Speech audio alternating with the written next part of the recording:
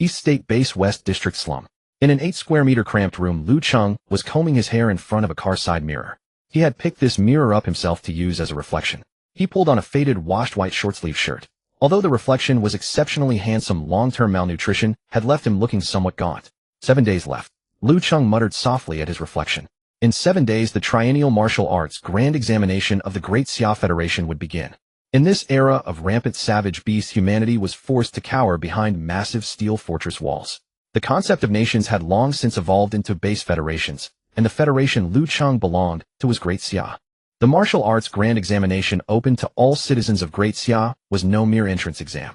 It was a qualification screening conducted by the Great Xia Federation for the continuation of civilization.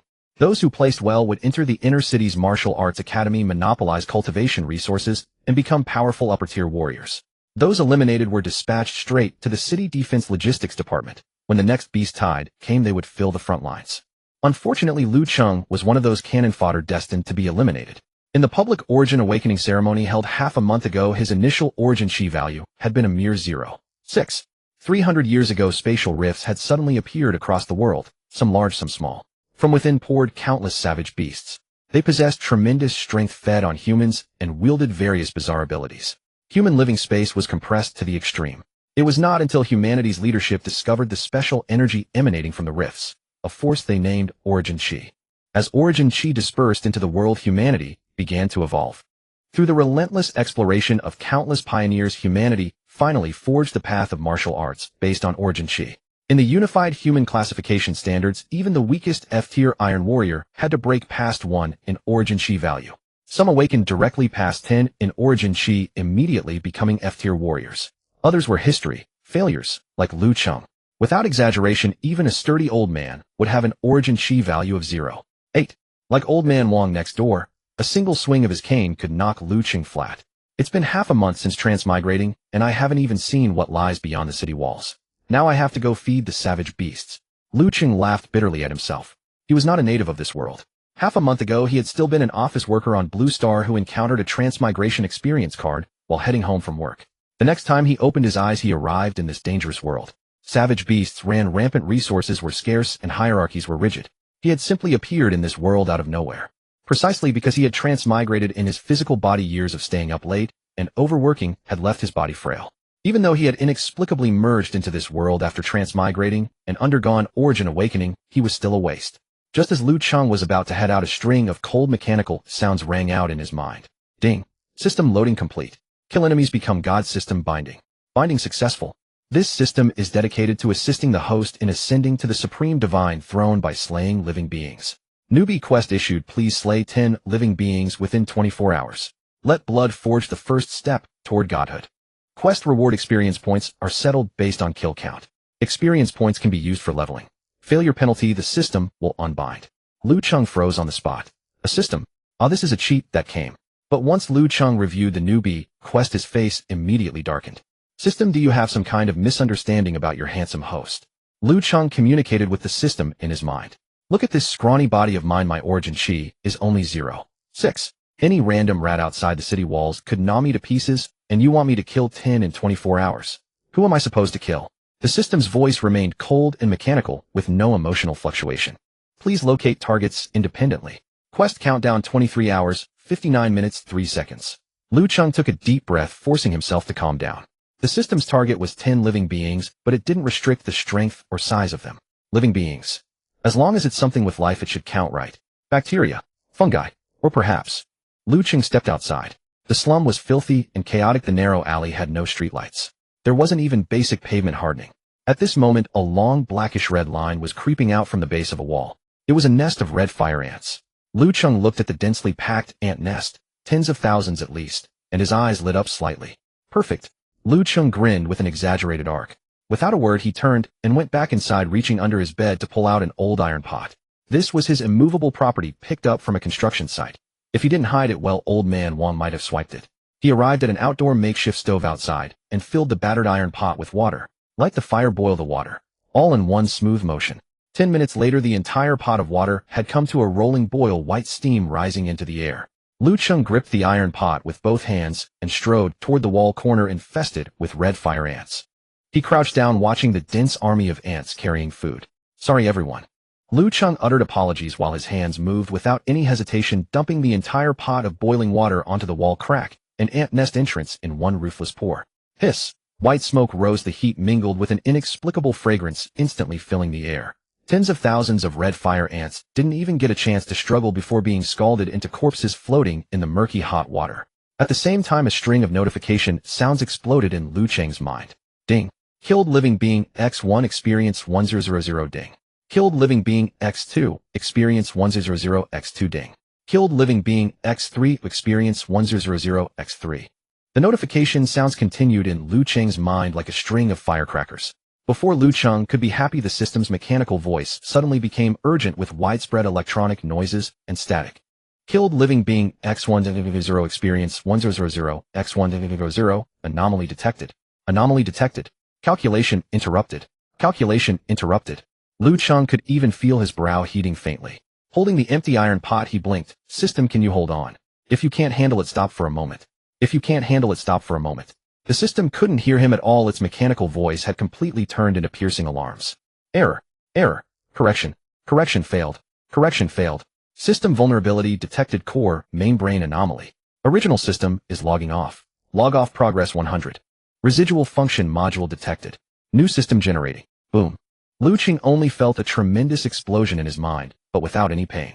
Instead, an indescribable coolness swept through his entire body. Following this, a rudimentary personal panel popped up. This panel had no fancy effects, only a few bare lines of text. Name Lu Cheng, level G, weakling, origin chi value 0. 6 experience 100 cultivation, method none, system, log, original system, logged off. New system retains only kill experience and experience leveling functions. Bug fixed. Killing low-level life no longer grants experience. The boiling water on the ground had gradually cooled and countless red fire ant corpses lay silently there. Lu Cheng stood on the spot, still gripping the handle of the iron pot. He stared blankly for a full 2 minutes before finally confirming one thing. On the very first day, his system had bound to him. Because he had poured boiling water over an ant nest, his system had directly crashed. Lu Cheng tried calling out to the system in his mind. There was no response. In novels he had read before, systems would frequently threaten annihilation or act superior like a benevolent giver. Now it was gone. The old system had literally rested. A new one appeared immediately after, but it seemed rather dull. The original system not only died, but also left behind 100 million experience points, though he still did not understand what they could do. Lu Cheng began studying this remaining interface. Seeing the system logs retain the enemy kill experience and experience leveling functions, Lu Cheng's mind stirred. If he could level up using experience points, it seemed like he could truly take off. Vital energy serves as the foundation for transcendence in this world. Everyone can awaken this energy with their initial vital energy value, determining their ultimate growth potential. Future growth in vital energy can only come through cultivation. In this world ruled by both federal authorities and regional martial families, acquiring martial techniques is extremely difficult. Ordinary people could only access one basic technique made public by the Alliance to maintain their manpower. A simple manual called Stone-Crushing Fist. This cheap handbook sold for just 2 yuan on the street, designed purely as foundation training for common folk. Drawing on memory, Lu Cheng traced the energy circulation pathways of Stone-Crushing Fist in his mind. The next moment, the crude interface suddenly displayed a new prompt. Detected host is learning the Stone-Crushing Fist technique. Consume 1 experience point to begin mastery. So that is how it works. Lu Cheng willed it forward. Yes. His chi suddenly surged within, and he felt a warm energy instantaneously filling his once weak frame. The text on the interface shifted. Stone-Crushing Fist beginner, consume 10 experience points to upgrade to proficiency. It can be upgraded further. Yes. Stone-Crushing Fist proficient, consume 100 experience points to advance to mastery. Stone-Crushing Fist mastery, consume 100 experience points to reach perfection. Yes. Within half a minute, Lu Cheng had pushed this common street technique all the way to its peak perfection. In that moment, he felt as though thousands of miniature figures were practicing the fist technique inside his mind. Whenever he closed his eyes, every movement and every energy pathway carved into his very bones. Yet the interface prompts kept coming. Detected host Stone-Crushing Fist has reached its limit. Consume 100 experience points to evolve the technique beyond its ceiling. Lu Cheng glanced at the vast experience points that barely diminished, raising an eyebrow. Keep going. Max it out for me. Continue, continue, continue. Ding. 100 experience points consumed. Limit broken. Basic Stone-Crushing Fist has evolved into Mountain-Crushing Fist. Ding. 100 experience points consumed. Mountain-Crushing Fist has evolved into Sky-Rending Fist. Ding.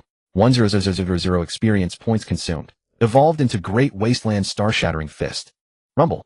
This time it was not merely warm energy. Liu Cheng felt his entire body burning hot, as if a dormant great dragon had awakened within him. As he cultivated Great Wasteland Star-Shattering Fist, the surrounding vital energy surged and began violently nourishing his physical body. His bones began emitting sharp cracking sounds while a faint golden glow surfaced across his once pale skin before sinking beneath his flesh. In the 8-square-meter cramped room, the air began violently distorting. Dust particles froze mid-float as an indescribable oppressive pressure descended upon the space. Liu Cheng instinctively clenched his fists. A sonic boom erupted.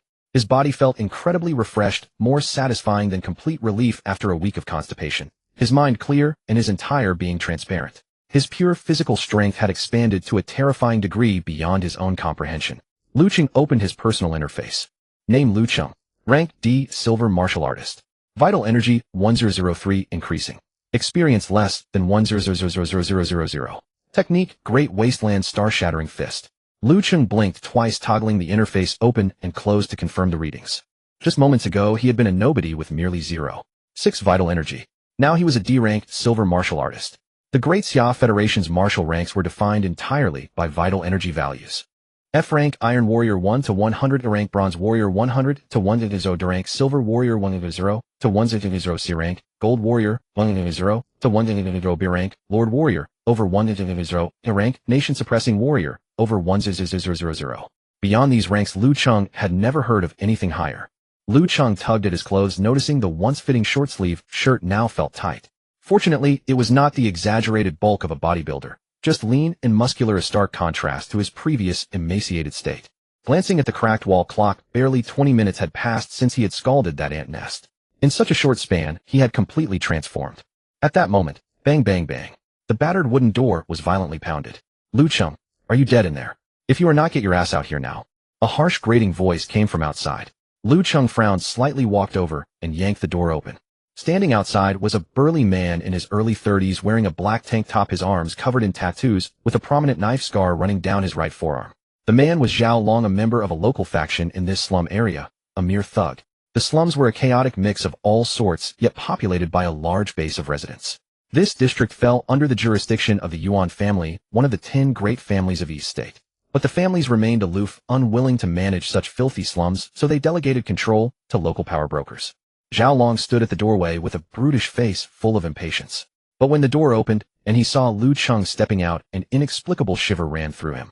He could not explain why, but despite Liu Cheng's familiar face, something about him felt utterly different, radiating an inexplicable sense of oppressive weight. Zhao Long shook his head, dismissing it as mere illusion.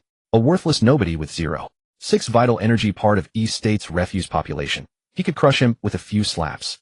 What was there to fear? What do you want? Liu Cheng asked calmly.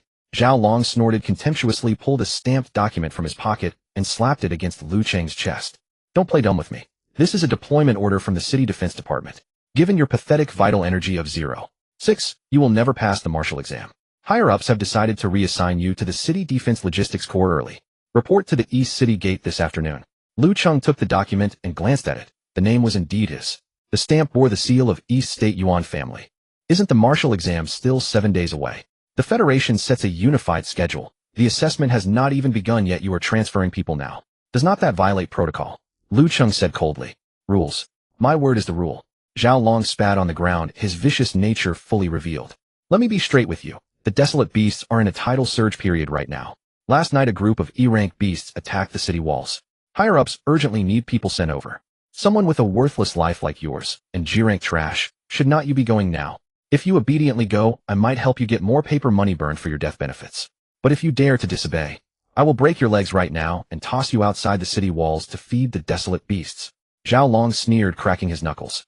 Liu Cheng looked at Zhao Long's arrogant face, flicking the transfer order in his hand. He suddenly burst into laughter. In this era of distorted development, the lives of the bottom-tier people were truly less than straw. The noble families indulged in decadence within the inner city, claiming to preserve the flame of human civilization. Lackeys like Zhao Long, on the other hand, sat atop the lower class, sucking their blood and treating them as expendable materials. He had originally planned to wait for the martial arts examination in a few days following the Federation's procedures to reveal his strength on the testing ground. Then he would take the path of a prodigy. But now it seemed that this world didn't really like to let people follow the steps. Since that was the case, what the hell was he waiting for? Lu Cheng in front of Zhao Long slowly and deliberately tore the transfer order into pieces, then casually tossed them. White paper scraps scattered and fell all over Zhao Long's face. Zhao Long's face instantly turned livid with veins bulging on his forehead. "You little bastard, you're asking for death." He roared his right hand, forming a claw accompanied by a sharp sound of tearing air, and viciously struck at Lu Cheng's shoulder. He put all his strength into this claw strike. As an iron-level warrior with a chi value of 37, his explosive power was enough to shatter an ordinary person's collarbone. However, Lu Cheng remained unmoved, not even blinking an eye, as if completely indifferent to Zhao Long's attack. Bang! A dull thud. Zhao Long's ferocious claw landed solidly on Lu Cheng's shoulder. Yet the anticipated sound of bones breaking did not come. Zhao Long felt as if his claw had struck the city wall of the Dongzhou base. A tremendous recoil force surged back through the bones of his fingers. Crack! A crisp sound of bone fracture echoed. Zhao Long's 5 fingers on his right hand snapped at a grotesque angle, and his entire palm instantly swelled red and puffy like a pig's trotter. "Ah, my hand!" Zhao Long let out a piercing scream, clutching his right hand and stumbling back several steps. The look in his eyes when he gazed at Lu Cheng had shifted from anger to sheer terror. You've been hiding your strength. This is not the body of a 0.6 chi value." Lu Cheng rubbed his slightly itching shoulder, looked at Zhao Long drenched in pain, and sighed helplessly. "No, I'm just an ordinary person." As Lu Cheng spoke, he took a step forward. With that single step, the floor instantly could not bear the weight, cracking into countless spiderweb-like fissures. "But now I might have become a little stronger." Lu Cheng made a gesture of a tiny bit with his left hand while his right hand rested on Zhao Long's shoulder. In that instant, Zhao Long felt the pressure on his shoulder surge dramatically. His entire body broke out in goosebumps, as if this hand were some primordial beast. Bang! His legs could not withstand this terrifying force, and he collapsed straight onto his knees, shattering his kneecaps and smashing the old floor tiles into pieces. "Spare me. Lu Cheng. Brother Lu. No. Master Lu, spare me." Zhao Long finally realized he had kicked an iron plate, and intense fear drove him to shout without any dignity. "Stop shouting." Lu Cheng looked down at him from on high, exerting a slight force with his right hand. Bang! Zhao Long didn't even manage to let out more pleas for mercy. His entire body, as if hit by a truck, was instantly crushed into the ground by this pure brute force. Bones shattered, internal organs ruptured, he died on the spot. Lu Cheng withdrew his hand, grabbed a nearby rag, and wiped the dust off his fingers. Blood couldn't stain his hand, but he still felt it was dirty. He looked down at Zhao Long's corpse, frowning slightly. Leaving this corpse here wouldn't be good. He once again concentrated power into his fist, and a golden flame adhered to it. He punched towards Zhao Long's corpse, which instantly vaporized. Even the nearby broken bricks and soil were ground away by 3 inches. Ding killed an F-level Iron Warrior. Judgment level 2, low, experience 0. Lu Cheng paid no attention to the system notification. With his remaining experience points, he would have more than enough for a long time to come. What he most wanted to know now was his true strength. The panel showed he was a D-level Silver Warrior, but he could clearly feel that his power was still growing. D level was only temporary. According to Lu Cheng's knowledge, the head of the Yuan family who had issued his transfer order was a C-level Gold Warrior, and the strongest in the entire Dongzhou base was a B-level Lord. Clenching his fist, Lu Cheng took one last look at this oppressive little room. This was the place he had lived in for half a month after his transmigration. It was Wang Laotu who lent it to him. Although Wang Laotu was fond of women, gambling, food, and liquor, he was a good person. He left a farewell letter on the bed. Well, because there was no table in his room, Lu Cheng left this place. He was heading outside the city. Stepping out of the dark and cramped slums, the sunlight outside was somewhat dazzling. Toward the inner city of the Dongzhou base, towering skyscrapers gleamed brilliantly. A high-energy defensive barrier turned into a faint blue light, perfectly protecting the inner city. That was where the noble families and high-ranking officials lived, clean, luxurious, and safe. The inner and outer cities were like 2 different worlds. The outer city consisted of ordinary houses of varying heights. Further out was where people like Lu Cheng gathered. Dirty, chaotic, with the constant risk of being sent to the front lines. Lu Cheng followed the yellow earth road of the outer city, walking unhurriedly toward the east. Along the way, he saw groups of young adults being transported by trucks. On their faces, without exception, were written numbness and despair. They held the crudest cold weapons. Some were even only given a wooden stick. No iron weapons at all. These were all G-level conscripts summoned early for various reasons. Hurry up, move it, damn it. By the roadside, several guards of the Yuan family in black uniforms holding whips viciously lashed at anyone who was a bit slow. The east wall urgently needs men. Anyone who dares to slack off at this moment will be executed on the spot. The sound of whips hitting flesh was crisp and harsh, accompanied by screams. Lu Cheng seamlessly blended into the crowd without anyone noticing. He planned to first reach the east gate and then exit the city. Along the way, the power within him continued to grow steadily as he cultivated the great wilderness, star-shattering fist technique. Half an hour later, a massive wall cast from thick black iron and towering 200 meters high loomed like a steel dragon at the end of Lu Cheng's line of sight. This was the east gate of the Dongzhou base. It was also the gate of hell in the eyes of these G levels. Who are you? Why don't you have an identification code? A guard leader suddenly bellowed. Every person sent here had an identification code. He had just checked and found that there was one extra person in the group. As soon as he finished speaking, a group of people surrounded Lu Cheng. Speak. Who are you? Yet Lu Cheng didn't even bother to lift his eyelids. He had never intended to waste his time with these people. Coming to the East City Gate was merely to casually check the way out of the city. Now that he had identified the route, and the gate stood before him, why waste more time with them? He still needed time to develop, and the endless wild beasts outside the city were his best stepping stone. Just as the Yuan family guard reached for his gun, Lu Cheng's thigh muscles tensed with explosive force. Boom. Terrifying power erupted in an instant. The ground beneath Lu Cheng's feet caved in, accompanied by a low air blast, and like a cannonball he launched himself into the air. The 200-meter-high steel wall, enough to daunt ordinary people, was merely a slightly elevated step in Lu Cheng's eyes. The Yuan family guards were knocked sideways by a shockwave. When they steadied themselves and looked up, Lu Cheng's figure had already vanished. Where's the man? Did something just fly up there? Look there. The crowd followed the pointing finger. A silhouette had already lightly soared over the highest point of the steel wall. Leaping directly over the wall, it plunged into the world beyond. The guards exchanged glances, staring at the two deep footprints on the ground. For a moment, they stood rooted, cold sweat pouring down their backs. Meanwhile, dozens of miles from the wall, on an ancient weed-choked wilderness road, a well-equipped exploration team trudged forward under the scorching sun. At the front of the line walked a woman around 23 or 24. She wore a sharp ponytail tied high and a tight black combat suit that accentuated her tall, well-proportioned figure. Her name was Tan Xian, the pride of the Tan family, one of the 10 great clans of the East Continent base. A genius with an initial Qi value of 15 at the Qi awakening ceremony. At her age, ordinary martial artists were still struggling to advance to E rank. Yet Tan Xian was already a genuine D rank silver warrior. Boss, this haul is fantastic. Just those few E rank ironclad wolves materials, when traded at the exchange, can get us at least 3 months worth of blood Qi pills for everyone. Behind her, a young warrior carrying a huge backpack wiped sweat and spoke excitedly. His backpack was stuffed to bursting. Blood Qi pills were the daily training resource for warriors below D rank. In the entire team, only Tan Xian had reached D rank. The rest were E rank. Wild beasts were treasures all over. Bones could forge weapons, hides could make armor, not to mention the rare high-level beasts that produced core pills. Thus, hunting wild beasts had become a vital activity for warriors. Tan Xian patted the short knife at her waist, a trace of fatigue on her pretty face, but her eyes remained sharp. Don't let your guard down. Although we're only a few dozen miles from the East City Gate, and it's a low-risk zone, this is the active period of the beast tide. Anything could happen. She had grown to her current level not by idling away in the Tan family, but by fighting her way through beast hordes with caution earned through blood. Understood. Everyone responded. Even so, the team's mood visibly relaxed. Only 2 or 3 remained on alert. Suddenly, a lean man in the middle of the team turned pale. He clutched his head with both hands, let out a muffled, painful groan, and collapsed stiffly toward the ground. Chen Yan, a tall warrior beside him, reacted swiftly, catching him. The surrounding team members instantly went into combat mode, drawing their weapons and scanning the surroundings. Chen Yan, what did you sense? Is there a high-level beast lurking? Tan Xian dashed over, drawing her short knife. Chen Yan was the only perception-type warrior in their team.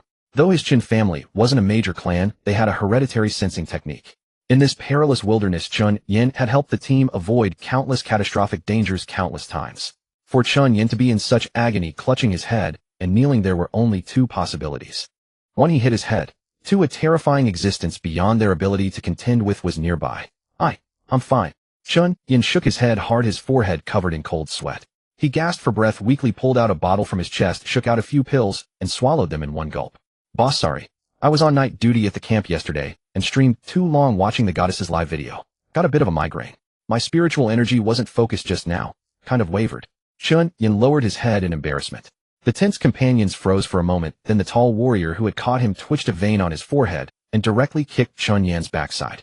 Damn it. You scared the hell out of me. Playing a joke like that at a time like this. The surrounding team members breathed a sigh of relief, broke into laughter and curses, and returned to formation. Tan Xian shook her head helplessly and tucked the short knife back into her waist. They were only 30 miles from the city gate. Normally, not even a D-rank beast could be seen here. They had indeed been jumping at shadows. Alright, I'll deal with you when we get back. Keep moving, maintain proper vigilance. Before Tan Xian could finish. Oh. Cheng, who had just stood up, suddenly collapsed again. This time, he wasn't just clutching his head. He was curled up like a boiled shrimp, veins bulging on his forehead, and even blood stains were seeping from the corners of his eyes. Boss, something's wrong. Go. Get out. There's something. Cheng forced out words through clenched teeth, frantically clawing at the ground with his fingernails, which soon became bloody. Cheng, a companion, tried to step forward. Don't move. Tan Xian suddenly shouted, her beautiful eyes freezing. Because she felt it too. A heavy, terrifying aura was coming from deep within the forest to the side. The pressure was overwhelming, so strong that her internal chi began to stagnate. Thump, thump, thump.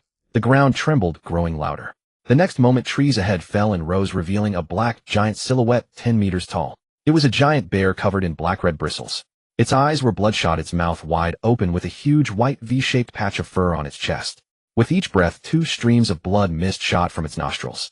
Giant wild bear. Someone in the team screamed. Impossible. This is a low-risk zone. Why is there a C-rank wild beast? The giant desolate bear in the official archives of the Federation was indisputably a top-tier sea-level creature, although humans classified warriors and wild beasts with the same rank system. However, there was a consensus that human warriors of the same level were no match for wild beasts. For instance, hunting a D-level wild beast required several D-level warriors to besiege it one-on-one. There was virtually no chance of victory. The physique of wild beasts was extraordinarily robust. Ordinary alloy cold weapons could not even leave a white mark on them. Moreover, under normal circumstances, these monsters lived in areas far from the base or near various spatial rifts. Today, however, it had brazenly appeared so close to the city. Roar! The giant desolate bear roared to the sky, lifted its bare paw several times larger than a millstone, and with a piercing, tearing sound slammed it viciously toward the nearest person. Facing the oppressive aura of the sea-level wild beast, a few E-level warriors in the team instinctively trembled in fear, their legs shaking like sieves, unable even to conceive of resistance. You guys go. Run to the city gate. I'll hold them off. Tan Xian took the lead, erupting with primordial energy at her feet, and her short blade drew a blinding white light. As the only D-level warrior, she still had the ability to fight back. No, big sister. If we all attack together, we might still have a chance. The tall warrior forced himself upright and shouted through gritted teeth. Get out of here. You'll only be in the way. The physical bodies of wild beasts are inherently stronger than humans, let alone this giant desolate bear. Don't hinder me here. Tan Xian's eyes turned red with urgency as she scolded. The conversation lasted only 2 seconds before the enormous bear paw had already reached above Tan Xian's head. Tan Xian clenched her teeth, pouring all her primordial energy frantically into the short blade, ready to receive this life or death blow. However, that enormous bear paw about to descend, halted eerily 3 meters above Tan Xian's head. In the giant desolate bear's savage blood-red eyes, a flash of extremely human-like fear suddenly appeared.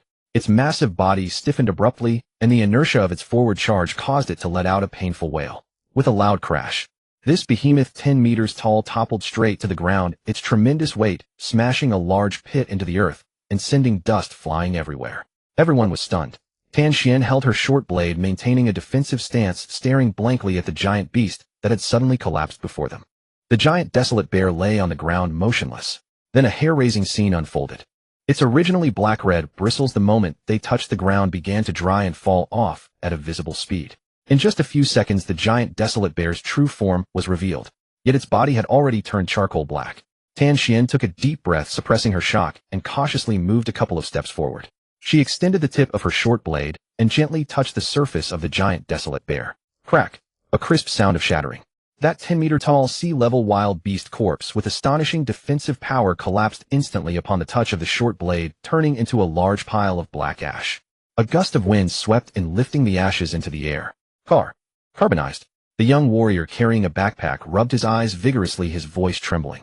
The surrounding team members gathered around, staring at the black powder on the ground, each with a look of shock. After examining and discussing, they barely managed to reconstruct this incomprehensible process. Someone or something had inflicted a fatal attack on this giant desolate bear. It then fled here, but that energy only erupted upon encountering them. Its interior had already been incinerated by that energy. That last move was its final limit. Tan Xian bent down and picked up a pitch-black spherical object from the ashes.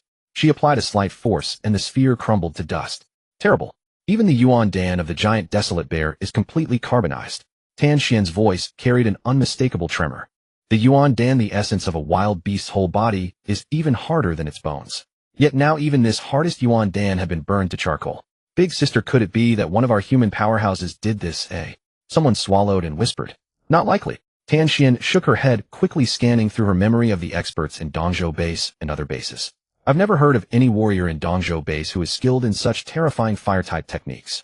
Moreover, even high-level fire warriors would leave traces of flames when killing, but this giant desolate bear was clearly carbonized instantly by pure extreme energy. If it were a human powerhouse, it would take at least a B-level Lord Warrior to kill it so easily. But what if? What if it wasn't a human, but another even more terrifying wild beast? Cheng Yin, who had recovered his composure, interjected with a pale face. This sentence made everyone present shudder in unison. If it were two wild beasts fighting, then their team staying here would be no different from courting death. Stop guessing. Tan Xian made a prompt decision and sheathed her short blade. No matter what did this, the commotion here is too great. Everyone grab your things, and we'll speed back to the city. They began to move swiftly along the route toward the city gate. But after walking less than a li, the leading Tan Xian halted again. On a stretch of gravel ahead, a giant scorpion-like wild beast nearly 15 meters in length stood frozen in place, its tail's stinger held high. Also charred black. A team member cautiously approached and threw a stone at the corpse. Clatter. Another pile of black ash. Sea-level wild beast, double-tailed venomous scorpion. Also carbonized. In the following journey, this young exploration team, somewhat famous in Dongzhou base, completely lost the ability to speak. They felt as if they were walking on a road to hell. Along the way, they kept encountering huge carbonized wild beast corpses. Without exception, these monsters, once ferocious and destructive enough to level a city block, had all turned into corpses that crumbled at a touch. The lowest were sea level, including giant pythons, mad lions, and even family-type wild beasts. Their death poses varied, some roaring, some fleeing in terror, but the final outcome was the same, all burned to black charcoal. Finally, at a mountain pass less than 20 li from the city gate, everyone collapsed to the ground in exhaustion. Before them, a terrifying wild beast 50 meters tall with a body like a small mountain was kneeling halfway in the center of the valley. Even though its massive corpse had turned to charcoal, the residual aura it emitted still made it difficult for Tan Xian, a D-level warrior, to stand. This monster's rank had completely surpassed their understanding. At least in their short 20-odd years of experience, they could not imagine how terrifying this 50-meter giant beast had been in life. This was definitely an existence beyond sea level. Cheng Yin took out a tablet and searched for a long time. Suddenly, he stared blankly at the 50-meter-tall giant corpse, his lips chapped, and muttered to himself, "This is a B-level, Lord-level wild beast, the sky-reaching demonic ape." 10 li away from Tan Xian's team, Lu Cheng was perched on the branch of a large tree. In his hands, he held a tablet with a cracked screen. He had found this device in the woods lying beside a skeleton. The corpse's clothes looked quite expensive, suggesting he was a wealthy man. Strangely, the clothes were still in good condition, implying the man had died only a week or two ago. Yet his flesh and skin had vanished without a trace. No signs of wild beast scavenging, no odor of decay, leaving only a bleached skeleton. The tablet's battery showed only 1 bar remaining, with a red warning light blinking incessantly, as if it might shut down at any moment. But it was this nearly defunct device that made Lu Cheng deeply understand the meaning of pain beyond breath. Stored in the tablet was a wild beast illustrated guide. Lu Cheng swiped the screen with a trembling finger. C-grade giant desolate bear, its surface bristles can be used to craft high-grade armor. Official guide price 100 xia currency per kilogram. Giant desolate bear spirit core, official guide price 100 xia currency. Lu Cheng blinked, and in his mind flashed his earlier experience. He had gotten lost shortly after leaving the city. Wandering aimlessly, he encountered a large bear. When the beast roared at him, he casually threw a great desolate star-shattering fist. A golden fist flame swept out, struck the bear, and he immediately fled. 1 million gone. Lu Cheng gritted his teeth and continued scrolling. C-grade twin-tailed venom scorpion. Its tail's stinger contains high-purity neurotoxin, which can be processed into a valuable cultivation medicine. Single-tail recycling price 30 xia currency. Its spirit core holds great medicinal value. Official guide price 110 xia currency. That scorpion had appeared after the bear. Lu Cheng, disgusted by its appearance, also struck it with a great desolate star-shattering fist. Over 1 million gone again. C-grade golden-maned mad lion spirit core value 100 xia currency. This beast was a bit tougher, relying on its thick hide to withstand 2 of Lu Cheng's punches. 1,200,000 evaporated once more. Lu Cheng took a deep breath and shifted his gaze to the red highlighted data at the bottom of the tablet. There lay the archive of Lord-level wild beasts. B-grade sky-striding demonic ape, a strength-type Lord beast. Its spirit core contains vast amounts of pure chi, making it a core strategic resource for breakthrough from B-grade to A-grade nation-protecting martial artists. Official guide price 100 xia currency. That gorilla 10 million. Lu Cheng jerked his head back to look at the path he had come from. An hour ago, this so-called Lord-level monster had blocked his way. Its 50-meter-tall body was indeed visually striking, and it was the first time Liu Cheng had encountered a wild beast that could withstand his frontal attack. The man and beast fought for dozens of rounds. The outcome was no surprise. The demonic ape fell. 10 million. Liu Cheng twitched the corner of his mouth, feeling his heart bleed. In the Great Xia Federation, money and resources were equivalent. He had been struggling in the slums, forced to work for the unscrupulous bosses in the outer city, just to get meager rations. Every day, he carried over 100 jean of steel and concrete on the construction site, running back and forth exhausted, like a dead dog, earning only 50 xia currency a day. In other words, he would have to work on the construction site for decades without eating or drinking to earn the price of a single C-grade wild beast. Yet in the short distance he had just covered, he had burned through tens of millions of xia currency. Ignorance is truly terrifying. Leaning against the tree trunk, Liu Cheng looked up at the dappled shadows and let out a heavy sigh, and unfortunately, I am ignorant.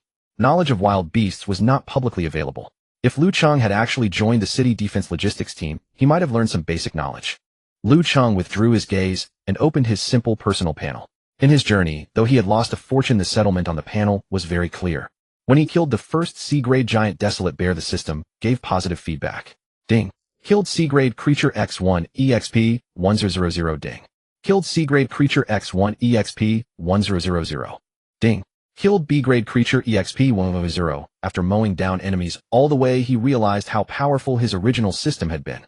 Killing a C-grade wild beast gave him only 100 EXP. Yet before, an ant had given him the same amount. Missing the original system on day 1. As he continuously used the great desolate star-shattering fist, his strength was still improving. Name: Liu Cheng, level C, gold ranked martial artist, chi value 99999, limited by cultivation method EXP cultivation method, great desolate star-shattering fist. Although his panel showed his level as C-grade gold, his chi value was capped at 99999. But Liu Cheng knew in his heart that this judgment standard was based on the chi of regular Great Xia martial artists. The combat effectiveness of regular Great Xia martial artists varied depending on the cultivation methods they practiced. His great desolate star-shattering fist had been forcibly broken through its limits using a large amount of EXP. For a C-grade gold-ranked martial artist, chi ranges from 1000 to 10000.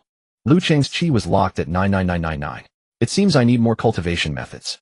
Liu Cheng had tried to upgrade the great desolate star-shattering fist again, but the upgrade failed.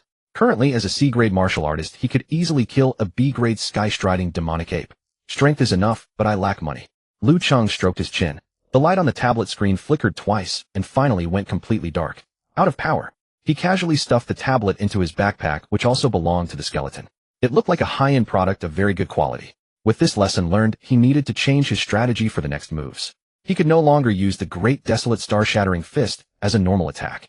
That method of killing was too extravagant, equivalent to burning money. When encountering wild beasts later, he would have to rely on pure physical strength. He would crush them with his fists or shatter their internal organs with palm force, but he must not damage the brain because the spirit core was located there. He had to ensure the most valuable spirit core remained intact. Liu Cheng rubbed his stomach. Although his strength had skyrocketed, he still needed to replenish energy. As his body evolved rapidly, the energy required increased exponentially. Wild beasts can be eaten too, right? Big sister, the Azure Sky boat is almost out of energy, a young martial artist shouted. Tan Xian frowned deeply. Insert another E-grade spirit core. We'll reach the city gates soon. After discovering that even a B-grade Lord Wild Beast had been killed, the group dared not linger. They pulled out their only means of transportation, the Azure Sky boat. The boat was made using the spirit core of a D-grade Azure Sky Eagle combined with modern technology. Usually it was disassembled into parts and carried separately by team members. After assembly, it resembled a motorcycle, but due to limited seating, several people had to hold onto ropes tied behind. Every use of the Azure Sky boat required charging it with a Wild Beast spirit core to start. It was the last resort for Tan Xian's team to escape. Using it once meant that this trip would be roughly in vain. Dongzhou Base West District Slum. 5 days later, Liu Cheng stepped onto this filthy and disorderly street once again. His white short-sleeved shirt was somewhat tattered with a large backpack he had scavenged strapped to his back. The backpack was packed full of materials from wasteland beasts. During these 5 days outside the city, Liu Cheng had lived rather sloppily. He quenched his thirst with stream water when thirsty and ate wasteland beasts when hungry. To avoid ruining those valuable wasteland beast materials, he forcibly suppressed his urge to use the great desert star-shattering fist, relying entirely on his physical strength to crack open each beast's skull with a single punch. Now his backpack contained several yuan dan ranging from E rank to B rank. However, the B rank and C rank core yuan dan were too conspicuous for ordinary exchanges to absorb, flaunting them openly would only attract unwanted attention from outsiders. Thus, before returning to the city, Lu Cheng casually wiped out an E-rank iron-armored wolf pack in the low-danger zone. Although such E-rank Yuan Dan were also valuable, they belonged to the category of circulating currency, whether used as cultivation resources for low-level martial artists or as driving energy for certain Yuan Qi equipment. The demand was enormous. After entering the city, Lu Cheng first went to the outer city and randomly found an exchange house. The clerk who received him didn't even check his background before completing the transaction smoothly. The iron-armored wolf pack consisted of 8 wolves in total. Those 8 E-rank Yuan Dan earned him a neat 100,000 summer coins, of which 20,000 came from the wolf fangs. With a bearer federal bank card tucked in his pocket, Lu Cheng felt incredibly lighthearted. Compared to the tens of millions he had burned outside the city, this 100,000 was hardly worth mentioning. But for someone who had once been poorer than dirt, it was already a fortune. With money in hand, Lu Cheng's first thought was not to spend it, but to return to the West District slum. He had originally left a farewell letter with no intention of ever stepping foot in this filthy place again. But now that he had struck it rich, he couldn't help but think of Old Man Wang. Half a month ago, when Lu Cheng had first transmigrated into this world with no acquaintances anywhere and was on the verge of starving to death on the streets, it was this little old man who had grumblingly dragged him back to his own home and stuffed him with a few black flower buns. Lu Cheng was a man who valued gratitude. Now that he had prospered, he felt he should at least give Old Man Wang some recompense, ensuring the old man would never worry about food and drink again. However, after wandering through the slum for nearly half a day, his frown deepened with every step. He had searched every casino where Old Man Wang used to frequent, but the dealers all said the old man had not shown his face in 3 days. He then went to the foot massage parlors in the slum, but the ladies all shook their heads, saying Old Wang hadn't come to do business in the past 3 days either. Old Man Wang had disappeared. Lu Cheng grabbed a local old man at the street corner and slipped him a 100-coin bill. The old man's expression changed. He glanced furtively around as if committing a crime, then lowered his voice and said, 3 days ago, I saw Zhao Hu drag away an old man in a green short-sleeved shirt and red shorts heading toward the garbage landfill. Zhao Hu. Upon hearing that name, Lu Cheng's gaze turned suddenly cold. A green short-sleeved shirt and red shorts were Old Man Wang's usual attire. Lu Cheng had complained about his taste more than once. And Zhao Hu was Zhao Long's elder brother. In the same neighborhood, if Zhao Long was merely a bullying lackey responsible for collecting protection money and capturing cannon fodder, then his brother Zhao, who was the true subordinate recognized by the Yuan family in this area. Zhao Hu was a martial artist whose Yuan Qi had broken past 100, a genuine E-rank warrior. Lu Cheng wasted no words. He hoisted his backpack higher, took a step, and his figure instantly dissolved into a blurred afterimage, vanishing at the end of the street before the old man's horrified eyes. At the edge of the slum lay the garbage landfill. This had once been the place where all the garbage from the entire West District was disposed of, but it had long been abandoned and the unprocessed waste piled upon the surface. Endless mountains of garbage exuded a piercing stench.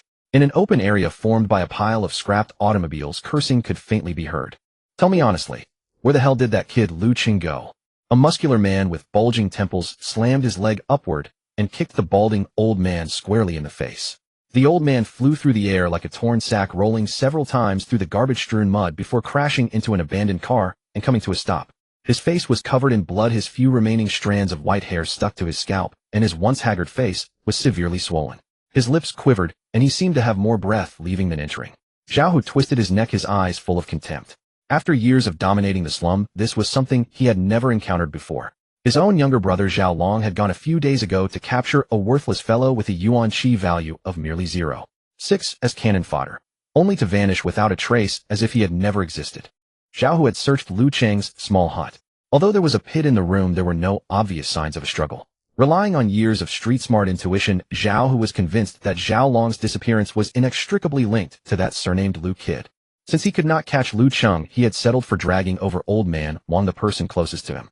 Zhao Hu did not know the old man personally, but according to the neighborhood's residents, the one wearing a green short-sleeved shirt and red shorts was him. So he had taken the man away and interrogated him for 3 consecutive days, yet the old man refused to utter a single word.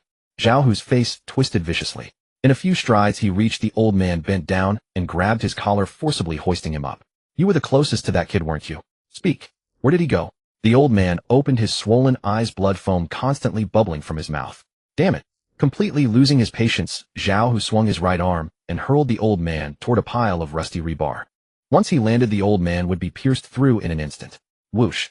Just as the old man was about to crash into the rebar, a figure suddenly appeared and caught him steadily. A voice devoid of any emotional inflection rang out. You'd better prepare your entire family's graves. Huh. Zhao Hu's entire body stiffened. As a bronze-tier warrior forged in the chaotic slums, his vigilance was extremely sharp. Yet before this figure appeared, he had not heard a single footstep. He turned sharply to look at the person who had caught the old man. It was a young man wearing a whitewashed short-sleeved shirt. He did not appear particularly muscular, at least not as buff as Zhao Hu, but standing there alone he exuded a sense of overwhelming pressure. It was Lu Cheng. He had rushed all the way to this foul-smelling garbage dump. The moment he arrived, what met his eyes was a figure resembling Old Man Wang being mercilessly trampled like a dead dog. Lu Cheng gently set the old man down, and a ferocious killing intent exploded from him. He had only been in this strange world for a little over half a month. This chaotic world had offered him no warmth whatsoever, except for one balding little old man he had known for less than half a month. In others' eyes, Old Man Wang was merely the lowest of the low in the slum. He leered at women, but never raped or plundered. He only peeked at the pretty girls on the street. He loved gambling, but only spent what he earned and walked away after 3 losses. He enjoyed good food, but when he mooched a meal, he brought gifts and washed the dishes afterward. He liked to drink, but when drunk, he simply slept and never caused a scene. That was Old Man Wang, a wretched old man of the slum full of bad habits, possessing nothing and not even a single hair on his head. Yet when Lu Cheng had first transmigrated here, starving to the point of hallucinations, it was this old man who had grumblingly brought him indoors, given him an 8-square-meter room to shelter from the wind and rain, and offered him the first life-saving black flower bun.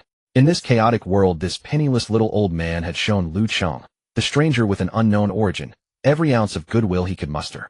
Food and shelter. Lu Cheng slowly walked toward Zhao Hu. His steps were slow, but each time his foot landed, the ground sank, leaving a deep footprint. Zhao Hu watched Lu Cheng draw nearer, his eye twitching violently. The sixth sense he had cultivated over many years screamed a warning. This man was dangerous. Lu Cheng stopped. Standing less than 5 meters from Zhao Hu, his eyes held no anger, only a killing intent, so pure it reached its extreme. Your brother Zhao Long, I killed him, and you will be next. Lu Cheng narrowed his eyes at Zhao Hu. If you can survive 3 breaths, I, Lu Cheng, will change my name to Lu Guan. Blasphemous. Despite sensing something was off, Zhao Hu still shot off his big mouth. Unfortunately, Zhao Hu never even got the chance to unleash his techniques. The moment Lu Cheng took his first step, he felt an overwhelming pressure bearing down on him. Lu Cheng didn't even need to employ the Great Desolation star-shattering fist. He merely took a step and flashed before Zhao Hu, his hand shooting out to precisely seize the man's throat. As his 5 fingers closed shut, the E-rank warrior who had terrorized the slums made one final sound, the sickening crack of a broken neck. I told you no more than 3 breaths. Lu Cheng released his grip without expression as Zhao Hu's corpse collapsed to the ground like a pile of wet mud. Even in death, terror and confusion lingered in his eyes. Ding. E-rank bronze tier martial artist killed. Level assessment too low. Experience 0. The system prompt echoed, but Lu Cheng paid it no mind. With a casual flick of his wrist, a burst of flame from his fist consumed the corpse and erased all traces. Only then did he spin around and rush to the bloodied figure beside him. Hold on, old man. Seeing Wang Laotu's blood-smeared face, Lu Cheng felt a sting in his nose. The old man's visage was so battered that even his own mother might not have recognized him. Without hesitation, Lu Cheng extended both palms against the old man's back and began channeling his yuan qi into him despite having never studied any healing techniques. He carefully regulated the flow of yuan qi, terrified of overloading the frail body. As golden energy seeped steadily into the old man, his nearly stopped breathing finally steadied. Good. His life should hold. Wiping cold sweat from his brow, Lu Cheng admitted even facing a B-rank lord-tier desolate beast alone beyond the city walls hadn't made him this tense. He hoisted the unconscious old man onto his back, snatched up his own backpack, and vanished from the landfill in a gust of wind. In the narrow, damp alleys of the West District, Lu Cheng evaded every pair of eyes along the way. He needed to secure Wang Laotu first before considering a new place to stay. Pushing open the door to his drafty 8-square-meter shack, Lu Cheng was thoroughly exhausted. But the moment he crossed the threshold, he froze dead in his tracks. Beneath the dim bulb, a familiar figure lounged boldly on his bed, wearing an oversized green short-sleeve shirt and bright red shorts. Leg crossed, head tilted, he was picking his nose. He extracted an unspeakable clump, rolled it between his fingers, and flicked it away. Wang Laotu. Lu Cheng's eyes nearly popped out of his head. He stiffly turned his head to look at the person on his back. Boy Lu, where have you been these past few days? Moving house or something? Wang Laotu finally noticed Lu Cheng entering, his finger still lodged in his nostril, as he squinted sideways. Lu Cheng's lips twitched violently. He bent down, set the unconscious old man on the ground, and spun around sharply, veins pulsing at his temple. Shouldn't I be asking you that? You old coot, where the hell have you been for the past 3 days? Wang Laotu shifted his finger to the other nostril, digging and spitting as he said, Don't get me started. Never had such terrible luck in my life. He shifted into a more comfortable position and continued, I had saved up some money the day before yesterday and finally managed to visit the Yinran Club in the outer city. Who would have thought I'd run into a raid? Wang Lao-Tu slapped his thigh, his face twisted with indignation. They locked me up for 3 whole days. Heaven knows I hadn't even started picking a technician yet. His tone shifted. They just cleared me today, proved my innocence, so here I am. Lu Cheng looked at that infuriating old face and actually let out a laugh born of exasperation. So Zhao had grabbed the wrong man all along. Lu Cheng glanced down at the Wang Lao-Tu he'd rescued lying on the ground. Oh my! What the hell? Only now did Wang Lao-Tu notice someone on the ground. He hopped off the bed and leaned in to inspect. Isn't this Wu Er the mute? My only 2 decent sets of clothes, stolen by you. Furious, his whiskers bristling, he made as if to kick the man, but the sight of Wu Er's wretched state made him stop short. Turning his head, he eyed Lu Cheng strangely. Boy, I know this scumbag stole my clothes, but did you really have to beat him half to death? Lu Cheng pressed his fingers to his temples, feeling his pulse hammer. He took a deep breath, forced down the urge to throw a punch, and patiently recounted what had happened. However, he glossed over the parts about killing Zhao Hu and Zhao Long and venturing beyond the city walls alone. Wang Lao-Tu's irreverent expression gradually faded as he listened. Head bowed, his gaze grown deep and unreadable, he seemed lost in thought. Lu Cheng, seeing this, assumed the old man was worried about him. He softened his tone to reassure him. Don't worry, I'm not the same person I was before But Wang Lao-Tu suddenly looked up, his expression deadly serious. I always said foot massages were good for you. Look, they saved me from disaster this time. Pouting, he added, guess I'll have to go more often. Can't be saving money on that. Lu Cheng's fist clenched instantly. That night, inside a brightly lit luxury villa in the inner city, a butler-like figure stood bowed before a desk, reporting in hushed tones. Master Zhao Hu has gone missing. He was last seen at the West District landfill. There are minor signs of a struggle, but no trace of Zhao Hu, living or dead. Behind the desk, a middle-aged man flipping through a register paused his pen, looking up, his gaze sharp. Though Zhao Hu was merely a family servant, he was still an E-rank martial artist. In a place like the slums, who could leave no body behind. The butler adjusted his glasses and replied, we're still investigating. And Tiancheng, didn't Zhao Hu go after him? How did he end up missing while the person he was looking for wasn't found? The second young master has been missing for half a month. His last appearance was in the West District. Still no trace of him. The middle-aged man resumed marking the register after hearing this. Probably passed out somewhere with another woman. Good for nothing. The butler kept silent this time. The study fell quiet save for the rustling of pages and scratching of the pen. You're saying you encountered several C-rank, even a B-rank desolate beast corpse? A middle-aged man with a handlebar mustache was in conversation with Tan Xian in a private chamber. Correct. I suspect a powerful figure has been hunting desolate beasts nearby. Tan Xian recalled the details and continued. However, the entire beast was incinerated, even its origin core. This doesn't match the habits of typical hunters. The mustache man nodded. Indeed. A B-rank origin core burned without a second thought. It could be a top-tier desolate beast. Beasts killing and devouring each other isn't uncommon. Tan Xian glanced at the middle-aged man, hesitating. What else do you wish to say? Tan Xiong immediately read his daughter's thoughts. After a moment's pause, Tan Xian finally spoke. I want to break off the engagement. Click. The specially designed secret chamber door closed automatically, the sound of the mechanism echoing in the corridor. Tan Xian's pretty face darkened as she strode away quickly, but the unwillingness in her eyes was almost tangible. The second young master of the Yuan family, Yuan Tiancheng. Her fiancé. In terms of cultivation level, that guy, relying on the Yuan family's vast resources, had now reached the same D-grade silver warrior rank as her. However, in terms of actual combat, he was a coward who would tremble at the sight of a wild beast of the same rank. He spent his days indulging in brothels, his circle of sycophantic friends changing constantly. A typical prodigal son. The Tan family and the Yuan family both belonged to the top 10 noble houses of the Dongzhou base. In this base, enclosed by steel and high walls, the marriage of two great houses was a powerful alliance. The most perfect means to consolidate interests. But Tan Xian was unwilling. Having witnessed the terrifying wild beasts outside the city, which could be dozens of meters tall and easily tear through defenses, she understood clearly that in this dangerous world only one's own power was an eternal reliance. Her goal was never to be a caged bird in this small Dongzhou base. She wanted to go to the Jingdu base to see those A-grade martial arts masters who stood at the pinnacle of human martial arts, capable of guarding the nation alone, honored as guardian martial artists. Marriage tool. Tan Xian gritted her teeth, quickened her pace, and walked straight out of the Tan family mansion. The next morning at 11 o'clock. Outer city, the top-floor suite of the Tianhao Grand Hotel. Lu Cheng slowly opened his eyes and sat up from a luxurious bed that was a full 5 square meters wide. He stretched comfortably, his joints emitting a series of crisp cracks. He had to admit money was indeed a good thing. It had been over half a month since he transmigrated, and this was the first time he had slept so comfortably. No stench of sewage ditches, no honking of cars, no cats yowling for mates. Last night he had planned to bring old Wang to the outer city to enjoy some comfort, and had even found a house. But that stubborn old man refused to come no matter what. I've been in the West District for 30 years, all my familiar faces are there. Those bastards in the outer city look down on everyone, I wouldn't even know how to walk there. I'm not going. That was old Wang's exact words. In the end, Lu Cheng couldn't persuade him, and had to compromise. He directly withdrew 50,000 xia dollars in cash, and stuffed it into old Wang's hands, telling him to spend it as he pleased, preferably to find a better place to live. Although the slums were generally dirty and chaotic, there were still decent houses. For instance, the Zhao Hu and Zhao Long brothers, local tyrants who relied on the noble houses, lived in standalone villas. As for Wu Er the Mute, Lu Cheng entrusted him to old Wang, believing he could handle it. With a thought, Lu Cheng summoned his simple personal interface. Name Lu Cheng. Level C Golden Warrior. Chi value 99999 limited by cultivation method. Experience 100000000. Cultivation method, Great Wilderness, Star-Shattering Fist.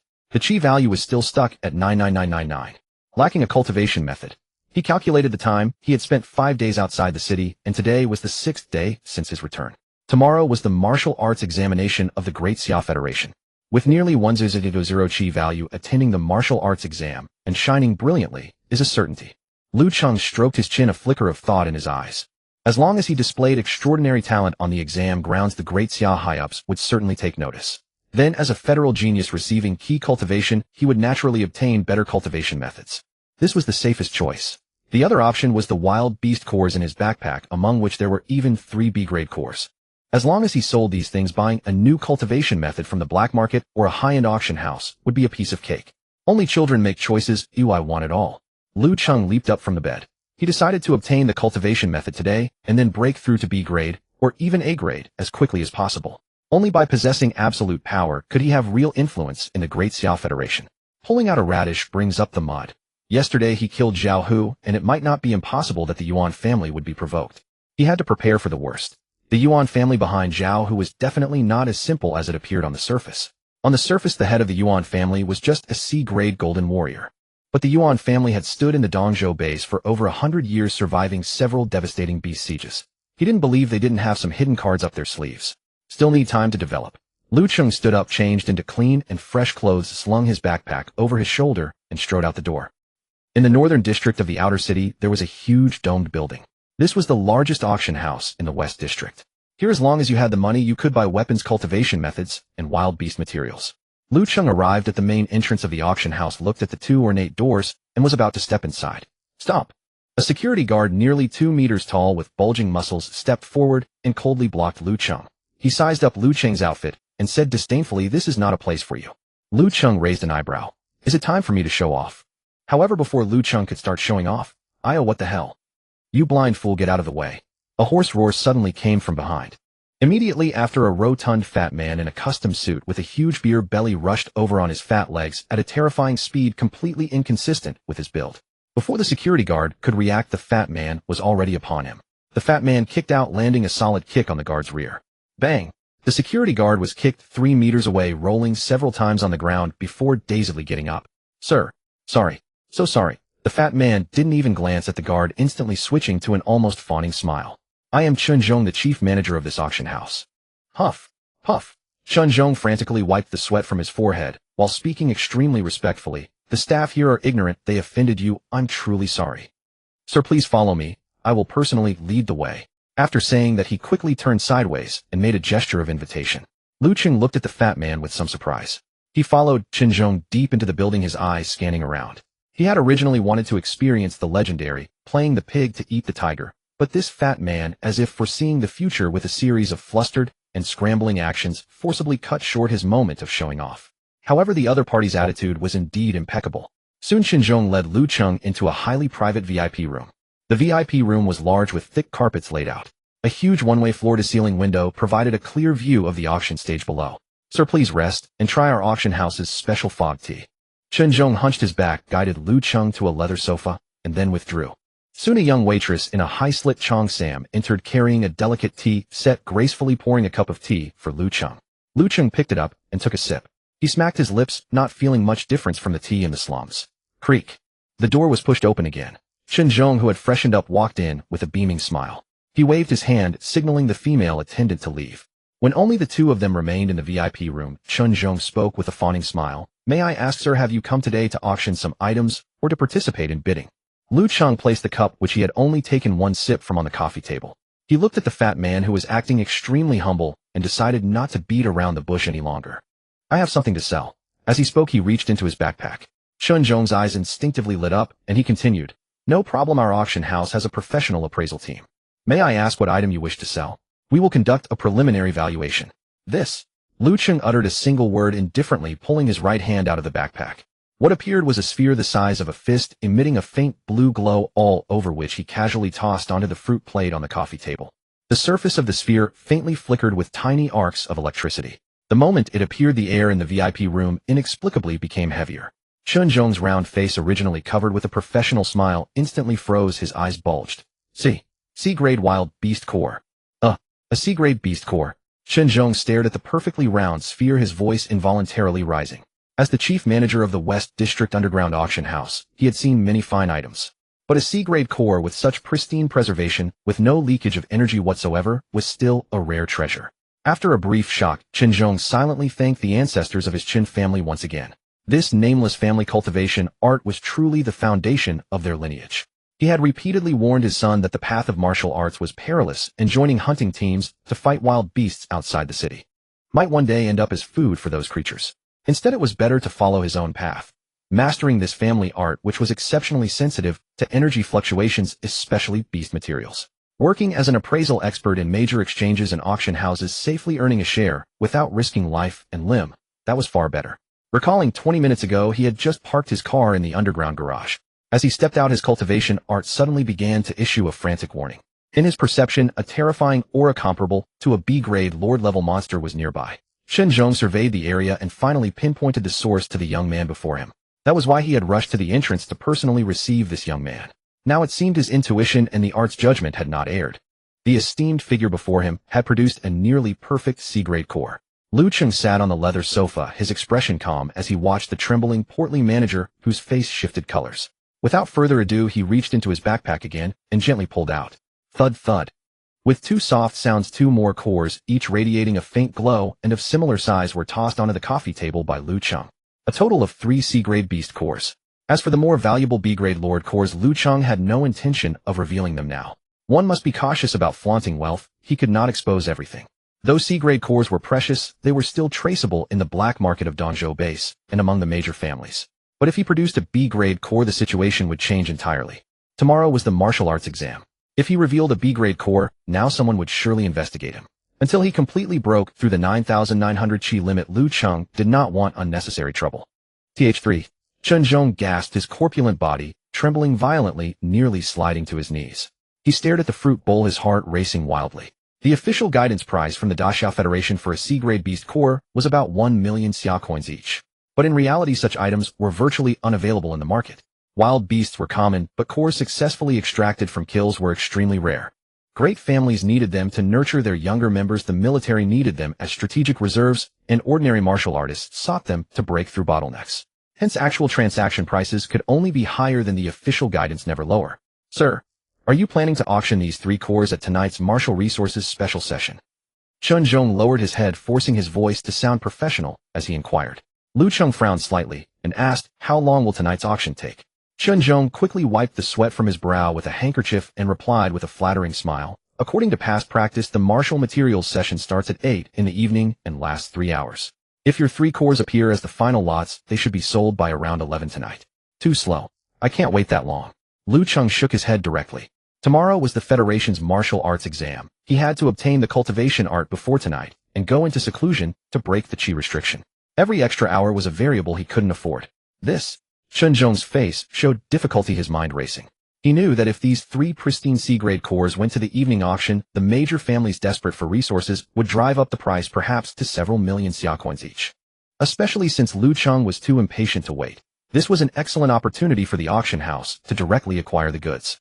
"Sir, please wait a moment. I need to consult my superiors." Cheng Zhong bowed slightly and spoke softly, then quickly strode out of the private room and dialed a number. 2 minutes later, he hung up and re-entered with a broad smile. "Sir, our auction house offers you the most sincere direct sale price." Cheng Zhong extended 3 short pudgy fingers. Skipping the auction process, we will directly purchase these 3 C-grade cores at 1,200,000 xia coins each for a total of 3,600,000 xia coins. How does that sound? This price was slightly lower than what the evening auction might fetch, but the advantage was immediate settlement. Lu Cheng, not one to be overly fussy, valued speed above all. Agreed. Lu Cheng nodded. At the same time, he raised the requirement to purchase cultivation arts. Chen Zhong readily agreed. Before long, he handed Lu Cheng a gold card from the federal bank, presenting it with both hands. Sir, this card contains 1,600,000 xia coins in cash. The password is 6 zeros, accepted at all major bases. Chen Zhong spoke as he pushed 2 exquisite rosewood boxes toward Lu Cheng. As for the remaining 2 million xia coins per your request, we have converted them into 2 equivalent martial arts cultivation arts. Please take a look. Lu Cheng casually pocketed the gold card, then turned his gaze to the 2 wooden boxes. 2 cultivation arts priced at 2 million, quite extravagant. But truly advanced martial arts techniques were often beyond purchase with money alone. Lu Cheng opened the first box. Inside lay a yellowed ancient booklet inscribed with the title, 9 Revolutions Thunderclap Art. Opening the second box, the booklet bore the title, Mystic Condensation Boundless Sea Art. Both are genuine Xian-grade arts acquired at great cost by our auction house. They are excellent for refining qi. Chen Zhong dutifully introduced. Lu Cheng flipped through the manuals, and upon sensing a reaction from the system, he nodded in satisfaction and stored them in his backpack. A pleasure doing business. At 9 in the morning, the central plaza of Dongzhou base was tightly cordoned off by fully armed Dongzhou troops. The plaza was packed with examinees, their clamor rising and falling. The triennial martial arts grand examination officially commenced. Standing amidst the sea of waiting candidates, Lu Cheng narrowed his eyes, slightly gazing toward the distant rostrum. On the platform, 13 seats were arranged neatly. Seated in the center was a balding old man who combed the hair from one side over to the other. He appeared ordinary, yet no one in Dongzhou base dared underestimate him. Zheng Xiaohai, the supreme commander of Dongzhou base and its strongest martial artist, was a B-rank lord-level warrior. On either side of Zheng Xiaohai sat representatives from the 10 great noble families of Dongzhou and 2 special envoys from the capital. Zheng Xiaohai smoothed his sparse hair and stepped slowly to the podium. Ahem. He cleared his throat, and his voice, without any amplifier, reached every corner of the plaza. Dear examinees, today marks a turning point in your lives. Recalling the founding history of Dongzhou base, a path paved with the blood of countless forebears. From the erection of the first high wall to the establishment of the Daxiao Federation, we have always believed. The speech began. From the base's struggle history to the Federation's grand blueprint, and then to the lofty vision of a shared destiny for all humanity. This highly standard official rhetoric caused the eyelids of the waiting examinees to grow heavy. Mingling with the crowd, Lu Cheng listened to the speech on stage, feeling his head buzz. It was as if he had returned to his previous life, standing under the scorching sun listening to the principal's address. The terrifying scene of being dominated by lengthy speeches seemed universal across worlds. Zheng Xiaohai continued speaking for a full 2 hours. Until the sun was nearly at its zenith, Zheng Xiaohai clenched his fist and passionately roared the final closing words. You are the future of the Federation. You are the hope of the Federation. Thank you, everyone. Thunderous applause erupted from the crowd. How much of that applause was genuine emotion or relief that the speech was finally over remained unknown. First item of the martial arts examination: vital energy test. At the chief examiner's command, 100 vital energy testers in the central plaza activated simultaneously. These machines were T-shaped with a hemispherical transparent sensor at the top, made from the most advanced vital energy technology. Examinees needed only to place their hand on it and input their vital energy. The sensor would display the value. Meanwhile, a 360-degree screen above the plaza would project all examinees' values in real time. The rules of the martial arts grand examination were strict.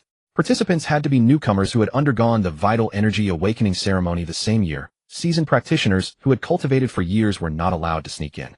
Initial vital energy value represented a person's talent, and the examination was a true selection of geniuses. Lu Cheng glanced at his admission ticket. He was assigned to the 13th batch. While waiting, he leaned against the railing of the rest area, quietly observing the earlier batches. The testing was fast, but the results were somewhat harsh. Zhang Wei, vital energy value 12, pass. Li Hua, vital energy value 8, eliminated. Most ordinary candidates' values hovered between 10 and 30. For ordinary people, reaching the passing line of 10 meant obtaining a ticket to cross social classes. Yet what truly stirred the crowd were the scions of noble families born with silver spoons. That's the young genius of the Tan family, Tan Xing. Exclamations rose from the crowd. A youth in a flamboyant white suit stepped onto the stage. The moment his palm pressed against the sensor, a dazzling white light blazed on the screen. Vital energy value 102. Over 100. That's a superior rating, said a candidate sourly. Passing required 10 points. Superior was over 100. Only one person in Dongzhou Base's history had exceeded 1000. On the rostrum among the seats of the 10 great families, an old man nodded slightly, the representative of the Tan family, a smug expression on his face. But this was only the beginning. Soon after, a scion of the Yuan family achieved a value of 115, sparking another small wave of excitement. Lu Cheng saw clearly from below. These noble children rarely scored below 70. Before awakening, they had used various methods to temper their bodies, so their awakened values were never low. It could be said that their starting point was far above ordinary people. 13th batch, take the stage. Hearing the announcement, Lu Cheng straightened up and walked with the crowd to the center of the plaza. This batch seemed to contain some heavyweights. Lu Cheng noticed that the gazes of the surrounding candidates were fixed on a silver-haired youth in his group. Lin Zihao, a direct descendant of the Lin family of Dongzhou Base. When Lin Zihao stepped onto the stage, even Zheng Qiuhai, who had been resting with his eyes closed on the rostrum, opened them slightly. Expressionless, he walked to the testing machine and slowly extended his hand. The tester trembled violently, the numbers on the screen jumping wildly before settling at a shocking value. Lin Zihao, vital energy value 539, superior. The entire plaza fell silent for a second, then erupted into overwhelming exclamations of astonishment. Holy crap! Over 500. Is he even human? Has no one in Dongzhou Base broken 500 in the last decade? On the rostrum, the Lin family's seat burst into hearty laughter, while the representatives of other families wore grim expressions, obviously stunned by the number. 539 meant that in the short time since awakening, Lin Zihao was already close to the threshold of a D-rank silver-level martial artist.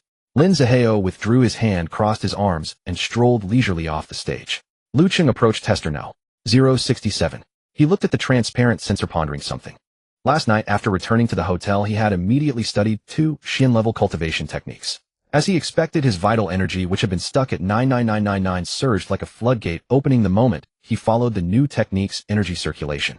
He was now surprised by his own value. Can I control this number? He didn't want to reveal his full strength. He needed to hold something back. He reached out and gently pressed his hand against the sensor. He didn't dare exert force, merely injecting a portion of his vital energy symbolically. Because Lin Zihao's 539 was so dazzling, the entire crowd's attention was still on him. Just as everyone assumed Lin Zihao would be the top scorer, the machine Lu Cheng was using, after half a minute of silence, erupted with an unprecedented beam of white light. The intensity of the light directly overshadowed the combined output of all 100 machines. An alarm blared instantly in the control room. Lin Zihao, who was about to step off the stage, halted and turned around in shock. Zheng Qiuhai, who had just taken a sip of tea, spat it out and leaped to his feet. Everyone at that moment stared fixedly at the 360-degree screen in the plaza. The number displayed on it stunned the entire plaza. Lu Cheng, vital energy value 114514. The sudden dazzling numbers plunged the vast square into dead silence. Over 100,000 units of vital energy. This was no longer within the realm that could be explained by genius or monstrous talent. It was simply an impossible figure. However, just as everyone's minds fell into a stunned blankness, the numbers on the giant screen flickered violently several times. Then the string 114514 blurred, and the screen's brilliance suddenly dimmed. After the light faded, the original 6-digit test result had vanished, completely replaced by a 4-digit number, 1314. Phew. On the rostrum, Zheng Qiuhai, who had recovered first, let out a long breath. I told you so. How could such absurd data possibly occur? Zheng Qiuhai shook his head and turned to look at the several people beside him, whose faces were equally filled with astonishment, his tone carrying a trace of anger. Machine No. 067 must have malfunctioned. The people in the technology department are becoming increasingly unacceptable. For the triennial martial arts examination to have such a major blunder on the vital energy detector. Upon hearing this final judgment from the highest authority, the several people who had been frightened out of their wits gradually came to their senses, secretly relieved. Indeed, rather than accept the absurd notion that someone who had just awakened could possess 110,000 points of vital energy, they preferred to believe the machine had broken down. After all, neither logic nor common sense could explain that figure. At this moment, the chief examiner on stage also came to his senses. As a veteran martial artist who had overseen multiple martial arts examinations, he immediately reached the same conclusion as Zheng Qiuhai.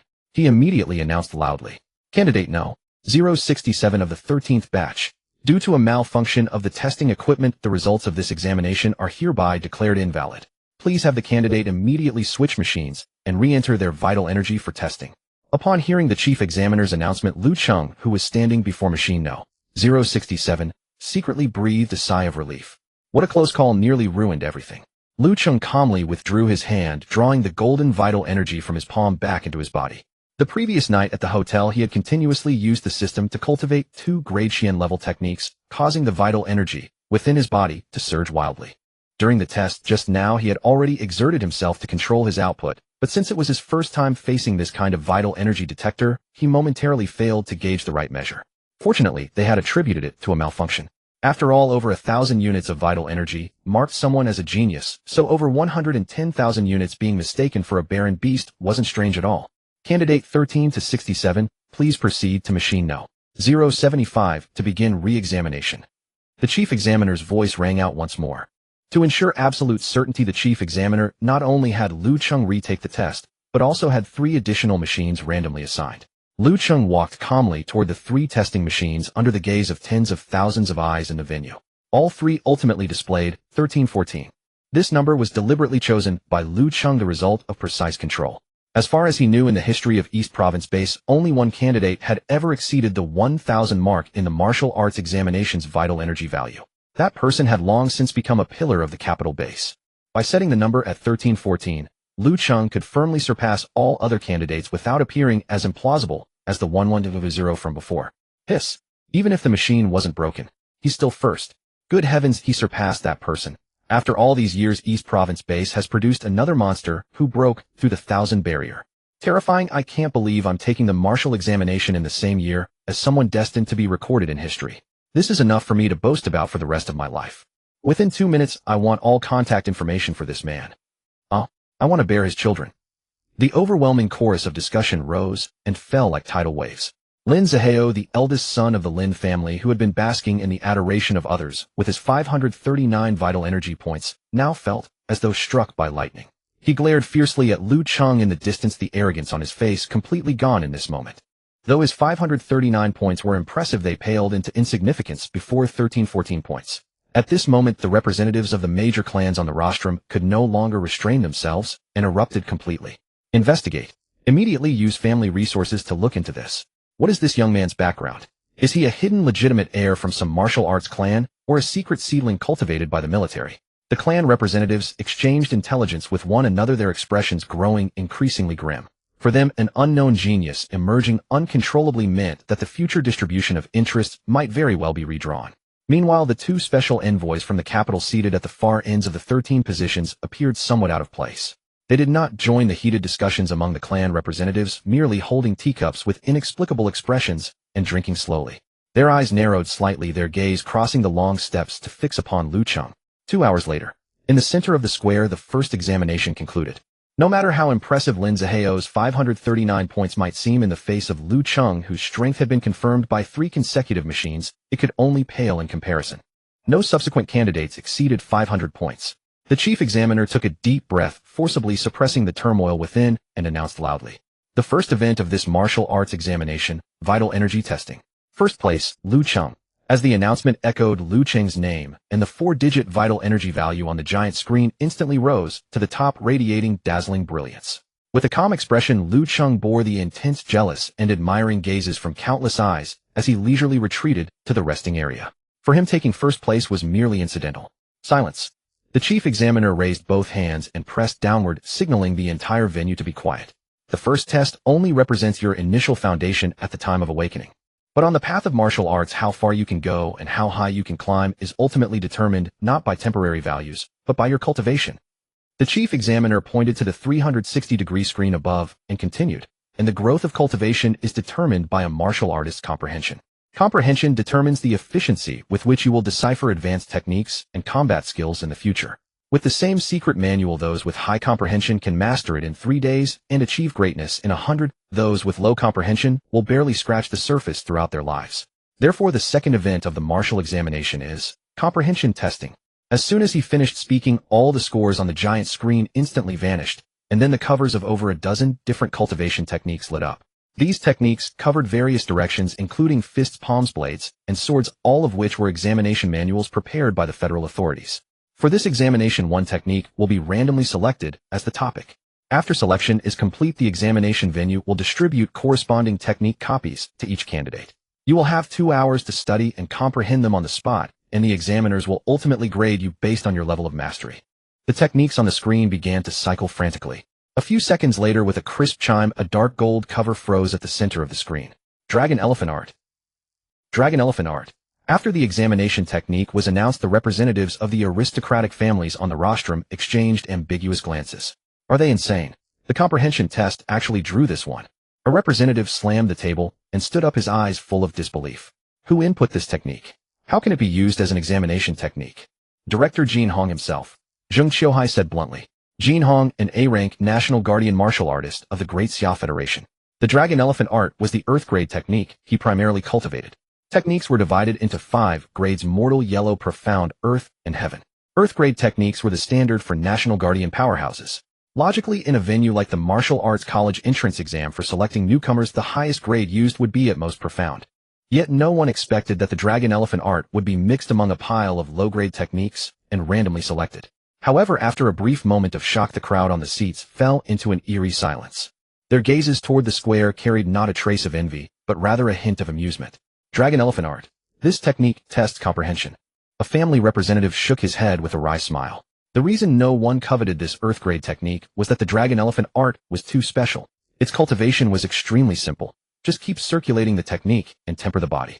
Getting started was even simpler. Follow the energy circulation path. It didn't require comprehending anything, you just needed to circulate the technique over and over and cultivate continuously. But while it was easy to start mastering, it was as difficult as reaching the heavens. Ordinary people practicing this technique could only increase their strength at the beginning. To cultivate the power of dragons and elephants, one had to slowly grind with time. According to calculations, manifesting the power of 9 dragons and 9 elephants would require 3,500 years. Even Director Jin has only 7 dragons and 7 elephants. What can this group of martial arts newcomers possibly achieve? A representative dismissed all the examinees outright. At that moment, the examinees on the square had received copies of the technique. As descendants of aristocratic families, Tan Qing and Lin Zihao naturally possessed far more knowledge than ordinary people. The moment they recognized the technique, their expressions turned extremely vivid. How could it be this technique? Tan Qing gritted his teeth, a wave of irritation rising in his heart. The Dragon Elephant Art was as famous as Jin Hong himself, and they both knew about it. The problem was that it had nothing to do with comprehension. You only needed to be literate to get started. After starting, you gained a few dozen caddies of brute strength. All examinees would start, and then there was nothing more. Lin Zihao was itching with frustration. He had hoped to regain ground in the comprehension test, but now that was impossible. He had originally prepared his family's secret mind-calming technique to aid in comprehending the art, but the Dragon Elephant Art leveled all examinees to the same playing field. Lin Zihao sighed deeply and sat down cross-legged. He could only hope that his 539 points of primal energy would resonate with the Dragon Elephant, even if just a little. As for Lu Cheng, Lin Zihao deliberately looked for him and found the guy staring at the technique in his hands, but his eyes were unfocused. Is he spacing out? While high primal energy doesn't mean high comprehension. Lu Cheng in the distance had vacant eyes. He was indeed spacing out. A system prompt sounded.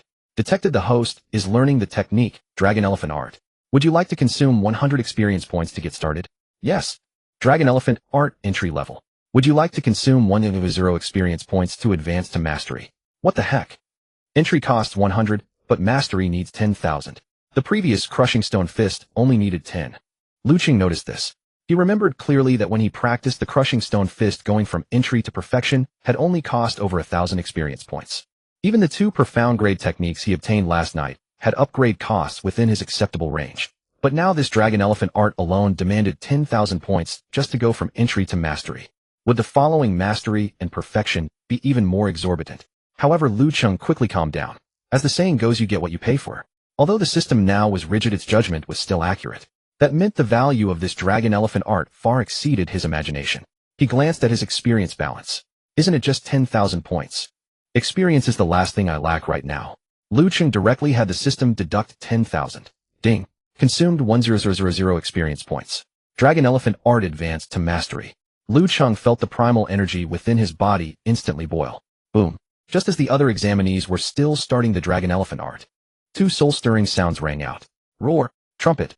The crisp dragon's cry and the deep elephant's bellow merged, instantly tearing apart the floating clouds above the square. Then amid countless terrified gazes, 4 enormous phantoms rose from behind Lu Cheng. They were 2 dark golden long-trunked mastodons and 2 fierce roaring 5-clawed golden dragons. 2 dragons and 2 elephants. They intertwined above Lu Cheng's head. The wind they whipped up, sending the surrounding examinees staggering, while spiderweb-like cracks spread beneath Lu Cheng's feet. This is a manifestation of phenomena. Dragon and elephant chorus. 2 dragons and 2 elephants. All examinees were stunned. Weren't they told that starting was easy but mastering was hard? According to National Guardian martial artist Jin Hong, only by deeply cultivating the dragon-elephant art, to a certain extent, could one invoke the power of dragons and elephants. And now Lu Cheng had done it. Even to the level of 2 dragons and 2 elephants. On the rostrum, the family representatives were all staring at the young man enveloped by dragons and elephants. 2 dragons and 2 elephants. He actually mastered the Earth-grade technique, dragon-elephant art, to the Hall of Mastery, in such a short time. That's impossible. This defies martial arts common sense. Even Director Jin at his age could never have achieved this. At the edge of the 13 seats, 2 low-profile figures now stirred. They were a man and a woman. The man named Shen Xiu, the woman named Morong Wan. Morong, did you see clearly? Shen Xiu's voice trembled. Morong Wan, usually cold and beautiful, also showed surprise. The chi flow is smooth, and the phenomena are both divine and substantial. This is the manifestation of having cultivated the dragon-elephant art to the Hall of Mastery. The 2 were special envoys from the Federal Capital Headquarters. Every year during the martial arts exam, the Federation sent envoys to inspect each base for fairness and impartiality, not to miss any genius. They had thought that coming to Dongzhou this time would be just a formality, but what had just happened exceeded their understanding. First, a primal energy value of 1314, now the rapid manifestation of 2 dragons and 2 elephants. This youth can be a pillar of the Federation. Shen Xiu said excitedly. Could he have already practiced the dragon-elephant art before? Morong Wan glanced at him sideways. When you were 10, give yourself 10 years, and see if you can cultivate 2 dragons and 2 elephants. Shen Xiu awkwardly scratched his cheek. Sometimes you have to admit that the gap between people is greater than the gap between people and dogs. Morong Wan sighed. We must send a new report. Shen Xiu took out his tablet ready to write a new report for headquarters. No need for a report. Directly connect to the headquarters and apply for the Hidden Dragon Project integration. Morong Wan interrupted Shen Xiu's action. We want this Lu Cheng no matter what. As the phantom images of 2 dragons and 2 elephants dissipated in midair, the 2-hour-long comprehension assessment officially concluded. As expected, Lu Cheng once again secured first place. Or rather, it could no longer be simply described as first place. In the face of the dragon-elephant art, an exceptionally fair cultivation technique. Lin Zihao Tanqing and other scions of aristocratic families performed no differently from the ordinary examinees. 2 hours was far too short. Even though they exerted every ounce of their strength, and even resorted to family secret techniques, their efforts were ultimately futile. All of them merely reached the initial stage. Not to mention manifesting the dragon-elephant phenomenon like Lu Cheng, they could not even achieve dragon-elephant resonance. This led to the most abstract ranking ever seen on the final scoreboard in the history of the Eastern Province Martial Examination. First place, Lu Cheng. Second place, all examinees except the first place. This sight plunged everyone present into a long silence. On the high platform, the chief examiner stared at the score sheet, the corners of his mouth twitching uncontrollably. Having presided over many martial examinations as a C-grade golden warrior, he had seen all sorts of storms. But faced with a result where everyone tied for second place, while only one person dominated overwhelmingly, even he struggled to maintain composure. The chief examiner took a deep breath, forced a smile, and announced loudly, the second assessment is over. All examinees please leave in an orderly manner and return to adjust your state. Tomorrow at 9 in the morning, the 3rd session of this year's martial examination, the combat assessment, will begin. With that, he hurriedly turned and walked toward the backstage. Outside the examination hall, the crowd surged. Lu Cheng avoided the flattery of other examinees and ignored the flirtatious glances of the beauties from various families. Using his agile skills, he silently squeezed out of the crowd. All he wanted now was to return to the hotel quickly. At exactly 8:00 p.m., as night enveloped the land, he finally arrived at Qianhao Grand Hotel. Admittedly, this hotel, located in the outer city, was far too distant from the inner-city examination hall. The reason he hadn't switched to an inner-city hotel was that he lacked an inner-city residence permit. The outer city didn't require that. According to Old Wang, the air breathed by people in the inner city was different from that of the outer city. From that perspective, it seemed reasonable. System open personal panel. Lu Cheng summoned the system. With a translucent panel only, he could see unfolded name, Lu Cheng, rank B, Lord level warrior, vital energy, 3750 experience, 1 techniques, I great desolate star, shattering fisty perfection, I 9-fold, thunderclap arty perfection, I mystic condensation, boundless sea arty perfection, I dragon elephant arty greater mastery. Looking at the panel data, Lu Cheng nodded with satisfaction. His vital energy had soared to over 3750, meaning that without realizing it, he had become one of the strongest warriors in the Eastern Province. He just wondered how he compared to Zheng Qiuhai, a veteran B-rank warrior. But even if his martial experience was inferior, He still had that long string of experience points remaining, which was his greatest confidence for further growth. Lu Cheng sat cross-legged, took a deep breath, and began cultivating the dragon elephant art. Detected host is cultivating the dragon elephant art. Will you consume 500 experience points to upgrade? 50,000 experience. Dragon elephant art initial stage 100 experience greater mastery, 100 experience mastery, requires 50,000. What level of technique is this? Suddenly remembering something, Lu Cheng pulled out the tablet with a cracked screen. After charging all night, the battery was full again. Unfortunately, the data on this tablet was locked.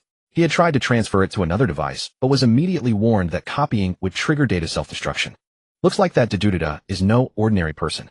He found a lot of common knowledge about the great Xia martial world in the tablet. Among them was an introduction to the dragon elephant art. After reading it carefully, Lu Cheng's expression turned strange. Isn't this the dragon elephant prajna art?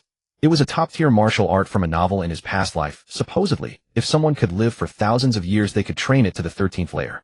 This dragon elephant art was similar. Both required time to grind. So how did Jin Hong manage to reach 7 dragons and 7 elephants? The tablet only mentioned that 9 dragons and 9 elephants required 3500 years. Could Jin Hong have lived for several centuries? Shaking his head, Lu Cheng dismissed the thought. Why bother about time-consuming grinding? He was cheating. System upgrade the dragon elephant art. Ding. Consumed 5000 experience points. Dragon elephant art upgraded to mastery. In an instant, Lu Cheng felt his limbs and joints crackling. The dragon elephant power that had stayed on the surface began to furiously penetrate his flesh, skin, and marrow. Detected the host's currently cultivated technique dragon elephant art has reached its limit. Will you consume 500 experience points to forcibly deduce the technique and break the upper limit? I can break the limit again. Last night at the hotel, he had leveled both the ninefold thunderclap art and the mystic condensation boundless sea art, 2 profound grade techniques, all the way to the highest realm of perfection. But after they reach perfection, the system panel displayed cannot upgrade. Yet the common stone shattering fist had been limit broken into great desolate star shattering fist. Although the system didn't indicate the grade of the technique, he guessed it was at least earth grade. So he had a vague suspicion that the star shattering fist was a simplified version of some profound technique. The Federation wouldn't set a random technique as a basic universal one. Now this earth grade technique, the main cultivation of A-rank nation guarding warrior Jin Hong, followed the same logic. 500,000 experience. Though a bit much, it's just a drop in the bucket. Upgrade. Ding. Consumed 5000 experience points. Limit break successful. Dragon elephant art upgraded to divine elephant suppressing hell art. When the system prompt appeared, Lu Cheng was stunned for a few seconds. He stared at the name of the technique, even doubting whether it was fake. Divine elephant suppressing hell art. Was it the one he understood? The supreme divine art that awakened the power of a divine elephant in each of the 840 million particles within the human body, enabling one to roar down stars and tear apart the heavens with a mere gesture. System, is this technique even in the same style as our world? Great Xia is still playing tower defense against wild beasts, and you want me to grasp the sun and moon and pluck the stars. The earth-grade dragon elephant art, which at best could be trained to 9 dragons and 9 elephants after being hit with 500 experience points from the system, had actually crossed countless dimensions and mutated into such an unreasonable technique. Ding. Detected host is cultivating divine elephant suppressing hell art. Will you consume experience points to upgrade? Without thinking much, Lu Cheng agreed to upgrade. Ding. Consumed 1 experience point. Divine elephant suppressing hell art awakens 1 giant elephant particle. Ding. Consumed 1 experience point. Divine elephant suppressing hell art awakens 1 giant elephant particle. Lu Cheng watched the rapidly deducted experience and suddenly realized. Wait. 1 experience point awakens 1 giant elephant particle, 840 million particles, 840 million points. He quickly stopped the system. Good heavens, as expected of a supreme divine art. It had used up 3 million experience points in just a few seconds. Looks like I can't just upgrade randomly. I'll cultivate the divine elephant suppressing hell art on my own first. Lu Cheng stretched his muscles and bones, intending to test the effect by mobilizing a portion of the giant elephant particles. Roar! A terrifying power erupted from within his body, surging outward in all directions. In the outdoor VIP parking lot of Tianhao Grand Hotel, a young woman was holding the arm of a pot-bellied middle-aged man as they got out of the car. Brother, how won't your wife find out about us? Wei Tianhao waved his hand, grandly pointing at the neon-lit hotel building and laughing. What can she do even if she finds out? I own an entire hotel, as she has to watch my face when she spends money. Am I afraid of her? The moment he finished speaking, roar, an overwhelming divine force descended, and the entire 30-story hotel instantly turned to ashes. Brother, how I suddenly remembered something, so I'll be going now. The young woman who had been clinging to Wei Tianhao's arm with a coquettish voice was now pale as a ghost. She made up some excuse and fled at an epic speed in her high heels. Hey, Lily. Wei Tianhao's outstretched hand froze in midair as he watched the silhouette vanish around the street corner. His mouth opened and closed, a look of utter despair on his face. He slowly turned his head to look at the spot where the 30-story hotel should have stood, but which was now completely gone. Oh no, the building collapsed. How much will I have to pay for this? His first concern was not the hotel, but the people inside.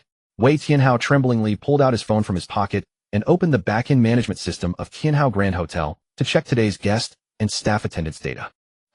Only one person checked in today? What a coincidence. Seeing the data on the screen, Wei Tianhao froze for a moment, then smiled bitterly and shook his head. I really don't know if this sole guest is lucky or unlucky. He was staying on the top floor. He's probably minced meat by now. Wei Tianhao himself was a D-level martial artist. Although he hadn't been in combat for years, busy with business and socializing causing his figure to seriously deteriorate, his martial artist's instincts had not disappeared. Looking at the fine debris of the building before him, a storm raged in his heart. This was definitely not a natural collapse. A natural collapse would at least leave ruins, but the ground was covered only with a thick layer of powder. Wei Tianhao crouched down, reached out a finger, and rubbed the powder. Fine, completely without graininess. This stuff was probably finer than refined flour.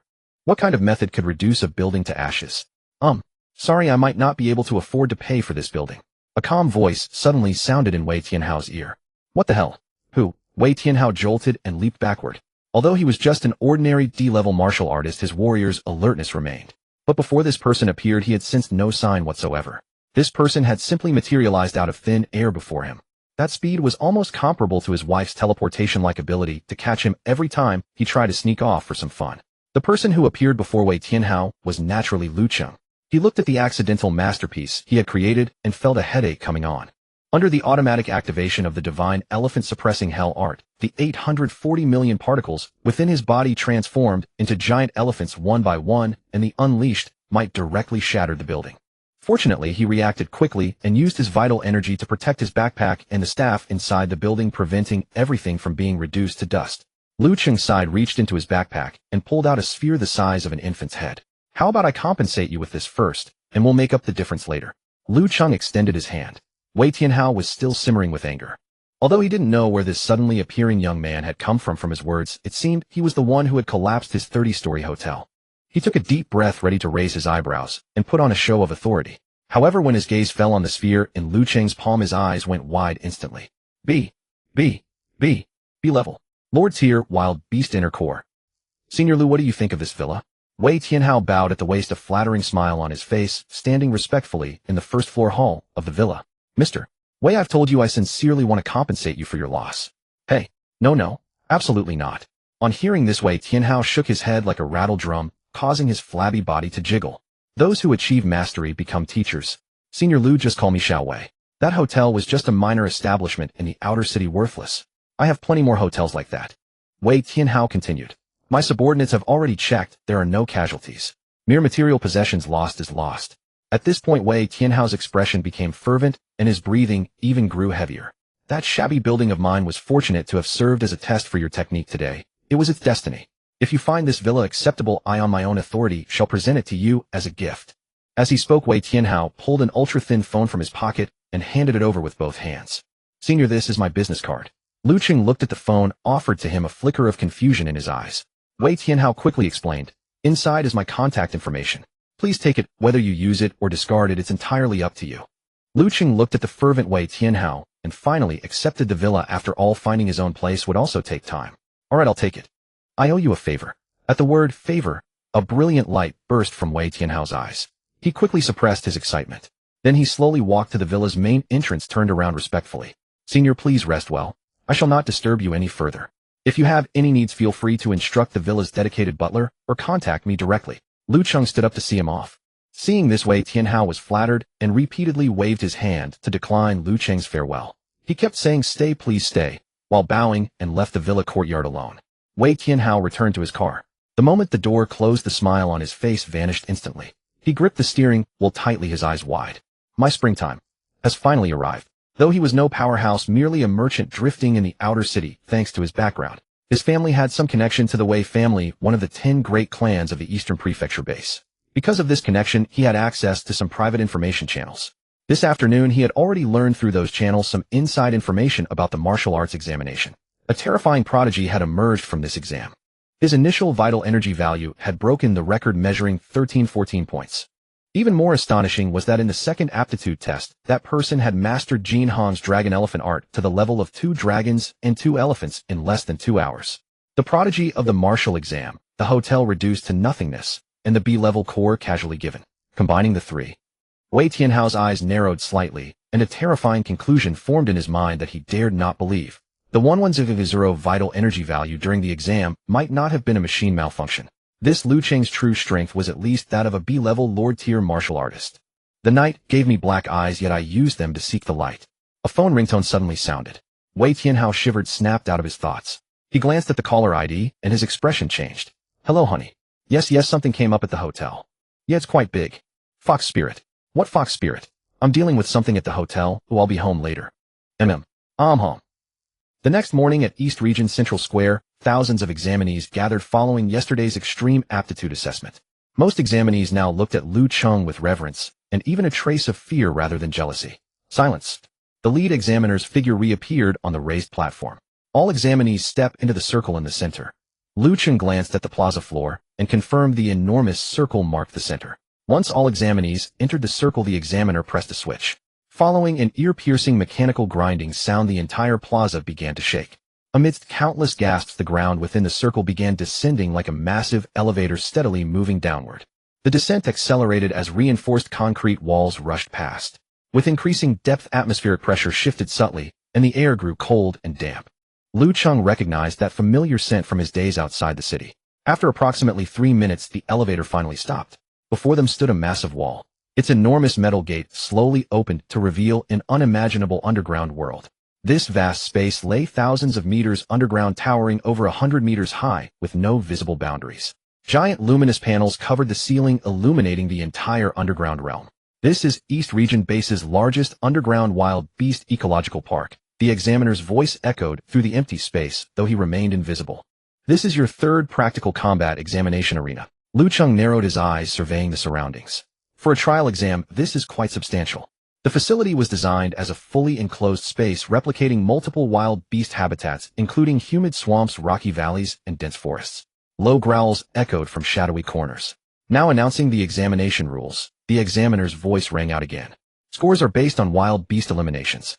F-class beasts earn 1 point, E-class beasts earn 10 points. Final rankings determine your results. F-class warriors possess chi values between 1 and 100, while E-class warriors range from 101 to 1000. However, wild beasts possess stronger physiques than humans, making human warriors typically disadvantaged at equal levels. When faced with ferocious E-class beasts, most examinees turn pale. Eliminate 10 F-class beasts or 1 E-class beast for a passing score. But for higher scores, you must judge your own capabilities. The examiner paused, allowing the words to sink, and then continued. Each E-class beast wears a control collar. If overwhelmed, shout, withdraw, to survive, though this ends your examination. Assess your abilities carefully. His tone shifted abruptly. But if you fall to an F-class beast, there will be no excuse. To ensure examination efficiency, candidates entered in groups of 100. Each examinee wore a combat monitoring device on their wrist, precisely recording kills and transmitting data via drones to the surveillance room. First batch enter the arena. Upon the examiner's command, the first 100 candidates nervously advanced into the facility. Facing genuine wild beasts, even arrogant young masters like Lin Zihao set aside their pride, gripping alloy broadswords as they cautiously advanced. Lu Cheng's group entered first. Stepping into the jungle zone, his boots crushed thick fallen leaves with rustling sounds. After cultivating the divine elephant seal's health force, he felt that even simple movements could unleash terrifying destructive power. Though the human body contained 840 million particles, he had only awakened a tiny fraction of giant elephant particles. His progression would continue from giant elephant to dragon elephant, then primal elephant, until his entire being was saturated with divine elephant particles. That would mark true mastery. Ahead lay a formation of bizarre rocks. More than a dozen dog-sized wild rats gnawed at a carcass. These common F-class beasts moved with blinding speed and excelled at coordinated pack attacks. An E-class warrior would flee from hundreds. Yet Lu Cheng didn't stop or assume a defensive stance. He walked straight toward the beasts. That Lu Cheng is far too arrogant. Inside a pristine conference room, 13 seats surrounded the lead examiner. Shen Xiu watched the wall screen, his brow furrowing. Love, deeply, expect greatly. He had placed tremendous hopes on Lu Cheng. I know he's a prodigy, those few rats won't harm him. But this cavalier attitude will cost him dearly. The Tan family representative chuckled. Young men, especially gifted ones, are entitled to some pride. Look at Lin Zaheo, he excels. Haha, you flatter me. The Lin family representative beamed. Zaheo has merely participated in a few training exercises. Suddenly a voice announcement echoed. Lin Zaheo +1, the first kill of this wave. Multiple representatives acknowledged his performance with approval. Shun Xiu glanced at Zaheo's display. The young man had eliminated a solitary beast. Immediately his attention returned to Lu Cheng. Lu Cheng 14. The announcement rang out again. What in the world? Shun Xiu hadn't processed the previous kill when another appeared. How? Other representatives turned to the voice prompts. On surveillance monitors, Lu Cheng continued walking forward at a leisurely pace. Hardly faster than an old man strolling through the park. Did anyone witness what just occurred? Everyone shook their heads. Their focus had been entirely on Lin Zaheo or their own family members. I saw it, Moron Wan spoke up, unexpectedly breaking her prolonged silence. All eyes turned to her. Technician, pull up the surveillance footage from 13 minutes and 25 seconds. Several technicians in blue uniforms seated in the corner immediately began operating. Shun Xiu gazed at the screen with mounting confusion. 14 beasts and a rotting four-legged corpse lay strewn across the path. Lu Cheng showed no concern and continued forward without hesitation. The beasts halted there, feeding, their eyes glowing red as they fixated on the approaching figure. 7 or 8 launched themselves at him with terrifying speed. Lu Cheng took a single calm step forward. All 14 beasts and the rotting carcass exploded into dust. Without breaking stride, he continued walking as though nothing had happened. Silence. The conference room was deathly quiet, not a sound could be heard. On the giant screen on the wall, Lin Zaheo was still stealthily moving through the bushes, each movement accompanied by precise calculations. But on the split screen belonging to Lu Cheng, only his back was visible. Everyone held their breath, staring fixedly at the screen. They had the technician play it back in slow motion 3 times. No one had seen how Lu Yuan struck. A swarm of wasteland rats had instantly turned to dust, and all obstacles blocking Lu Cheng's path were obliterated. The footage started at 13 minutes and 25 seconds, and finally froze at 13 minutes and 30 seconds. The first 3 seconds showed him walking, and the last 2 seconds showed him clearing obstacles and continuing his walk. This is the dragon elephant art at the great mastery stage. The Tan family representative looked utterly astonished. He turned to the Lin family representative, utterly at a loss for words. The Lin family representative's face had gone completely pale. The pride of his prestigious clan was crushed to pieces in that very moment. Watching his son Lin Zaheo darting and ambushing desperately on the screen, then contrasting it with Lu Cheng's leisurely strolling posture, a profound sense of defeat welled up inside him. How can this be compared? This is not the dragon elephant art. Moron Wan, who had been staring at the screen, finally spoke. As a special envoy from the Kyoto headquarters, he had witnessed Jin Hong's techniques. The higher the attainment of the dragon elephant art, the more violent the movements, so every time Jin Hong struck, cleanup and repair crews had to be stationed behind him.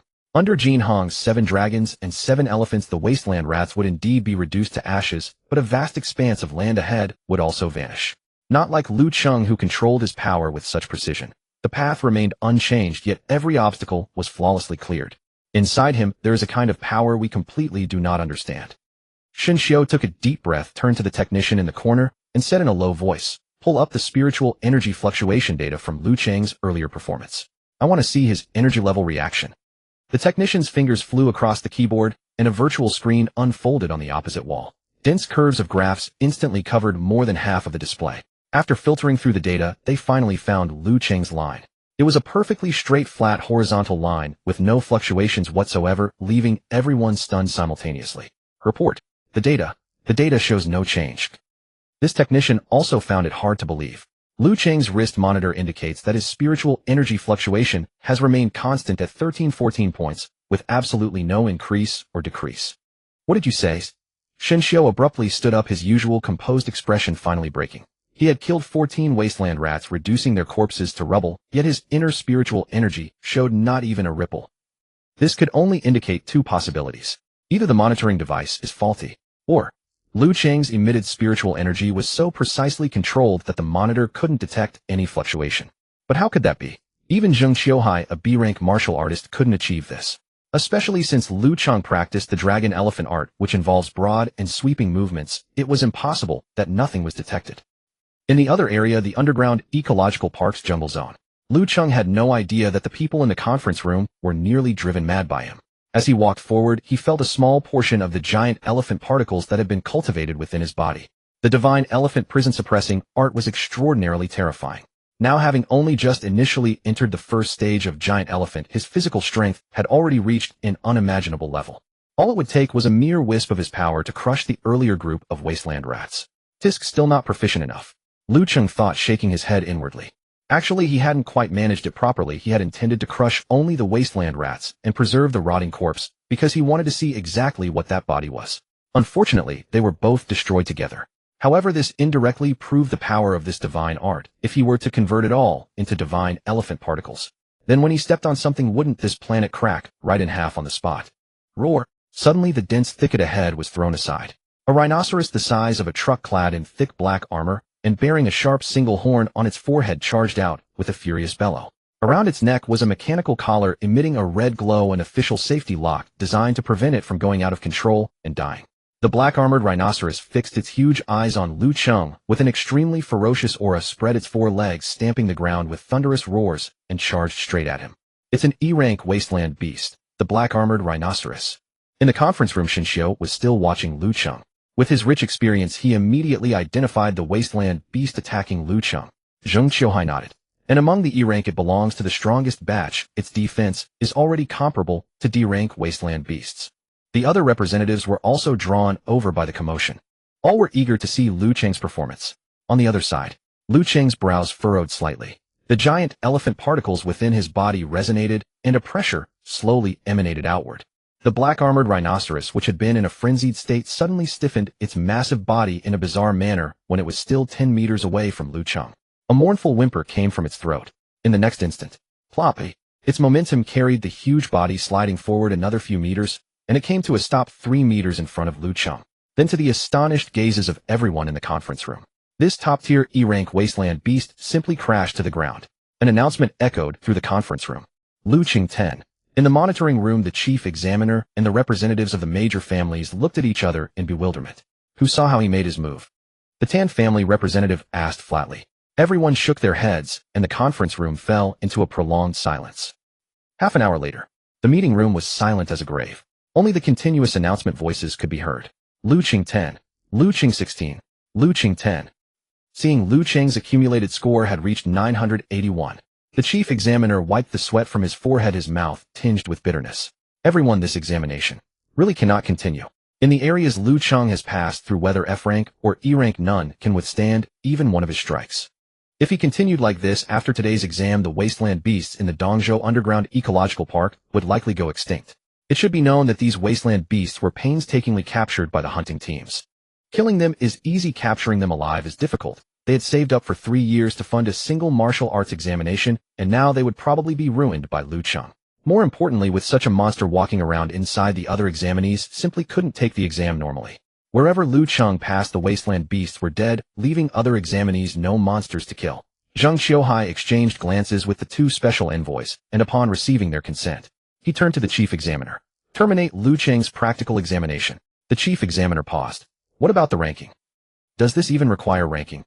Muronwan, standing nearby, rose to his feet. He turned the screen of his laptop toward the attendees. On it was an email with a red Kyoto header. Top order from the Kyoto headquarters. Examinee Lu Cheng of the Dongzhou base is to terminate his examination and proceed to Kyoto immediately. Muronwan raised his head and looked around at all the representatives in the conference room. Award him the first place seat in the Dongzhou martial arts examination directly. The second place and other rankings can be fought over by those examinees slowly. Shenxiu patted the chief examiner on the shoulder. Placing this monster among ordinary people is cruel to the other examinees. He now no longer belongs to Dongzhou. Candidate Lu Cheng, terminate the assessment. Due to his cliff-like lead in current scores, after official review and approval, he is directly determined as the first place in this year's Dongzhou martial arts examination. The remaining candidates continue the examination. The low electronic broadcast voice spread with extreme clarity through the speakers scattered throughout the underground ecological park. This broadcast silenced all the candidates still in combat and those waiting outside. What? Near a pile of rocks in a dense forest, Lin Zihao had just severed the neck of an F-class wild rat with a single sword strike and was about to kill the next one when he abruptly heard the broadcast overhead freezing completely in place. He even thought he was hallucinating. Terminate the assessment. Lu Cheng directly first. On the other side, 2 or 3 scions of noble families gathered together, all discussing the matter. Are you kidding me? How long has the exam been going? Half an hour. On what grounds does he get first place directly? Foul play. This is absolutely foul play. In the first 2 rounds he got some malfunctioning data of 1100, and even after retesting, it was over 1000. I thought it was fake at the time. This clearly shows he's just going through the motions here. He must have something wrong. Exactly, it's no secret that the authorities and the noble families don't get along. They must be using this to spite us. Maybe the first 2 rounds were all rigged. For a moment, the scions scattered throughout the ecological park gathered together starting to denounce Lu Cheng. Those who had objections were mostly from noble families born into privilege. They could be the ones enjoying privileges, not the ones being deprived of them. Yesterday, Lu Cheng took first place in both the first and second rounds. Though they felt aggrieved, they had to accept it. But now, while they were still fighting desperately against wild beasts, he was directly escorted to first place by the authorities with a pat on the back, trampling their self-esteem like never before. The commoner candidates, on the other hand, didn't think much about it, because both the noble candidates and the monster Lu Cheng were far beyond their reach. Brother Lin, this can't just end like this. If the first place in this year's martial arts exam is decided behind closed doors, where will the face of the noble families of Dongzhou go? More and more noble candidates gathered around Lin Zihao one by one, filled with righteous indignation. Lin Zihao wiped the blood off his alloy longsword, a hint of resentment flashing in his eyes. Let's go to the emergency exit. He's been terminated from the exam. He'll definitely have to go through that passage now. I want to see for myself what background Lu Cheng has that allows the authorities who always talk about rules to give such a shady result. Underground Ecological Park emergency exit. This was a straight corridor leading to the elevator with reinforced steel walls on both sides and exceptionally bright lights overhead. Lu Cheng, with his hands in his pockets, was walking unhurriedly toward the emergency exit. His face was calm, and there was even a slight pleasure in his heart. He had originally thought he'd have to wander around here for a few hours, clearing out all the wild beasts before finishing. Unexpectedly, the authorities were so considerate as to let him finish early, saving him the trouble of the rest. However, before he could reach the door, a commotion erupted behind him, and a group of people chased after him. With a whoosh, more than 20 noble scions led by Lin Zihao blocked the exit with hostile expressions, completely cutting off Lu Cheng's path. Lu Cheng, in such a hurry to leave. Where are you going? Before Lin Zihao could speak, one of his lackeys had already spoken first, his tone full of mockery. Lu Cheng stopped, looking at the crowd blocking his way, and frowned slightly. Move aside, he uttered 2 words calmly. Move aside. Ha ha ha. Another person burst out laughing. Lu Cheng, don't play dumb here. If you don't explain yourself today, you won't get through this door. Explain what? Lu Cheng looked at him as if he were an idiot. On what grounds did the authorities forcibly terminate your assessment and rank you first? He stared at Lu Cheng, his face somewhat twisted. In the initial test you got attention through a machine malfunction. In the second round of comprehension test you were indeed a bit uncanny, but the third round is actual combat. It's a real fight where you see who kills more wild beasts. I've been fighting tooth and nail in there, and only got a dozen points. How can you get first place? Do you really think we noble families of Dongzhou are made of mud that you can rig the game as you please? Those around joined in shouting, creating an uproar. Lin Zihao stood with his arms crossed, not speaking directly, but not objecting either, obviously letting his lackey speak for him. He kept his eyes fixed on Lu Cheng. In his view, the authorities had indeed gone too far this time. Recalling the 2 exams from yesterday, they were indeed very absurd. Combined with the result of today's third round, it was reasonable for him to have doubts. Lu Cheng looked at the clamoring candidates before him and sighed helplessly. He really couldn't be bothered with them. He had only shown a tiny bit of power, so how did that become a conspiracy in their mouths? You want an explanation? Lu Cheng looked at Lin Zihao and asked calmly. Yes. If you can't come up with a convincing reason today, the noble families of Dongzhou won't accept it, even if you have the authorities behind you. Lin Zihao said coldly. Lu Cheng shook his head. It's simple, I'm too strong, and the authorities saw no point in continuing the exam. As he finished speaking, he took a light step forward. This step seemed light and effortless. But only Lu Cheng knew that he had just used a small part of the giant elephant particles. Boom. Lin Zihao only felt a gust of wind with no fluctuation of vital energy.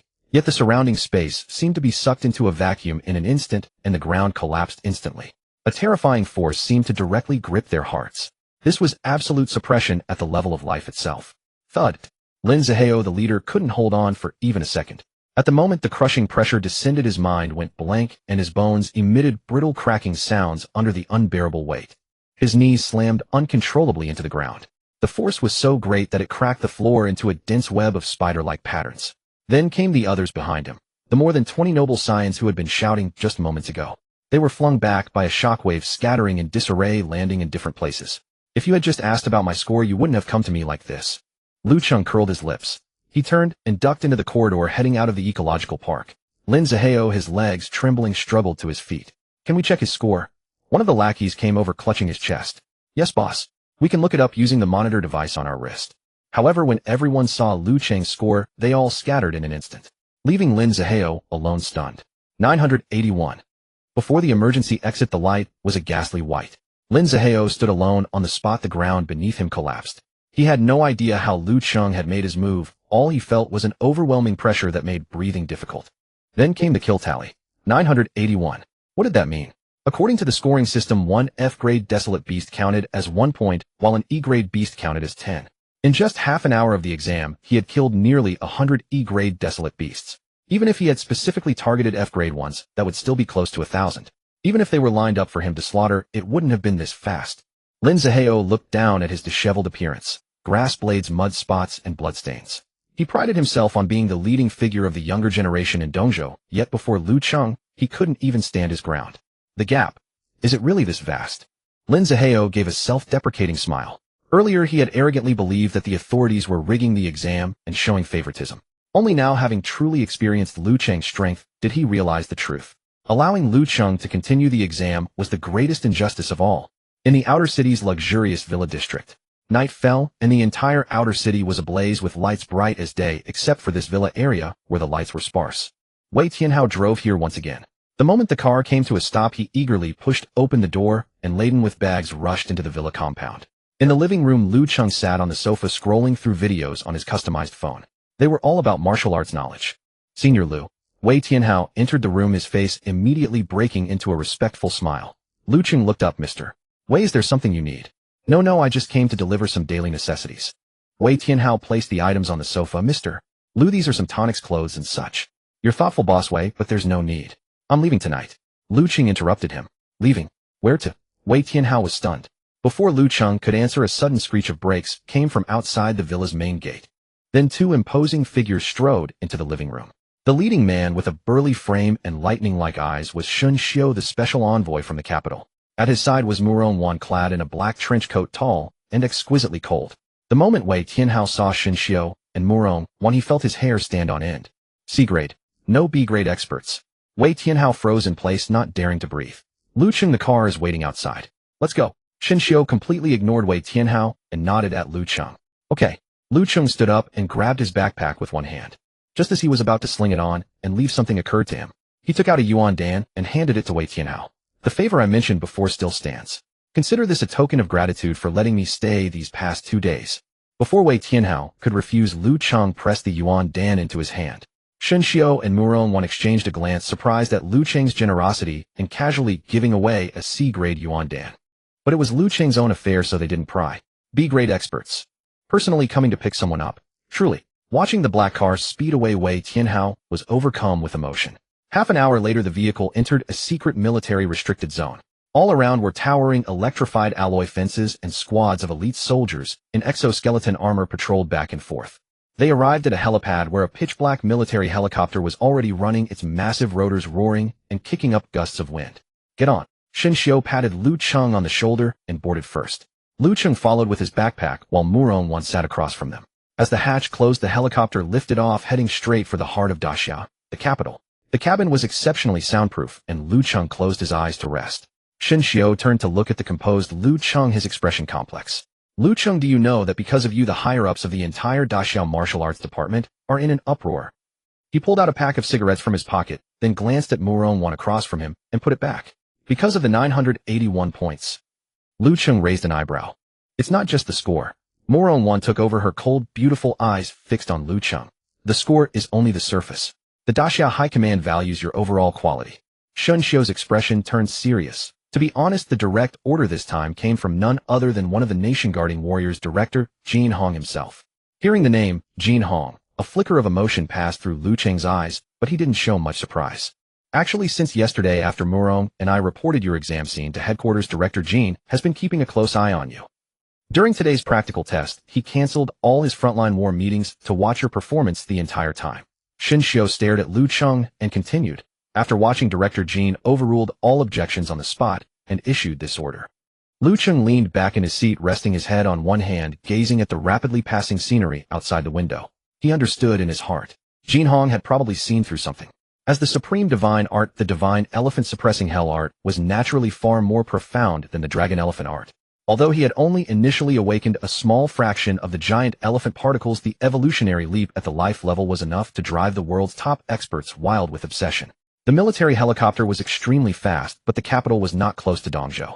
As the night outside gradually faded and a pale streak of dawn appeared on the horizon, an unimaginably grand city slowly came into Lu Cheng's view. The core of the Daxia Federation, the capital. Endless ancient buildings interwoven with crisscrossing modern overpasses created a visual impact. However, a hint of surprise flickered in Lu Cheng's eyes. He noticed a very strange phenomenon. In the Dongzhou base, there were 200-meter-tall steel walls to fend off desolate beast attacks. But here in the capital, the heart of Daxiao, there were no such oppressive towering walls around it. Shen Xiao, sitting beside him, seemed to read Lu Cheng's confusion. Find it strange that the capital doesn't have high walls. Lu Cheng nodded. Because there's no need. Shen Xiao pointed to the bustling city below, his voice filled with an indescribable pride. The capital gathers over 70% of Daxia's high-end combat power. There are no fewer than 100 B-grade martial artists permanently stationed here alone, not to mention several A-grade nation-guarding warriors. Desolate beasts are ferocious, but they aren't stupid. They know to pick on the weak. The helicopter began to circle and descend, bypassing the city center and heading straight toward a massive fortress in the northern suburbs. We've arrived. Director Jean is stationed here. This is one of the 4 core fortresses of the capital, Black Tortoise Fortress. The helicopter landed steadily on the helipad inside the fortress. The roar of the rotors gradually died down, and the cabin door slowly opened. Carrying his backpack with one hand, Lu Cheng stepped out first. As his feet touched the ground, a rough voice rang out. Hey, why'd you take so long? I've been missing you like crazy. Aya, why are you so late? I've missed you like crazy. A rough voice exploded across the empty tarmac, thick with the accent of Yuzhou, sounding extremely comical. It instantly dissipated the solemn atmosphere of Xuanwu Fortress. Lu Cheng looked toward the direction of the voice. The man approaching was over 2 meters tall with shoulders twice as broad as Lu Cheng's. Absolutely a double-door frame. He was bare-chested, his skin a bronze color from years of sun exposure, muscles bulging high, crisscrossed with several old and new scars. With that appearance and build, he was a veritable humanoid bear. Yet this bear man now wore a warm smile, striding over to Lu Cheng in a few big steps. The newcomer was Jin Hong, one of the 5 town-guarding martial artists of the Daxia Federation. Jin Hong placed both palms on Lu Cheng's shoulders and patted them several times. His strength was immense. An ordinary martial artist would have half their body hammered into the ground. But when it landed on Lu Cheng's shoulders, his body didn't even sway.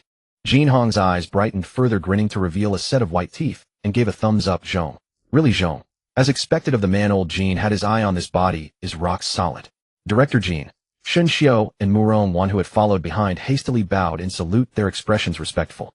Enough, none of that pretentious nonsense. Jin Hong waved his hand, then hooked his arm around Lu Cheng's neck, laughing boisterously. Come, brother Lu, after such a long flight, you must be starving. Let's go eat first. Brother. Shen Xiao, standing nearby, heard this address, and his eyes bulged like brass bells. Although he knew Jin Hong valued Lu Cheng, as evidenced by a redhead document directly sending him from the exam hall to the capital, he still underestimated the weight. Yet he still underestimated Lu Cheng's stature in Jin Hong's heart. Already calling him brother at first meeting. Shen Xiao and Murong Wan exchanged glances, seeing the shock in each other's eyes. Strictly speaking, Jin Hong was a friend of their elders. It would be fine for them to call him uncle. But now what should they call Lu Cheng in the future? Uncle Lu. Lu Cheng walked forward with Jin Hong's hand on his shoulder, listening to the repeated, younger brother, felt a mix of amusement and helplessness. Cafeteria Zone 1.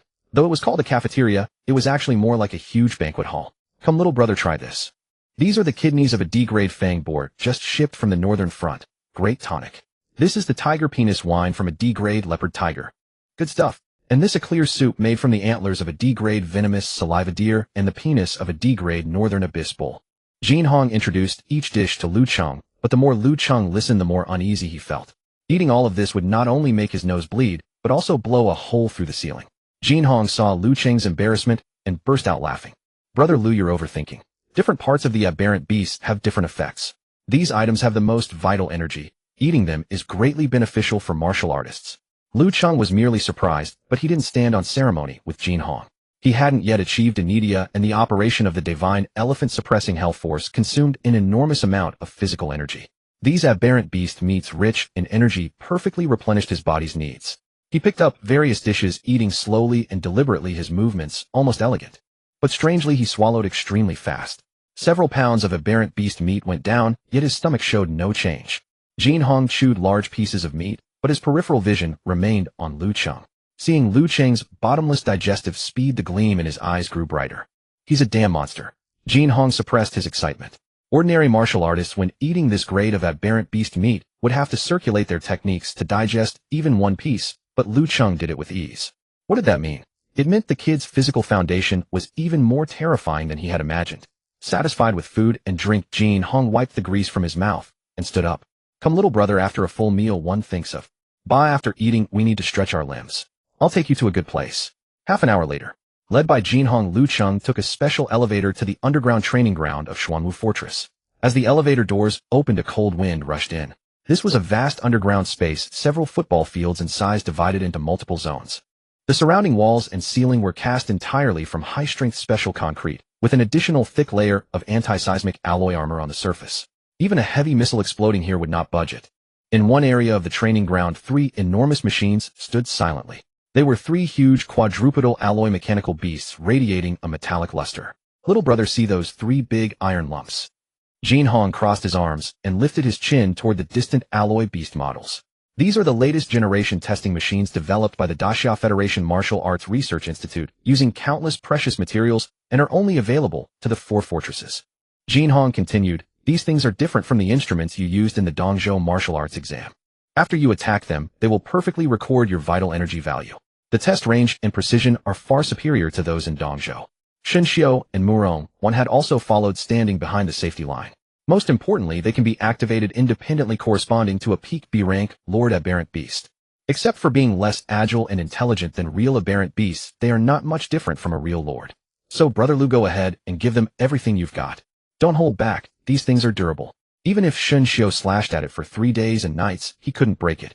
Shen Xiu, standing at a distance, had a face full of black lines. He was a B-rank martial artist after all. Although he indeed couldn't break the alloy beast in a short time, 3 days and nights was an exaggeration. Well, 2 days, and he would break it. Bang! The next second. Boom. The middle alloy beast exploded with sparks and lightning scattering into pieces. Lu Cheng nodded. Brother Jin, it really is durable. It didn't even turn into powder. In the training ground, the harsh crackling of electric sparks sizzled. The alloy mecha beast, which had just been extravagantly praised as capable of rivaling a peak B-rank lord beast, had now been reduced to a heap of scattered scrap metal. Even the hardest core at its center had cracked into several pieces. Lu Cheng nodded slightly. He was indeed quite satisfied. If it had been the testing machine in Dongzhou, a mere shake would have turned it to dust.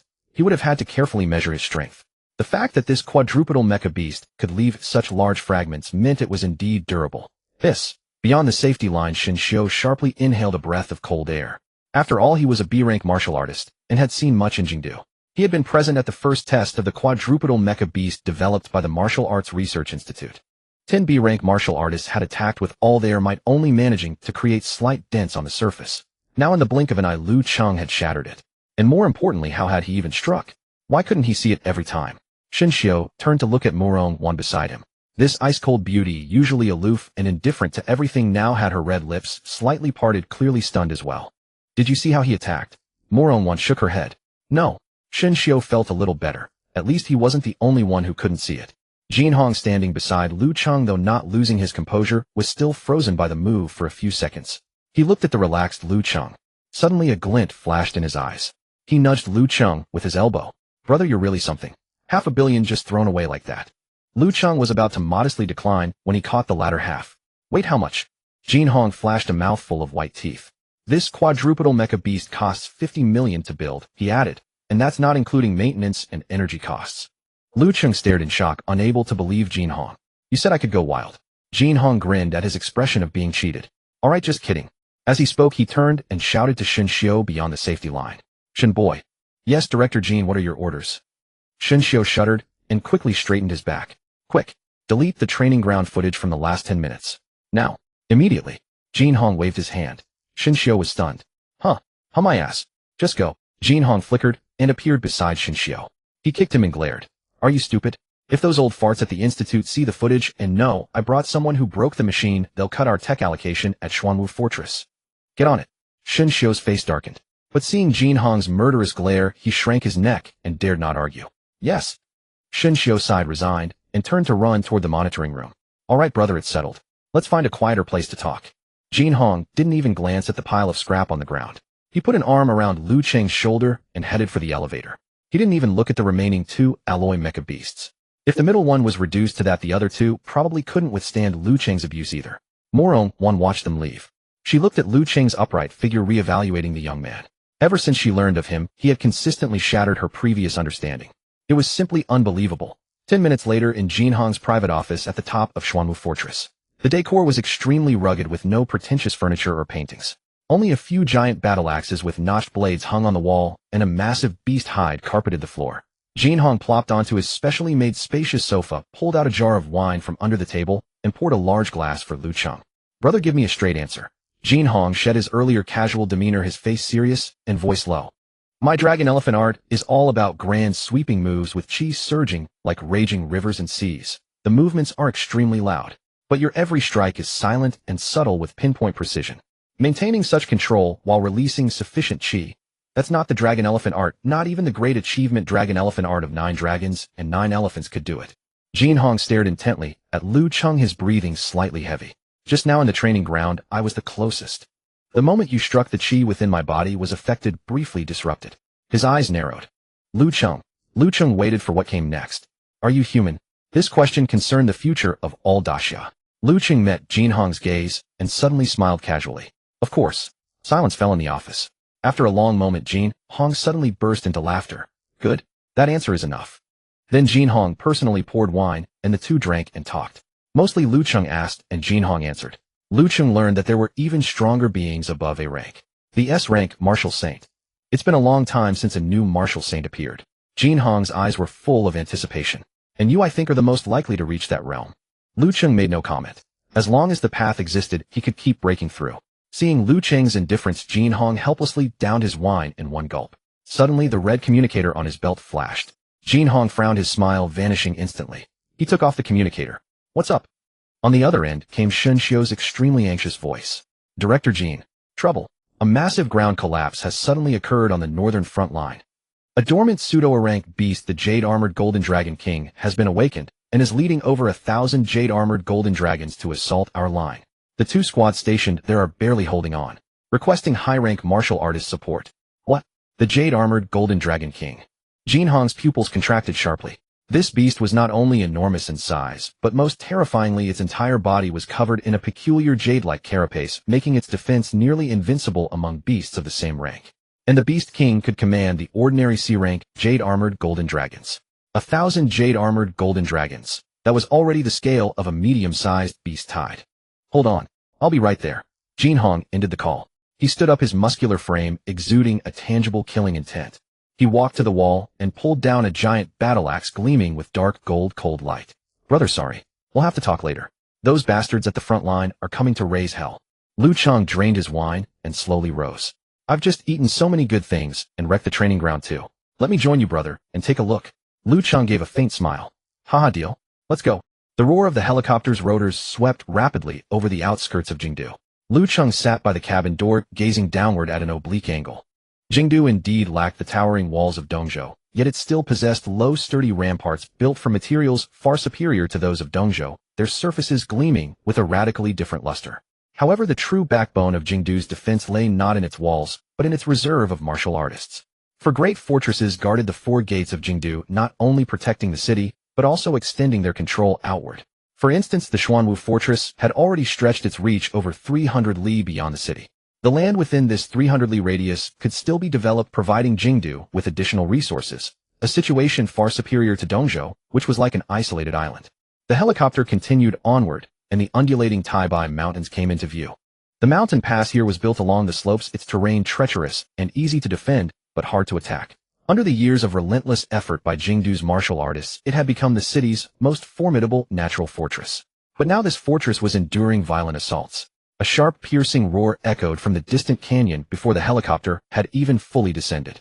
The mountain slopes on both sides of the valley shook wildly as a massive swarm of enormous dark green figures charged along the mountain path like a raging torrent. The Jade-Armored Golden Dragon herd. Their leader, the pseudo-grade Jade-Armored Golden Dragon King, was not leading the charge at the front. Instead, it was exceedingly cunning, lurking in the middle and rear of the beast horde, surrounded by a dozen equally massive B-grade Jade-Armored Golden Dragons. They watched their surroundings warily, shielding the Beast King with an impenetrable defense. With each sharp roar from the jade-armored golden dragon king, the horde responded instantly.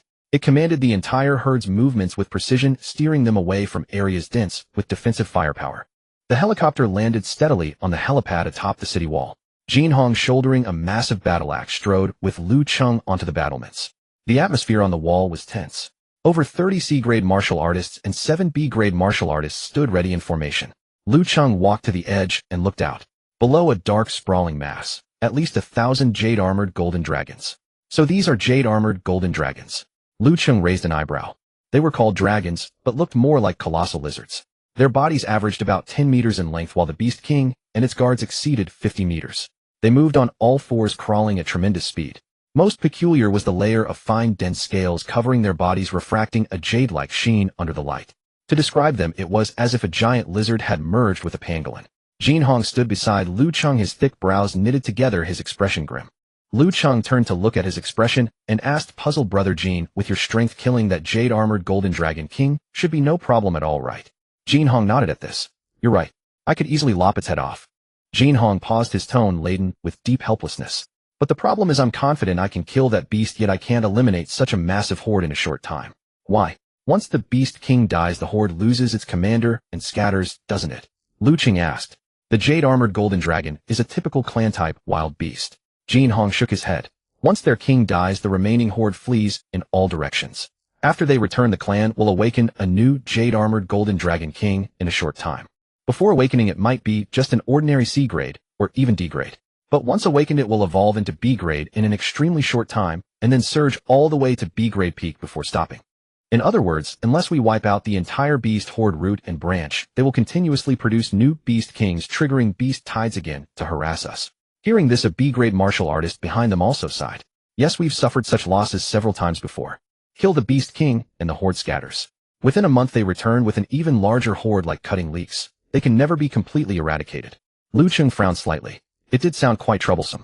This kind of clan talent seemed designed purely for attrition warfare. "So, brother, you mean we must annihilate this entire jade-armored golden dragon clan without letting a single one escape, right?" Lu Cheng asked with a strange expression. "Yes." Jin Hong sighed, then suddenly caught on. He whipped his head around. "Wait, Brother Lu, you don't mean to take them all on alone, do you?" This loud exclamation caused the martial artists preparing for battle around them to turn their heads, in unison, their eyes filled with shock. Holy crap, this young man. He actually wanted to single-handedly fight over 1,000 nearly invincible jade-armored golden dragons. Was he insane? Lu Cheng ignored the strange looks around him. He twisted his neck, a slight smile curling at the corners of his mouth. "Brother Jin, to be honest, since the assessment began, I've never once used my full strength." Lu Cheng casually flexed his wrists, his eyes deep and intense. "I hope these four-legged lizards can offer me some value." Jin Hong looked at the composed Lu Cheng and inexplicably felt a sense of trust. This kid. Jin Hong took a deep breath, gritted his teeth, and said in a low voice, "Fine. Since you have such ambition, old Jin will go crazy with you today. Leave those little four-legged lizards to you, and I'll chop off the jade-armored golden dragon king." "Good." Lu Cheng nodded. "Huh." Jin Hong exhaled like an ox, hefted his dark gold battle axe, and the muscles in his legs tightened instantly. He bent his knees slightly, and in an instant the vital energy within his body erupted. Boom. The main structure of the city wall was made of special alloy, as was the ground beneath their feet. But the moment Jin Hong exerted force, a crater 2 meters in diameter directly split open beneath his feet. Amid flying debris, Jin Hong shot out like an arrow from a bow, trailing a piercing sonic boom as he arced through the air straight toward the jade-armored golden dragon king at the center of the beast horde. Director Jin has made his move. Everyone provide covering fire. The martial artists on the city wall immediately shouted. The battlements were equipped with technological weapons, though they were of little use against the highly defensive jade-armored golden dragons. Better than nothing. While everyone was focused on Jin Hong's earth-shattering charge, Lu Cheng slowly closed his eyes. His consciousness instantly sank into his own body. "Let me see how powerful 3 million mammoth particles are." Lu Cheng took a deep breath and abruptly opened his eyes.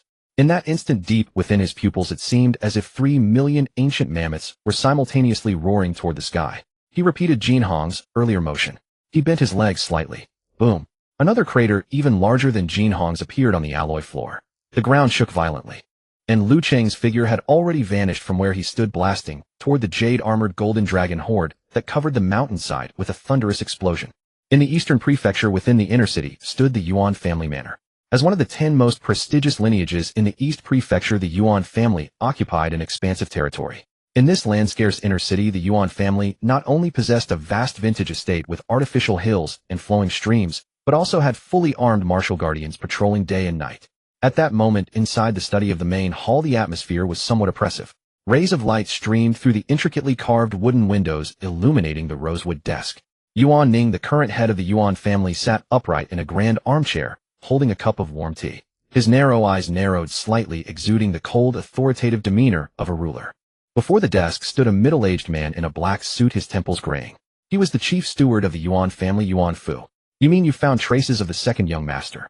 Yuan Ning took a gentle sip of tea, set the cup down, and leaned back in his chair. Yuan Fu bowed slightly, his expression respectful. Yes, Patriarch. A guard of the Yuan family handling affairs in the outer city happened to spot the second young master's backpack there. Yuan Ning tapped his fingers lightly on the desk. Are you certain? His voice turned colder. His second son Yuan Tiancheng had been missing for nearly a month, neither alive nor dead.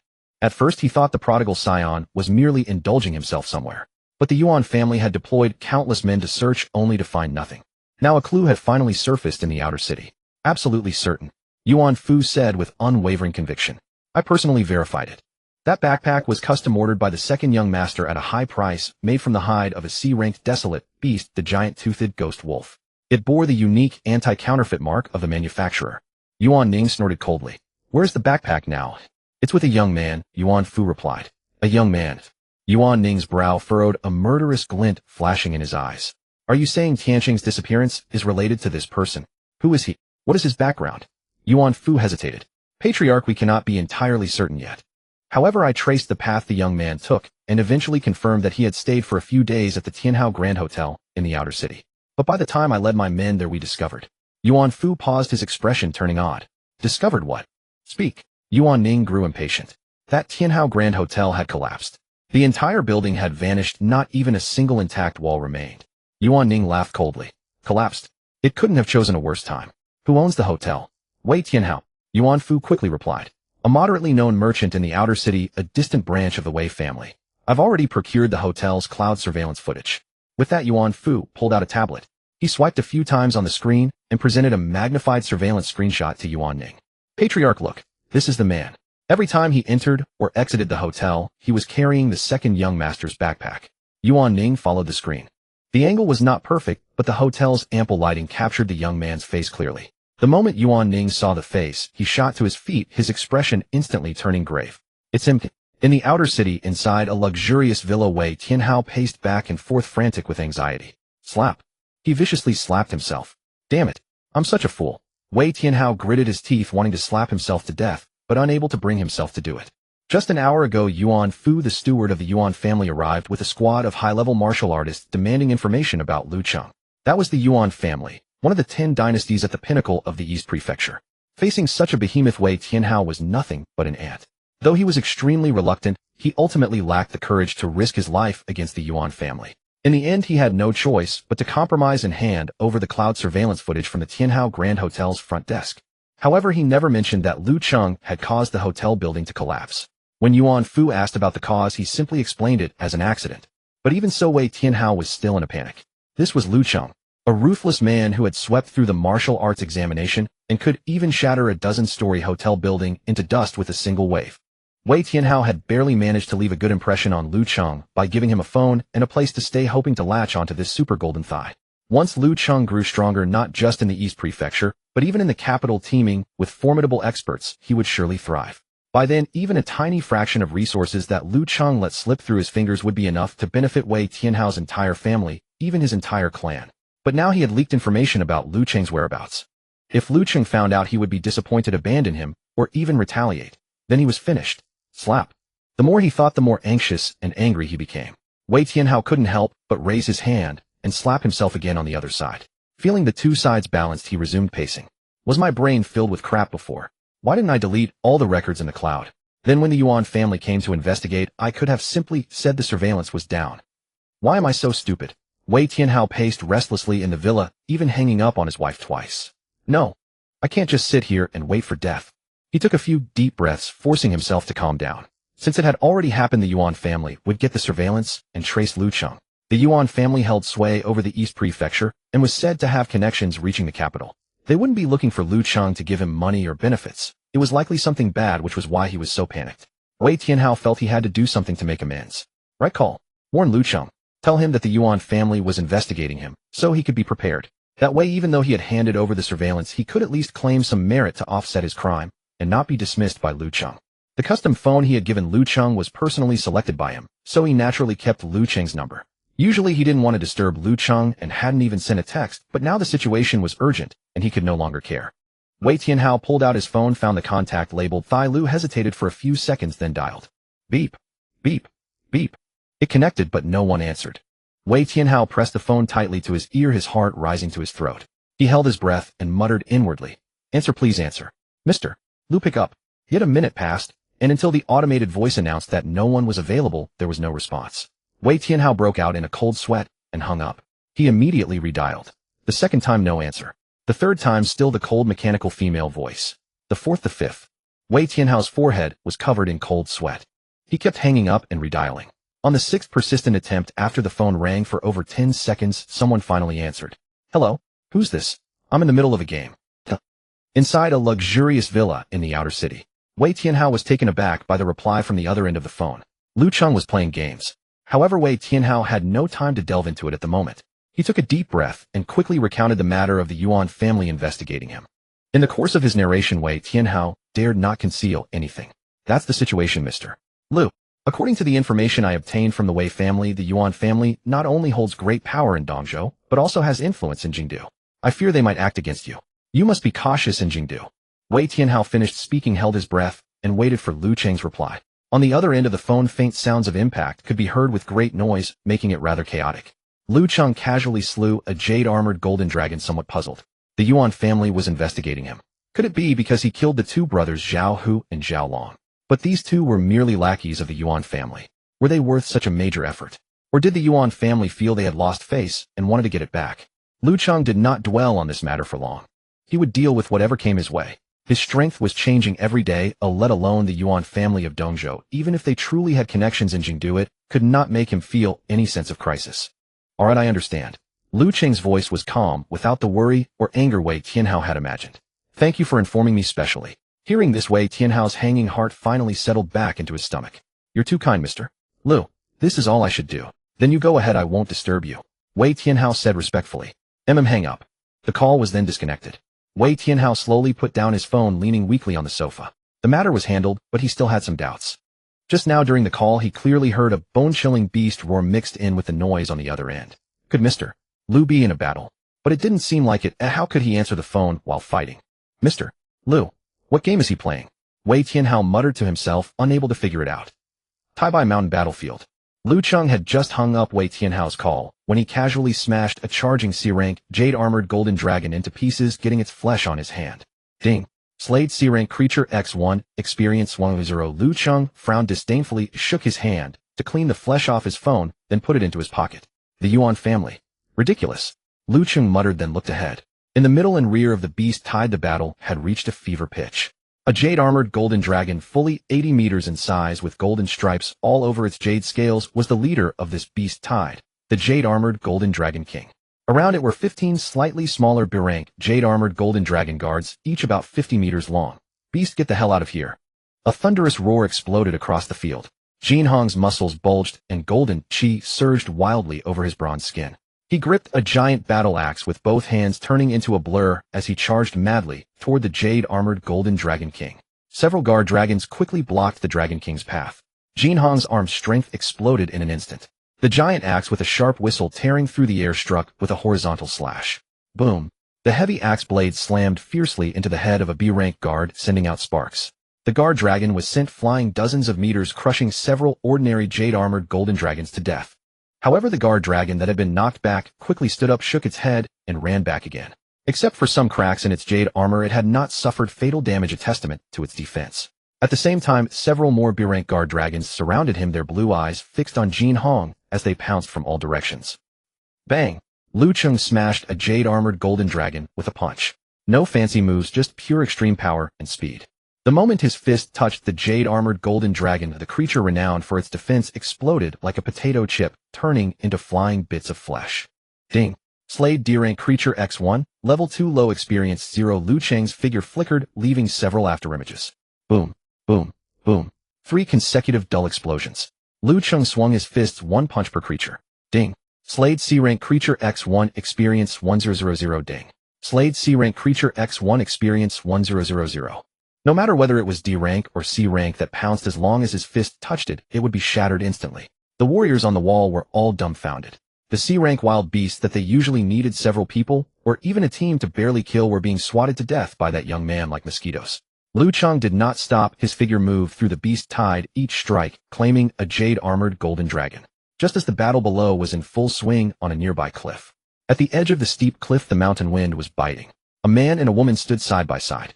From this vantage point, they had an excellent view of the entire beast tide battlefield. On the left stood a cold-faced man, wearing a white stand-collar trench coat with a straight posture.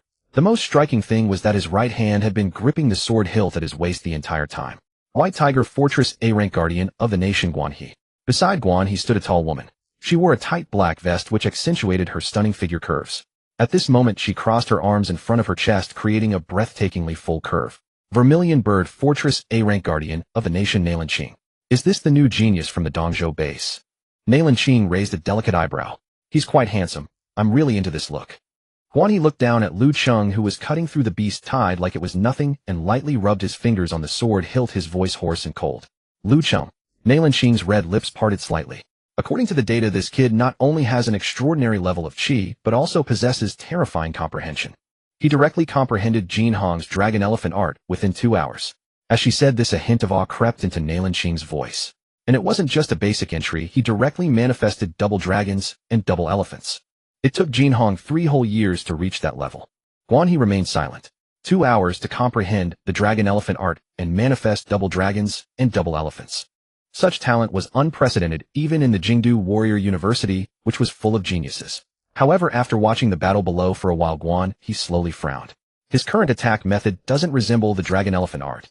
The dragon elephant art was grandiose, each attack accompanied by dragon roars and elephant trumpets, with chi condensed into solid dragon elephant phantoms that could suppress all directions, embodying a domineering force. But what about Liu Cheng below? He showed no dragon elephant phantoms. Each punch looked ordinary without even significant chi fluctuations. Yet that seemingly ordinary punch could instantly shatter a C-rank, jade-armored golden dragon into powder. It didn't seem like the use of chi, but rather a pure extreme. Brute force. On the battlefield, blood mist continuously exploded. Liu Cheng was like a meat grinder, madly reaping the lives of the jade-armored golden dragons. The two stood on the mountain peak, falling into a long silence. At the cliff's edge, the wind remained bitingly cold. Guanhe gazed down at Liu Cheng, who was wreaking havoc below, his expression turning cold. He'd better be human. After uttering these words, he turned and left. Nalan Qing paid him no heed, remaining in her original position, merely murmuring to herself. A humanoid wild beast. On the main battlefield below, the fight had reached a fever pitch. The primary combatants remained Liu Cheng and Jin Hong. The martial artist on the city wall could not intervene, only occasionally firing alloy bullets, adding a bit of dust to the already chaotic scene. Liu Cheng fought with increasing ferocity. No ordinary jade-armored golden dragon could withstand a single blow from his fists. Wherever his fists passed, the sound of flesh and bone bursting filled the air. The system's notifications were almost continuous, the words "experience 1000" flashing wildly. Eventually, Liu Cheng grew tired of looking. His gaze pierced through the dense horde of beasts, locking onto the massive jade-armored golden dragon king at the rear. There, Jin Hong was still being harassed by the guardian dragons. 15 B-grade guardian dragons, each about 50 meters in size, might have looked brutish, but they were extremely cunning. They refused to duel Jin Hong directly, instead using their massive bodies to form a living wall of flesh. As soon as one guardian dragon was forced back by Jin Hong's great axe, several others would immediately pounce from various angles. This cycle repeated, firmly blocking Jin Hong over 100 meters from their leader. What a joke. If old Jin can't even take care of you bunch of four-legged lizards today, they'll laugh their heads off when I get back. Jin Hong had reached his limit, of veins bulged on his forehead. Boom. The next moment, the yuan qi within Jin Hong's body erupted. His eyes blazed with a dazzling golden light in an instant. On his bronze skin, golden yuan qi surged forth like a tsunami, billowing uncontrollably. The earth-grade technique, dragon elephant art. Ayo! Roar! The piercing dragon's cry and the heavy elephant's bellow echoed through the entire canyon almost simultaneously. Behind Jin Hong, a vast expanse of golden light condensed into substance. On the ground, 6 colossal golden elephants stomped the earth. In the air, 6 equally gigantic golden dragons soared upward, their scales vividly detailed, exuding an overwhelming draconic might. This Earth-grade technique, known outside as the most difficult to master in Daxia, now displayed earth-shattering power in the hands of Jin Hong, an A-class protector of the nation. As soon as the 6 dragons and 6 elephants manifested, a terrifying suppressive force swept across the surrounding 100 meters. Thud! Thud! The ordinary D-grade and C-grade jade-armored golden dragons, upon contact with this golden yuan qi, had their bones crack audibly. They were forcibly suppressed, kneeling on the ground, unable even to lift their heads, only letting out terrified whimpers. The dozen or so B-grade guardian dragons bearing the brunt of the attack did not kneel thanks to their formidable strength, but their bodies trembled violently, their speed plummeting by over 70%, making every movement extremely difficult. Roar! Suddenly the jade-armored golden dragon king sensed the threat and let out a cry. The roar spread as sound waves rippling through the surrounding jade-armored golden dragons. Under the influence of these sound waves, the suppressive force pressing down on the guardian dragons was actually weakened by a third. What a beast! It even has such a skill. Jin Hong was slightly surprised.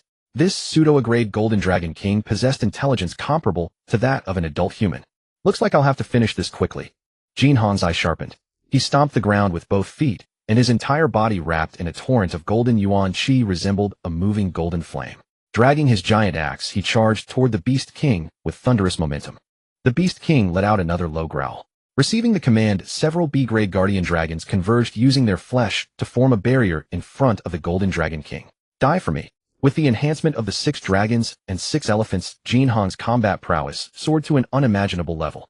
Mid-air, he gripped the dark golden battle axe with both hands and brought it down, without reservation, aiming squarely at the foremost B-grade guardian dragon. Rip! That was the horrifying sound of flesh and bone being violently torn apart. The giant axe, infused with golden yuan qi, extended a blade of light dozens of meters long. With a single swing, he split the guardian dragon from its front shoulder. The massive axe blade continued downward, unstoppable, all the way to the base of its tail. A torrent of blood and entrails sprayed out like a rainstorm. The B-grade guardian dragon collapsed heavily, its life extinguished. I'll kill you, you little bastard. Jin Hong's face was covered in blood, his expression ferocious. After his successful strike, he did not lose momentum. With a bizarre twist mid-air, he leaped and dodged the tail whip attacks of 2 other guardian dragons. Then the axe fell again. Boom, boom, boom. The battlefield erupted with continuous thunderous sounds. In just a few breaths, 3 more guardian dragons were dismembered by Jin Hong. Vast amounts of blood and viscera crashed to the ground, leaving a scene of carnage. No wonder he's an A-class martial artist. Truly extraordinary. In the distance, Lu Cheng, still clearing out the lesser beasts, noticed the commotion. He watched Jin Hong, who was slaughtering his way through, and nodded inwardly. Being an A-class protector of the nation indeed meant having real skills. Killing B-grade wild beasts was like slicing vegetables. In that case, I should start getting serious too. Lu Cheng stopped. He casually slapped a D-grade, jade-armored golden dragon that lunged at him from the side, shattering it. Up to this point in the battle, he had only used pure physical strength. The 3 million elephant particles were active within him, but had not been activated. Now that he saw Jin Hong pulling out all his tricks, he felt a surge of excitement at the prospect of a good fight. Lu Cheng closed his eyes, his consciousness sinking inward. Within his body, in the boundless ocean of particles, 3 million particles were now shimmering. Still, he did not intend to use all of them. Instead, he directly summoned 1 million of the giant elephant particles. Crack! The moment those 1 million elephant particles awakened, the ground beneath Lu Cheng's feet, no, the entire canyon floor, suddenly sank by half a meter. Then a scene that would be etched into everyone's memory forever unfolded. Behind Lu Cheng, the very void began to warp severely. From within the twisting black void, a colossal figure, too massive for words, emerged little by little, carrying an ancient noble aura. An ancient giant elephant. This elephant was a full kilometer in height. When it fully materialized, its immense body blotted out the sky.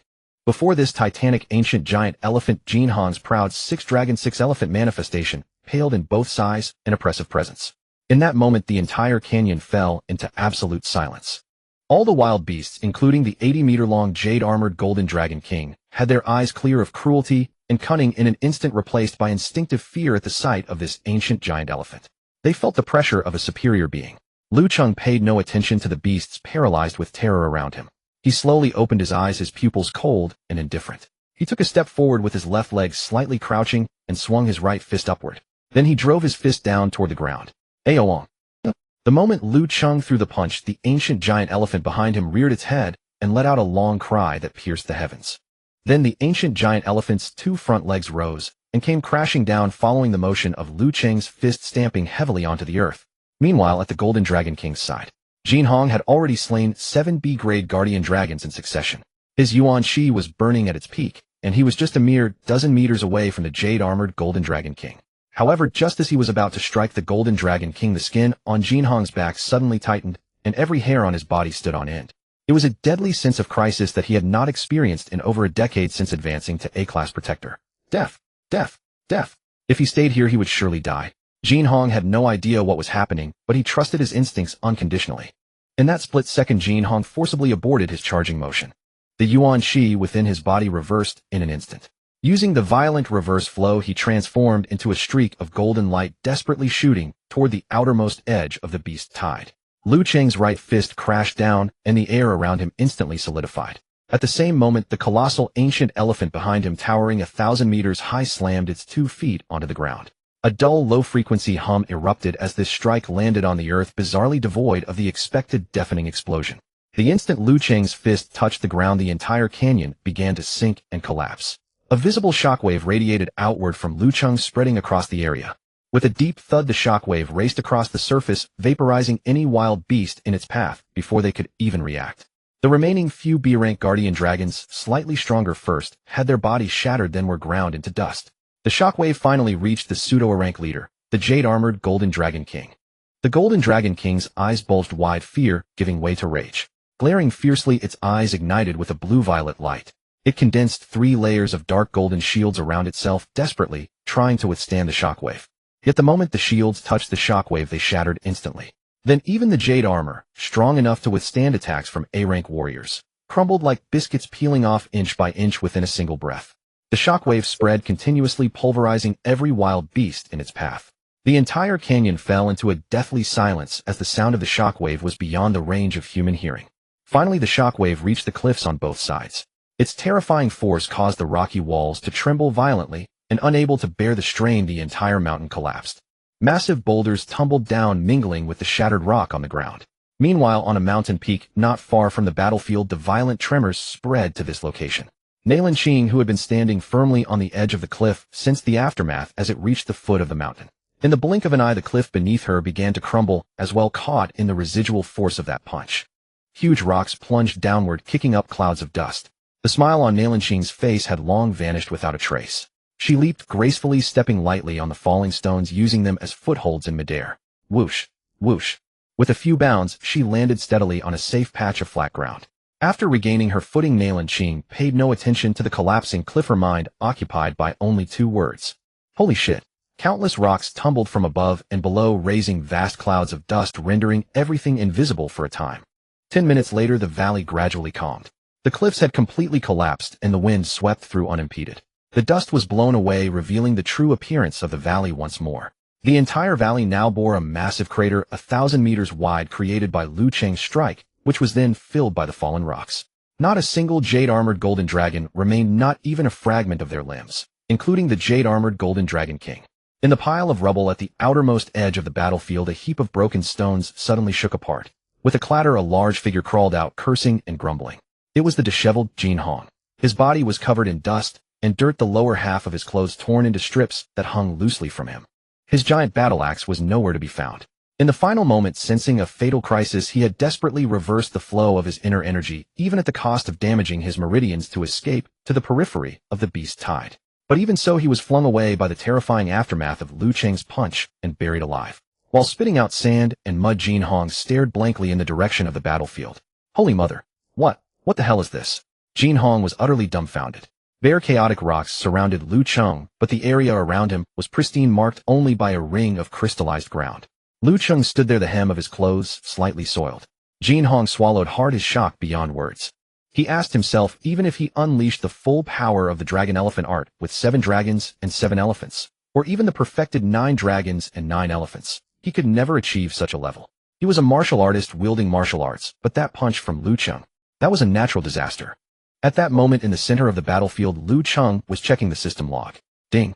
Killed C-rank creature X1, EXP, 1000. Ding. Killed B-rank creature X1, EXP, 1000.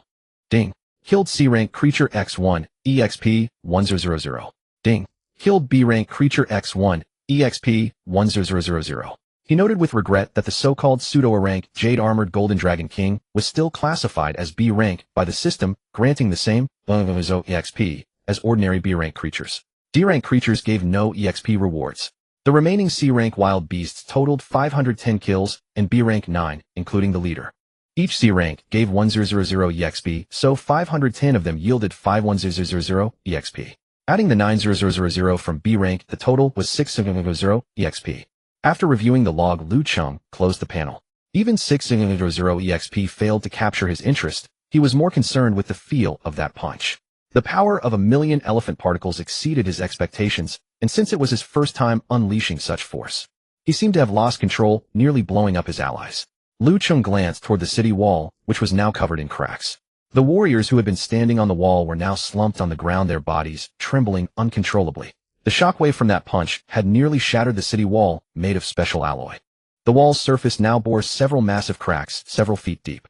The heavy defensive cannons and detection instruments along the defense line were largely paralyzed by the terrifying impact. Gulp.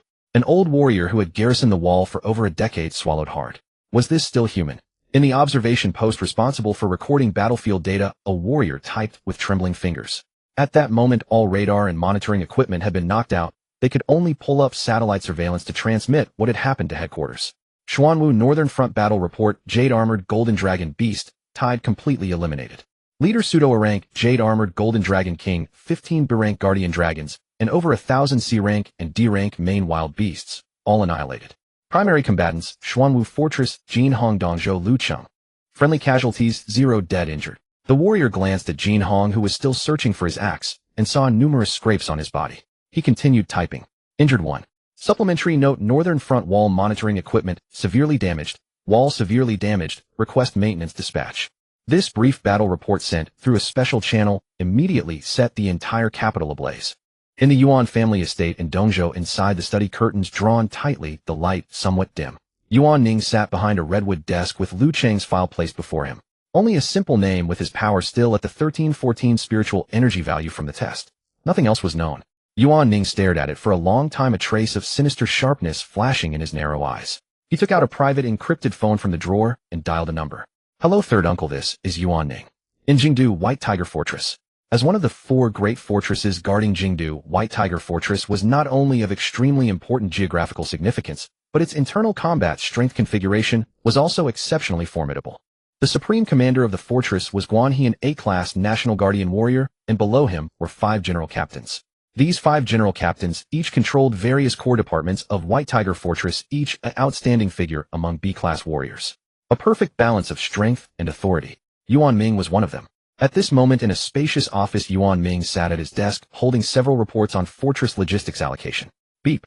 The tablet on his desk flickered, and from the notification, it should be the latest battle report from Black Tortoise Fortress. In Jingdu, battle reports among the major fortresses were shared not only to understand the overall situation and summarize combat experience, but also with an underlying sense of competition. Yuan Ming was about to reach for the tablet to check the battle situation of Black Tortoise Fortress. Suddenly, the private phone placed aside vibrated. Seeing the 2 characters, Yuan Ning, displayed on it, Yuan Ming raised his eyebrows, turned his hand, and picked up the phone first. Nephew, why the sudden call? Something happened in Dongzhou. Yuan Ming leaned back in his chair, looking somewhat relaxed.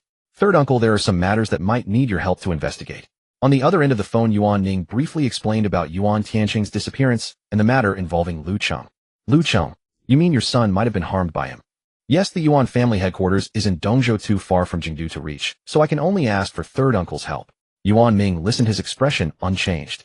As one of the pillars of the Yuan family, he had been stationed at White Tiger Fortress in Jingdu for years. He was not very familiar with the younger generation of the Yuan family in Dongzhou, especially Yuan Ning's second son Yuan Tianqing, who seemed only a prodigal. There was hardly any emotional attachment. Whether he lived or died meant little to Yuan Ming. However, no matter how worthless Yuan Tianqing was, he was still of the Yuan family bloodline, a direct descendant. A young man who appeared out of nowhere. If he truly killed Yuan Tianqing and brazenly carried the relics around, that would be trampling on the Yuan family's dignity. In Daxiao, the prestige of noble families was not to be challenged. Wait a moment, let me check. Yuan Ming did not immediately agree, but instead opened an internal inquiry system on his desktop computer. As one of the general captains of White Tiger Fortress, he possessed extremely high authority. Except for a few dozen people, he could access information at any time. Yuan Ming's fingers flew across the keyboard. The screen flickered slightly, and all information about Lu Cheng during the Dongzhou Grand Examination instantly popped up. Yuan Ming glanced over it briefly. 1314 Initial Spiritual Energy Value. Mastered the Dragon Elephant Art of Double Dragon and Double Elephant. Tentatively designated as an A-Class National Guardian Warrior Seed. Yuan Ming saw the S-Class encryption marked on the screen and nodded in approval. Truly a genius. Even in initial spiritual energy value, he surpassed that person. But soon his eyes turned cold again. He had seen many geniuses eat every year. Countless geniuses from Jingdu Martial Arts University were plugged into White Tiger Fortress.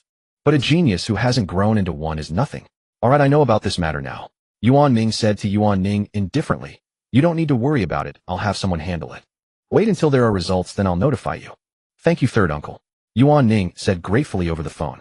Yuan Ming hung up immediately. He sat in his chair pondering for 2 seconds, then picked up the phone again and dialed another number. After only one ring, the other side answered with a respectful male voice. Team Leader Yuan, you're looking for me. Little Zhou, help me with one thing.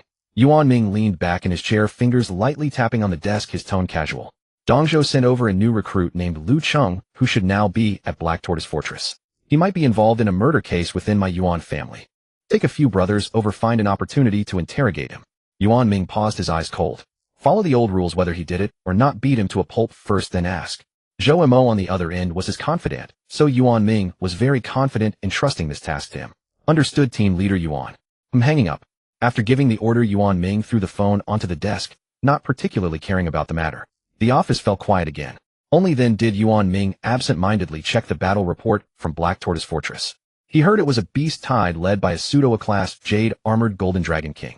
With Director Jin's strength, it shouldn't be a big problem. Perhaps only ordinary warriors would suffer more losses. Yuan Ming speculated, as such, his finger lightly sliding on the tablet screen. He opened the battle report details and started reading. North Line Battle Report of Black Tortoise Fortress. The Jade Armored Golden Dragon Beast Tide has been completely cleared. Commander Pseudo-A-Class Jade Armored Golden Dragon King, 15 B-Class Escort Dragons, and over 1,000 C-Class and D-Class Main Force Wasteland Beasts, all annihilated. Yuan Ming saw this, a smile of expectedness still on his lips, thinking no wonder Director Jin. But when his gaze continued down to the specific personnel involved, his smile suddenly froze. Main Combat Personnel Jin Hong from Black Tortoise Fortress, Lu Cheng from Dongzhou. Our casualties 0 dead, 1 wounded. Below was also attached a satellite surveillance video. Yuan Ming stiffly opened the video, looking at the scene like a natural disaster. Cold sweat streamed down Yuan Ming's forehead and temples in large drops. Within just a few breaths, he felt his back completely soaked with cold sweat. One punch flattened the Jade Armored Golden Dragon Tide in the canyon. Yuan Ming felt his mind go blank with a buzzing in his ears. Damn it! Yuan Ming cursed loudly, throwing the tablet, flying trembling as he grabbed his own phone. He quickly found Zhou Mo's number and dialed directly. Pick up the phone. Pick up the damn phone. Yuan Ming paced frantically in the office, his face as pale as paper, until after several seconds, a emotionless mechanical prompt came from the phone. Sorry, the number you dialed is switched off. He suddenly remembered. For safety, he had set a rule with Zhou Mo and the others communicate via special phones before and after missions, but absolutely no contact during missions. This rule had helped him avoid countless investigations. But now this rule would be his doom. Yuan Ming shivered all over his hands and feet, ice cold. Zhou Mo, fuck your grandmother. Don't you dare die so quickly. Yuan Ming cursed profusely, angrily bursting open the office door and ran out wildly. The dust settled in the canyon. Lu Cheng leaped back onto the city wall and strode toward the helicopter landing pad where he had arrived. As he walked, the atmosphere grew strangely tense. Warriors from every region instinctively tensed as Lu Cheng passed by. Everyone unconsciously stepped aside, clearing a broad path before him. The gazes they cast at Lu Cheng were utterly different from the looks they had given him when he was a newcomer. Lu Cheng paid little attention to those stares. With his hands in his pockets and a calm expression, he walked through the passage and returned directly to the helicopter area. Before long, Jin Hong also returned. This ordinarily imposing A-rank guardian of the nation now had blood and dirt on his upper body, and he carried his battle axe over his shoulder. The axe, once gleaming with a dark gold luster, was now caked with mud, and its edge had curled.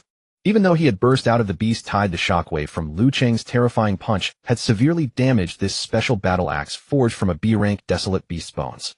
Thinking of the difficulty in repairing the weapon, Jin Hong's face twitched, and he sucked his teeth in pain. The two boarded the helicopter and soon returned to Xuanwu Fortress. Inside Jin Hong's office, once the door closed, it cut off everything outside. Jin Hong had sent the battle axe for repairs and now slumped onto the sofa. Lu Cheng sat opposite him, and the room fell into silence. For a while they just sat there staring at each other. Seeing the resentment in Jin Hong's eyes, Lu Cheng looked embarrassed. He spoke awkwardly. Brother Jin, don't look at me like that. I'm scared. Hearing this, Jin Hong laughed in exasperation. Oh, you're scared? Why weren't you scared when you annihilated the jade-armored golden dragon tide?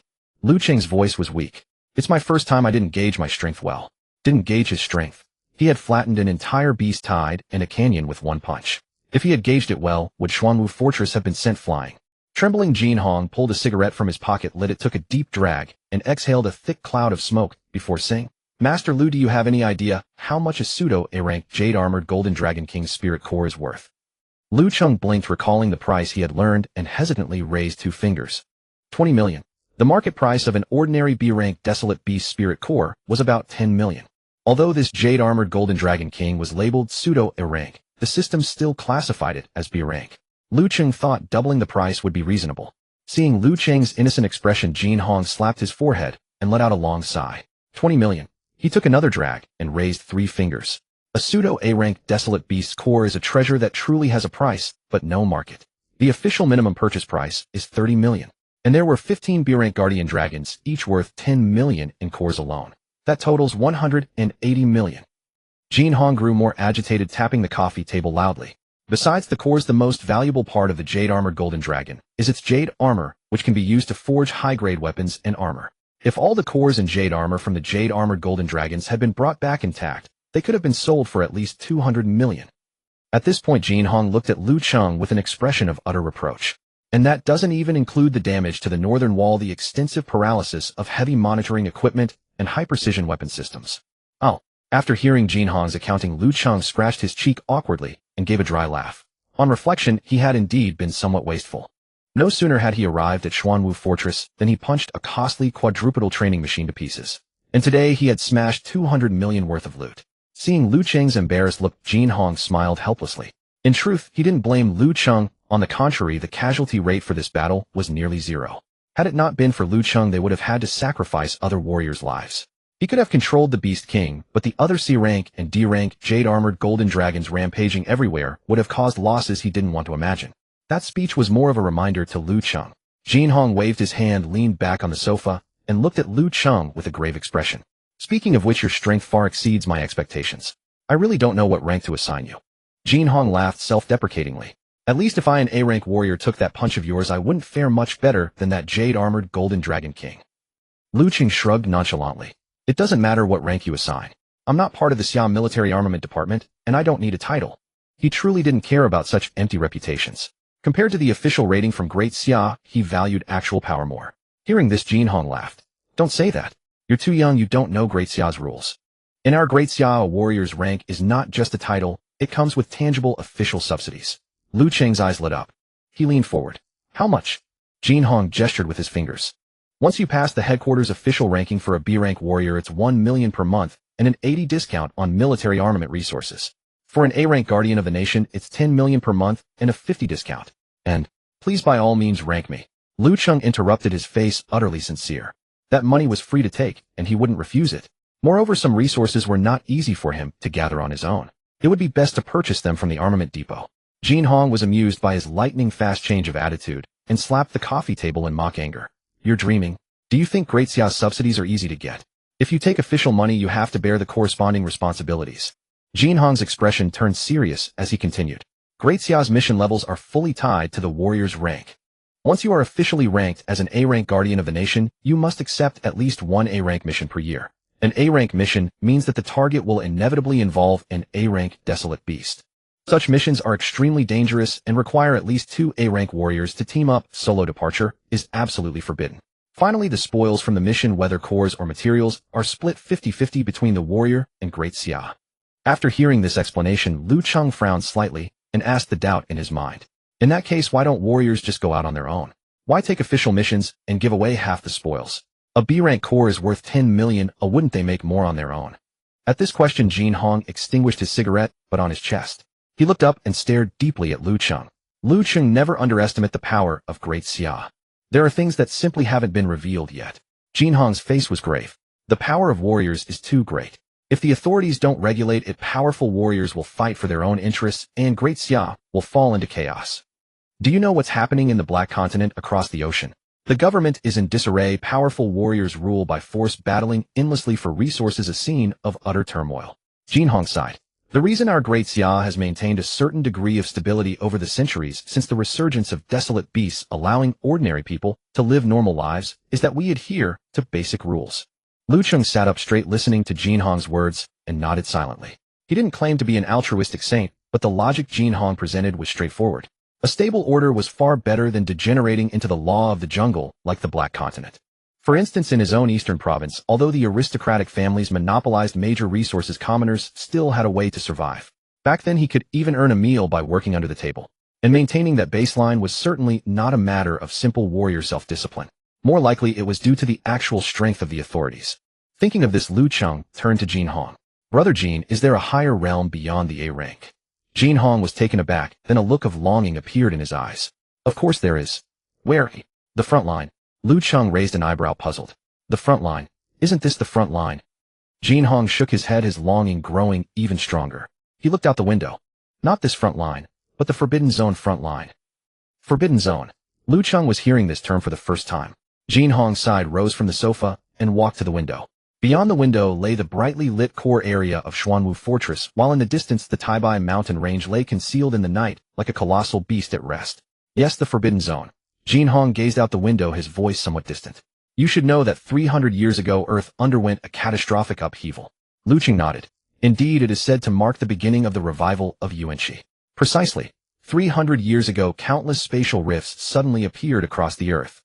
Endless barbarian beasts poured through those rifts, launching frenzied attacks upon human settlements. In that first contact, they caused the deaths of 30% of humanity. Fortunately, heaven never seals off all paths. Along with the barbarian beasts flooding into Earth, came Yuanxi, a peculiar form of energy. It was precisely through Yuanxi that humanity ushered in the martial era, carving a path of survival right from the jaws of the barbarian beasts. Lu Cheng listened in silence. These were hardly secrets. And the Forbidden Zone refers to the area closest to those spatial rifts. Jin Hong's expression grew exceedingly grave. That is the stronghold of countless powerful barbarian beasts. The Yuanxi concentration there is dozens or even hundreds of times richer than the outside world. Equally, it is extremely chaotic. Within the Forbidden Zone, A-rank barbarian beasts are hardly rare. Moreover, legend speaks of S-rank beasts dwelling there, the terrifying beings known as Beast Emperors. Jin Hong spread his hands and offered a somewhat helpless laugh. As for what the Forbidden Zone actually looks like, I don't truly know myself. I have only dealt with those creatures that have leaked out from it. I have never entered the Forbidden Zone myself. He returned to the sofa and sat down, continuing, there are many spatial rifts across Earth today, but only 7 major Forbidden Zones pose an existential threat to human civilization as a whole. Each of the 7 federations is responsible for guarding one. In our case, Xia is entrusted with the nearest one, the Kunlun Forbidden Zone. Jin Hong drew a deep breath. Within the Kunlun Forbidden Zone lie numerous high-rank barbarian beasts, and even S-rank beast emperors. Only the personal garrison of an S-rank martial saint, an existence beyond A-rank, can prevent those terrifying beasts from emerging and wreaking havoc across Xia. Martial saint. Lu Cheng pressed his lips together. So A-rank is surpassed by the martial saint realm. Jin Hong's eyes were filled with longing and deep reverence. My understanding of the martial saint realm is also limited. Breaking through from A-rank to S-rank requires more than merely piling up Yuanxi. One must comprehend and awaken one's own domain. Only a martial artist who has condensed a domain can attain the title of martial saint. Within their domain, a martial saint is an absolute deity wielding clouds with a flip of a hand and rain with a turn of another. Jin Hong sighed and patted his own thigh. As for me, I haven't even reached the threshold of a domain. Lu Cheng sat on the sofa lost in thought. He could certainly crush B-rank opponents, and A-rank should not be a problem either. But what exactly S-rank entailed he still did not know, nor did he understand this so-called domain. Indeed, I am still not strong enough. Lu Cheng's self-assessment grew clearer. He needed more time to cultivate and grow. He set a new goal: become an S-rank martial saint. Jin Hong glanced at the electronic clock on the wall and gestured toward Lu Cheng. That's enough for today. You've been busy all day, so return and rest. I have already instructed Shinshio to arrange your accommodations. If you have any questions or need anything, simply find Shinshio. Very well, thank you, Elder Jin. Lu Cheng showed no pretense, rose to bid farewell, and turned to leave.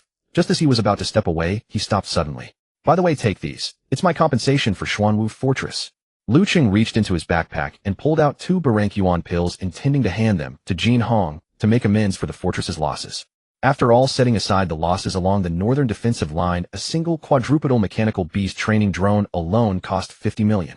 Jin Hong's eyes widened slightly at the fist-sized pills, though he asked no further questions. Enough. That counts as normal operational loss. Why are you so insistent on compensating? Jin Hong refused without hesitation. Though I must say, I didn't expect your backpack to be crafted from the hide of a C-rank barbarian beast, the great-toothed phantom wolf. That requires considerable craftsmanship.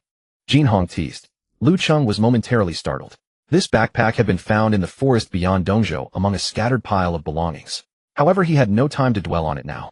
He continued pressing the yuan pills into Jin Hong's hand. After a lengthy back and forth, Jin Hong still refused to accept them. In the end, Jin Hong simply pushed Lu Cheng out of the office. Outside the door, the tall and upright Shen Xiu had been waiting for quite some time. Seeing Lu Cheng emerge, a warm smile immediately graced Shen Xiu's face. Mr. Lu, Director Jin has already explained everything. Your quarters are in room 211. Please follow me. Shen Xiu's courtesy bordering on excessive. As a mid-to-senior official of Xuanwu Fortress, he was naturally aware of the Northern Front incident. In his eyes, Lu Cheng was no longer merely a genius, but had been reclassified into the same category as Jin Hong. After speaking, Shen Xiu led the way. Lu Cheng smiled faintly and fell into step beside him, hands tucked into his pockets. At the periphery of Xuanwu Fortress, within an abandoned watchpost. Boss, we're inside Xuanwu Fortress's sector. A lean martial artist with an ear-piercing scratched his yellow hair and turned his head somewhat worriedly toward the tall man leaning against the wall behind him. Without authorization, we can't even breach the main gate. How are we supposed to find this kid named Lu Cheng? The tall man addressed as boss was none other than Zhou Mo, Yuan Ming's trusted confidant. At this moment, Zhou Mo had an unlit cigarette dangling from his lips, leaning against the wall. Hearing the blond man's complaint, Zhou Mo said nothing. Instead, he narrowed his eyes slightly and fell into quiet contemplation. Forcefully storm into Xuanwu Fortress to snatch him. Come now. He wasn't a fool. Though he enjoyed certain minor privileges as Yuan Ming's confidant, he was well aware of Dxia's ironclad laws. Each major fortress maintains its own jurisdiction. Internal sectors are equivalent to top military restricted zones. Moreover, the commander of Xuanwu Fortress is Jin Hong, notorious for fiercely protecting his own. If he truly went mad and infiltrated the fortress to seize their newly recruited member, Jin Hong would chop him in a fine mince. Zhou Mo removed the cigarette from his mouth and tucked it behind his ear. Wait. Zhou Mo coldly uttered a single word. Huh. The blond man froze. Zhou Mo rose to his feet, and one of his subordinates immediately stepped forward to brush the dust from his back. I refuse to believe that a penniless kid with no background who arrived from Dongzhou can stay hidden within Xuanwu Fortress forever. Lu Cheng stayed within Xuanwu Fortress for 3 whole days. During those 3 days, the aftershocks from the incident at Northline Gorge had not yet fully subsided. Many high-ranking officials were actively probing for details about what had transpired, while the person at the center of it all, Lu Cheng, never left his room once. He was leveling up frantically, or rather he was pouring points into his abilities. System continue. A slight pulse stirred within Lu Cheng's mind as he issued the command. The experience values on the system panel began to flash wildly. This time Lu Cheng dumped 7 million points of experience all at once. A low hum resonated through the air. The surrounding space subtly warped. Within Lu Cheng's body, elephant particles rapidly expanded. 3 million, 5 million, 10 million. Only when all 7 million planned experience points were exhausted did he pause. He clenched his fist, hearing a series of sharp cracks from his knuckles. Feeling the surge of power coursing through his body, Lu Cheng smiled with satisfaction. He now harbored a full 10 million elephant particles within his being. But could 10 million elephant particles truly match an S-tier martial saint?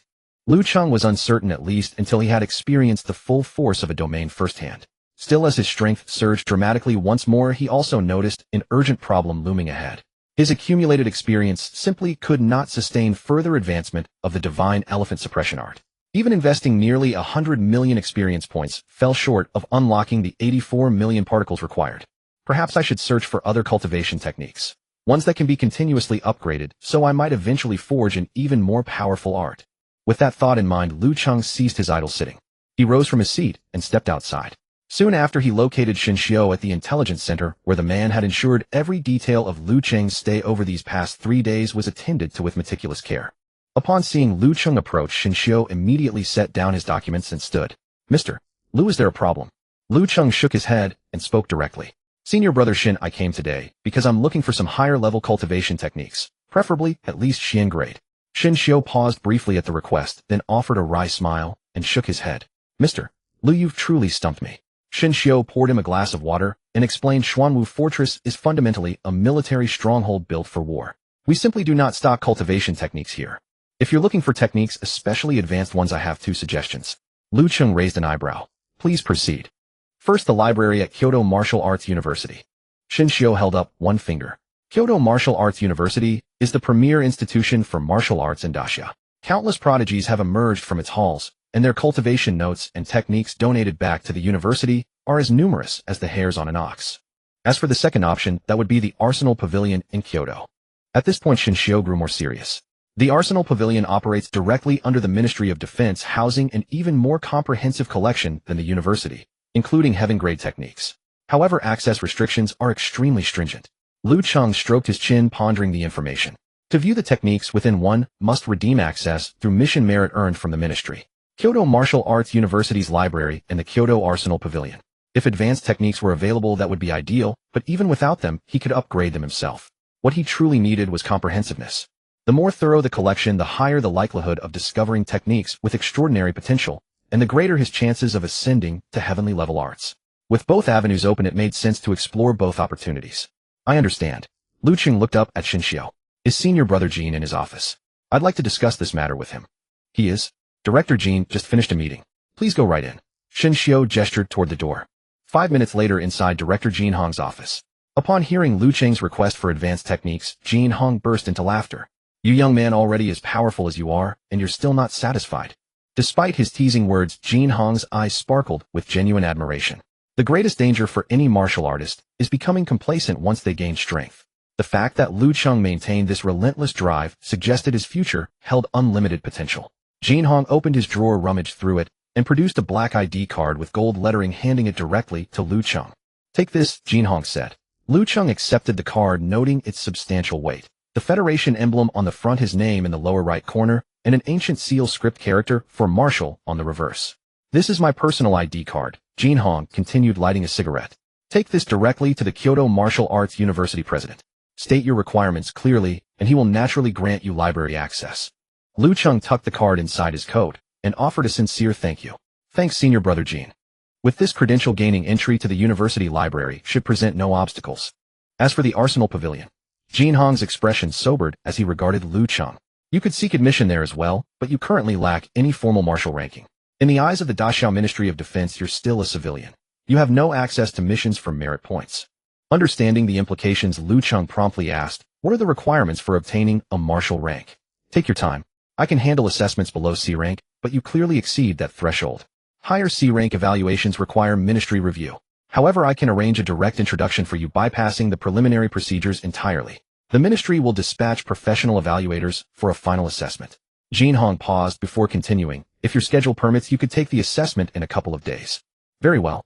I'll visit the university first today and return for the rank assessment afterward. After thanking Jean Hong, Lu Cheng wasted no time. Accompanied by Shinshio, he made his way to the gates of Xuanwu Fortress. Shinshio gestured toward the training area, hoping to assign 2 guards for Lu Cheng's protection. But Lu Cheng declined the offer.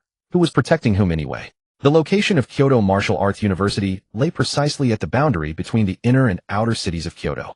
As the capital of Dacia and the heart of the entire federation, its territory was staggering. Like other major cities, it was divided into inner and outer districts. The sole distinction was that Kyoto lacked slums entirely. While the outer city boasted its own prosperity, it was primarily inhabited by lower-rank martial artists. The inner city, however, served as the true power center, home to Dacia's leadership, elite families, and senior cultivators. Lu Cheng borrowed an off-road vehicle from Shinshio and drove toward Kyoto Martial Arts University. 10 kilometers away from the fortress, inside a deserted watch post. Yellow Hair rubbed his crusty eyes and glanced at the tablet in his hands, a monitor connected to surveillance equipment tracking the entrance to Xuanwu Fortress around the clock. Boss, look, he's out. Yellow Hair bellowed at the top of his lungs.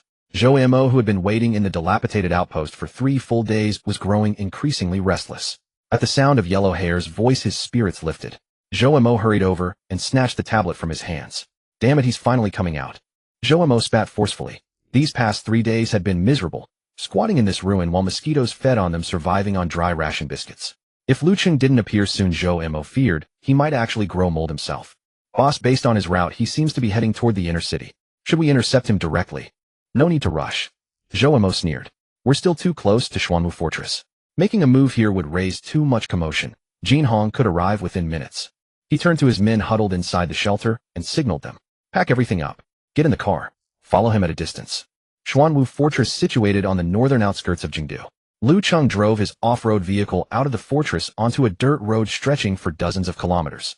The road surface, long subjected to the heavy tread of armored vehicles and troop carriers, was riddled with potholes and ruts. Yet to the off-road vehicle, it was as smooth as rolling on flat ground. Seated in the driver's seat, Lu Cheng rested one hand on the steering wheel, while the other casually hung over the edge of the window. A melodious old song played softly from the car's speakers. He was in no hurry, driving leisurely forward. After about 30 kilometers, the dirt road began to narrow, and the distant silhouette of Chengdu's outer city walls gradually came into view. It was at this moment that Lu Cheng cast a casual glance at the rearview mirror. Interesting. A faint smirk tugged at the corner of his mouth. 3 black cars had been tailing him for quite a while. He wasn't blind. Lu Cheng pressed his right foot down, sinking the accelerator deeper. The off-road vehicle's engine roared to life, its speed instantly surging to 110 kilometers per hour as it shot forward. In the rearview mirror, the 3 black cars accelerated in tandem. Seeing this, Lu Cheng's smirk widened. He slowly released the accelerator, letting the vehicle decelerate once more. As expected, the following cars also slowed down, maintaining their original distance. "They're after me," Lu Cheng confirmed in his mind. Withdrawing his gaze, Lu Cheng quickly reviewed his mental list. The only people he had offended were the Yuan family. He recalled Wei Tianhao's deliberate warning. Looks like the Yuan family is here to pick a fight. There was no hint of panic in Lu Cheng's eyes, only a hint of eager anticipation. Not far ahead lay the checkpoint into the outer city. If he entered the outer city, the area would be crowded with people and under strict management. It would be inconvenient for the other party to make a move, so Lu Cheng decided to give them an opportunity. He abruptly yanked the steering wheel to the right. With a screech of tires, the off-road vehicle veered off the main road and plunged into the wilderness on the right side. Seeing Lu Cheng voluntarily drive into the wild, the 3 black cars behind abandoned all pretense. They roared in unison, kicking up clouds of dust, and flanked him in a triangular formation. Lu Cheng, leading the way, spotted an open clearing and slammed on the brakes. With a screech, the off-road vehicle came to a steady halt in the center of the clearing. He pushed open the door, casually swung it shut, and then stood with his hands in his pockets, leaning back against the door, his expression calm as he waited. Boom, boom, boom. The 3 cars finally caught up, racing into the clearing at high speed. Accompanied by the screech of brakes, they formed a semicircular encirclement, trapping Lu Cheng's vehicle. Doors swung open in unison. 7 men stepped out swiftly. As soon as they disembarked, they quickly dispersed into positions, subtly forming a coordinated attack formation that sealed off all of Lu Cheng's escape routes. Each man emanated ripples of primal energy, their expressions hostile. Zhou Mo crossed his arms, his chin slightly raised, scrutinizing Lu Cheng with a judgmental gaze. Huang Mao glanced at his boss, seeing he remained silent, then stepped forward and spoke. "You're called Lu Cheng, right? Quite the homebody, huh? You know we've been eating compressed biscuits for 3 days waiting for you." "Aye." Before Huang Mao could finish, Zhou Mo's face darkened, and he delivered a swift kick to Huang Mao's backside. "Shut up." Zhou Mo shot Huang Mao a cold glare. As Yuan Ming's trusted henchman, he never wasted words before doing dirty work. Villains die because they talk too much. He understood that principle better than anyone. His task was to take Lu Cheng away, and every extra word was a waste of time. Zhou Mo twisted his neck, joints cracking audibly. He took a step forward, and primal energy spread beneath his feet, causing the gravel on the ground to tremble slightly. Primal energy surged wildly within Zhou Mo's body, pale white energy enveloping his palms. Throughout it all, Lu Cheng remained utterly composed, calmly appraising the men before him. A C-rank martial artist. In his perception, Zhou Mo's primal energy fluctuations, though seemingly strong, were at most that of an ordinary C-rank. How did someone with such strength dare to come after him? Didn't they know about the beast tide? He had already killed hundreds of C-rank beasts. Zhou Mo's palms had reached the peak of their charge. Just as he was about to strike, rumble, a violent roar sounded from above. Accompanied by a deafening noise, a shadow fell over everyone. It was a black special operations helicopter, completely unmarked. The massive rotor blades whipped up a gale, sending sand and stones flying in all directions, and everyone's clothes flapped noisily in the wind. Lu Cheng had actually noticed the helicopter's approach long before, but he didn't pay it much mind, merely curious as to why the Yuan family would dispatch a special operations helicopter just to deal with him. Thus he waited calmly, eager to see what these people intended to do. Upon seeing the helicopter's design, Zhou Mo's expression shifted dramatically, and he halted his movements. Confused, he looked up at the sky. The helicopter's door was suddenly yanked open. Then a figure wreathed in blue primal energy plummeted directly from above. Boom! The ground shook violently, sending up a thick cloud of dust. When the dust cleared, a crater 3 meters in diameter and half a meter deep was revealed. In the center of the crater, a lean, middle-aged man knelt on one knee. "Captain Yuan." Zhou Mo was stupefied as he recognized the figure. It was Yuan Ming himself. Could it be that Captain Yuan intends to handle this personally? Zhou Mo thought, then quickly said, "Captain Yuan, Rest assured we've had this kid under control the whole time. I was just about to strike. Get lost. A furious roar erupted. Huh. Zhou Mo's words died in his throat. He looked up to see Yuan Ming's face twisted with rage, as if he wanted to devour him alive.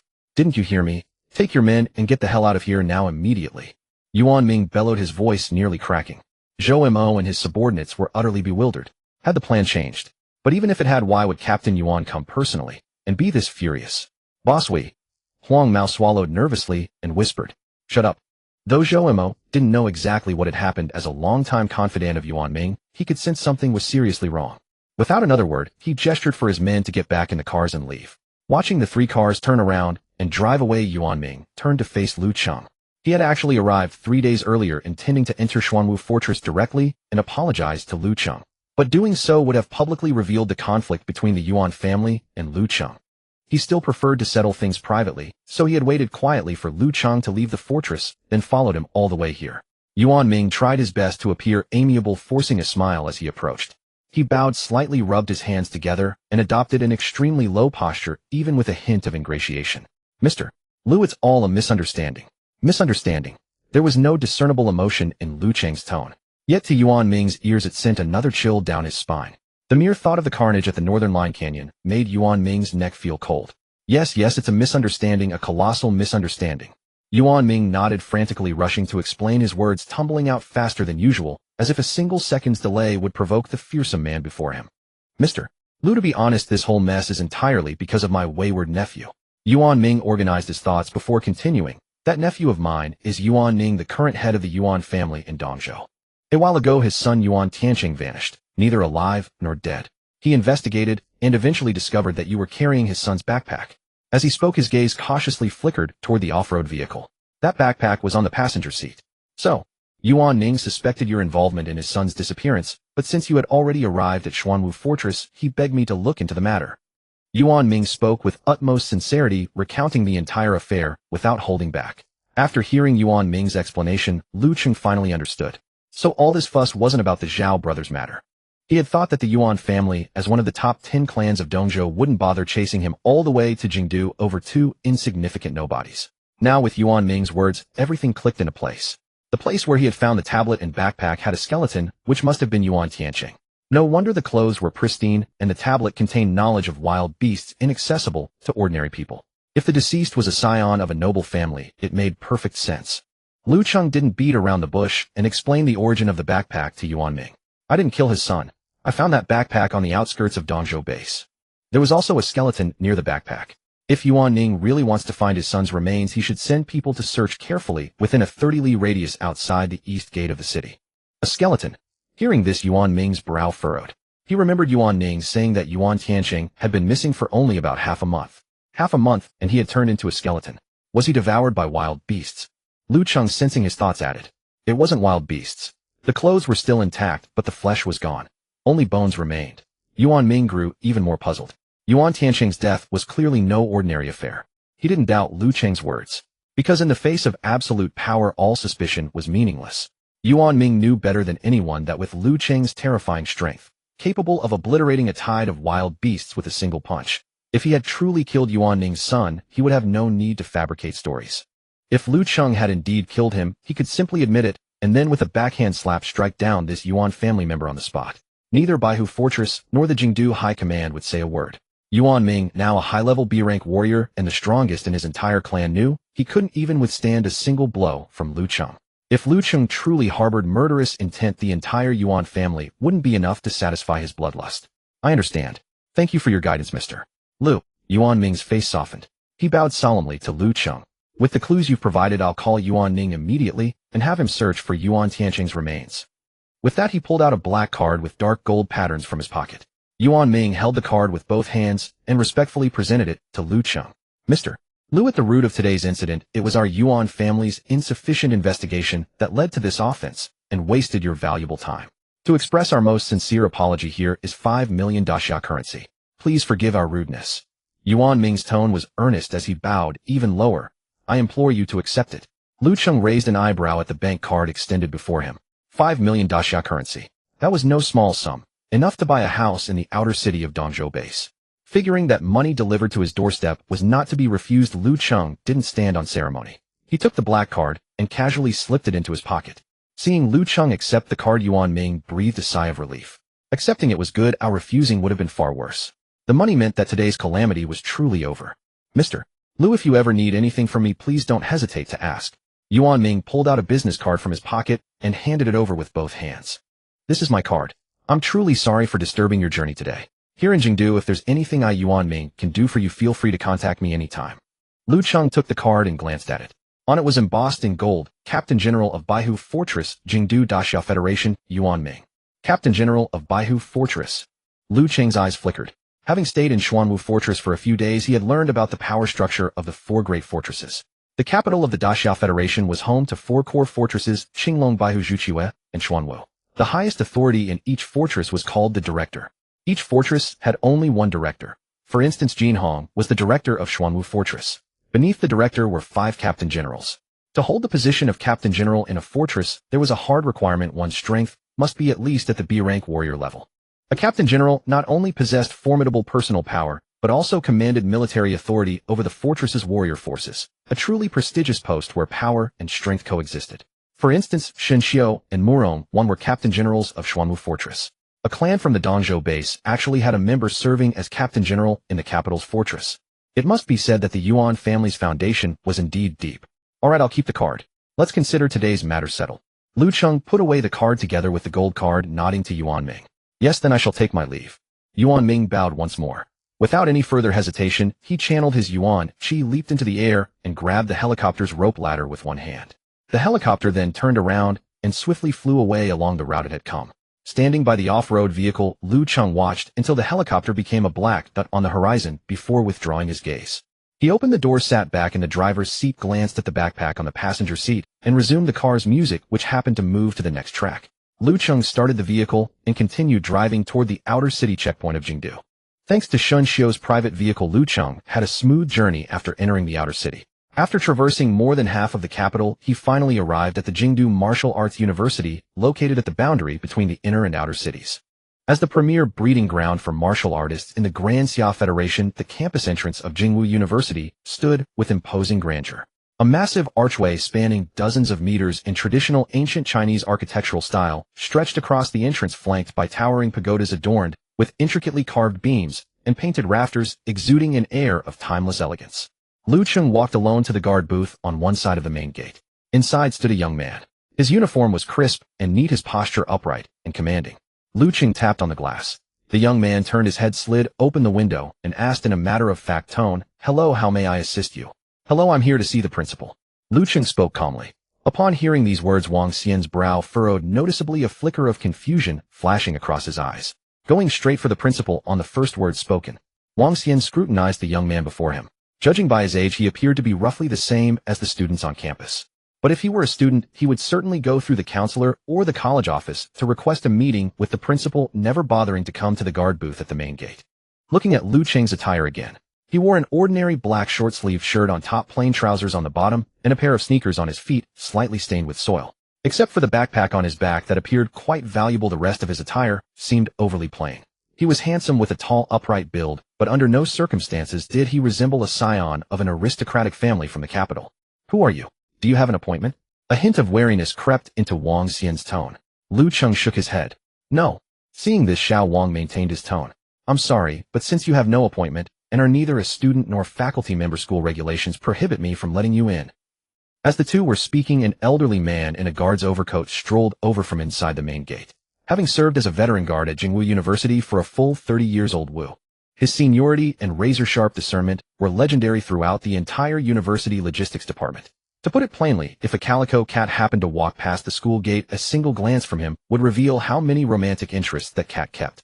Old Wu had just returned from fetching his lunch, carrying a stainless steel lunchbox in his left hand and a thermos in his right, making his leisurely way back to the guard post. From afar, he spotted the newcomer Xiao Wang engaged in a standoff with a young man. At first, Old Wu didn't pay much mind. With over 20,000 students at Jingwu University, he couldn't possibly recognize them all.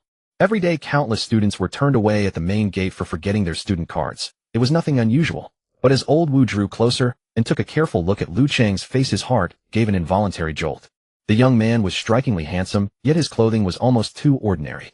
Yet that backpack, anyone with discerning eyes could tell it was far from ordinary. This jarring contrast made Old Wu immediately sense something peculiar. Someone was playing the fool to conceal their true strength. Old Wu immediately quickened his pace hurriedly, making his way over with his lunchbox in hand. At the guard booth window, Lu Cheng heard Wang Xian's words, but showed no anger. He reached into his pocket and pulled out a black ID card, waving it before the young man. So you're saying I must have an appointment to enter? This won't work either. Wang Xian cast a glance at the black card. Student cards at Jingwu University were blue. This person was not a student. I've already said you need an appointment, please don't waste my time. Wang Xian was about to close the window. Lu Cheng frowned tightly. The identity card given by Jin Hong didn't seem to work as smoothly as expected. He was about to put away the card and step aside to give Jin Hong a call. Sir, please wait. An urgent call came echoing. Old Wu hurriedly rushed to the guard booth, his face breaking into a warm smile as he approached. Sir, I'm sorry, the newcomer doesn't know any better. May I see that card you just showed? Lu Cheng glanced at the elderly man and handed over the ID card. Old Wu took the card, gave it a single glance, and his body stiffened abruptly. This. He looked up suddenly, his smile instantly transforming into one of utter reverence. Please wait a moment. I'll call the principal's office right away. The wind is strong outside, why don't you have a seat in the restroom behind us? As he spoke, Old Wu shot a withering glare at the bewildered Wang Xian. Seeing Old Wu's reaction, Wang Xian realized he might have caused trouble and dared not speak another word. Behind the guard booth was the security room at the main gate, where 2 temporary rest rooms had been specially set up. Sofas, air conditioning, snacks, and tea, all were fully provided. Lu Cheng was respectfully ushered into the restroom by Old Wu and sat on the sofa waiting quietly. Old Wu closed the restroom door, turned around, and his expression instantly turned iron gray. He pulled Wang Xian aside and delivered a scolding. Can't you show any flexibility? Huh? Do you treat those rigid school rules as sacred commandments every single day? Old Wu stared at him with disappointed frustration. Who are you putting on that stern face for? This is the capital, the place where dragons and tigers conceal themselves in the entire Grand Xia. With your rigid approach, one day you'll offend a truly important figure, and you won't even keep this job. He looked at the bowed head of Wang Xian, his tone softening. You're no longer the impressive martial artist you once were. You've been crippled. If you lose this job, how will you earn tuition and living expenses for your sister? Wang Xian's face flushed red, lost in some distant thought. But, Uncle Wu, I truly don't recognize that card. I've only been here 3 days. I'm still getting familiar with all the different cards. Student cards, faculty cards, specialist cards, professor cards, dean cards, director cards, and principal cards. You. Old Wu rolled his eyes in frustration, lowering his voice in anger. That is the exclusive ID card of Jin Hong, director of the Xuanwu Fortress. Not to mention asking to see the principal. If the principal himself came to stand guard at this main gate, he would still have to obediently come over to relieve you. Upon hearing the identity of the card's owner, Wang Xian's body stiffened, and he dared not utter another word. Old Wu's efficiency was remarkably swift. Less than 3 minutes after the call, a black sedan drove over from within the campus. The car door opened, and a young man in a suit with gold-rimmed glasses stepped out. The man looked hurried. As soon as he entered the security room, he asked, "Hello, may I ask who is here to see the principal?" "I am." Hearing the commotion, Lu Cheng pushed open the restroom door and stepped out. He casually handed over the black ID card. The young man took the card, and upon clearly seeing it, his expression turned solemn with deep respect. "Hello, I'm Secretary Yang Ku from the principal's office. Please get in the car, sir. The principal is already waiting for you in his office, and I'll take you there right away." He hurriedly returned the card with both hands, then quickly walked to the car and proactively opened the rear door for Lu Cheng. Lu Cheng nodded and stepped toward the sleek black sedan. He had never seen this type of car before. It must be an internally provided special vehicle, certainly not circulating on the open market. Just as Lu Cheng was about to enter the car, he turned his head to glance at the old man and young man standing awkwardly at the main gate, especially Wang Xian, whose face was ashen. A gentle smile appeared on Lu Cheng's face. He said to Yang Ku, whether intentionally or not, "This young man is honest and sincere and did his duty properly. It was my abrupt visit that put him in an awkward position." Hearing Lu Cheng's words, Xiao Wang, standing not far away, suddenly raised his head, his eyes filled with utter disbelief, and then his face flushed red. Old Wu, being shrewd as ever, pulled Xiao Wang forward and bowed in gratitude to Lu Cheng. Yang Ku, who had just settled into the driver's seat, heard Lu Cheng's words and followed his gaze to look at Wang Xian. He didn't say much, simply closing the car door and starting the engine. After the car disappeared, Old Wu spoke slowly. "He is definitely not from an aristocratic family." The car glided smoothly along the tree-lined avenue of Jingwu University, finally coming to a gentle halt before an office building. Yang Ku quickly stepped out and opened the door for Lu Cheng. The two made their way to the president's office on the top floor. Yang Ku approached and rapped lightly on the door, waiting until a robust voice from within called out, "Come in," before stepping aside to help push the door open for Lu Cheng. Lu Cheng stepped inside. The president's office was far more modest than he had imagined. Along the walls stood rows of bookshelves with only a massive rosewood desk occupying the center of the room. And in another corner sat a second desk, presumably belonging to Yang Ke, the president's secretary. The entire office lacked even a proper reception area. At that moment, the large desk was piled with towering mountains of documents. Through the gaps in those papers, Lu Cheng could make out a figure deeply engrossed in work. "Principal, the gentleman recommended by Director Jean has arrived," Yang Ke reported with a slight bow. "Oh, you must be Lu Cheng." As the voice came through, the person behind the desk finally set down their pen. Cheng adjusted his reading glasses and hopped down from the tall office chair. It was not until the man emerged from behind the desk that Lu Cheng could finally see the true countenance of Jingwu University's president. Cheng, the current president of Jingwu University, was an A-level National Guardian martial artist. What surprised Lu Cheng was that this formidable powerhouse, renowned throughout the region, stood barely over a meter tall. He looked like a diminutive old man. Dressed in a custom-made gray suit with polished leather shoes, his beard and hair were immaculately groomed, exuding an air of meticulous orderliness. "You know who I am?" Lu Cheng asked with a hint of curiosity as Cheng approached him. Cheng clasped his hands behind his back and craned his neck to look up at Lu Cheng. "You caused quite a stir at the Northline Canyon. I'd wager the entire upper echelon of the capital knows your name, Lu Cheng, by now." Lu Cheng smiled, but let the remark pass without comment. It was exactly what he had expected. Such a significant event could hardly remain concealed, nor did he wish it to. "Enough. Hand me Jean Han's card." Cheng extended his small hand. Lu Cheng reached into his pocket and passed over the ID card. Cheng took it and turned back toward the desk. Embedded in the wall was a machine, the most technologically advanced piece in the otherwise rustic office. Cheng rose on his tiptoes and inserted the card into the slot. The screen on the wall lit up instantly. Cheng's hands flew across the keyboard below with rapid precision. After about half a minute, a chime sounded from the side of the console, and a white card slid out. Cheng retrieved it and simultaneously withdrew Jean Han's black ID card. He turned and handed both cards back to Lu Cheng. "There, I have arranged your temporary library access pass." Cheng pointed to the white card. "With this library card, you will have unrestricted access to all the books in Jingwu University's library for the next month. Whether it be martial arts theory, cultivation techniques from various schools, or combat notes, all of it is open to you." Saying this, Cheng paused, his tone growing more serious. "However, I should warn you up front. While our library holds an extraordinary collection, we do not stock any heavenly grade techniques. Those strategic level techniques are reserved solely for the Martial Preparations Pavilion." "That is more than sufficient. Thank you, Principal Shi." Lu Cheng accepted the two cards and offered his sincere gratitude. He had not come seeking heavenly grade techniques in the first place. He possessed a system, and what he truly lacked was a vast and comprehensive database of low-level techniques. As long as the collection was thorough enough, he could use the system to evolve and upgrade them into powerful techniques. The various cultivation materials Jingwu University had gathered over the centuries aligned perfectly with his needs. "Very well, I am quite busy here, so I will not accompany you." Cheng waved his hand, signaling that Lu Cheng could leave. After nodding his thanks once more, Lu Cheng followed Yang Ke out of the president's office. After descending the stairs, Yang Ke's demeanor grew even more respectful than before. He personally opened the car door and saw Lu Cheng to the library on the eastern side of campus. "Mr. Lu, simply present the white card at the inspection-free entrance. Wishing you a fruitful visit." Yang Ke stood beside the car and offered a polite bow. "I appreciate your assistance, Secretary Yang." Lu Cheng bid farewell to Yang Ke and walked alone into the magnificent Jingwu Library building. 10 minutes later, the black sedan returned to the office building. Yang Ke pushed open the door to the president's office and stepped inside quietly. Cheng had already resumed his work, once again buried beneath piles of documents. The only sound in the office was the rustling of a pen on paper. Yang Ke walked over to his secretary desk and prepared to continue his own tasks. While sorting documents and conducting brief reviews, Cheng's voice suddenly broke the silence. "Are you certain it is not a humanoid wasteland beast?" Yang Ke did not pause, nodding as he replied, "The vehicle inspection shows no abnormalities. It is undoubtedly human." Hearing this, Cheng's grip on his pen loosened slightly before tightening again, and he continued writing across the documents. Yang Ke filed a stack of papers away and gently closed the folder, the scene at the school entrance rising in his mind. Adjusting his glasses, he briefly recounted to Cheng how Lu Cheng had spoken up on behalf of Wang Xian. "Oh, speaking for Wang Xian, was it?" Cheng's pen paused mid-stroke. He too felt deep sorrow for Wang Xian's fate. At 25 years old with C-level martial arts prowess, there had been genuine opportunity for him to achieve the rank of A-level National Guardian.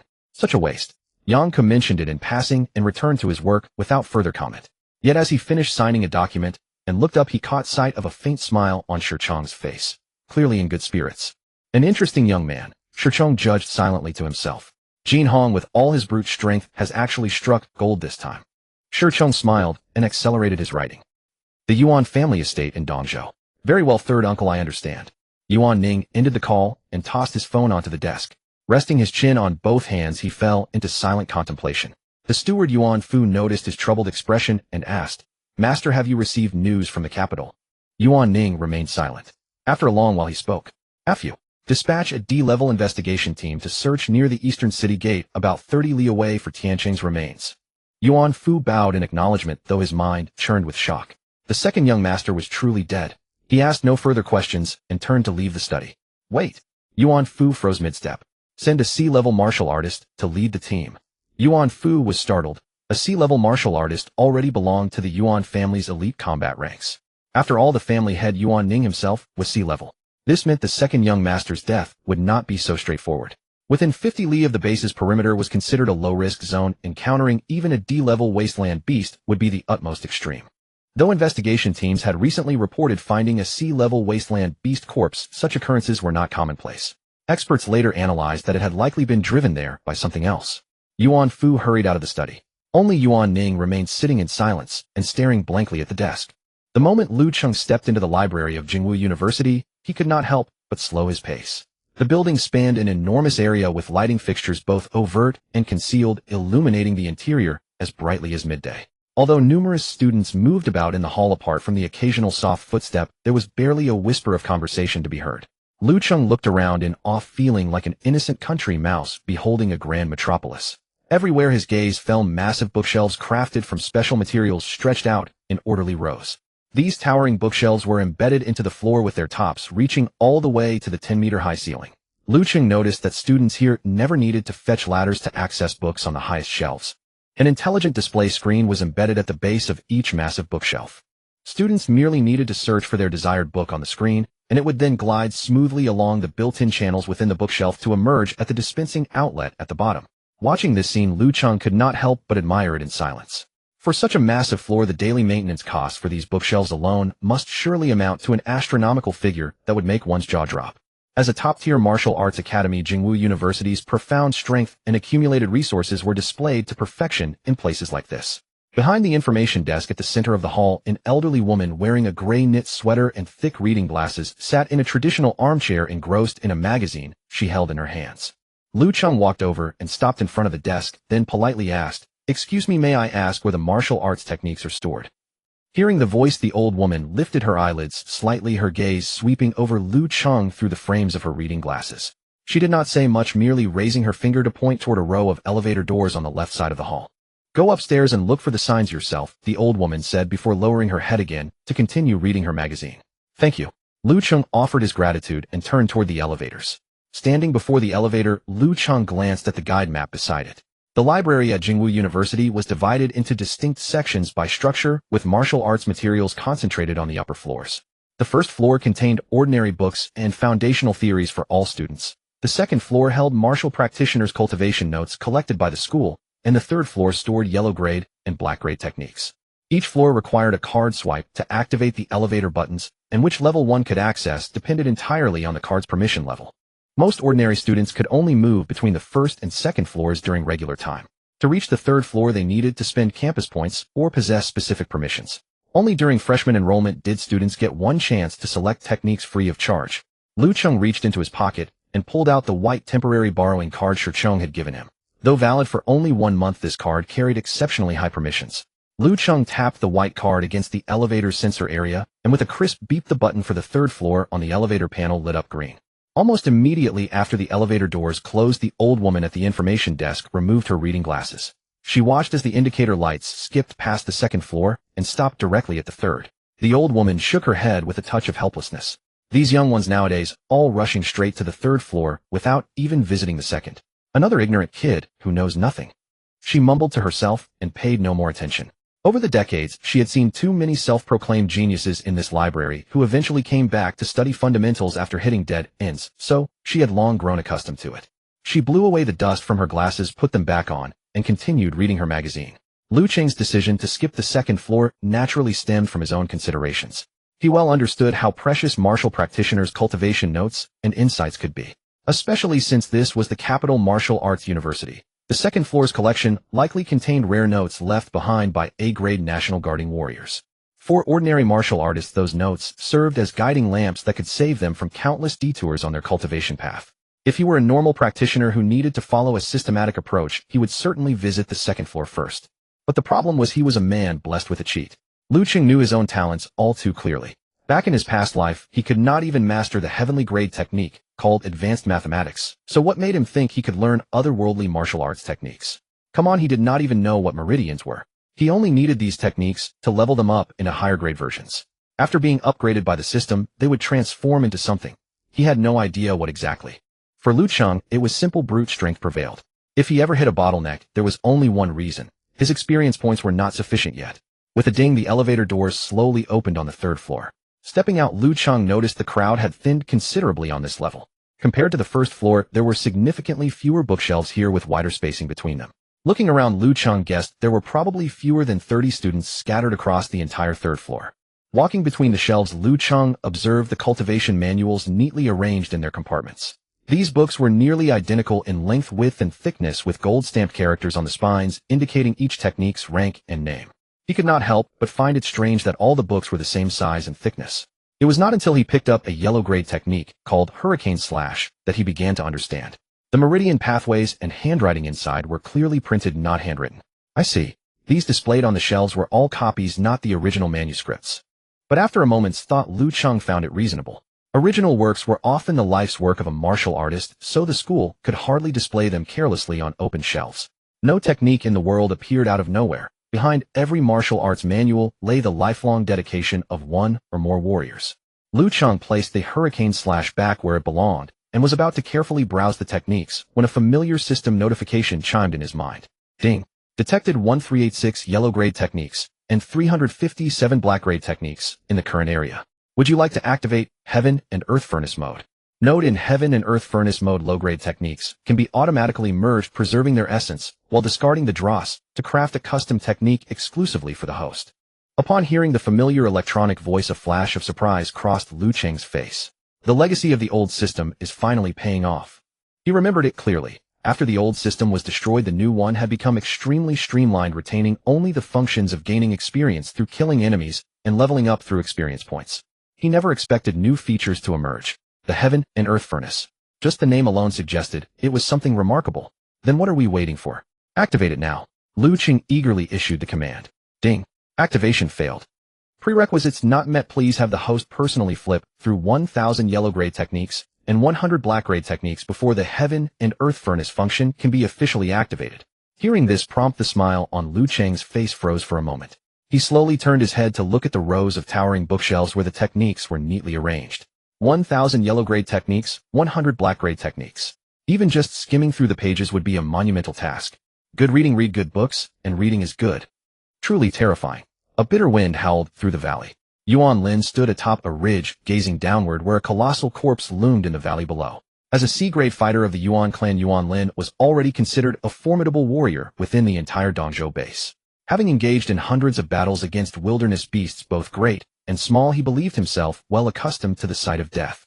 Yet confronting this gruesome spectacle before him, his heart pounded violently, a chilling dread surging from the soles of his feet straight to the crown of his head. A towering corpse standing 50 meters high. A B-rank Lord-class wilderness beast. The heaven-soaring demon ape. The demon ape had been dead for some time now. Its colossal body had taken on a strange charred appearance, pitch black as ink.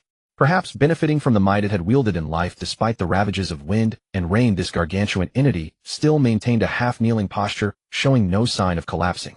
Even in death, the oppressive aura of a lord-class wilderness beast shone through with full force.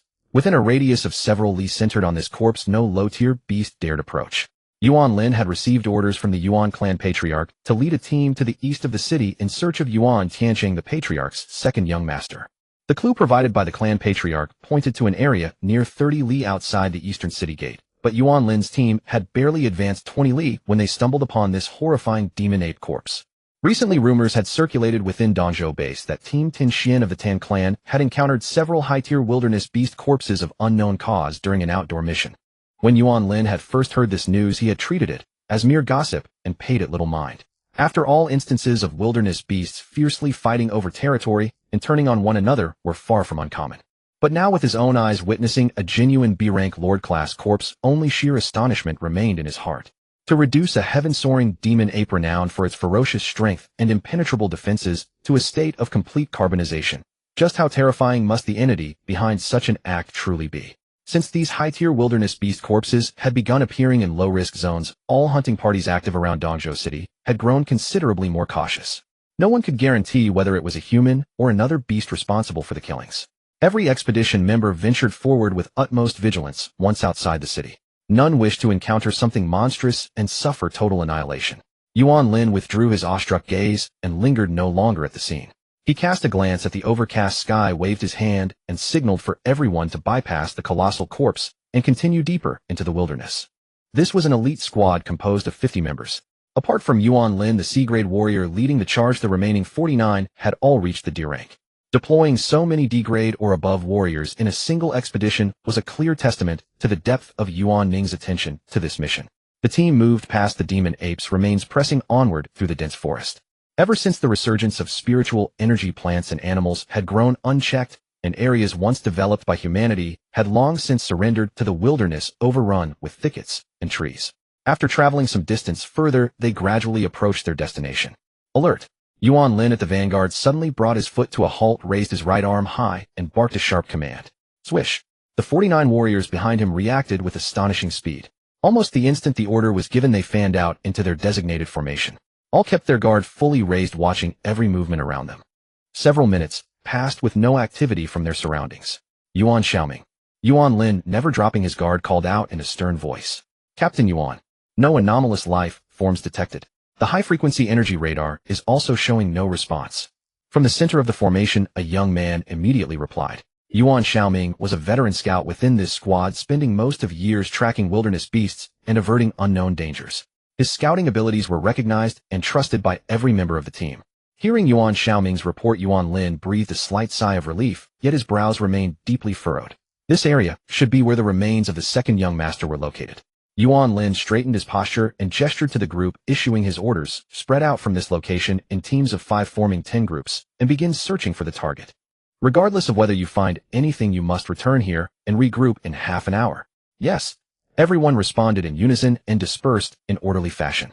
The 50-member team quickly divided. Yuan Xiaoming led his 4 teammates toward a patch of shrubbery to the northeast. Yuan Lin himself took 4 members and searched in another direction.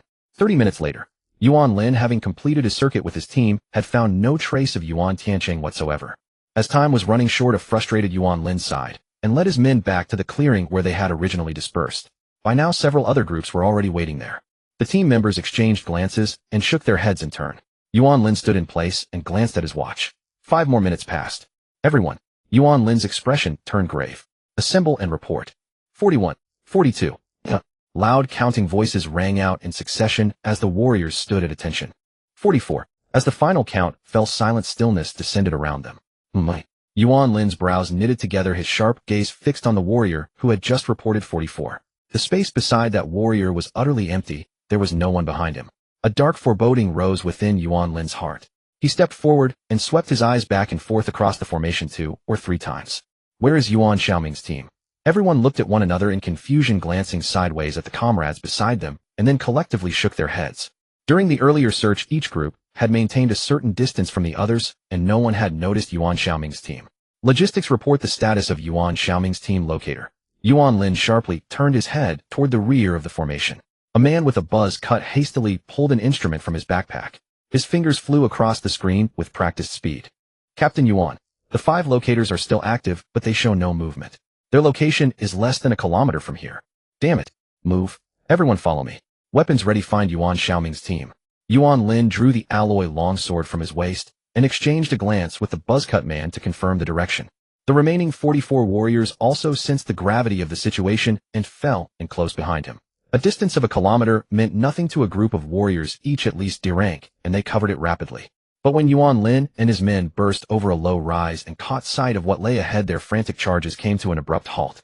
Every warrior behind him froze the moment they laid eyes on the scene, plunging into utter silence.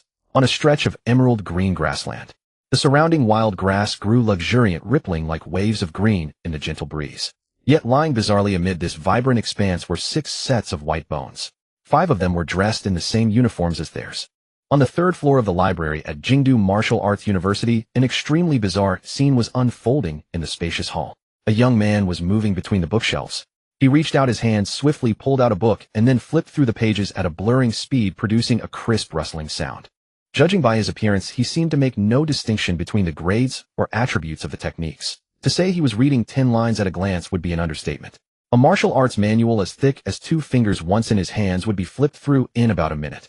He closed the book, shoved it back into its place, and then pulled out the next one right beside it, repeating this process mechanical and swift.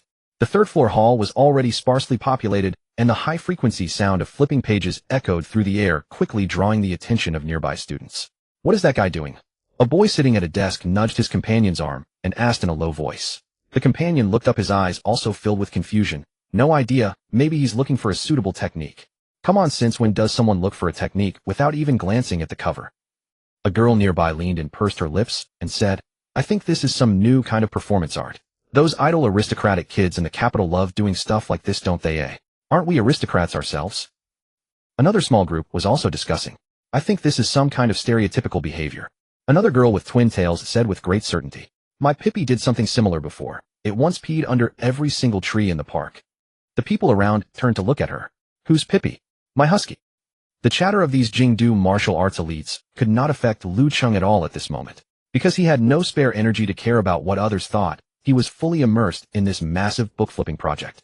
The system's requirement was extremely demanding. The criterion for a valid flip was that every page must be scanned by the eyes.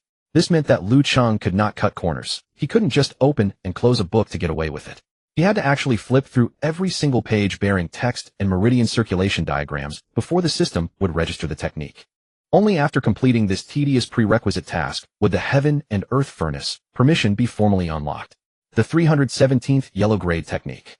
Lu Cheng silently recited the number, feeling utterly miserable. Even so, he had deliberately chosen relatively thin manuals to work with.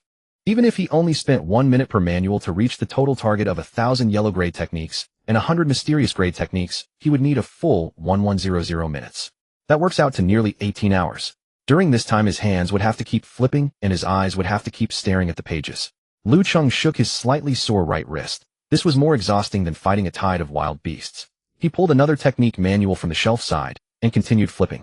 Behind the information desk on the 1st floor, Feng Qinghua put down her magazine. She had been working at the Jingwu University Library for decades. In fact, at her age and with her seniority, her daily routine was simply sitting there and overseeing the overall situation. As for the tedious tasks of organizing books, cleaning, and maintaining equipment, plenty of professionals were naturally assigned to handle them. She only needed to keep a watchful eye at critical moments and occasionally stroll through the different floors to guide and advise those confused young students. After reading magazines all morning, Feng Qinghua felt her eyes were a bit dry. She slowly removed her thick reading glasses from her nose, tucked them into the pocket of her gray knit sweater, and then picked up a badly worn small cane from beside the armchair. The old lady stood up with her cane, took small steps to the elevator, and rode directly to the 2nd floor. The 2nd floor housed the cultivation insights of martial artists collected by alumni and the school over generations. At this moment, the 2nd floor hall was filled with students, many of whom were holding thick notebooks, scratching their heads over the insights left by predecessors. Seeing this vibrant scene, Feng Qinghua nodded slightly, a gratified smile appearing on her face. There are quite a few sensible kids after all. The experience gained by predecessors from countless pitfalls is far more precious than mere techniques and moves. The old lady walked around the 2nd floor with her cane, and in the process, she also guided a few young students who were having difficulties. Under the students' respectful and grateful gazes, she slowly walked back to the elevator and pressed the button for the 3rd floor. Standing in the elevator car, Feng Qinghua felt a bit regretful. It seemed that the young man from the morning had not come to the 2nd floor after all. She hadn't seen him just now. That young man. She could tell at a glance that he was not a registered student of Jingwu. Having been here for decades, she had that kind of discernment. He gave her a very strange feeling, as if he was different from ordinary people, in short, hard to ignore. A noble scion. Or a promising seedling from some military district. Feng Qinghua mused to herself. Ding. The elevator doors slowly opened on the 3rd floor, the crisp chime interrupting her thoughts. As soon as they saw the arrival of this highly senior administrator, the students who had been whispering immediately straightened up and hurriedly busied themselves. Classmate, your book is upside down. Feng Qinghua walked past a male student who instantly turned red-faced. He quickly turned the book around and bowed his head repeatedly in apology. Feng Qinghua chuckled lightly, not taking it to heart. Her gaze wandered around. Where's that young man? She did not see Lu Cheng's figure. She raised an eyebrow in puzzlement and walked forward slowly with her cane. It wasn't until she turned a corner at the 7th row of shelves that she spotted Lu Cheng in a secluded corner. At this moment, Lu Cheng was standing in front of a shelf of low-grade yellow techniques. The old lady stood a few shelves away, watching him quietly. She saw Lu Cheng flipping through the manual in his hands at a rapid pace. When she got closer, she could even clearly see that as he pulled out the next book, his gaze did not linger on the cover at all. One book finished. The time taken definitely did not exceed 1 minute. This was not selecting techniques at all. It was clearly desecrating the school's collection. Originally, Feng Qinghua had thought this kid was a talent with genuine knowledge, but now seeing this scene, her wrinkled face instantly darkened. Every technique manual at Jingwu University was the life's work of a martial artist predecessor. Every single word was weighty as 1,000 pounds. Even the lowest yellow-grade technique, if taken outside, would cause a frenzy among people. But now this young man, who had somehow obtained permission through some connections, was flipping through the techniques as if they were toys. Feng Qinghua's brows knitted tightly together. She exerted force in her right arm and heavily stomped her cane on the marble floor. This is absolutely outrageous. Say that again. Yuan Ning slammed both hands onto the desk, leaning forward with his eyes wide open. Butler Yuan Fu kept his head lowered, beads of cold sweat covering his forehead. The head of the house. Yuan Lin's search team. All lost contact. Yuan Fu gritted his teeth and repeated it forcefully. What kind of joke is this? Yuan Ning slapped the desk with his palm. The documents on it were shaken, scattering all over the floor. A high-tier C-level warrior leading the team with 49 D-level warriors. A fully equipped hunting squad covering defense, ranged and melee combat, medical support, and reconnaissance. Yuan Ning straightened his body. And you're telling me now that they've all been wiped out? Head of the house, they're all lost contact. Yuan Fu whispered defensively. What the hell is the difference? Yuan Fu wiped the cold sweat from his brow. He took out a tablet containing the last transmitted information from Yuan Lin's team. Yuan Ning took a deep breath, loosened his collar, took the tablet, and sat back down. Opening the tablet, a video shot from a shoulder-mounted camera appeared. In the video, Yuan Lin and the others had obviously already lost their formation. The camera also began to shake violently. The sound coming out was incredibly chaotic, with wind, cries, and disorderly footfalls all mixed together. Keep formation. Don't scatter. No, this thing can't be blocked. Captain Lin, this is... Run. Everyone run separately. Immediately after, the camera owner seemed to be tripped by something, falling face forward into the grass. The picture rolled violently on the ground for a few circles, finally freezing on the last scene. It was a sea of flowers filling the sky, overwhelming the entire screen. Then the entire monitoring screen fell completely into darkness. Yuan Ning's eyes were wide open with a look of disbelief. He leaned back weakly. After a long while, Fu, help me connect to Governor Zheng Qiuhai's office in Dongzhou. Yuan Ning ordered with his eyes closed. Yes, head of the house. Half an hour later. Dongzhou Combat Command Center Conference Room No. 1. The hall was exceptionally spacious and brightly lit. In the center was a giant round table, now filled with the most prominent figures in Dongzhou. The current heads of the 10 great families of Dongzhou were all present. The president of Dongzhou Martial Arts University. The minister of the Dongzhou branch of the Ministry of Military Preparations. The top officials of Dongzhou Public Security Bureau, Dongzhou Quartermaster Department, Dongzhou Research Institute, and other major departments were all present. In the center of the round table was a huge, three-dimensional holographic projection of Dongzhou base. Zheng Qiuhai, the highest authority in Dongzhou and governor, sat at the head of the table. He glanced at Yuan Ning, then cleared his throat lightly. Everyone, the reason for calling you here suddenly is an extremely serious sudden incident outside the city. Due to its close distance, preliminary judgment indicates it poses a high-level threat. For the specific situation, let the representative of the Yuan family explain first. Hearing this, Yuan Ning slowly stood up. He first bowed respectfully, then sat back down. Everyone, over half a month ago, my second son Yuan Tiancheng was unfortunately killed in the low-threat area near 30 Li outside the East City Gate. Yuan Ning's voice was somewhat heavy. Hearing the news of Yuan Tiancheng's death, everyone present raised their eyebrows slightly, but showed no excessive surprise. The death of a spoiled young master was not enough to disturb the entire upper echelon of Dongzhou. Everyone was waiting quietly for the next part. In order to find Tiancheng's remains and investigate the cause, I dispatched a 50-person hunting team composed of the Yuan family's elites a few days ago. The team was led by Yuan Lin of my Yuan family, a high-tier C-level warrior. The remaining 49 people were all solid D-level warriors. Yuan Ning continued. But now this 50-person hunting team has lost all contact. The recording video finally transmitted by Yuan Lin's team has been sent to the tablets in front of you. After saying this, Yuan Ning closed his mouth. In the enormous combat command center, for a time, there was only the sound of various big shots checking the tablet videos. 3 minutes passed. Everyone present put down their tablets one by one, and many people's eyes revealed a trace of fear and confusion. The short video of just a few dozen seconds contained something that made people's scalps tingle. Zheng Xiuhai withdrew his gaze from the screen, looked around the round table, and finally landed on an elderly man with white hair who sat upright. Director of the Dongzhou Research Institute, Comrade Chen Jin. Zheng Xiuhai called his name. Governor. The elderly man named Chen Jin pushed up his old-fashioned glasses and responded. Comrade Chen Jin, based on your research institute's centuries-long research records of the beast populations around Dongzhou, can you identify what type of beast appeared in the video? Zheng Xiuhai asked solemnly. Chen Jin frowned tightly and shook his head helplessly. The pictures in the video are too chaotic. Moreover, from the occurrence of the incident to the signal cut, the total duration is too short. Except for the final scene of the flowers filling the sky, there is no valuable information in the pictures.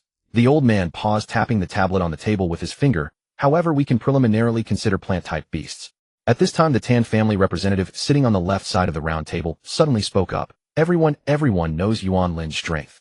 He is already at the high tier of C level before the age of 40, and there is great hope to break through to B level before the age of 60. To make him powerless to resist, this is absolutely not a C level beast. Head of the Yuan family, can you determine the current life status of Yuan Lin and those 49 team members? Another person in charge turned to look at Yuan Ning. Yuan Ning shook his head. They only have locators on them. The locators of Yuan Lin and all his team members are still lighting up at the same coordinates and have not been damaged by external forces. Everyone clearly understood what it meant when the locator didn't move. Only the dead wouldn't move. The scene fell into silence again. 50 elite warriors in the low-threat area, only 30-something li away from the human-based city, all lost contact, or even were killed, which was no different from hanging a sharp blade over everyone's heads. No one could determine what degree of crisis that was. Zheng Xiuhai, sitting at the head, had a stern expression. As the highest authority in Dongzhou, he absolutely would not allow such a super hidden danger to appear right under his nose. He raised his head, his piercing gaze directly passing through the round table, locking onto a tough middle-aged man sitting opposite. Minister of Military Preparations. Zheng Xiuhai's voice echoed in the conference hall. Yes, Your Excellency the Governor. The middle-aged man stood up. Immediately mobilize the 1st Emergency Response Brigade directly under the Ministry of Military Preparations. Mobilize a formal warrior army of 100 people carrying full sets of heavy equipment and head to the coordinate area where Yuan Lin last disappeared in 10 minutes.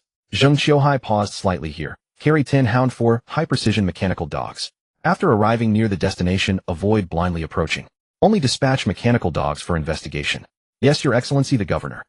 In the Operations Center's main hall, at Governor Zheng Xiuhai's command, the assembled dignitaries rose from their seats one after another. Yuan Ning stood up, exchanged a glance with Tan Xiong, the head of the Tan family, and gestured with his hand. Tan Xiong nodded, and the two walked out of the hall one after the other, finding a secluded corner by the corridor. Yuan Ning sighed and began, Brother Tan, let the engagement between your daughter and Tiancheng be called off from here on. Tiancheng simply didn't have the fortune. Tan Xiong's expression turned solemn as he looked at Yuan Ning's weary face, offering only consolation. Brother Yuan, accept my condolences. Nobody could have foreseen such a tragedy. In truth, he felt a secret relief. Yuan Tiancheng was notorious for wasting his family's wealth, but with the man's son just dead, he couldn't very well celebrate aloud. Yuan Ning waved his hand, unwilling to dwell on his deceased son, and instead asked, speaking of Xiao Xian, she's been admitted to Jingwu University. A promising future. When does she start? The 1st of next month. Mentioning his daughter, a hint of a smile crept onto Tan Xiong's tense face. But my daughter was only lucky enough to place 5th in this martial examination. Had the top-ranked candidate not been removed from the list, freeing up a spot, Xiao Xian would have barely scraped past Jingwu's admission threshold. It would have been a close call. Yuan Ning nodded slightly. He knew exactly whom Tan Xiong was referring to. The very person he had nearly misjudged, Lu Cheng. Jingwu University's admission requirements were notoriously stringent across the entire daxia. The annual enrollment quota for Dongzhou base, with its 3 million population, was strictly fixed, essentially admitting only the top 5 martial examination candidates. Even that was only a probability. If the top 5 were all puny G-rank scrubs, admission would still be impossible. In this martial examination, Lu Cheng's performance was a crushing lead, alarming the high-level authorities in the capital, who promptly removed his records for separate handling. Because his first-place position was merely a nominal title, not competing for admission, the remaining candidates could then shift in order to vie for the other spots. Tan Xian was fortunate enough to land exactly on the cutoff line, thus securing her place at Jingwu. Yuan Ning felt a pang of envy. Xiao Xian has exceptional talent. Already a D-rank martial artist at such a young age. By graduation, she'll be at least C-rank. Her future achievements are boundless. It's not that easy. That child is simply obsessed with martial arts. Even though the semester hasn't started, she flew to the capital yesterday the moment she received her student card from the university, saying she wanted to familiarize herself with the campus ahead of time. Yuan Ning listened quietly, but bitterness gnawed at his heart. He had only 2 children in this life. The eldest had gone to develop in another base, and due to confidentiality regulations they could barely meet once every few years. The second Yuan Tiancheng was a disappointment, and now he lay dead in the wilderness with no clear cause of death, yet uncovered. What chilled him even more was that he had nearly wrongfully accused Lu Cheng of killing Yuan Tiancheng. He had come close to disaster. Had it not been for his third uncle's swift intervention to clear up the misunderstanding, he couldn't imagine how many punches from Lu Cheng the Yuan family could have withstood. Enough, let's drop this. Yuan Ning sighed, suppressing the stray thoughts in his mind. Our 2 families' cooperation will continue as before. The distribution shares we agreed upon won't be affected by the cancellation of the engagement. Good. You're a straightforward man, Brother Yuan. Tan Xiong clasped his hands, then lowered his voice with a half-joking tone. Brother Yuan, let the past be past. Life goes on, if it really doesn't work. After all, you're the youngest patriarch among our 10 great families. Just have another child. With that, Tan Xiong took his leave. The corridor fell silent. As the saying goes, a casual remark can strike a chord. Yuan Ning stood alone, stroking his chin, his eyes growing increasingly bright. It seems not a bad idea after all, Yuan Ning murmured to himself. He was not yet 50, a prime age for a high-level C-rank martial artist. With the eldest son away from home and the second son dead, instead of dwelling on it, he might as well raise a new child. If I'm lucky enough to produce a prodigy like Lu Cheng, the Yuan family would soar instantly. The more Yuan Ning thought, the more correct the idea seemed. His earlier depression dissipated in an instant, and he hurried back to the Yuan family estate. Meanwhile, in the library of Jingwu Martial University, Lu Cheng was still flipping through books between the shelves, completely unaware that he had become the standard for the Yuan family patriarch's desire to father a child. All he wanted to do right now was curse. Number 413, Yellow Grade Martial Art. Lu Cheng mentally recorded the next number with a blank expression, casually shoving the water-dividing palm he had been holding back onto the shelf before pulling out the adjacent mountain-splitting leg. Pressing his thumb against the pages, he gave them a swift flick. As his eyes rapidly scanned the words, his right hand sent the pages flying backward. He was nothing short of a relentless book-flipping machine. Just as Lu Cheng was immersed in his task, several shelves away, a silver-haired old woman's face had turned as dark as the bottom of a pot. Feng Qinghua had worked in the Jingwu library for decades.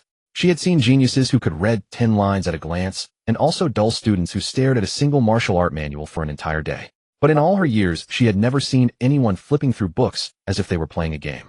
The old woman leaned on her small wooden cane, standing motionless in place, yet the air around her grew heavier and heavier with each breath. All the students browsing books on the 3rd floor had long sensed the librarian's unusual mood. With extreme tacit understanding, they grabbed their manuals and moved far away from the area. Veterans of Jingwu knew that this librarian, who seemed to totter as she walked, was no ordinary old lady. Feng Qinghua, a veteran martial artist who had retired from the front lines. She had stepped back from the limelight to engage in education, and only in her later years had she come to the library. She was a genuine A-rank martial artist. Amidst this suffocating, oppressive atmosphere, the elevator on the 3rd floor suddenly let out a ding as it opened. Tan Xian stepped out carrying a small pink backpack, her hair tied in a high ponytail, dressed in a crisp sportswear set. She held a water bottle, still lost in thought over the cultivation insights she had just read on the 2nd floor. Those profound techniques for circulating qi and blood had opened up new horizons in her cultivation journey, and the morning had been extremely fruitful. Then she decided to go directly to the 3rd floor to see if she could pick a suitable Xian-grade martial art to validate what she had just grasped. However, the moment Tan Xian stepped out of the elevator, she froze in place. What is going on? Tan Xian looked at the hall in bewilderment. Why was the entire 3rd floor so oppressive? Those senior students were huddled together in the farthest corners, clustering in small groups. And the source of that oppressive feeling was the librarian grandmother from the 1st floor. Tan Xian's scalp tingled. Was Jingwu University this terrifying? How could even a librarian exude a pressure comparable to that of a wild beast? As a newcomer to Jingwu, Tan Xian dared not make any unnecessary moves. She kept her head down, tiptoeing along the wall of the hall, moving slowly and cautiously, afraid that even the sound of her footsteps would break the silence. Finally, Feng Qinghua, unable to endure any longer, moved. The old woman gave a cold snort and walked toward Lu Cheng. Tan Xian, who had pressed herself against the wall, was also curious. She tilted her head slightly, following Feng Qinghua's direction with her gaze. Her eyes passed through the rows of bookshelves and finally landed on that person. It's a me. Lu Cheng's wrists ached from turning pages, an impossibility, given his physique, yet he sensed it was psychologically induced. Still flipping through them, he suddenly caught sight of someone approaching out of the corner of his eye. He brushed it off, assuming it was merely some passing student. Suddenly his hands went empty. Someone had pulled his book away. Lu Cheng paused for a moment, then turned to look only to discover the old lady, the librarian, was the one who had taken his book. Madam, may I ask what you need? Lu Cheng withdrew his hand somewhat puzzled. Feng Qinghua tapped her cane against the floor twice. Young man, you've been here most of the day. Are you studying cultivation techniques or searching for them? Lu Cheng thought about it seriously for a second. Creating cultivation techniques. My. The moment those 3 words left his mouth, it was Feng Qinghua who froze. The old lady stood rooted to the spot, staring straight at Lu Cheng for several seconds before she burst out laughing in sheer disbelief. Good heavens. Why didn't he just say he could take down a rank A beast with one punch? In all her years, she had encountered many arrogant geniuses, but in terms of sheer audacity, without limit, Lu Cheng was absolutely the first. So many years had passed since the Yuanxi revival, and even the famous rank A guardian warriors who shook all of Xiaodong would never dare to casually speak of creating techniques. The birth of any cultivation technique required countless people to attempt and verify it. It wasn't simply a matter of making up a random Yuanxi circulation route and not exploding yourself to call it a technique. Looking at this young upstart before her who had skimmed through a few yellow-grade techniques in the library and dared to brazenly claim he was creating a cultivation method. It was only because Feng Qinghua had worked in education for many years, grinding away much of her killing intent from her younger days, that she managed to stay calm.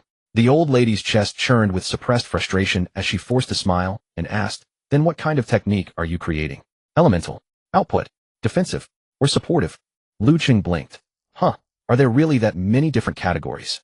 Crack. Feng Qinghua's left hand, hanging at her side, clenched violently, her knuckles emitting a crisp sound. Good heavens, I'm losing my patience. She forcibly swallowed the curse that rose to her lips. This kid didn't even understand the most basic classification of martial cultivation techniques, yet here he was babbling about creating methods. The old lady took a deep breath again, restraining the urge to strike, and continued. Then are you looking for inspiration? I saw you flipping through those books so quickly. You must be carefully learning from them, right? No, I'm just browsing. The air seemed to freeze in that instant. Feng Qinghua felt her temples throbbing. My volatile temper. Do you think the title of Crimson Flame War Maiden was built on empty boasts? The old lady rolled up her sleeves, ready to teach this arrogantly ignorant youth a lesson. Suddenly her phone in her pocket vibrated. Feng Qinghua froze mid-motion, forcibly extinguishing the fire in her heart. She took a few steps toward a less crowded area with her phone. Glancing at the caller ID, she answered directly and roared. Hey, old worm. Spit it out. In the administrative building, Cheng, holding his phone, instinctively shifted his ear away. He glanced at the number on the screen, confirmed he hadn't dialed the wrong person, and asked with a baffled expression, "What's going on? Who pissed off our Crimson Flame War Maiden so badly? None of your business. Get to the point. I'm in a hurry to beat someone up." Feng Qinghua's gaze shifted toward Lu Cheng, who had started flipping through books again. On the other end of the phone, Cheng couldn't help but smile helplessly and said, all right, I won't aggravate you. I just wanted to remind you. If there's a kid named Lu Cheng who wants to go to the 4th floor, just give him a ride there. Although he has an access card, the 4th floor is rather special, and he probably doesn't know the way. All right, I got it, Lu Cheng, right? Feng Qinghua replied absent-mindedly. Then her brows suddenly knitted together, her body turned around, and her gaze locked onto Lu Cheng. Wait. The old lady held her phone and carefully studied the young man a short distance away. Old worm, that Lu Cheng you mentioned. Does he look like a decent young man dressed in cheap clothes? Hearing this from the other end of the line, Cheng nodded and said, yeah, you've already met him. Cheng glanced at his phone, confirmed the other party hadn't hung up, and asked curiously, old phone, why aren't you speaking? Feng Qinghua lowered her voice, her tone extremely strange. Old worm, you're at my age, and you still engage in that kind of nonsense. Huh, what kind of nonsense? I'm talking about him. Enough. As an elder, I certainly cannot allow him to run wild like this. My. Beep. Feng Qinghua hung up the phone. In the principal's office, Cheng was utterly bewildered. Looking at the disconnected phone, he muttered, what the hell was that about? Forget it. Anyway, I've already notified you. Putting away his phone, Cheng shook his head and continued to busily attend to his tasks. Meanwhile, on the 3rd floor of the library, after Feng Qinghua had actively hung up the phone, a smile reappeared on her old face. But no matter how you looked at it, that smile carried an unmistakable mischievousness. Since this was a junior valued by Old Worm, she certainly couldn't allow this kid to run wild here. As an elder, she felt it was absolutely necessary today to help this misguided young man reflect on his actions and make him understand what it meant to be down to earth. The old lady put away her phone and walked back toward Lu Cheng. When she reached his side, she slowly looked up, her expression appearing extremely gentle, and extended her palm, gently resting it on Lu Cheng's right shoulder. Young man, you're very diligent, Feng Qinghua said with a smile. Lu Cheng had just pulled out the next cultivation technique, and upon hearing the voice, he discovered it was the same old lady again. Hearing that compliment, he instinctively assumed she was praising his diligence for flipping through books here so industriously. Somewhat embarrassed, he scratched his head and smiled at Feng Qinghua. "Oh, you're too kind, madam. I'm just browsing casually. Haha, it's good for young people to be humble." The smile on Feng Qinghua's lips grew increasingly benevolent. However, the moment her words fell, a wisp of pure Yuanqi began to converge in the palm resting on Lu Cheng's shoulder. As a famous rank A warrior with years of experience, her control over Yuanqi had long reached the point of absolute mastery. This palm strike would penetrate directly through flesh and bone into his body. Not only would it not cause substantial damage to a martial artist's bones and meridians, but it could also temper and refine them. Yet this unique application of Yuanqi would absolutely make an ordinary rank C warrior cry out in pain, losing all composure as they knelt on the ground to admit their mistakes. The old lady squinted her eyes, already envisioning how this kid would sincerely apologize to her under excruciating pain and promise to study properly from then on. However, second after second ticked by. 5 seconds, 10 seconds, a full minute. Lu Cheng had even finished reading one book.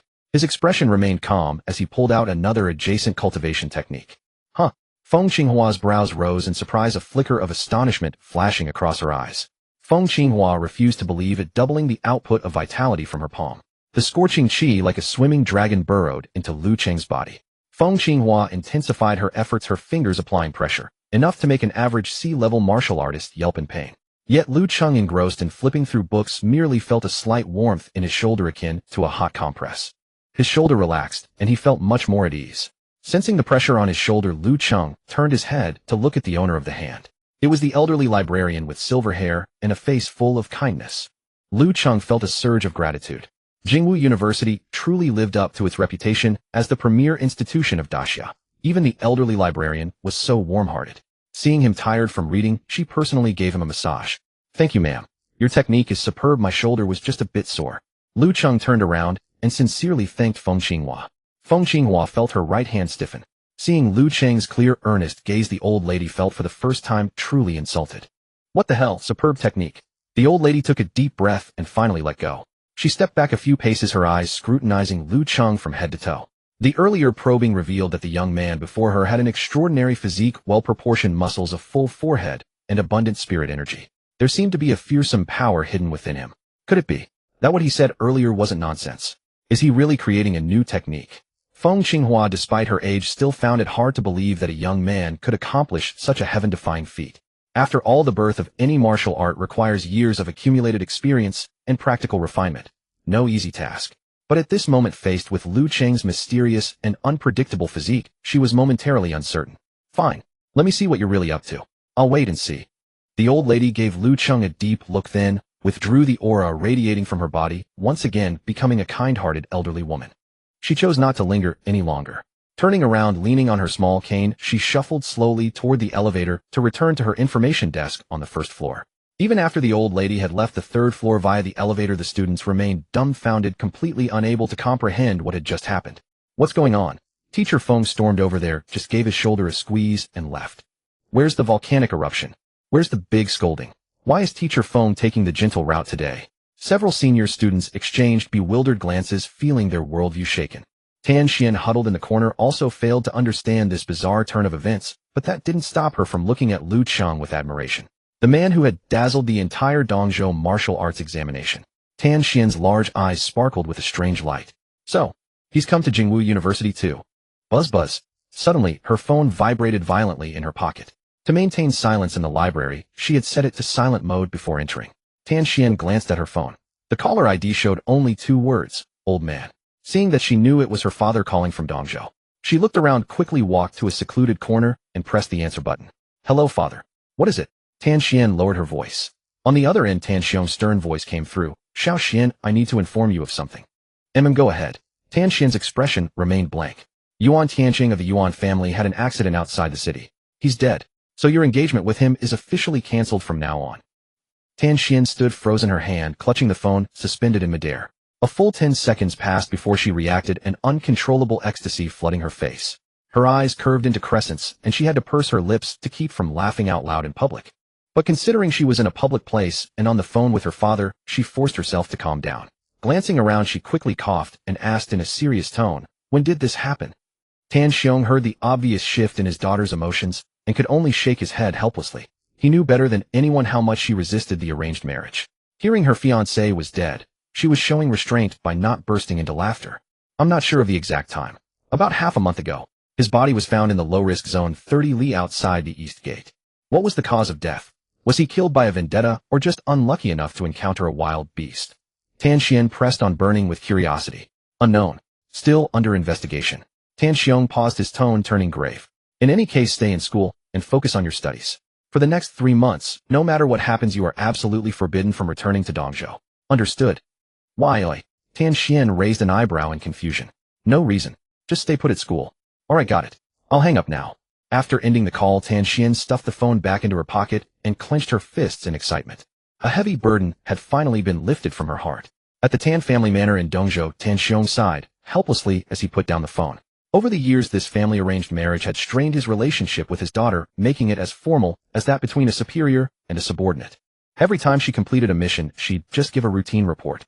There was hardly any genuine communication between father and daughter. This was not the situation he wanted as a father.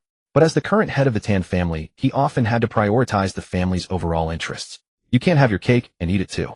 Now that the engagement with the Yuan family is called off, Xiao Xian's future marriage is still a matter of concern. Tan Xiong walked out with his hands behind his back, slowly making his way to the garden. For some reason, the image of the young man who had crushed all the aristocratic prodigies during the Dongzhou martial examination flashed through his mind. Lu Cheng is also in the capital. Tan Xiong stopped stroking his chin as he began to ponder. But he's probably not at Jingwu University. Maybe at some fortress. That's troublesome. Otherwise, with his talent, his future achievements would be limitless. If only those two kids could somehow. Outside the eastern city of Dongzhou base. Everyone, do not approach the cordon without orders. He Qingji stood atop a heavy armored vehicle, shouting at the top of his lungs. Dressed in black combat gear with a square face and a stubbly chin, his eyes exuded an unyielding authority. As the overall commander of this operation, He Qingji was an experienced C-rank, high-level martial artist. Around the armored vehicle, a full 100-member action team had deployed. The camp was set up with remarkable speed, cordoned off by a ring of high-voltage electric fences and barricades clearing a wide, flat open space. All 100 team members possessed steady auras, and 1/5 of them were C-rank martial artists. Such combat power was enough to overrun a medium-sized wild beast nest. He Qingji jumped down from the vehicle. He glanced at the electronic watch on his wrist. The red dot on it was blinking with increasing urgency. According to the positioning provided by the Yuan family, the spot where Yuan Lin's squad had lost contact was 1,000 meters ahead. Zhou Qi, launch the hounds. He Qingji commanded in a deep voice. Yes, sir. A young martial artist with a crew cut and dark skin stepped forward. He quickly approached a nearby logistics truck and opened the cargo compartment. Inside the compartment, 10 half-human-sized mechanical dogs were neatly lined up. With Zhou Qi's operation, the indicator lights of 5 Hound 4 mechanical dogs lit up. Go! Zhou Qi issued the command. The 5 mechanical dogs propped themselves up on their legs and with agile movements leaped over the cordon, heading into the dense forest ahead. He Qingji and Zhou Qi entered a tent together. The tent was filled with various electronic instruments, and the large central screen was divided into 5 different feeds. All these feeds came from the real-time ultra-high-definition recording equipment mounted on the heads of the mechanical dogs. As the dogs advanced deeper, the view on the screen passed through layers of shrubs and thickets. After traveling about 700 meters, the view on the screen suddenly opened up. This, Zhou Qi's hand gripping the joystick tightened slightly. Ahead was a clearing lush with green grass and dotted with wildflowers. A gentle breeze blew, causing waves of grass to ripple. If not for knowing the danger here beforehand, anyone seeing this scene would think it was a beautiful green meadow. Commander, look over there. Zhou Qi suddenly squinted and pointed at the upper left corner of the second screen. He Qingji followed his gaze. In one corner of the meadow, there was a pile of things with an odd color. As Zhou Qi maneuvered the mechanical dog closer, the details of the pile were fully revealed to the 2 men. It was a large heap of bodies stacked haphazardly on top of each other. Judging by their clothing, they belonged to Yuan Lin's team. The clothes were completely intact, but inside the clothes were nothing but bleached white bones. In various poses and positions against the backdrop of the green grass and flowers, these skeletal corpses piled together appeared extremely eerie. Both men's faces turned grim. He Qingji had fought wild beasts for years, witnessing bloody scenes of severed limbs and disemboweled bodies, and he wouldn't even blink at the sight of a person being chewed into pulp. But this was the first time he had seen such a scene. Dozens of martial artists stripped of their skin, flesh, and internal organs, with not a single trace of damage to their clothing. Zhou Qi controlled the mechanical dog to collect samples. He Qingji tugged at his collar. Drag one corpse out. Remember, just the nearest one. Don't go deeper.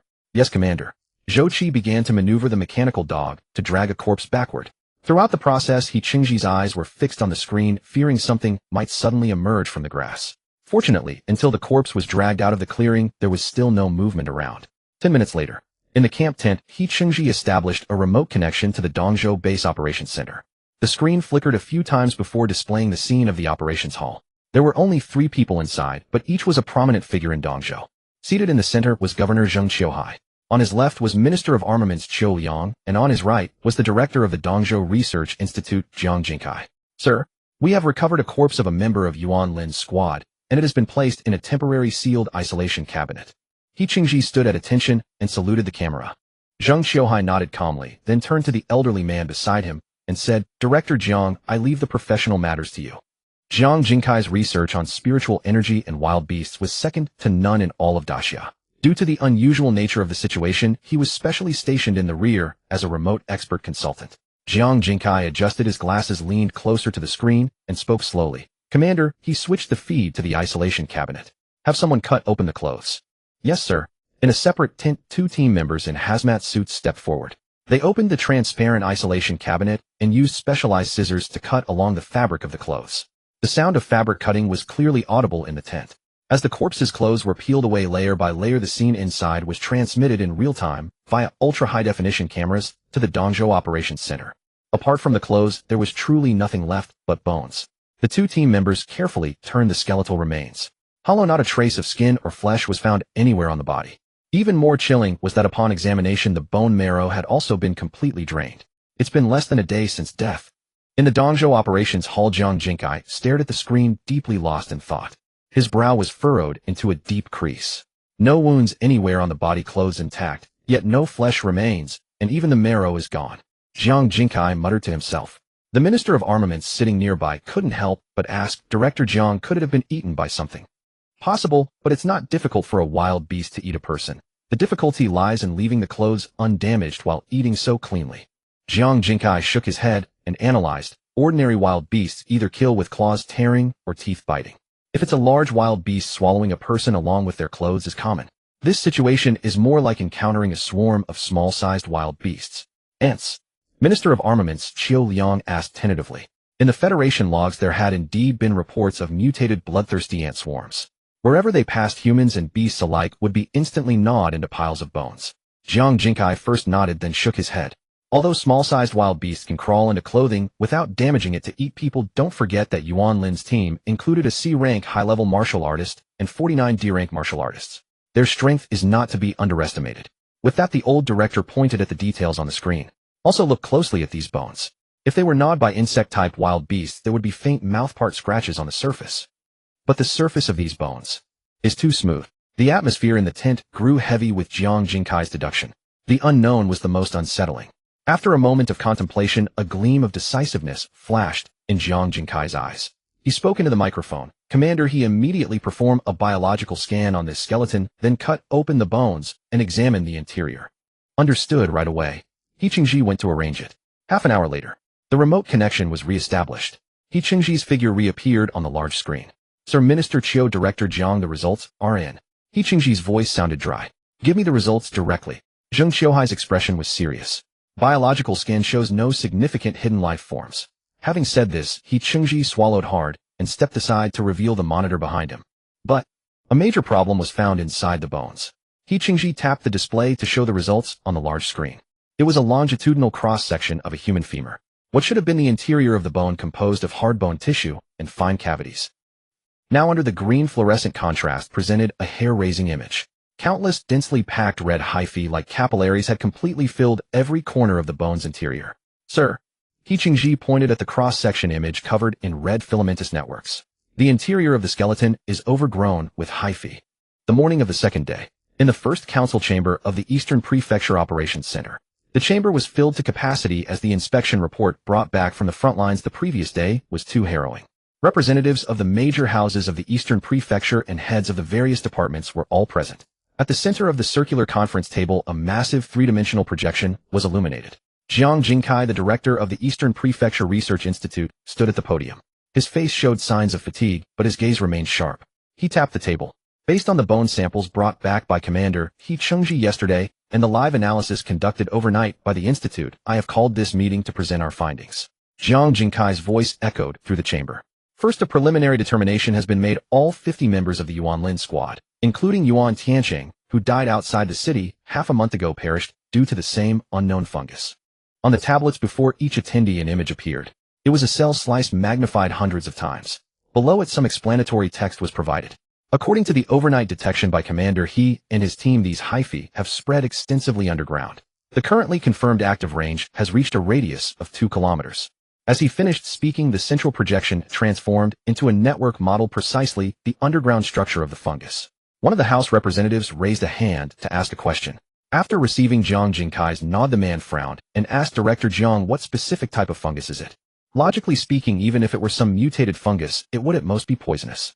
It shouldn't actively devour humans, and certainly not turn them into skeletons so quickly. Jiang Jingkai nodded, not surprised by the question. An ordinary fungus indeed cannot achieve this. The old director's tone grew heavy. Based on our research, this life form might be better termed a fungal-type desolate beast. He tapped the control panel, playing a video recorded by He Qingji. In the footage, a team member released an adult live cow into the area where Yuan Lin and the others had been attacked. As soon as the cow landed its hooves on the green grass, it grew excited and immediately began to eat. But after 2 minutes, the tranquil green grassland abruptly changed. Countless white hyphae surged like a tide from the grass, erupting wildly. They climbed up the cow's limbs, rapidly covering its entire body. The cow managed only a few struggles before ceasing to move. Countless hyphae bored in and out of the cow's 7 orifices. In just 1 minute, the cow was devoured completely. Most of the white hyphae retreated back into the soil. All that remained was a stark white skeleton which clattered onto the grass. A collective intake of breath echoed through the entire council chamber. Thus, based on this live experiment, it is preliminarily determined that the area covered with flowers and lush grass is the most active core of this desolate beast. Jiang Jingkai's expression was solemn. The representatives below wore varied expressions. Yuan Ning, seated in the front row, had a particularly ashen face. At this rate, recovering his son's remains seemed impossible. Then another thought struck him. How had Lu Qing managed to retrieve Tiancheng's backpack? According to the Institute's current detection results, any living creature approaching that area would die. Yet Lu Qing had emerged unscathed. That was utterly absurd. Yuan Ning sighed. Originally, he had planned to wait until the investigation was clear, then send someone to retrieve his son's bones for a proper burial. Now it seemed he could abandon that idea. That place was a forbidden zone for the living. Anyone who went there would die. Or perhaps use a mechanical dog. No one was aware of Yuan Ning's mental turmoil. Jiang Jingkai's explanation continued. A silver lining is that based on our observations of the hyphae's behavior patterns, this desolate beast does not possess advanced intelligence. All its current actions are driven more by biological instinct. Jiang Jingkai glanced around the room. Given its terrifying record of killing 1 C-rank high-level warrior and 49 D-rank warriors, after collective deliberation, the Institute has decided to classify this unknown desolate beast's danger level as B-rank lower stage. Since it does not appear in the Great Xia Federation's recorded catalog of desolate beasts, it is a new species. The Institute has named it Fungus King. Jiang Jingkai paused, setting down his materials. If any representatives have questions, you may raise them now. Tan Xiong, head of the Tan family, raised his hand first. He glanced at his tablet and asked in a solemn voice, Director Jiang, how fast is the Fungus King spreading? Is it possible that it could expand into our eastern prefecture city? This question struck at the heart of everyone's concern. As long as the danger was outside the city, it wouldn't fall on their heads. But if this thing burrowed underground into the city, it would be perilous. It is possible. Jiang Jingkai did not conceal the truth and answered frankly, although it is currently only active outside the city, the growth of fungi is unpredictable. Therefore, our next plan and research direction will focus on how to completely eradicate it. After all, even if it acts only on instinct, its danger level is still too high. The meeting continued with various departments beginning to discuss specific solutions. But upon hearing this, most representatives felt their previously anxious hearts ease. The unknown is the most terrifying. As long as they knew what they were up against, even if it was a B-rank desolate beast, there would always be a way to deal with it. Meanwhile, in the Eastern Prefecture Research Institute, on the 3rd underground floor of the main building, in the special biological laboratory, a complete skeleton lay quietly on the dissection table. 3 researchers in fully enclosed protective suits gathered around the table, holding various precision tools. It's truly incredible. I've been in the Institute for several years, and this is the first time I've seen a fungal-type desolate beast. A young male researcher on the left, holding a small bone file, examined the details of the skeleton and couldn't help but exclaim in amazement. In the Great Xia's desolate beast catalog, most beasts were either animal type or plant type. This entity that attacked warriors with hyphae truly broke their previous understanding. Say less and keep your movement steady. A slightly older male researcher on the opposite side used tweezers to pick up a finger bone, cautioning, "Carefully ensure complete isolation. No one knows if this fungal desolate beast can spread through airborne spores. No way the skeleton is full of hyphae, but I haven't found any spores." The young researcher replied dismissively. "Enough, all of you shut up and focus on the work." The female researcher standing in the center interrupted their discussion. Wearing gloves, she held a power saw. "Open the skull and see what's inside." The two male researchers immediately fell silent, moving forward to secure the skeleton's head from both sides. The fine teeth of the saw met the skull, producing a shrill whine. As a wisp of fine white bone dust scattered, a gap was cut into the top of the skull. The three leaned in, and the female researcher gently lifted the skull cap. Beneath the protective suit visors, 3 pairs of eyes peered into the cranial cavity. According to previous reasoning, it should have been filled with dense hyphae, just like the limb bones. However, the moment the skull cap was lifted, the 3 froze instantly. At the center of the cranial cavity, a blood-red eerie flower was quietly blooming. At the first-floor information desk of the Jingdu Martial Arts University Library, the early morning light streamed in through the tall floor-to-ceiling windows, casting long shadows on the floor. Feng Qinghua sat in her chair and raised her hand to yawn. She rubbed her slightly tired eyes and instinctively glanced upward. That young man on the 3rd floor hadn't come down all night. According to the rules of the Jingwu University Library, the doors were supposed to be locked at 10 o'clock. But last night the kid never came down. Considering his library card was of a very high level and that old bug Cheng had specifically put in a word, Feng Qinghua simply let him be. In the middle of the night, she even brought him some biscuits and water. "I wonder if that kid has managed to figure anything out." Feng Qinghua muttered to herself, then reached out and took a sip of hot tea from the thermos in front of her. Ever since her probing yesterday yielded no results, Feng Qinghua's mindset had undergone a subtle shift. Although experience told her that a greenhorn trying to create a martial art out of thin air was nothing short of a pipe dream. But watching Lu Cheng's utterly focused and oblivious demeanor, a faint glimmer of expectation stirred in her heart. Since she had nothing else to do anyway, waiting here a while longer wouldn't hurt. If the kid failed, she could naturally lecture him as an elder. At that moment, on the 3rd floor of the library, Lu Cheng's fingers swiftly swept across the edges of the pages. Rustle. He flipped through the entire martial art manual from beginning to end. The 1000th yellow grade manual. Lu Cheng shoved the book back into the gap on the shelf. After putting the book back, he stood there blankly, ramrod straight. Because he had cultivated the divine elephant suppressing hell art, his body was still perfectly fine. His muscles and meridians felt no fatigue at all. Physically, he wasn't tired, but mentally, he was utterly exhausted. Lu Cheng felt his eyeballs were numb. It was like staying up all night about to sleep, when suddenly sparrows started chirping outside the window. Ding. Condition met. 1000 yellow grade manuals have been perused. Please continue to peruse 100 Xian grade manuals to unlock the heaven and earth furnace function. The prompt sound in his mind made the veins on Lu Cheng's forehead jump. He clenched his fist. Lu Cheng cursed inwardly, leaned against the bookshelf, and rested for half a minute. In the end, he released his clenched fist. Having come this far, wouldn't it be a waste to give up halfway? He carefully identified the sign and found the Xian grade manual storage area. Compared to the densely packed yellow grade area outside, the shelves in the Xian grade section were noticeably fewer. However, Lu Cheng took a quick glance and estimated that there were still a few hundred volumes in total. He casually walked to a shelf and pulled out the outermost manual. As soon as the book touched his hand, Lu Cheng's brow furrowed. Xian grade manuals were not like yellow grade ones. The internal energy circulation routes and the understanding of qi application were significantly more profound, and the books themselves were much thicker.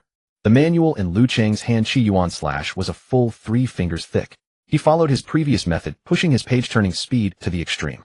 However, he found that even so, it took nearly 2 minutes to flip through the entire manual. 2 minutes per book, 100 books would be 200 minutes. Lu Cheng looked at the several shelves before him, resignedly sighed, pulled over a stool, sat down, and continued to transform into an emotionless page-turning machine. In a reading corner, not far from Lu Cheng, Tan Xian was holding a cup of milk tea, and although there was a manual on the table, her eyes kept darting over to Lu Cheng every now and then.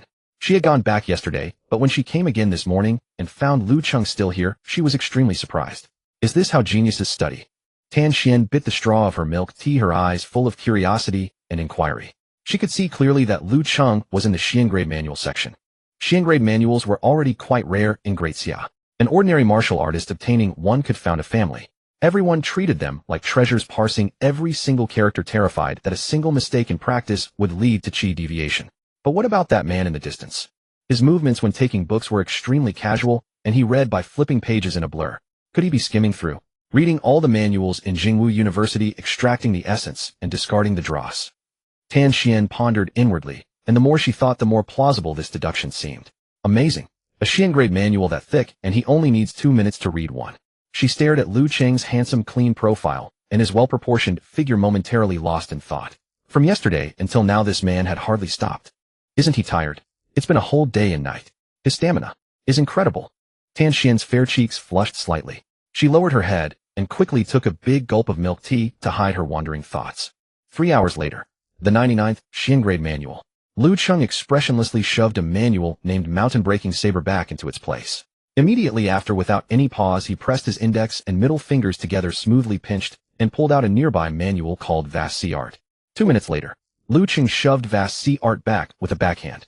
The 100th ding detected that the host has successfully perused 1,000 yellow-grade manuals and 100 Xiangrade manuals. Preliminary task completed. Congratulations, host. The system function, Heaven and Earth Furnace, has been officially unlocked. Boom. The crude system panel burst into dazzling light at that moment.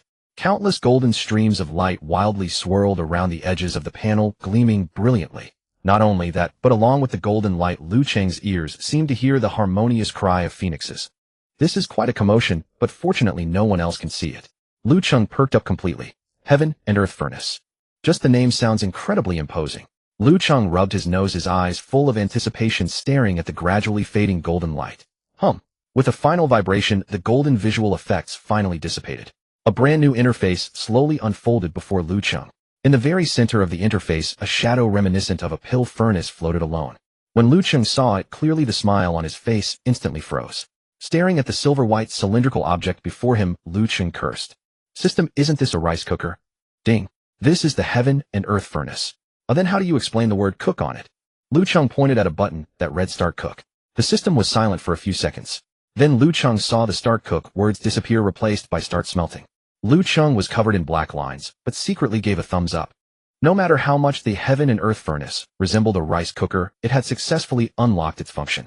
Lu Cheng suppressed the urge to punch the lousy system and silently commanded, System display, my personal panel. With a buzz, the familiar light screen appeared. Name Lu Cheng, level A, Guardian of the Nation, Chi value 897819, experience 1 techniques, Divine Elephant Suppressing, Hell Technique, Great Wilderness Shattering, Star Fist 9 Revolutions, Thunder Technique, Profound Condensation, Vast Sea Art. With over 8 million Chi, he far surpassed the A-rank threshold of 1 million, though he knew not where he stood against the S-rank saint. Lu Cheng had no idea how far he was from the S-rank saint. He resolved to seek out such knowledge later. Time to find an Earth-grade technique. Lu Cheng stretched vigorously, his joints cracking. He flexed his stiff neck, turned, and strode toward the elevator. Only after Lu Cheng's figure had completely vanished did Tan Xian, sitting in the corner, finally release the straw from her mouth. The straw was already deformed from her biting, and the milk tea in the cup had long been drained, now sucked flat. Tan Xian stared longingly at the direction Lu Cheng had departed, her delicate face full of conflict. Should I chase after him now and ask for his phone number? Tan Xian waged a fierce mental battle within herself. She desperately wanted to know how this ordinary civilian martial artist, who was roughly her age and had no background, had become so powerful. He was already that strong during the East Province martial arts exam, and now that he's at Jingwu, he must be even more formidable. But he's really a weirdo. Tan Xian ultimately didn't dare to catch up and slumped back into her chair in defeat. Lu Cheng had long sensed that strange gaze behind him. However, he paid it no mind, assuming it was just an ordinary female student from Jingwu University. After all, he had spent a whole day and night flipping through books in the library without stopping, and he was probably already quite famous on campus. It was only natural for her to stare at him a bit longer. The elevator descended all the way down. Ding! The first floor lobby arrived. It was still quiet, with the sunlight reflecting off the floor. Lu Cheng approached the information desk, where the elderly administrator seemed to be dozing off. It wasn't proper to disturb an old person's sleep, but Lu Cheng was always respectful of the elderly. Excuse me. Lu Cheng stepped forward and lightly tapped the desk with his finger. Ah! Feng Qinghua jolted awake. Her somewhat cloudy eyes hadn't yet focused, and she groped blindly on the desk, clearly searching for her glasses. Lu Cheng picked up the glasses from the corner of the desk and handed them to the old woman. Oh, it's you. Feng Qinghua put on the glasses, cleared her throat awkwardly. After recognizing Lu Cheng, she asked, So, did you spend the whole day up there and figure anything out? Lu Cheng nodded honestly. Yes, I have some ideas. So now I want to consult Earth-grade techniques, but I noticed that above the 3rd floor there's nothing. Upon hearing that Lu Cheng had some ideas, Feng Qinghua assumed he was just trying to save face, unwilling to admit he had wasted his time, so she didn't press further. Earth-grade techniques are strategic resources of the Daxia Empire. They can't just be placed on shelves for students to see. The old woman pushed herself up from the table with both hands reaching for the wooden cane leaning against the wall. Your borrowing card has high enough clearance, follow me. With that, Feng Qinghua hobbled along with her cane, heading toward a direction deep in the hall. Lu Cheng followed closely behind, deliberately slowing his pace to accommodate the old lady. They first passed through the massive bookshelves on the first floor, then skirted the outermost reading area and went past even deeper shelves. The surrounding air grew quieter and the light gradually dimmed. As he walked, Lu Cheng curiously looked up at the metal signs hanging above. When he spotted a distinct human figure sign at the corner, he couldn't help but raise an eyebrow and let out an exclamation. As expected from Jingwu University, the security is top-notch. Earth-grade techniques are actually hidden in the restroom. Feng Qinghua, walking ahead, abruptly halted. The old woman turned and shot Lu Cheng a glare through her glasses. When an old lady dozes off, she needs to use the facilities. Wait here. With that, Feng Qinghua grabbed her cane and quickly strode into the women's restroom. Only Lu Cheng remained in the hallway, standing there speechless, rubbing his nose. A few minutes later, Feng Qinghua emerged from the restroom, shaking water droplets from her hands. She led Lu Cheng straight into an office at the end of the corridor. The office was sparsely furnished: a desk, 2 sofas, and an enormous painting of the sun rising over the east, covering the entire back wall. In the painting, a red sun was leaping out from the turbulent sea. Feng Qinghua walked up to the huge artwork and pointed at the center of the painting. Come, take out your card and place it here. Lu Cheng pulled out his white borrowing card from his pocket, stepped forward, and pressed it against the very center of the sun.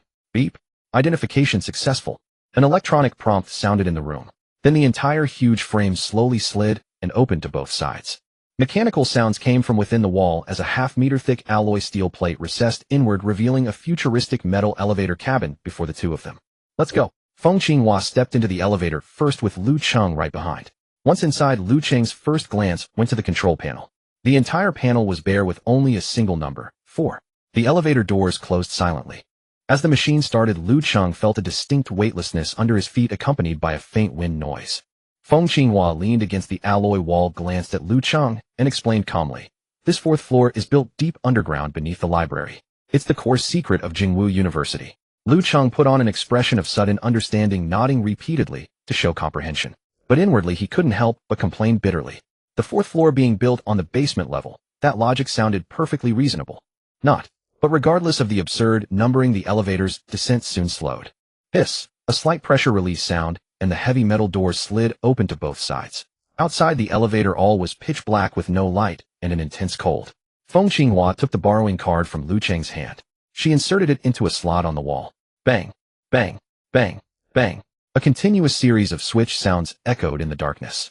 A vast underground space the size of a football field was revealed, bathed in glaring light, completely visible. Lu Cheng squinted to adjust to the light, then looked around curiously. There were no shelves or bookcases. On the mirror-smooth floor, 36 waist-high metal platforms were arranged in perfect order. At the center of each metal platform was a nearly transparent protective shield. Inside the shield, a yellowed book lay quietly. All right, all 36 Earth-grade techniques collected by Jingwu University since its founding are right here. Feng Qinghua pulled the card out of the slot and handed it back to Lu Cheng, her tone carrying an unmistakable pride. School rules: techniques here can only be read in this room. Absolutely no taking them outside this door. But if you want to copy them, nobody's stopping you. As the old woman spoke, ding. Detected 36 Earth-grade techniques. Host, do you want to record all of them? Hearing this, Lu Cheng's eyes lit up. Oh, I don't need to flip through them one by one. Yes, you need to. Lu Cheng's smile immediately collapsed. Then why the hell did you ask me that just now? Just following procedure. Lu Cheng was utterly exasperated by this lousy system. He walked toward the nearest metal platform. Approaching the platform, his gaze passed through the transparent shield, and what met his eyes was a technique he knew very well. The golden elephant art. Feng Qinghua had somehow procured a small folding stool and sat by the elevator entrance. She watched as Lu Cheng approached the first metal display stand and began flipping through the martial arts manuals once more. The sound of turning pages echoed crisply in the vast underground space, and a few black lines appeared on her forehead. So this young man treated Earth-rank techniques the same way. She called out to him directly. Young man, be careful. Any one of these books is older than me. These are cultural relics. Cultural relics. Handle them with care. Lu Cheng acknowledged and deliberately reduced his force, continuing to flip through the pages. Feng Qinghua sighed. She no longer thought this was merely youthful confidence. Earth-rank techniques were martial arts that could guide practitioners all the way to the A-class National Guardian Warrior level, and their difficulty far surpassed that of mystic-rank techniques. The challenge lay not in the energy pathways, but primarily in comprehension and insight. A careful observer would notice that each of the 36 Earth-rank techniques was far thinner than the yellow rank and mystic rank manuals available elsewhere. Some of the most renowned techniques contained only a handful of illustrations in their entirety. These were the original manuscripts personally left by the founding masters of those eras, each one a priceless treasure. While the black market might offer yellow rank or even mystic rank techniques, earth rank manuals were absolutely beyond reach. Frankly speaking, no one would ever sell them. Moreover, the original manuscripts of earth rank techniques differed vastly from copied editions. Yellow rank and mystic rank manuals could be printed and distributed to many, allowing anyone who studied them diligently to achieve mastery. But earth rank techniques required the originals for proper comprehension, as each one was pinned by its founding master. The spiritual imprints they left behind were what truly mattered. Without studying the originals, merely grasping the basics was considered remarkable talent. This was precisely why the golden elephant technique was used as an examination topic in the martial arts assessments. Feng Qinghua watched Lu Cheng reading with his bare eyes. No spiritual energy communication, no mental visualization, and thought it would be a miracle if he could discern anything at all. She produced a thermos from somewhere, unscrewed the cap, and took a sip. Sitting quietly on her folding stool, she waited to see which technique Lu Cheng would ultimately choose. Lu Cheng's hands soon stilled. He had reached the final page, casually returned the golden elephant technique to its place, and lowered the protective cover. This technique was nearly identical to what he had seen during the Dongzhou martial arts exam, the sole difference being 3 additional pages of visualization diagrams in the original manuscript. Those 3 pages contained no text at all, only an illustration of a towering figure spanning heaven and earth, an elephant whose feet touched the ground, and a dragon soaring through the sky. The 3 illustrations were remarkably vivid. Ding. Earth rank technique, golden elephant technique, has been recorded. Would you like to activate the heaven and earth furnace? The system's notification chimed. Lu Cheng finally understood at this point. His system could process the smelting in the background while he continued recording. Activate. Ding. Heaven and earth furnace activated. The next moment, that familiar rice cooker materialized again. Its lid popped open with a click. Immediately after the 1,000 yellow rank and 100 mystic rank techniques he had previously recorded on the 3rd floor transformed into countless dense characters flowing toward the rice cooker's inner pot, like rivers converging into the sea. Finally, accompanied by a deep elephant's trumpet, a golden phantom of an elephant stepped out of thin air and dived into the pot. The lid closed automatically. The smelting button illuminated. Lu Cheng stared blankly at the absurd rice cooker furnace before him, his lips twitching despite himself. He suddenly felt somewhat guilty. If he hadn't blown up his old system, the new one wouldn't be so rudimentary and bizarre. Lu Cheng shook his head lightly and turned his attention away from the rice cooker. He moved toward the next earth rank technique. Feng Qinghua had been watching his every move. That was the golden elephant technique. Understanding dawned in her eyes. So that's how it is. The golden elephant technique is easy to begin but extraordinarily difficult to master. He examined it for only 2 looks and chose to abandon it. That shows self-awareness. A sensible young man indeed. As a reclusive elderly woman who spent most of her time confined to the library, Feng Qinghua rarely followed external affairs, and therefore had no knowledge of the recent stir Lu Cheng had caused in both Dongzhou and the capital. In truth, given her position, she could obtain the latest information at any moment, but she simply chose not to. After all, Lu Cheng had already displayed a golden elephant technique at the twin dragons and twin elephants level during the Dongzhou martial exam. Let him choose at his own pace. It's far too early for him to attempt creating his own technique. Choosing an ancestor's legacy is hardly something to be ashamed of. Feng Qinghua fancied she had seen through everything. Lu Cheng discovered that all the earth rank techniques were quite thin and the recording process was faster than he had anticipated. Ding. Earth rank technique, 9 heavens, sword drawn. Ding. Earth rank technique, imperishable vigor recorded. The system's notifications rang out incessantly. From time to time, blade shadows and sword auras, or various strange shapes, emerged from within the rice cooker and disappeared into it. 15 minutes later, Lu Cheng held the final earth rank technique in his hands. Ding. Earth rank technique, 10 directions, martial path recorded. As the system's notification faded, Lu Cheng closed the 36th earth rank technique.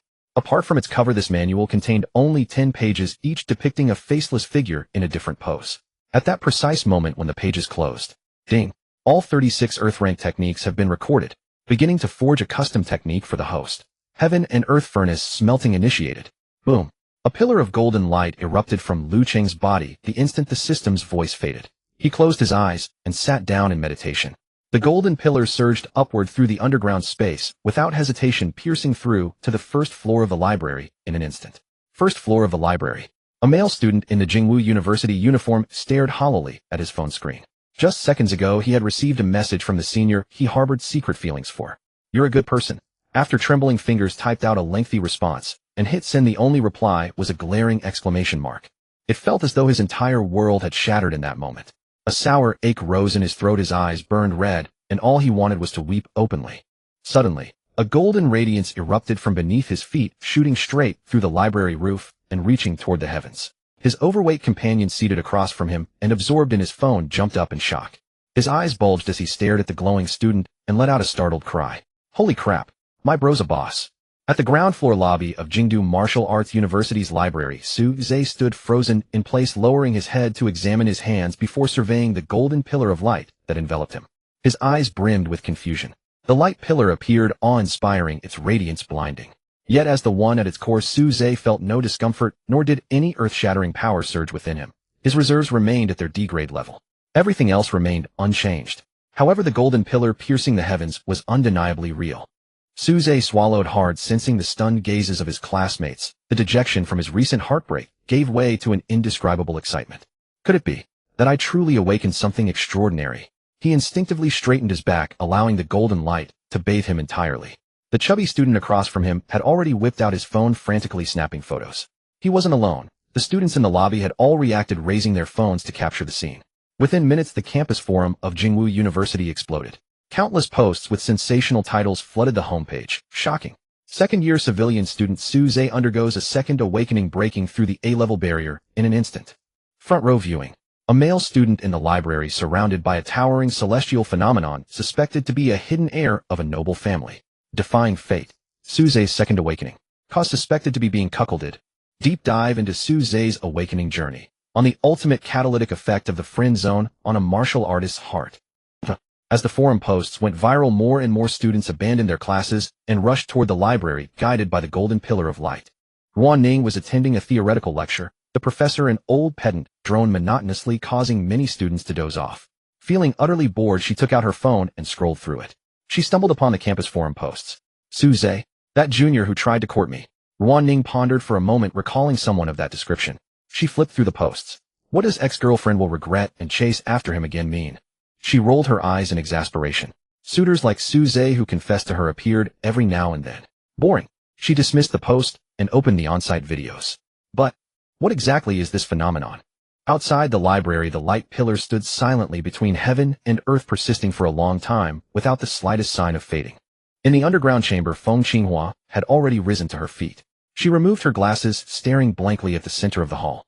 The young man named Lu Cheng sat cross-legged on the floor, eyes tightly shut, his entire body encircled by a golden pillar of light. What on earth is this? He had done nothing at all, just flipped through the techniques. Feng Qinghua had lived most of her life and witnessed many things, but she had never seen such a spectacle. Ding. The system has absorbed the essence of 36 Earth-grade techniques, 100 profound-grade techniques, and 1,000 yellow-grade techniques. Technique construction has officially commenced. As the system notification faded, the phenomenon around Lu Cheng intensified dramatically. Countless phantom images began to emerge at the edges of the light pillar. A colossal elephant phantom, as if forged from gold, raised its trunk and roared to the heavens. Then a primordial true dragon phantom coiled upward, the dragon and elephant dancing together. After the dragon and elephant, countless sharp blades and sword energies crisscrossed, as if they would tear apart the underground space. Then 3,000 golden lotuses bloomed in the void. Following that, 10 indistinct human phantoms stood in the 10 directions, each assuming an ancient posture, exuding an aura of invincibility. Empowered by these visions, the light pillar began to expand outward. A formidable aura like an awakened ancient beast erupted with a thunderous shock. The shock wave traveled through the pillar to the first-floor lobby. The students surrounding Su Zhe finally sensed something was amiss. The energy fluctuations emanating from the light pillar had transformed from gentle and harmless to an overwhelmingly tyrannical force. Surging waves of power blasted the foremost students backward. Su Zhe, who had been standing at the very center of the pillar, still posing to savor the awakening thrill, was the first to be hurled away by the shock wave. The crowd watched Su Zhe sprawled on the ground, then turned back to see the golden pillar still standing there, even thicker than before. They finally understood. A commotion erupted among the crowd. Wow, so it turns out this guy had nothing to do with it. Then what is this thing? Did the basement explode? Could it be? A high-energy radiation leak from under the library. Whatever it is, everyone fall back. This pressure is terrifying. My nose is bleeding. A male student in the front row covered his nose, blood streaming through his fingers. Seeing this, all the students panicked and scrambled out of the library, terrified of being caught in the blast. The university's professors and higher-ups also sensed the terrifying fluctuations and rushed toward the library. The first to arrive was Cheng, the president of Jingwu University.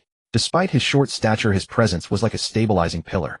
Everyone evacuate to at least 50 meters from the library square. Faculty maintain order on site. As soon as Cheng arrived, his voice rang clearly in everyone's ears. The chaotic crowd, as if finding a leader, quickly quieted down and withdrew in an orderly manner.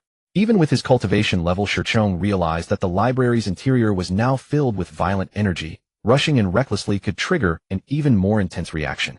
So he could only stand with his hands behind his back on the small square outside the library, observing from a distance. Cheng looked up, his gaze piercing as he stared at the light pillar that pierced through the building, his brow slightly furrowed. That direction is the 4th floor. 4th floor was the school's internal code for the Earth-grade technique storage room. The name was personally chosen by Cheng. The image of a young man flashed through his mind. Could it be that Cheng kid did this? He went in yesterday and hasn't come out yet. Cheng scanned the area and confirmed that Cheng was not among the crowd. But a flicker of doubt crossed Cheng's eyes. I don't recall any of those 36 Earth-grade techniques having such an exaggerated phenomenon. The golden elephant technique does manifest dragon and elephant phantoms, but what about those crisscrossing blades and sword shadows? As he pondered, another change occurred within the light pillar.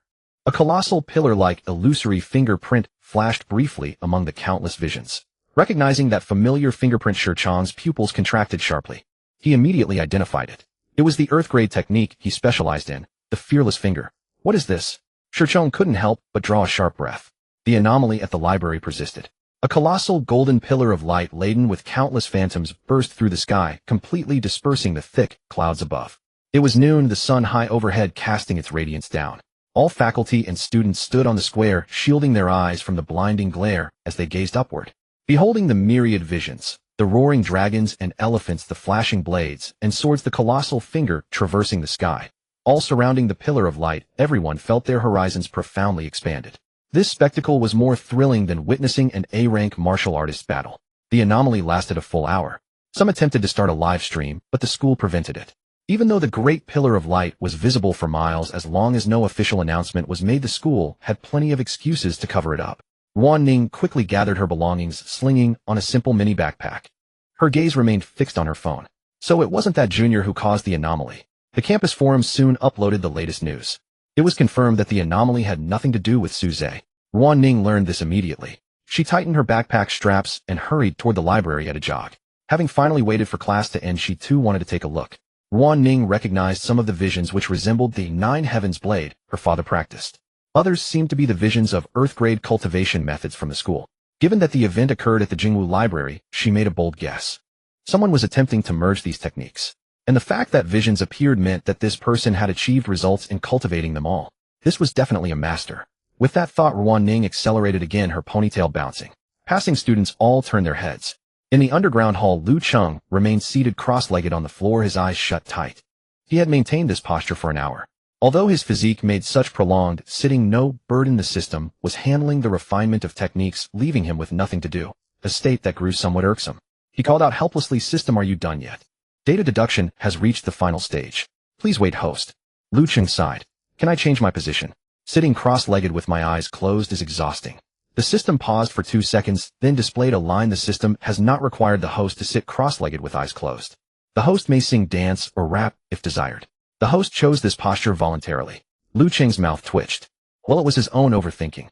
Having read many novels in his past life, he felt that sitting cross-legged in meditation suited the supernatural customs and added a sense of ritual.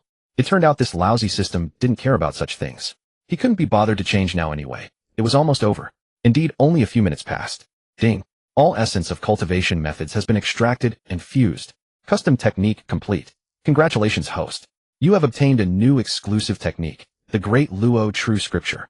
Would you like to immediately consume 100 experience points to begin training in the Great Luo True Scripture? Hiss. Upon hearing the system's prompt, Cheng drew in a sharp breath. 1 million experience points, just to start. He recalled that the cost of maxing out his previous techniques was no more than this. Yet Cheng hesitated only a second before decisively agreeing. The more experience points required, the higher the grade and power of the technique. He currently held a vast amount of experience points. Experience was the one thing he had in abundance. Begin training in the Great Luo True Scripture. Ding. Congratulations, host. You have begun training in the Great Luo True Scripture. With this notification, Cheng felt the immense qi within his body, as if summoned, instantly surge into a boil. The countless visions that had surrounded him now converged into his body like fledglings returning to the nest. The golden pillar of light that pierced the heavens vanished as well. The underground hall instantly fell silent. Thump! A dull heavy sound like a heartbeat suddenly echoed around them. The sound defied spatial barriers, detonating as if in the depths of everyone's soul. Then above the sun-drenched library, the blazing sun vanished in an instant. As if an immense, boundless black curtain had completely shrouded the sky. All light vanished, darkness descended. Every ray of light disappeared. The faculty and students outside the library were plunged into an impenetrable darkness so deep they couldn't see their own hands. Panic erupted among the crowd as screams and shoving sounds rose and fell. What's happening? Why has it gone dark? I can't see anything. Silence. Cheng's thunderous roar exploded, suppressing all the panic. He channeled his chi, his voice cutting through the chaos. Everyone stay where you are. Don't move. Stand still. After shouting, Cheng immediately infused his eyes with chi, straining to see through the darkness. But all he saw was pitch black. Even as an A-rank martial artist, he could not capture even a sliver of light in this darkness. Thump, thump, thump. The great heartbeat sounded slowly and steadily in the darkness. Each time it resounded, Cheng felt the surrounding space tremble as if in response. It sounded 8 times. Then a deathly stillness settled. When the 9th heartbeat came, a glimmer of light appeared at the center of the boundless darkness directly above the library. Accompanying this glimmer, a vast, ethereal voice as if from the stars resonated. Great is vast, net is all-encompassing. Great means without measure. Net means embracing all. The great Luo without measure is the inclusion of all existence. This is the Saha world where a single thought is eternal. With the resounding voice, Liu Cheng's figure vanished from the underground space. When he reappeared, he was suspended in midair beneath the glimmer above the library. The tiny point of light in the center of darkness began to expand rapidly, growing brighter and more dazzling. Finally, it reached a critical point and exploded with a resounding burst. There was no deafening sound, only a visual feast of the highest order. Countless brilliant stars were born from the explosion, tracing arcane trajectories across the darkness and swiftly filling the entire sky. It was as if the universe was being created, the heavens and earth splitting apart. In an instant above Liu Cheng's head, the phantom images of billions of celestial realms unfolded. Starlight poured down, and everyone once again saw the long-lost light. Cheng stood at the forefront of the crowd, blinking his dry eyes. When he looked up and saw the slender figure suspended in the sky, surrounded by stars, being born and dying like a deity, the principle of Jingwu, a man who had weathered countless storms, lost his composure for the first time in his life. Could this be the martial saint domain? In the western frontier of the Daxiao Federation, the Kunlun Mountains, there lies the largest chi fissure within Daxiao, recognized as one of the 7 forbidden zones of life globally. Deep within the fissure, dark red mist carrying surging tides of chi gushes out ceaselessly day and night. Countless terrifying high-level desolate beasts roar and battle within the red mist, turning the Kunlun Mountains, stretching thousands of miles, into a Shura hell. However, directly above this area where no one dares to tread at an altitude of 10,000 meters, a white-haired figure sat cross-legged in stillness. Hair as white as snow fluttering wildly in the wind. Suddenly, the white-haired figure who had always kept his eyes closed opened them. They were eyes of profound depth within which vast stars seemed to be constantly born and extinguished. Her gaze pierced through layers of clouds, looking far to the east where the capital lay. With her gaze moving, ripples appeared in the void behind her, and 3 phantom figures emerged one after another. The leftmost phantom was an old man with a long beard who chuckled and stroked his beard. Congratulations, congratulations indeed. Daxiao has gained another martial saint. The middle phantom was completely hidden in a large black cloak, making it impossible to see the face under the hood, and only a low, hoarse voice emerged, the capital direction. I wonder which one from the 4 fortresses has broken through. Could it be Jin Hong? The cloaked phantom had just finished speaking when he shook his head in denial. It shouldn't be. Although his talent is good, he is still quite far from martial saint. The third phantom on the right was small in stature, appearing to be a child about 7 or 8 years old. Yet the child spoke with an air of maturity beyond his years. Although the heads of the 4 fortresses all have the potential to become martial saints, they lack sufficient accumulation and cannot break through so quickly. In my opinion, the most likely candidate is Zhang Qingfeng from the capital headquarters. The child phantom crossed his arms and continued, moreover, based on the domain fluctuation, I just sensed it carries a Taoist charm. Apart from that old Taoist who meditates and seeks enlightenment every day, I can't think of anyone else in the capital who could cause such a commotion. After hearing this analysis, the old man nodded in agreement and said with some emotion, Daxiao has not seen a new martial saint for 200 years now. The high-end combat power has been in a state of discontinuity, and it's all up to us old-timers to hold the line. If this drags on any longer, these old bones of mine might really give out. TCH old man, you've been saying that for nearly 100 years, and you haven't fallen apart yet. The child phantom curled his lip. Then, as if sensing something, his expression shifted slightly. There's work again in my area. I'm off. Before his voice faded, the child phantom shattered into countless specks of light and vanished. Seeing this, the old man phantom chuckled, and his figure dissipated. The cloaked figure was silent for a moment before saying, I'm leaving too, White Emperor. The white-haired figure remained expressionless throughout, only uttering a single syllable. The cloaked phantom took one last look toward the east before also dissipating. As the three phantoms departed, complete silence fell. The white-haired figure still sat cross-legged in the void. The fierce wind swept past her robes without stirring any ripple. Below her, a massive golden barrier quietly emitted a faint glow, suppressing all the surging red mist within. The white-haired figure's pupils were brilliant, and she slowly closed her eyes. That domain. It feels like it's not Zhang Qingfeng the Taoists. A domain. A genuine domain. Principal Cheng stared at Lu Cheng high in the sky, his heart pounding, unable to conceal the shock on his face. Even Director Jean and others couldn't touch that realm, and he has achieved it. Cheng couldn't help rubbing his hands and muttered to himself, a genius. No, that word is no longer enough to describe him. Just as all the teachers and students on the square were struck speechless with all the previously turbulent chi inside the library quieted down, and a hurried footsteps could be heard. Immediately after, a figure rushed out in a fluster. It was the administrator who had stayed underground, Feng Qinghua. She was holding a small cane in one hand, her entire body almost turning into a blur. So fast that it even left several faint white trails in the air. This vigorous posture was a stark contrast to her usual shaky gait. It made many students who knew Feng Qinghua drop their jaws in amazement. Feng Qinghua paid no attention to the students' stares. She quickly rushed to Cheng's side, banged her cane on the ground, raising a cloud of dust. The old lady lifted her head, her originally cloudy eyes now frighteningly bright. She stared at Lu Cheng, who was surrounded by countless stars like a god hovering in the sky, and scolded Cheng beside her, old worm. You didn't tell me this guy was so fierce. Cheng's mouth twitched uncontrollably. There were still students around. Why call him by his nickname? He spread his hands helplessly. I didn't expect such a big commotion. I thought he was at most at the peak of A rank. What? Peak of A rank? Hearing this, Feng Qinghua was stunned, then slapped her thigh with a look of sudden realization. No wonder my probing was completely useless. Feng Qinghua finally understood. She admitted to herself that even in her prime, she couldn't match the peak of A rank. Cheng gave her a strange look. You don't know who he is? Feng Qinghua asked in confusion. What? Cheng then realized that this old homebody was out of the loop. He sighed, reached into his pocket, and pulled out his phone. After tapping on the screen a few times, he handed the phone to Feng Qinghua. See for yourself. Feng Qinghua took the phone, squinted at the screen. On the screen played a video recorded by satellite. It was the feat of Lu Cheng punching through a beast tide and flattening a canyon. After watching, Feng Qinghua was silent for a full half-minute before suddenly blurting out a curse. Holy shit. This destructive power. Even fiercer than mine back in the day. Standing nearby, Cheng couldn't help his eyelids twitching, and he held his forehead. He had almost forgotten that this woman was also a destroyer back in the day. The post-battle cleanup was no easier than Director Jin's. And he was the one responsible for the cleanup back then. You still have the nerve to mention those days. Cheng snatched the phone back from Feng Qinghua. The streets and hills you smashed back then, I was the one who cleaned them up. Feng Qinghua chuckled dryly a couple of times, and didn't argue. She looked up again, seeing that the myriad stars in the sky were beginning to slowly retract. But speaking of which, what technique did he create that was so shocking? Cheng looked bewildered. What? Creating a technique? Wasn't he supposed to pick an Earth-grade technique and then break through smoothly?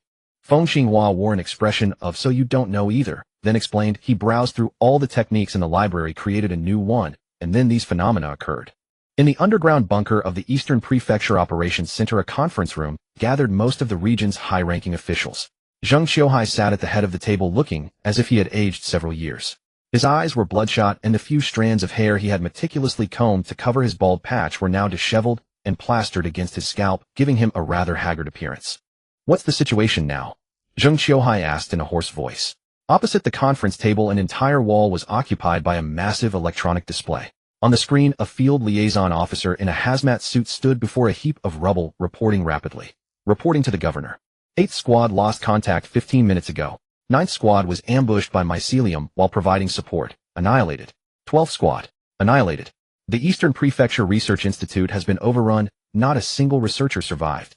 Additionally, 60 of the armament department has fallen, and the remaining forces are retreating to Warehouse No. 2. According to the latest estimates, the fungal lord's volume has expanded to a diameter of 8 kilometers and is still expanding at an alarming rate. Bang. Zheng Qiuhai slammed his fist onto the conference table, causing the teacups to rattle. Damn it. I never expected this monster to spread so quickly. He gritted his teeth, veins bulging on his forehead. No one knew what the entire Eastern Prefecture had endured in just a few short hours. The first sign of trouble had come from the research institute. Researchers were still dissecting a skeleton when less than an hour later the lab alarms blared. A gigantic blood-red flower with an arrogant force smashed through the roof of the institute's laboratory building. Then it began madly releasing countless blood-red spores in all directions. Countless mycelium threads surged like a tide through every crevice of the institute. By the time they reacted and organized a large contingent of martial artists to clean up, it was already too late. Those seemingly soft mycelium threads upon contact with a living person would rapidly climb and entwine. Within just a dozen seconds, a living human would be devoured completely, leaving only a bare skeleton. Governor Zheng, this fungal lord has grown increasingly powerful, Jiang Jingkai, seated nearby, said in a solemn voice. He pointed to another screen showing live footage from the institute. The once sprawling institute complex had vanished entirely, replaced by a massive, bloody, fleshy mass coiled atop the ruins. The surface of the mass was covered in countless writhing vein-like protrusions, and at its apex the enormous blood-red flower swayed slowly. Jiang Jingkai stared at the flower with icy eyes. Now I understand why the last image in Yuan Lin's squad recording was a sea of flowers. He said bitterly. That's the organ the fungal lord uses to spread spores. We should never have brought that skeleton into the city. This is like inviting a wolf into the house. A representative from a noble family exclaimed, his face livid with anger. Enough. What use is hindsight now?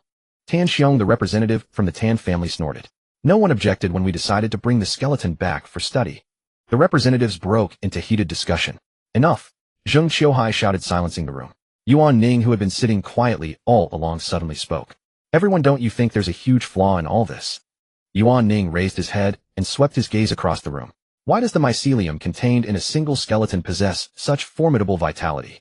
That defies common sense. Even if it can absorb human blood and qi, its expansion rate shouldn't be this fast. Jiang Jingkai was jolted by Yuan Ning's words. Master Yuan is right. This is indeed illogical.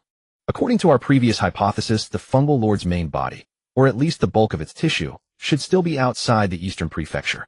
The skeleton we brought back contained at most a tiny fraction. Logically, it shouldn't have grown to this extent so quickly. Jiang Jingkai's breathing grew rapid. Unless... Before he could finish his speculation, the red light on the center of the conference table began to flash. It was an urgent communication request from He Qingji, who was still outside the city. Without hesitation, Zheng Qiuhai reached out and pressed the connect button. Commander He, this is Zheng Qiuhai. Has anything changed on the front line? He Qingji's figure appeared on the large screen. Behind him was pitch black and his voice was urgent. Governor, after testing, all the fungal lords within the cordon have withered. What? Zheng Qiuhai shot up from his chair, disbelief written all over his face. Jiang Jingkai's eyes widened. Just as I thought. Everyone in the conference room turned to stare at Jiang Jingkai. His expression was grave as he continued, Ladies and gentlemen, perhaps our initial assumption was wrong. The fungal lord was never a mindless wild beast. Its true goal from the very beginning was to enter the Eastern Prefecture. The room fell into a deathly silence. A chill ran down everyone's spine. Zheng Qiuhai's lips trembled. Dean Jiang, you mean? Exactly. Jiang Jingkai nodded and pointed at the giant flower on the screen. This has been a trap from start to finish. The fungal lord deliberately killed people outside the city to draw our attention and lure more investigators. Just now we saw that its mycelium can become as thick as a barrel and possess enough strength to shatter a heavy tank. Since it has such destructive power, why were the recording equipment of Yuan Lin's squad and their skeletons preserved so intact? Jiang Jingkai clenched his teeth.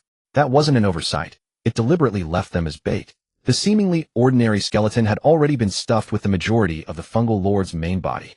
It used the skeleton to enter the city openly.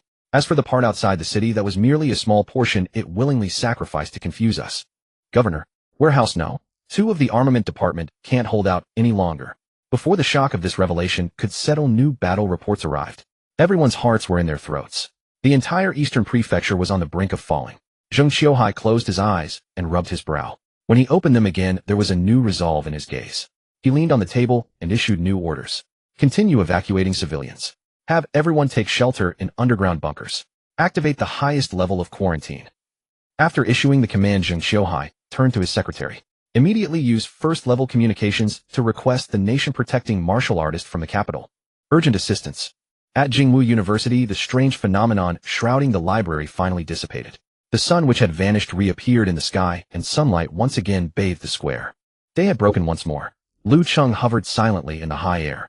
He slowly opened his eyes and first clenched his fists. He felt an unprecedented surge of vast primordial energy racing through his body like a raging storm. This sense of power was infinitely greater than when he was an A-level martial artist. Moreover, what astonished him was that he could now stand suspended in midair. So, a martial saint can already fly in the sky. Lu Cheng marveled inwardly. System display my personal panel. Name Lu Cheng, rank S, martial saint, primordial energy 3, experience 1, techniques. Great Luo, true scripture, divine, elephant suppressing, hellforce, great desolate, star, shattering fist, 9 revolutions, thunderclap, art, profound condensation, vast sea art. Holy shit, look. He's actually flying. Nobody told me martial artists can fly. Didn't textbooks say only A-rank practitioners can glide short distances? Is he just hovering there in midair? Mommy, I saw a man hitting people. Blah blah blah. Thunderous uproar erupted from the crowd. Countless phones and cameras were raised, their flashes flickering in dense, relentless succession. Even some teachers who had been maintaining order couldn't resist secretly pulling out their phones to point toward the sky above. Lu Cheng glanced down at the dense crowd below and tugged at the corner of his mouth in helpless amusement. It was only now that he realized he was about to become famous. Cheng, the principal of Jingwu University, standing at the very front of the crowd, quietly tucked his phone into his pocket. The corners of his mouth were curling upward uncontrollably. Seeing this, Feng Qinghua nudged him with her elbow. Old Cheng, I didn't bring my phone. Remember to send me a copy. Cheng glared at her unamused, but made no move to refuse. From midair, Lu Cheng spotted the principal below at a glance. He felt utterly speechless. The previously dignified and stern principal of Jingwu University was actually this goofy. Watching the crowd continue to swell, with even more people sprinting toward them from the distance, Lu Cheng knew that if he stayed any longer, he might not even make it out of Jingwu University's gates today. His vast internal energy shifted slightly, and his entire figure vanished in an instant. Principal, I'm heading out now. I'll visit again to express my gratitude. The moment Lu Cheng disappeared, a voice suddenly echoed beside Cheng's ear. Cheng instinctively turned to look at Feng Qinghua, only to find she was still craning her neck staring at the sky. Clearly she hadn't heard the voice. Transmitted whisper technique. Cheng marveled internally. His methods are becoming increasingly unlike those of a martial artist. Tan Xian in the crowd wore an expression of envy. Could this be an A-rank martial artist? Meanwhile, Ruan Ning stood alone beneath a tree, gazing toward the place where Lu Cheng had vanished. The Ruan family belonged to the old aristocratic clans of the capital, a top-tier martial arts lineage that rose during the spiritual energy revival. Ruan Ning's knowledge surpassed that of ordinary students by far. Could this be the saint martial artist capable of soaring through the skies as my great-grandfather once spoke of it? Meanwhile, 1,000 meters above the capital, Lu Cheng was transforming into an almost imperceptible streak of light hurtling toward the Xuanwu fortress at tremendous speed. The fierce stellar winds were automatically dissipated by an invisible energy barrier half a meter from his body. While maintaining his high-speed movement midair, he pulled out his phone from his pocket. Glancing at the screen, he discovered 5 missed calls and a text message. The earliest call had come half an hour ago. At that time, he was in the crucial stage of refining his cultivation technique, entirely enveloped by extraordinary phenomena, completely unaware of anything around him. The caller was Jin Hong. After failing to reach him through repeated attempts, Jin Hong finally gave up and sent a text message 15 minutes ago. Dongzhou has been invaded by barbarian beasts. The inner city has fallen. I'm heading to reinforce. Whoosh. High in the sky, Lu Cheng, who had been hurtling forward at great speed, suddenly came to an abrupt halt. The enormous inertia carved a white vapor trail over 100 meters long across the sky, accompanied by a muffled sonic boom. Lu Cheng hovered in the void, staring at his phone, his brows drawn tightly together. Dongzhou has fallen. That's impossible. Even if a B-rank barbarian beast attacked, it shouldn't be able to breach the inner city. The outer city falling would at least be plausible. Lu Cheng stuffed his phone into his pocket, his expression turning icy in an instant. He had originally planned to return to the Xuanwu fortress to lie low. After all, making such a spectacle at Jingwu University meant he certainly couldn't stay there. And now within moments he received news of Dongzhou's fall. Going to the Xuanwu fortress is pointless now. Without the slightest hesitation, Lu Cheng reversed direction. His internal energy surged once more, his body carving a long trail across the sky before transforming into a meteor streaking toward the Dongzhou base at full speed. Central District Capital. The 17th floor of the Ministry of Armed Preparedness Strategic Security Monitoring Center. In the vast monitoring hall, hundreds of screens continuously displayed real-time satellite mapping from across Dasha. The room was filled only with the soft rhythm of keyboard taps and the low hum of machinery. Captain Shi, the monitoring radar just detected an anomaly. At a workstation in the back row of the hall, a young analyst in uniform suddenly called out in alarm. His hand rested on the mouse, zooming in on one of the screen displays. The middle-aged man they called Captain Chi was leisurely strolling in from the doorway, both hands cradling a thermos cup. Clad in an oversized dark gray trench coat with slightly graying temples, he looked thoroughly unenergetic, his dead fish eyes particularly pronounced. He looked down and blew gently on the rim of his cup, where a layer of red goji berries floated on the surface. What did you say, Xiao Wang? Captain Chi asked. Captain Chi, an extremely fast, unidentified flying object has appeared over the capital. Xiao Wang pointed to the red dot, frantically moving across the screen. Captain Chi slurped a mouthful of hot water. Unidentified flying object. What's all the fuss about? Research institutes test fly equipment all the time now. They file advance reports. Just check the system. No, it's not that, Captain Chi. Xiao Wang was drenched in a cold sweat, pulling up the recently captured footage. This entity is alive, and its speed has reached Mach 3. Puff cough. Captain Chi nearly sprayed the water he had just sipped all over. He coughed violently twice, wiped the corner of his mouth with the back of his hand, and his drooping deadfish eyes bulged wide open. What speed did you say? Mach 3. This humanoid entity just changed direction. Its current speed has exceeded Mach 3, and it's heading southeast. Xiao Wang's voice trembled with terror. Across all of Dachau, apart from cutting-edge technology, who could fly through the sky at Mach 3 relying solely on their physical body. Wait, what did you say about its shape? Qi Lian pressed. Xiao Wang froze for 2 seconds before realizing what Qi Lian was asking. Humanoid. Qi Lian rushed quickly to the screen, carefully confirmed something, and then suddenly exhaled in relief. He picked up his thermos and slowly turned back toward his seat. Alright, it's nothing. Just remove that red dot from the main screen. No need to monitor it. Huh. Why, Captain Qi? Xiao Wang looked at Qi Lian's retreating figure in utter disbelief. This is an anomaly in the capital's airspace. This is absolutely a massive security risk. Captain Qi pulled out his chair and sat down.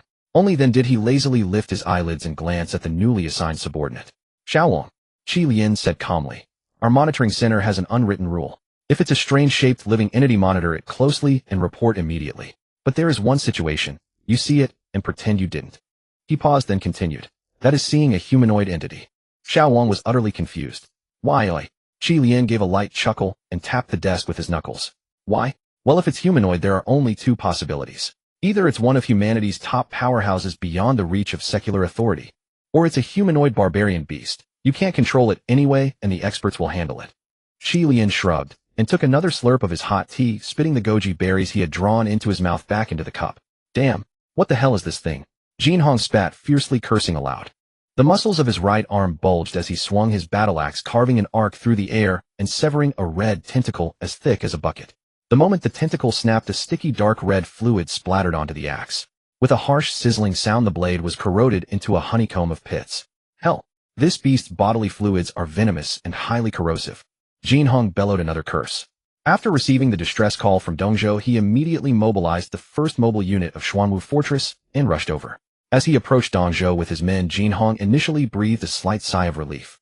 From a bird's-eye view, the walls of Dongzhou remained intact. Most of the outer city streets were eerily quiet, and there was no sign of a large-scale wild beast assault. However, when he actually drew near the inner city, he realized the gravity of the situation. Even the word exaggerated could no longer describe the current state of the inner city. Endless mycelium covered more than half of the inner city. Streets, buildings, even streetlights and vehicles were coated in a slowly writhing layer of flesh-like tissue. In the gaps between these tissues, countless blood-red flowers of all sizes were in full bloom. If one had to describe it, the sea of spider lilies blooming along the road to the underworld would probably look just like this. The more Jin Hong hacked, the more alarmed he became. These thick fungal tentacles looked soft as rotten meat, but when he actually struck them, the feedback told him their defense was almost comparable to that of a jade armor golden dragon. This is my last battle axe. If it gets ruined again, I'll have to fight barehanded. Jin Hong glanced down at the axe, already badly corroded, and felt a pang of anguish. His most used and favored axe had been severely damaged earlier in the Northern Canyon.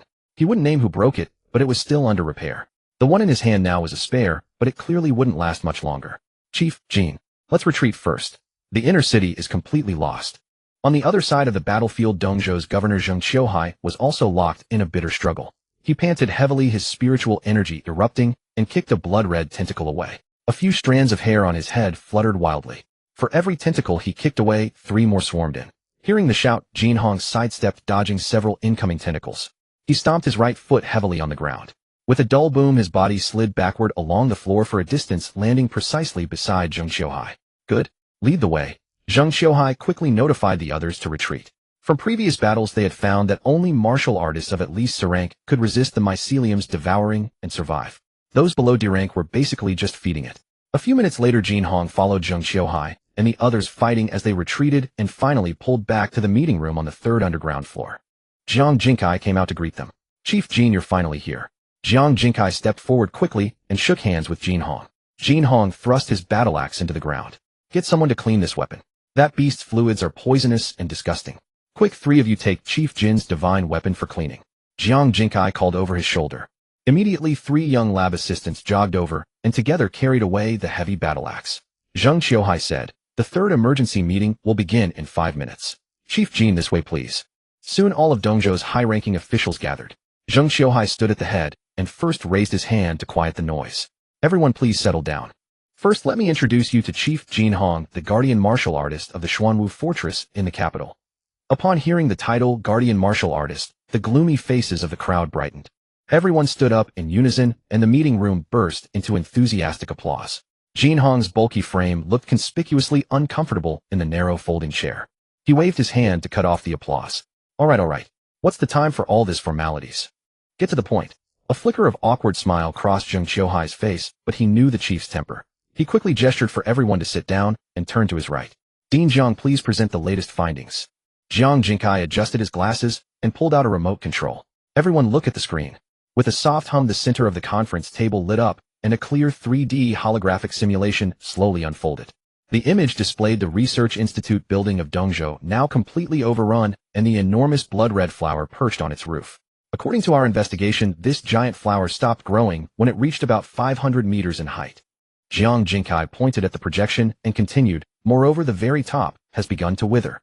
In contrast, its central pistil is swelling violently. Hearing this, a representative from a noble family couldn't help interrupting. Dean Jiang, you mean it's bearing fruit? Jiang Jinkai nodded solemnly. Strictly speaking, it's a giant fungal mutant, so bearing fruit isn't quite accurate, but you can think of it that way. Zheng Qiuhai's face darkened. If it really does bear fruit, what will happen? Jiang Jinkai shook his head. I don't know. In our past centuries of research, we've never encountered such a wild beast. But one thing is certain, this is definitely not a good omen. Jiang Jinkai lowered his voice and continued, this monster has already devoured a large amount of martial artist flesh and blood. If it were just for reproduction, it could simply spread spores. So we ruled out reproduction as the goal. He looked up gravely. Eliminating all impossibilities leaves only one explanation. It's evolving. Evolving into what? Someone asked in horror. This giant mushroom is already an A-rank wild beast. If it evolves further. Bang. Jin Hong suddenly slammed his palm on the table. Everyone turned to him. So our next move is to attack that giant flower, right? Jiang Jinkai was startled by his slap, but nodded. Correct. Good, I'll go straight in. Wait, Chief Jin, we need to formulate a solid plan. Plan? Just fight. The conference room door slammed shut, and Jin Hong's footsteps gradually receded. In the end, no one could restrain him. Jin Hong, the Vol-tempered director of Xuanwu Fortress, shouldering a battle axe hastily refitted, strode out, with 10 elite martial artists from the fortress radiating murderous intent. Zheng Qiuhai shook his head with a touch of helplessness. He slowly sank back into his chair, both hands bracing the tabletop, then lifted his gaze and spoke in a heavy voice. Gentlemen. He paused, sweeping his gaze around each person present. If Director Jin cannot subdue that fungal entity, I shall invoke my authority as the highest executive governor of Dongzhou to petition the capital for a Yuan nuclear strike. The moment those words landed, sharp gasps erupted throughout the previously silent conference room. The so-called Yuan nuclear strike referred to nuclear bombardment in the era of Qi resurgence. It was the ultimate weapon born from the fusion of human technology and residual spiritual energy after the resurgence. As early as the initial stages of the spiritual energy awakening, humanity was shocked to discover that the gunpowder weapons and even missiles they had once prized from the old era proved pitifully ineffective against those desolate beasts. Conventional arms could not even breach the hides of the desolate beasts. For the sake of survival, researchers across the globe spent generations developing what came to be known as Qi technology, harnessing the Yuan Dan cores of desolate beasts as an energy source. And the Yuan nuclear was the product of fusing this Qi technology with the nuclear weapons of the old era. Once detonated, its destructive power could erase everything within 100 li from the molecular level in an instant. Governor, are you certain you wish to go this far? Jiang Jinkai rose from his chair almost the instant Zheng Qiuhai's words had fallen. Terror filled his eyes, and his words tumbled out at a frantic pace. Everyone knows the power of the Yuan nuclear. But the terrifying spiritual energy tide triggered by its explosion could very well create a new forbidden zone upon the land of Dongzhou. Consider the Sea Abyss Forbidden Zone within the Day Federation. How did that come to be? That is exactly the cautionary tale. Jiang Jinkai's words drew nods from many present, each face etched with profound apprehension. The Sea Abyss Forbidden Zone. One of the 7 great forbidden zones of the world. 100 years ago, an A-rank apex desolate beast suddenly appeared within the territory of the Day Federation. At that time, the Day Federation lacked any substantial martial foundation, possessing no cultivators capable of opposing it, and countless civilians were devoured. Cornered and desperate, the Federation's leadership made an exceedingly reckless decision. They lured the beast onto a remote island, and then deployed a prototype Yuan nuclear. The outcome, as the Day Federation had hoped, saw that A-rank desolate beast reduced to nothing but ashes. Yet equally, the terrifying power of the Yuan nuclear explosion not only erased the island spanning hundreds of square kilometers from the map, but also carved out an unfathomably deep and terrible chasm ultimately filled by seawater. In the decades that followed, the area became saturated with chaotic spiritual tides, attracting countless marine-type desolate beasts. Over time, it eventually evolved into one of the 7 great life forbidden zones, the Sea Abyss Forbidden Zone. Until today, the Day Federation still dedicates more than 2/3 of its forces to countering the threat emanating from the Sea Abyss Forbidden Zone. Zheng Qiuhai bowed his head deeply. He remained silent, his hands twisted tightly together. Witnessing the governor's somber silence, the senior officials in the conference room understood all too well the Yuan nuclear was the final contingency. The fungal entity's destructive potential and rate of growth far exceeded that of any known desolate beast. As previously analyzed, this creature was still evolving. If allowed to grow unchecked and unrestrained, this monstrosity would only become ever more formidable. By then, it would not be merely Dongzhou at risk. The entirety of Xia would fall into peril. The atmosphere in the conference room grew suffocating. Ultimately, Zheng Qiuhai himself broke the silence. He rubbed his brow and spoke heavily. Enough. The Yuan nuclear is merely a last resort. We have not yet reached the point of total desperation. This topic is concluded. No further discussion. He looked at the assembled officials. Our primary objective now is to prevent the giant flower from fruiting at all costs. Shoulders lowered in relief as the meeting pivoted to viable strategies. Meanwhile, 2 off-road vehicles were making their way toward the research institute. In the lead vehicle, Jin Hong sat in the passenger seat and placed a call. Shen Xiu, this is Jin Hong. This is Shen Xiu of Xuanwu Fortress. Director Jin, do you have instructions? Hasn't the Capital Research Institute been experimenting with something called orbital weapons lately? We have an excellent test subject here. Jin Hong bared his teeth, a vicious glint flashing in his eyes. Apply for an orbital weapon strike now. On the other end of the line, Shen Xiu clearly faltered, his tone laced with astonishment. Director Jin, do you mean to launch directly at Dongzhou? Yes, that is precisely what I mean. Jin Hong pulled a flattened cigarette from his pocket, tucked it between his lips, lit it, and took a fierce drag before exhaling a plume of smoke. 1 hour. If I have not subdued this enormous mushroom within an hour, you will directly apply for launch. Director Jin, this is far too dangerous. Shen Xiu, on the other end, grew anxious and quickly intervened. Although the orbital weapon differs from the Yuan nuclear's large-scale spiritual pollution, and its blast radius is far more contained, it is still in the experimental phase. Enough of the nonsense. When did you become so indecisive? I know what I am doing. Jin Hong immediately hung up. Screeching brakes echoed as the off-road vehicle came to a halt approximately 10 kilometers from the ruins of the research institute. The ground was entirely carpeted in mycelium, and the wheels emitted a sickeningly viscous sound as they pressed down. Further progress was impossible. Jin Hong threw open the car door and looked ahead. There it stood, a crimson giant flower 500 meters tall, visible from afar. Its enormous petals swayed slowly, edges already beginning to wither. The swollen central portion radiated an ominous red glow like a violently pulsating heart. Surrounding the colossal bloom floated a thin veil of crimson spore mist. Jin Hong turned to the 10 B-rank martial artists who had disembarked alongside him. These 10 individuals were the elite forces he had brought from Xuanwu Fortress. Each possessed strength ranging from early to mid B-rank, overflowing with spiritual energy and tempered by countless battles. Jin Hong regarded them and spoke in a solemn voice. Your sole mission is to hold off those nuisance tentacles beside the giant flower, allowing me to deal with the main bloom. Do you understand? We await your orders, Director. We will not fail. The 10 B-rank martial artists stepped forward in unison, their spiritual energy erupting powerfully. Jin Hong laughed loudly, shouldering his battle axe with a swift motion of his right hand. He spat the cigarette, but from his mouth, watching it fall into the mycelium carpet below. All personnel of Xuanwu Fortress form up. Move out. With a thunderous crash, 11 surges of formidable spiritual energy exploded forth. Jin Hong led the charge, hurtling forward like a living siege engine wreathed in a sharp sonic boom, diving headfirst into that crimson mist. Crimson mist blanketed his field of vision.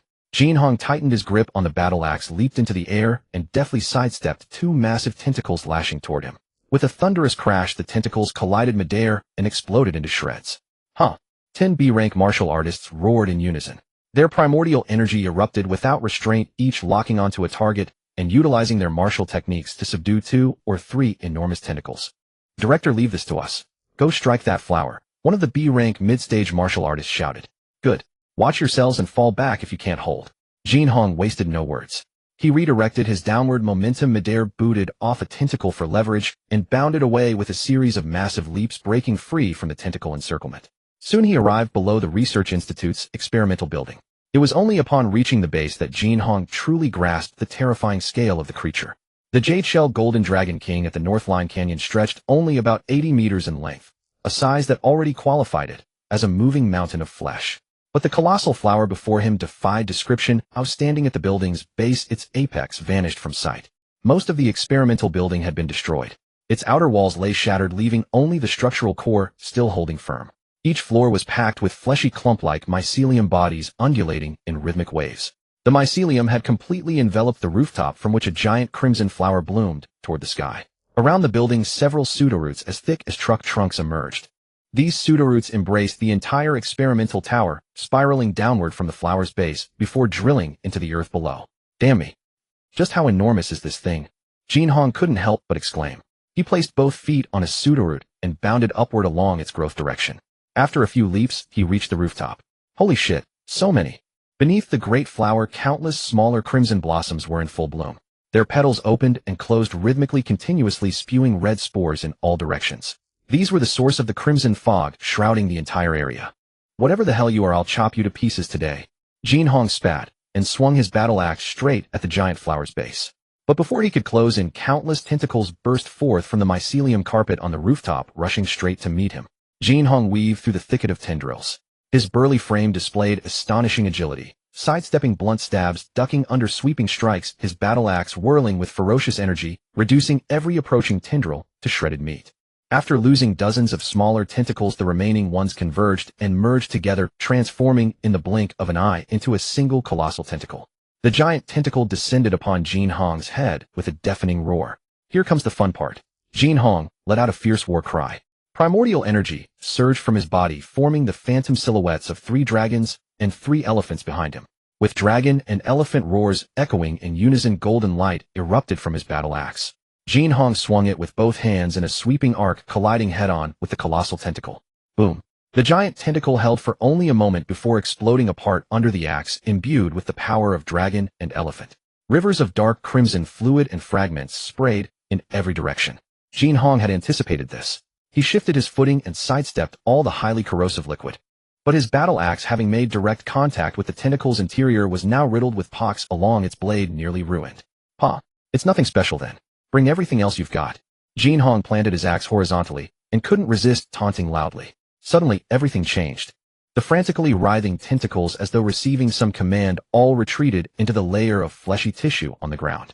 The giant flower's petals swayed gently, and the withered area at their tips seemed to have expanded further.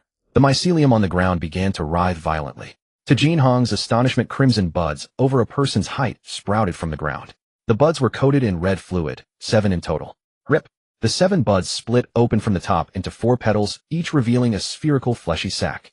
What the hell is this thing? Did it just give birth? Jin Hong felt increasingly nauseated. Snap, snap, snap. 7 sharp sounds echoed as the 7 flesh sacs detached from their buds. They fell to the ground. A torrent of dark crimson fluid flooded the surface, and from within each sac rose a humanoid figure of dark red hue. Jin Hong's brows drew tight as he stared carefully. The moment he saw clearly, his heart skipped a beat. These 7 freshly hatched monsters, aside from lacking human facial features and reproductive organs, were essentially identical to adult humans. Humanoid wasteland beasts. The thought flickered through Jin Hong's mind, but he immediately dismissed it. No, that's wrong. They're not humanoid wasteland beasts. Before he could dwell further, in what felt like the blink of an eye, the 7 monsters, originally 10 meters away, had already closed in, with bizarre footwork surrounding Jin Hong at the center. So fast. Jin Hong's pupils contracted sharply. Thud. One of them struck first. Without any elaborate wind-up, its right leg became a blur, tearing through the air with a shriek as it kicked straight for Jin Hong's face. Too fast. He had no time to dodge. In desperation, he could only raise his battle axe to block. A moment later, a heavy impact reverberated across the rooftop. Jinhong was launched over 10 meters through the air, rolling several times before crashing heavily against a broken wall at the building's edge. Cough. Jinhong cleared his throat and rose to his feet with a flip. Glancing down, he spotted a 1-inch-long crack along the axe handle. Damn it. How can this thing be so damn strong? Shock rippled through Jinhong's mind. That strike alone had definitely reached the threshold of A-rank power. Before he could recover from his astonishment, the 7 humanoid monsters attacked again. They moved in seamless coordination, 3 launching offense while 4 sealed off his escape routes every time. Their strength far exceeded their size, and each blow against his axe numbed Jinhong's palms. After a brief exchange with a sharp cracking sound, his battle axe finally snapped in two. Jinhong used the recoil force to rebound and create distance. A trickle of blood graced the corner of his mouth, and his palms oozed beads of blood from the vibration. Hawk. He tossed the broken half of his axe to the ground and spat out a mouthful of bloody saliva. If I don't show you what I'm really made of, you'll think I bought this fortress director position with money. Jinhong exhaled a breath of turbid air. His body crouched slightly, his hands crossed over his chest, then pressed downward. Boom. His primordial energy began to seethe. His already muscular frame swelled once more, and a layer of golden primordial energy flame shimmered across his skin. Roar. And moo. A dragon's roar that shattered the heavens erupted simultaneously with an elephant's bellow that shook the mountains, both booming above the research institute. Then around Jinhong's body the void began to distort. 7 dragons and 7 elephants materialized from behind him. The overwhelming pressure caused the experimental building to tremble, and even the colossal flower on the rooftop quaked twice. The 7 humanoid monsters froze momentarily, but quickly they resumed movement, converging on Jinhong from 7 different directions simultaneously. Jinhong's eyes blazed. Subdue him. 7 dragons rose into the air, and 7 elephants stamped upon the earth. Jinhong was bathed in golden primal energy, a fierce aura rippling outward from his center. The immense force caused the entire experimental building to shake violently on the verge of collapse. The fungal lord's rhizomes writhed wildly, gripping the building's structure to steady the tottering tower. Around Jinhong, 7 humanoid monsters maintained their attack stances, but all of them were now blocked by a golden barrier of energy. Due to the extreme proximity, Jinhong could clearly see the surface details of these monsters through the wall. Beneath the monster's skin, countless insects seemed to squirm, a sight that made one's scalp crawl. Thump, thump, thump. The sound of impacts rang without cease. The 7 monsters could not breach the defense. Just then the giant flower's massive petals fluttered slightly. Jinhong narrowed his eyes. He had noticed this detail long ago. From the very beginning, these monsters had no autonomous will. Every shift in the frequency of the giant flower's petals commanded their next move. Rip. Upon receiving the new command, the chests of the 7 humanoid monsters simultaneously tore open a massive gap. A pale white tentacle distinct from the red ones abruptly thrust out from their chest cavities. These white tentacles were about the thickness of an arm coated in a viscous liquid. Slap. The 7 white tentacles extended several meters, leaving afterimages in the air, and viciously lashed against the energy barrier. The golden barrier visibly thinned. Jinhong frowned, knowing he could delay no longer. He let out a fierce roar, and the 7 dragon phantoms behind him converged in midair. Amidst a chorus of dragon roars, they merged into one, forming a colossal golden dragon 100 meters long that soared into the sky. The golden dragon circled once above, then turned its head and plummeted straight down, carrying an irresistible destructive force toward the spot where Jinhong stood. Boom. Under that single strike, the experimental building finally gave way, shattering a quarter of itself in the violent clash. Countless concrete and steel remnants crashed downward. The fungal lord's rhizomes loosened, writhing in all directions, then gripped the broken building tightly once more. The dust and smoke cleared. The top of the building was now a pile of rubble. The ground was littered with sticky, severed limbs and broken arms. The 7 humanoid monsters had been shattered by the combined 7 dragons. Huff! Huff! Jinhong knelt on one knee, gasping for breath. He glanced at the remains around him. Damn, they were tough. With the power of the 7 dragons in one, I could have turned any other wild beast into ashes, but these bastards still left pieces behind. Before he could fully catch his breath, another change occurred. A massive rhizome extended from the base of the giant flower, sweeping across the rubble and sweeping up all the remains of the 7 humanoid monsters. With a splash, the rhizome lifted high and tossed the bloody remnants into the giant flower. Then the petals contracted violently several times, producing a chewing sound. Seconds later, a large amount of dark red liquid flowed from the gaps between the petals. It trickled down the stem, only to be absorbed completely by it. After the devouring, the massive rhizome slowly retracted. The giant flower began to lower its colossal body, its faceless disc looking down from on high at Jinhong atop the ruins. Jin Hong wiped his face and looked up to meet its gaze. He clearly saw at the core of the giant flower a huge, spherical, fleshy sac pulsating slowly. With each pulsation, the sac expanded in size, its blood-red light growing more terrifying. This is the end. Determination flashed in Jin Hong's eyes. He gathered all the remaining primal energy within him. Roar! 7 giant elephants raised their heads high and merged into a 100-meter-tall elephant. The earlier dragon stirred again, coiling around the giant elephant. The elephant trod on the void, carrying a fearsome momentum, and charged fiercely toward the fleshy sac at the center of the giant flower. The giant flower seemed to sense the crisis of annihilation. Its massive trunk trembled violently. Its stem and petals began to wither at a visible rate, as if all energy was now concentrated into the core fleshy sac. The central sac grew larger and larger, its blood-red light dyeing most of the rooftop in an eerie crimson. Bang! The combined destructive impact of the dragon and the elephant as it approached the sac was abruptly blocked by 4 massive petals that snapped shut. But this stalemate lasted only a moment.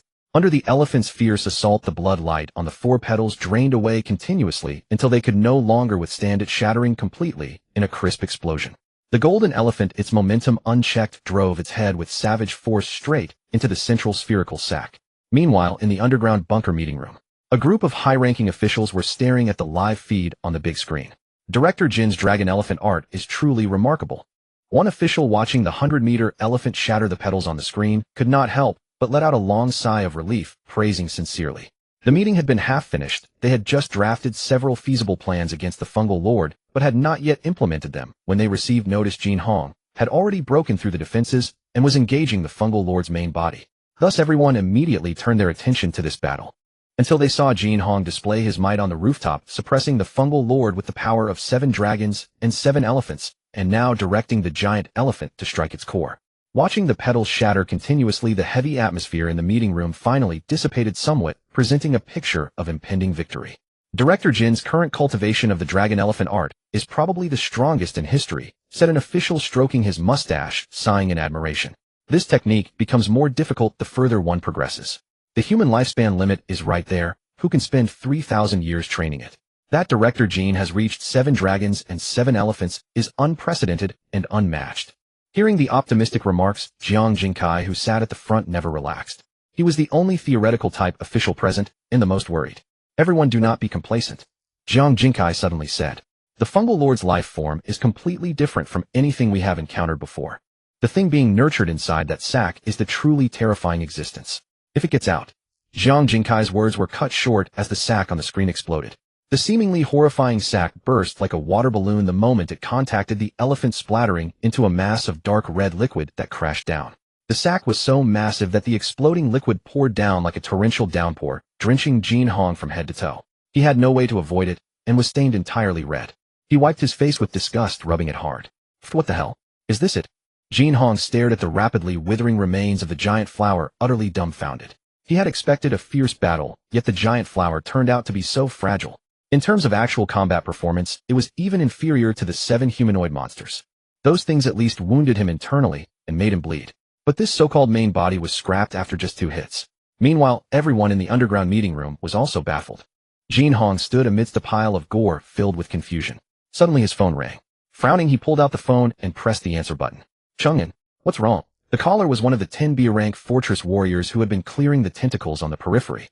Through the receiver came Cheng's rapid, panting, "Director, don't mind the flower. We've been tricked." "What do you mean?" "Cheng, speak clearly." "Hello. Jin Hong's expression suddenly changed, but there was no response from the other end of the line anymore.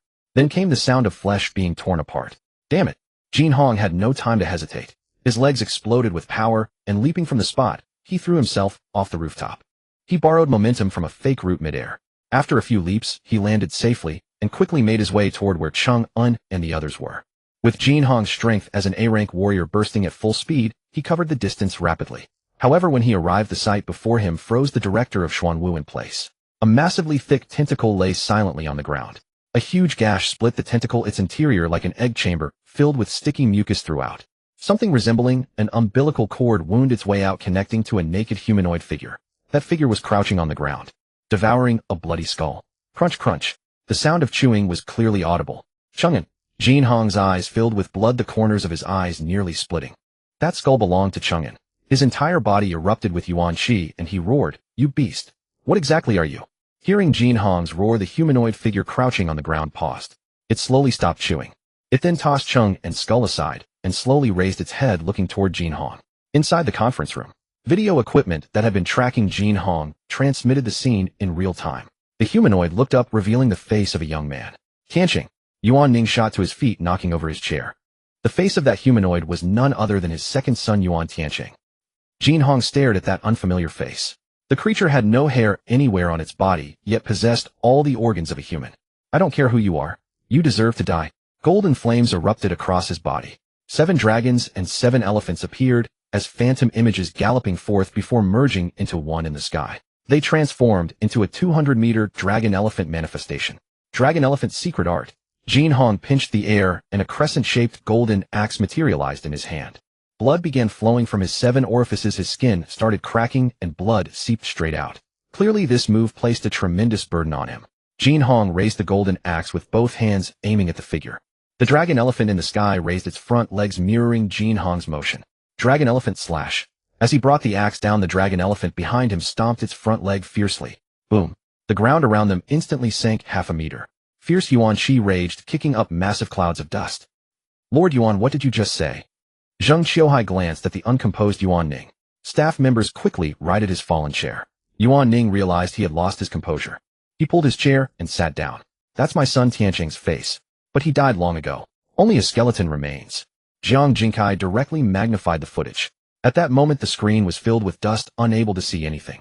When the dust finally settled and the Yuan Qi calmed, everyone eagerly gazed toward the battlefield.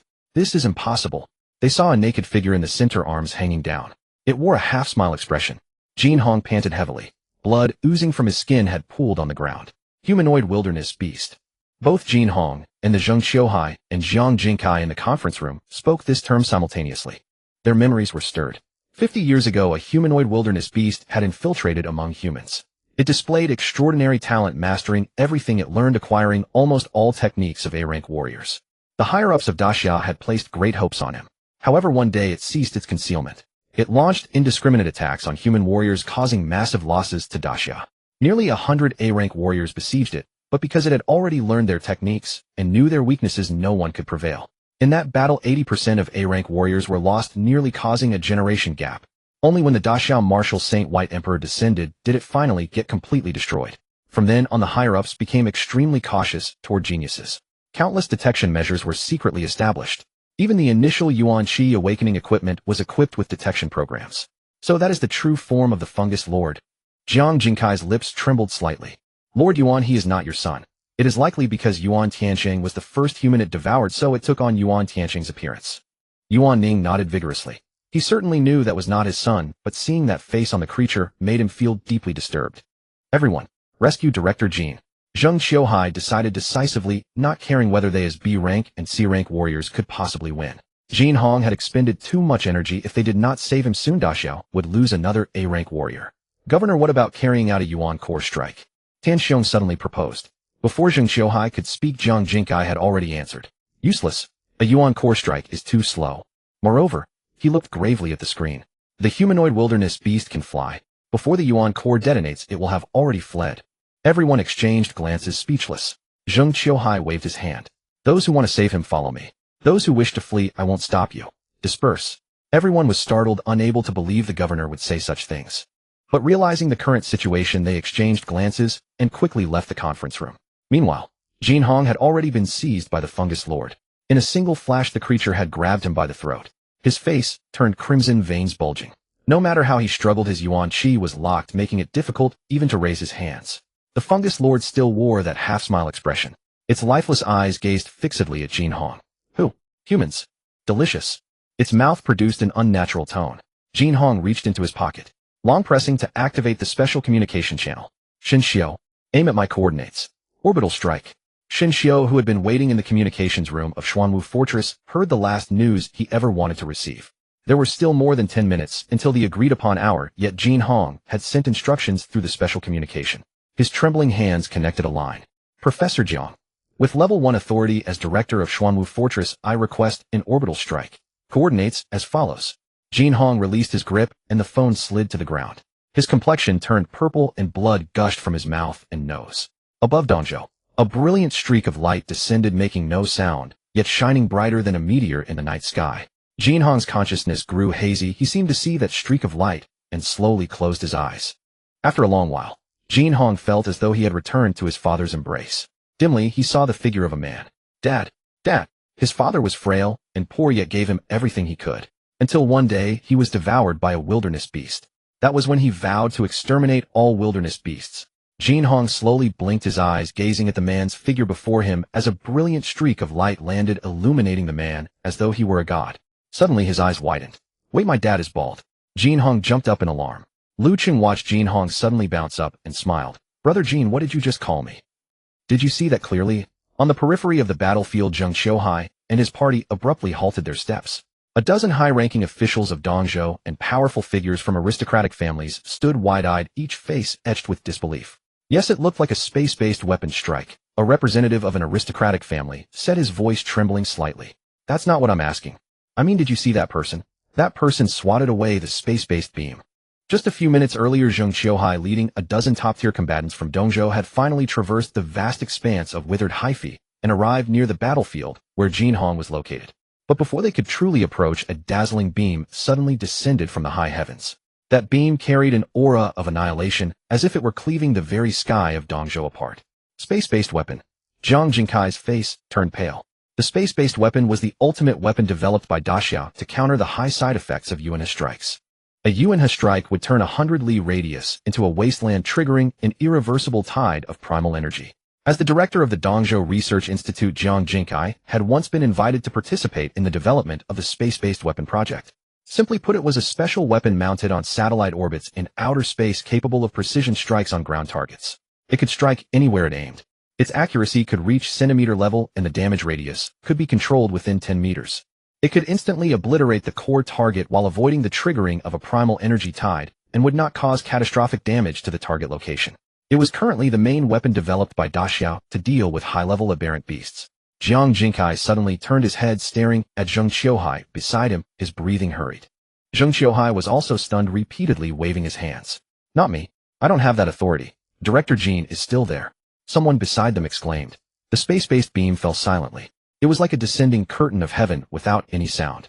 The point of impact was precisely where the fungal lord was gripping Jin Hong's neck. Jiang Jinkai immediately realized. In the current Dongzhou, the only person with the authority to request a space-based strike was Jin Hong himself.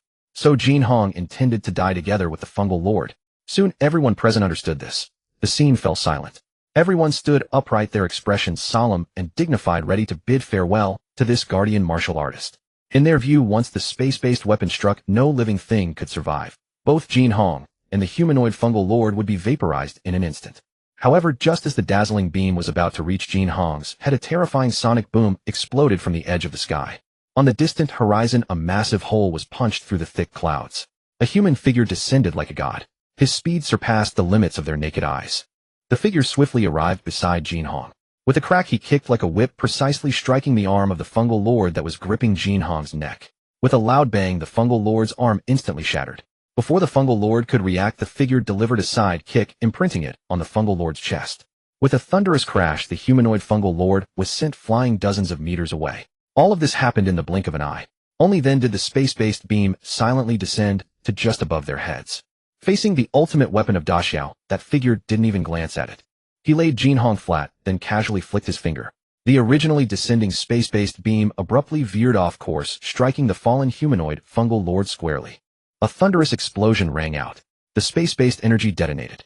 That area erupted in a blinding radiance, forcing Zheng Qiuhai and the others in the distance to shut their eyes. After a moment, they blinked and looked back at the battlefield. Lu Cheng. Zheng Qiuhai was the first to recognize the newcomer. Jiang Jinkai turned his head and stammered, "Governor, who did you say?" Lu Cheng, the top scorer of this year's Dongzhou martial examination, the one who was later taken directly to Jingdu. Zheng Qiuhai's face flushed. "Oh, it's him." "No," Jiang Jinkai had just acknowledged when he suddenly realized something, his eyes bulging wide. "You mean he just finished the martial examination this year? How old is he? How is he this formidable?" "No, he flew over from the sky, didn't he?" By D. As high-ranking officials of Dongzhou, they all knew some secrets about the martial saint. One of the most iconic abilities of a martial saint was the power to fly in the air. During the humanoid aberrant beast rebellion 50 years ago, it was said that the martial saint Baidi descended from the sky and forcefully suppressed the aberrant beasts. And now they had witnessed this scene firsthand. Behind them, Yuan Ning's hands trembled slightly behind his back. Watching Lu Cheng descending like a god, he secretly rejoiced. Third uncle, you deserve a place in the ancestral temple. On the battlefield, the residual energy of the space-based weapon turned into a gale, clearing the surrounding red mist completely. After Jin Hong regained consciousness, he saw Lu Cheng's face and cursed with a laugh. You little brat. Cough. You timed your rescue perfectly, didn't you? Lu Cheng smiled and didn't refute. He bent slightly, pulled the 200 Jin man up from the ground, and let Jin Hong put his arm around his shoulder. It's not like Daxia's territory is small. Lu Cheng said helplessly. I came as fast as I could, and I almost had to burn incense for you. Jin Hong was also moved. Nearly 4,000 kilometers, and he had arrived in less than an hour. Just how far has your strength reached? Jin Hong couldn't help but ask in a low voice. Lu Cheng didn't answer. He supported Jin Hong and took a step forward. With that step, the surrounding scenery instantly changed. By the time Jin Hong realized it, they had appeared in front of Zheng Qiuhai and the others. Zheng Qiuhai and Jiang Jingkai stood there dumbfounded, staring at the two who had suddenly materialized. Lu Cheng handed Jin Hong forward, placing him into the arms of Zheng Qiuhai and Jiang Jingkai. Arrange for someone to take him back for treatment immediately. Lu Cheng's tone was calm and steady, carrying an authority that could not be refused. Zheng Qiuhai and Jiang Jingkai shuddered, each taking one side to carefully support the unsteady Jin Hong. Zheng Qiuhai stared at Lu Cheng's overly youthful face and nodded heavily. Yes, rest assured, Mr. Lu. After finishing the arrangement for Jin Hong, Lu Cheng turned slightly. Leave the rest to me. Lu Cheng tossed out a sentence. Under everyone's gaze, his body floated up into the air, transformed into a streak of light, and vanished before their eyes. The fungus lord endured a direct hit from the celestial beam. A massive crater erupted in its place. The surface of the crater had crystallized with only a piece of rotten flesh at the bottom. The rotten flesh was the sole remaining half-face of the humanoid fungus lord. The rest of his body had been instantly vaporized in the strike moments ago. The giant flower atop the experimental building withered, and the mycelium that had blanketed most of the inner city completely dried up. But now, as if summoned by some call, countless dark red tentacles drilled up from the ground again. These tentacles writhed across the surface, surging like a tide toward the deep pit. They gathered near the half-face of the humanoid fungus lord, intertwining and gradually touching the half-face. Tiny flesh buds sprouted from the edges of the face, merging with the tentacles. Slurp, slurp. The sound of flesh writhing echoed incessantly. As these tissues flooded in, the fungus lord's body began to regenerate at a visible rate.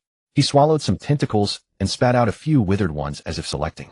Over time, his head, torso, and limbs regrew.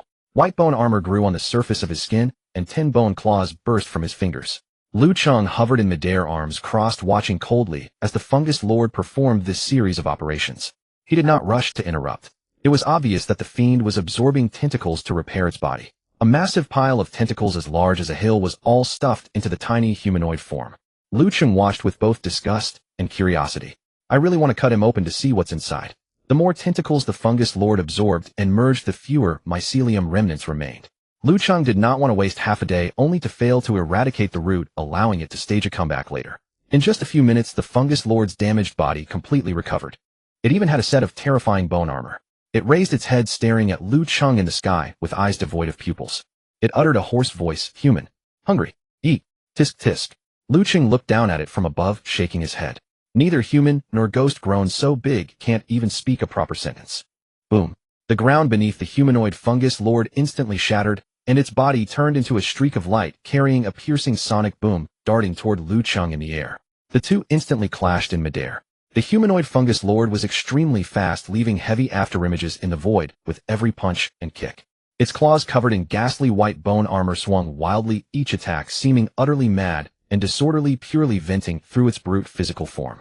Yet facing this storm of attacks, Lu Cheng's movements remained unhurried. He made no fancy moves, simply stepping and sidestepping casually in the void. His movements appeared slow, yet each time he precisely dodged the fungus lord's claws. With every dodge, he retaliated with a strike. Thump, thump, thump. The sound of flesh colliding echoed in the air. After dozens of exchanges, the fungus lord's frenzied onslaught failed to harm Lu Cheng, and instead, it was shattered multiple times. Each time, countless tentacles burrowed from the ground to repair its body. This repeated several times, with the tentacles growing smaller and thinner. Finally, the fungus lord repaired its body once more, but this time one of its legs lacked bone armor. Seeing this, Lu Cheng's eyes turned cold. Running out of steam, are you? Then it's my turn. As the words fell, Lu Cheng simply threw a punch forward straight into the bone claw the fungus lord swung at him. Crack! At the moment of impact, a visible shockwave exploded in midair. The fungus lord's right arm shattered like porcelain upon contact with Lu Cheng's fist. Then the entire arm burst into flying fragments of flesh. The powerful recoil sent the fungus lord flying backward, drawing a straight white line through the air. Lu Cheng calmly withdrew his fist. Time to end this. He curled his fingers into a claw and grabbed upward with his palm. Within dozens of miles, the ambient primordial energy, as if summoned frantically, converged toward his palm. In less than a breath, a crystal-clear orb the size of a walnut condensed in Lu Cheng's palm. He lowered his gaze, looking at the still-flying humanoid fungus lord, and softly uttered, "Farewell." Swish! Lu Cheng flicked his finger. The orb instantly tore through the void, drawing a barely perceptible line in the air. The orb shot straight into the wide-open mouth of the fungus lord. It did not stop upon entry, but jabbed through its head, dragging the entire body westward at incredible speed. The sun was setting and a meteor streaked across the sky. It traversed most of the Great Xia territory. 10,000 miles away, at the Kunlun Forbidden Zone, the DUI position guard post. Snow-capped mountains that had never melted for millennia, with ancient and intricate golden formation patterns flickering in and out of visibility in the void, weaving into a massive ceiling barrier that locked certain terrifying entities inside. At the edge of the golden barrier, a figure sat cross-legged in the void. It was a woman with flowing white hair and a pure ethereal countenance. She seemed to have merged with the ancient snowy mountains.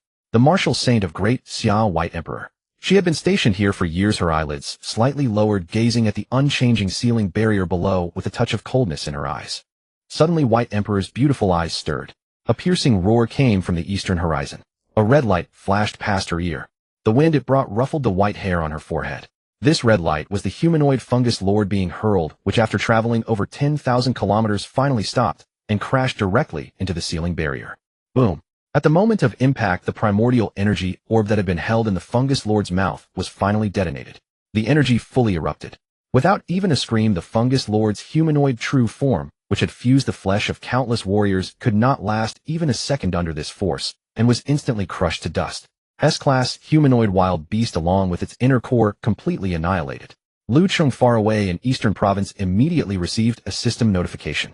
Killed S-class life form. Experience 200000.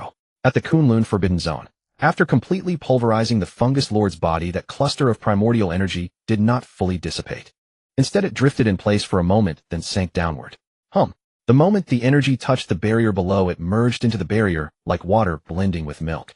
The barrier, which had been somewhat dim, brightened after absorbing this pure energy, with formation patterns glowing intensely, making the barrier more solid. Above the void, White Emperor's beautiful eyes blinked gently. She glanced back with some confusion at the eastern horizon from which the red light had come, but there was nothing there. She furrowed her delicate brows slightly, then turned back to look at the barrier below, which seemed more solid, her face thoughtful. A week had passed since the great catastrophe in Dongzhou. The smoke of gunpowder in the inner city had dissipated, and all post-war damage statistics, personnel resettlement, and urban maintenance work were proceeding in an orderly manner. He Qingji and his team transported the remains of the Yuanlin team and the bones of Yuan Tiancheng, who was the first to be devoured by the fungus lord. The Yuan family manor was located in the suburbs of the inner city and had not been damaged by the fungus lord. A very low-key funeral was held inside the manor. No guests were invited, and Yuan Ning did not even call back his eldest daughter. In the end, the head of the Yuan family personally ordered the cremation of Yuan Tiancheng's remains, which were then taken high into the sky by a drone and scattered into the air. According to his will, Yuan Tiancheng was not worthy of being buried in the Yuan family ancestral tomb. According to the final loss statistics report released by the Dongzhou Government Affairs Hall, the damage to buildings and infrastructure in the inner city reached an astonishing 70. Fortunately, after the fungus lord's main body was killed by Lu Cheng, the remaining mycelia also turned into charcoal. Even so, Zhang Jinkai still recommended that all bones devoured by the fungus lord be collectively incinerated with high-energy fire. Dongzhou had suffered enough from this cursed thing. It was necessary to ensure that no hidden dangers remained on Dongzhou's land. As the greatest hero who saved the entire Dongzhou base, Lu Cheng disappeared from the sight of the Dongzhou high-level officials on the very next day after killing the fungus lord. Moreover, Lu Cheng also took Jin Hong from the medical center with him. During this time, Lu Cheng went alone to the slums. Since the main body of the fungus lord was concentrated in the inner city, the outer city was only slightly affected by the disaster, and the slums remained as usual. Lu Cheng stopped outside a somewhat old residential area. His gaze crossed the street and landed on the entrance of a massage parlor. A familiar figure staggered out of the shop. That was old Wang. The old man's face was radiant with health. As he walked, he waved goodbye to the auntie in the shop. Lu Cheng stood under the shade of a tree in the distance watching this scene and gave a helpless smile. He knew that he had been worrying for nothing. This old man had lived in the marketplace for so many years, far more shrewd than he imagined and much better at enjoying life. Lu Cheng chose not to meet old Wang. He only secretly slipped a bank card with 500 xia coins into the old man's home. Shuamu Fortress. On the corridor from the medical department to the office building, two figures were walking extremely slowly. Shinshio, how many times have I told you I don't need your help? I'm not so crippled that I need someone to support me while walking. Jin Hong was wrapped in bandages like a large mummy with only half of his face exposed. He leaned on a cane with his right hand, complaining somewhat helplessly to Shinshio beside him. Although Shinshio was also 1.8 meters tall, he was still a head shorter than the burly Jin Hong. Hearing Jin Hong's complaint, Shinshio did not stop his actions.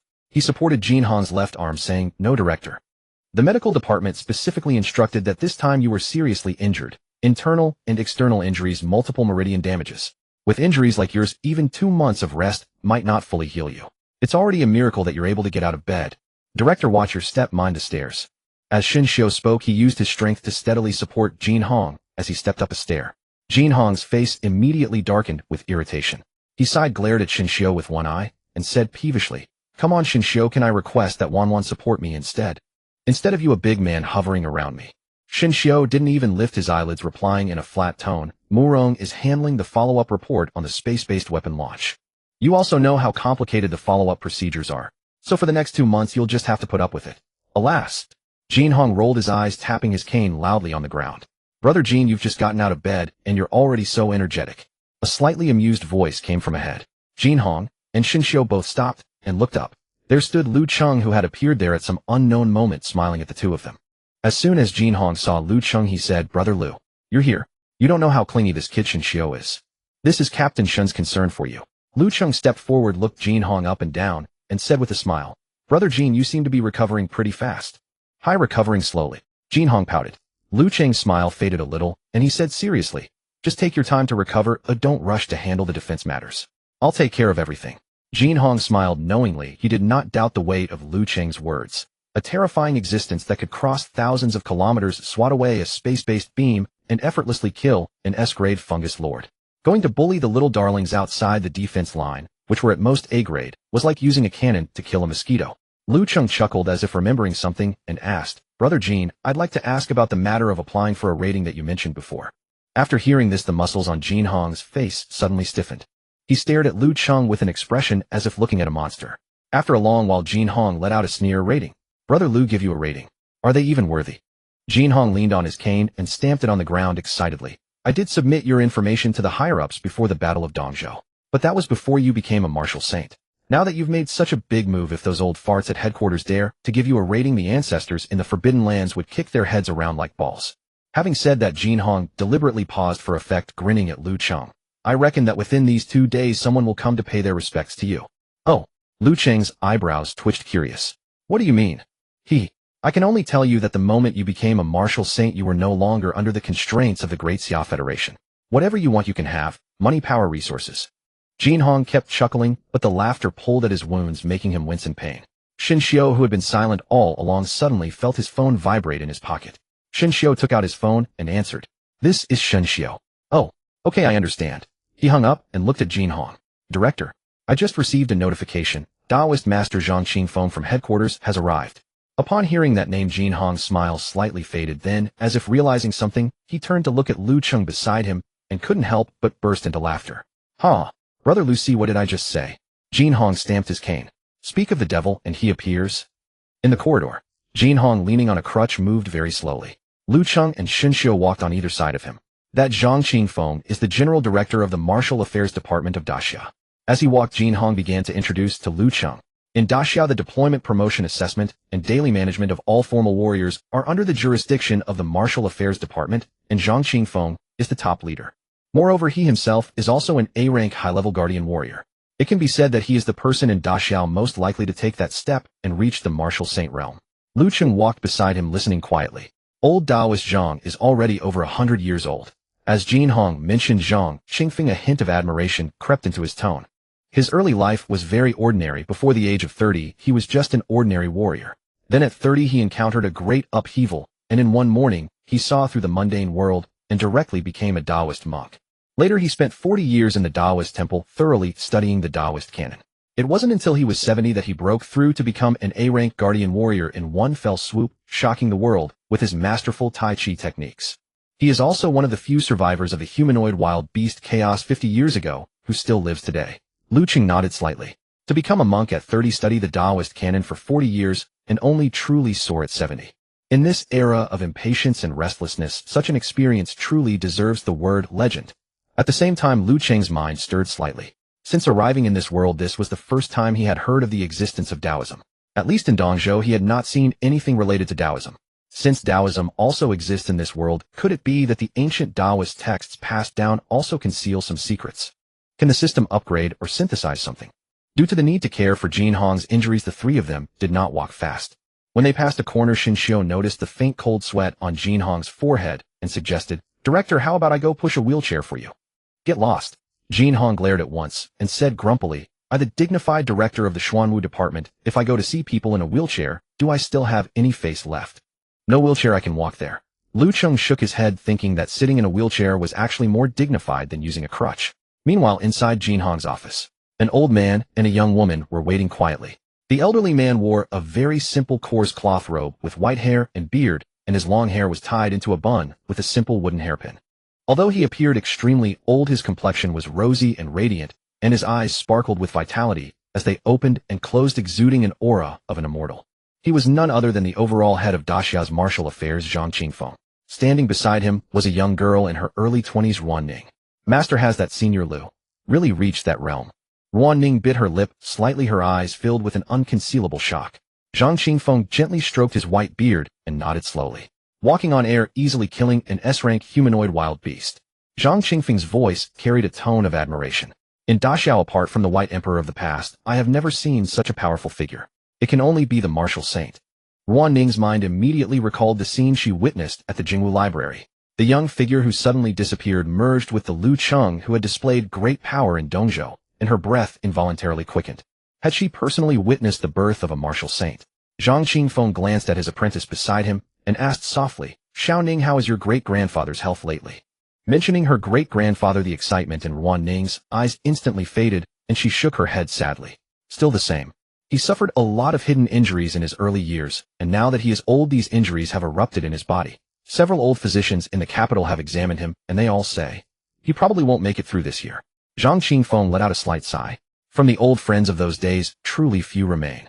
"How about this? After we return this time, you go directly to the Martial Affairs Pavilion and take a Zuanpil Dan mysterious elixir back. Although it cannot cure the root cause, it can extend his life by a year." Ruan Ning was slightly startled and quickly bowed. "Master, the Zuanpil Dan is extremely rare. This goes against the rules." No matter." Zhang Qingfeng smiled kindly. "Given the merits your great-grandfather had earned for Daxiao back, then now merely taking a Zuanpil Dan to extend his life, no one can find fault with that. Daxiao has never been stingy with its meritorious officials. You need not worry about these issues." Ruan Ning was about to say something more, but Zhang Qingfeng's expression suddenly changed. His gaze instantly turned to the office door.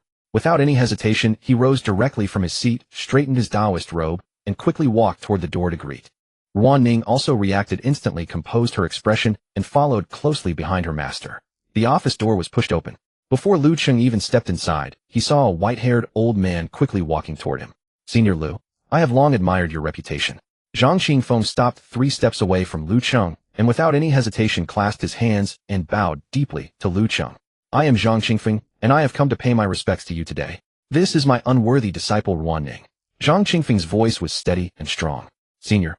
Ruan Ning, standing behind, also stepped forward, bowed to Lu Cheng, and lowered her head very low, extremely respectful. Lu Cheng looked at this man who was old enough to be his great-grandfather yet was treating him as a junior, and felt a bit strange for a moment. He extended his right hand to support Zhang Qingfeng's arm, and said with a smile, "Taoist Zhang, there's no need to be so polite. You are the elder.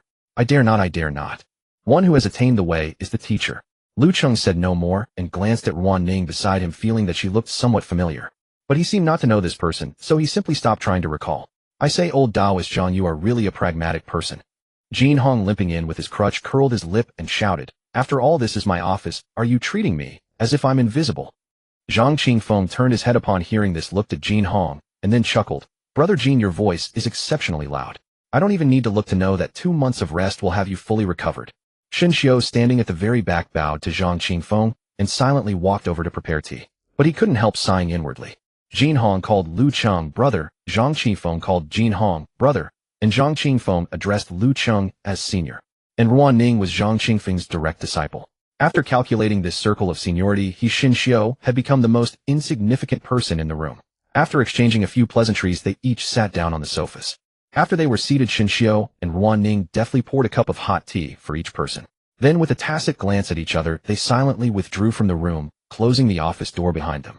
Just before the door closed, Lu Cheng could still sense that the girl named Ruan Ning, as she exited, looked at him with an indescribable strange feeling. Soon only 3 people remained in the room. Zhang Qingfeng did not beat around the bush and directly stated his purpose. To be honest, I came to visit Senior Lu this time, mainly for 2 matters. Zhang Qingfeng's expression was sincere.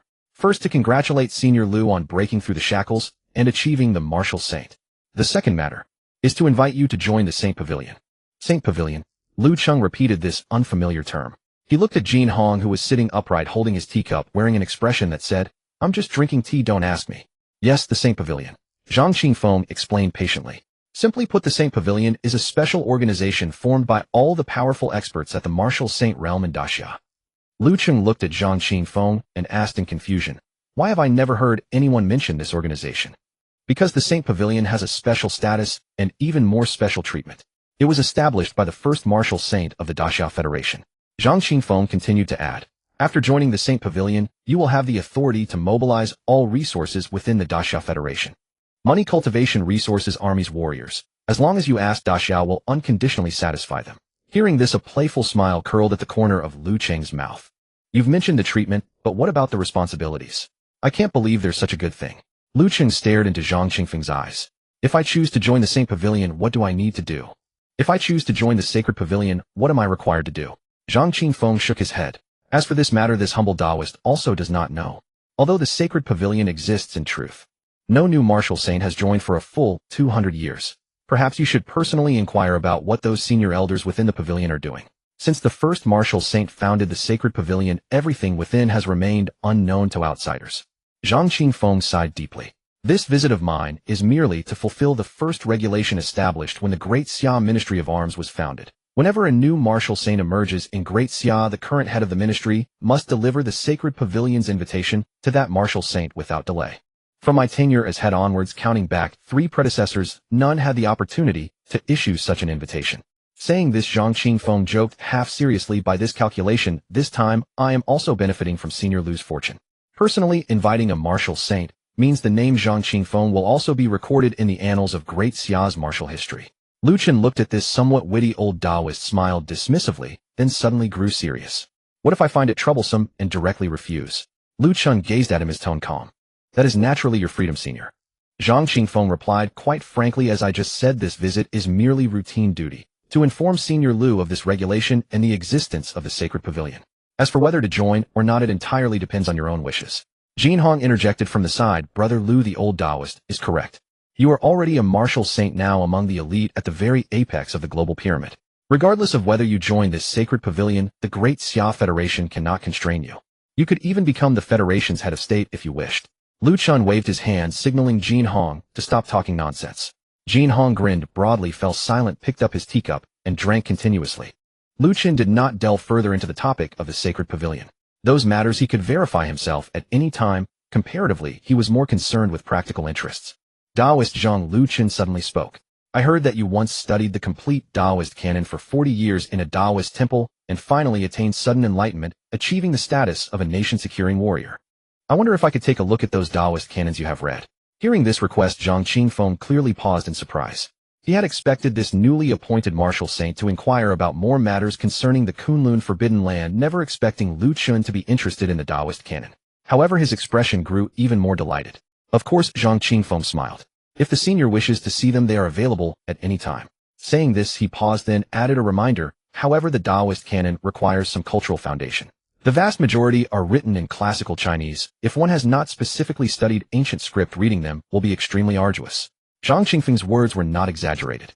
When he entered the Taoist sect at 30, merely learning to recognize those obscure ancient texts had consumed several years of his time. "It doesn't matter," Lu Chen said calmly. How could he possibly go to the trouble of grinding through those ancient scripts himself? His system, though imperfect, was nevertheless. Damn it. The functions of the heaven and earth furnace were still quite reliable.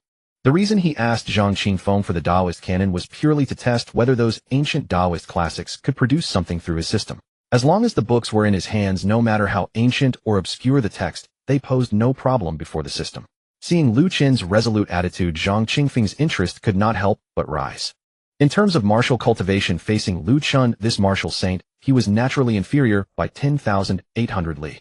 But when it came to understanding and research of the Taoist canon, Zhang Qingfeng could stand with his back straight.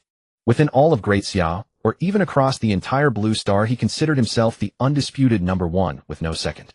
The old Taoist, upon discussing the realm he had studied his entire life, immediately became interested. The senior may not be aware that although these Taoist canons appear to outsiders as merely some ascetic rules and immortal legends, in this humble Taoist's eyes, every word and sentence points directly to the great Tao. Take this humble Taoist's own primary cultivation, the Taiji art, for example. Having read extensively for 40 years, I finally comprehended the way of Taiji and created the Taiji art. Zhang Qingfeng's eyes brightened as he spoke animatedly. When the Ministry of Arms once graded this art, they rated it as an earth-grade technique. But throughout these decades of cultivation, the more I practice, the more I feel this is not so. What is the Tao? The Tao has no limits. The Taiji art derives from the profound truths of the Taoist canon. Its upper limit is definitely not merely earth-grade. As long as one thoroughly comprehends its true meaning within it, becomes a supreme divine art capable of reaching martial saint. Jinhong, listening from the side, grew somewhat drowsy, shifted to a comfortable position leaning on the sofa, as he had no interest in these matters whatsoever. Zhang Qingfeng, immersed in his own thoughts, sighed deeply with a somewhat desolate expression. Unfortunately, this humble Taoist's destiny remains insufficient. Patting his thigh, he said, decades ago, I found an extremely ancient fragment recorded on silk. Unfortunately, due to its great age and improper preservation, it was severely damaged. I studied it for 3 years, consulting countless classics, but could only vaguely discern that it was an exposition concerning virtue and the Tao. Simply identifying some of its minor details advanced this humble Taoist Taiji art by a great step. Truly regrettable. How unfortunate. Lu Qin, watching Zhang Qingfeng, who was both regretful and fervent, couldn't help but feel admiration. The fact that he could create an earth-grade art through studying the Taoist canon demonstrated extraordinary talent indeed.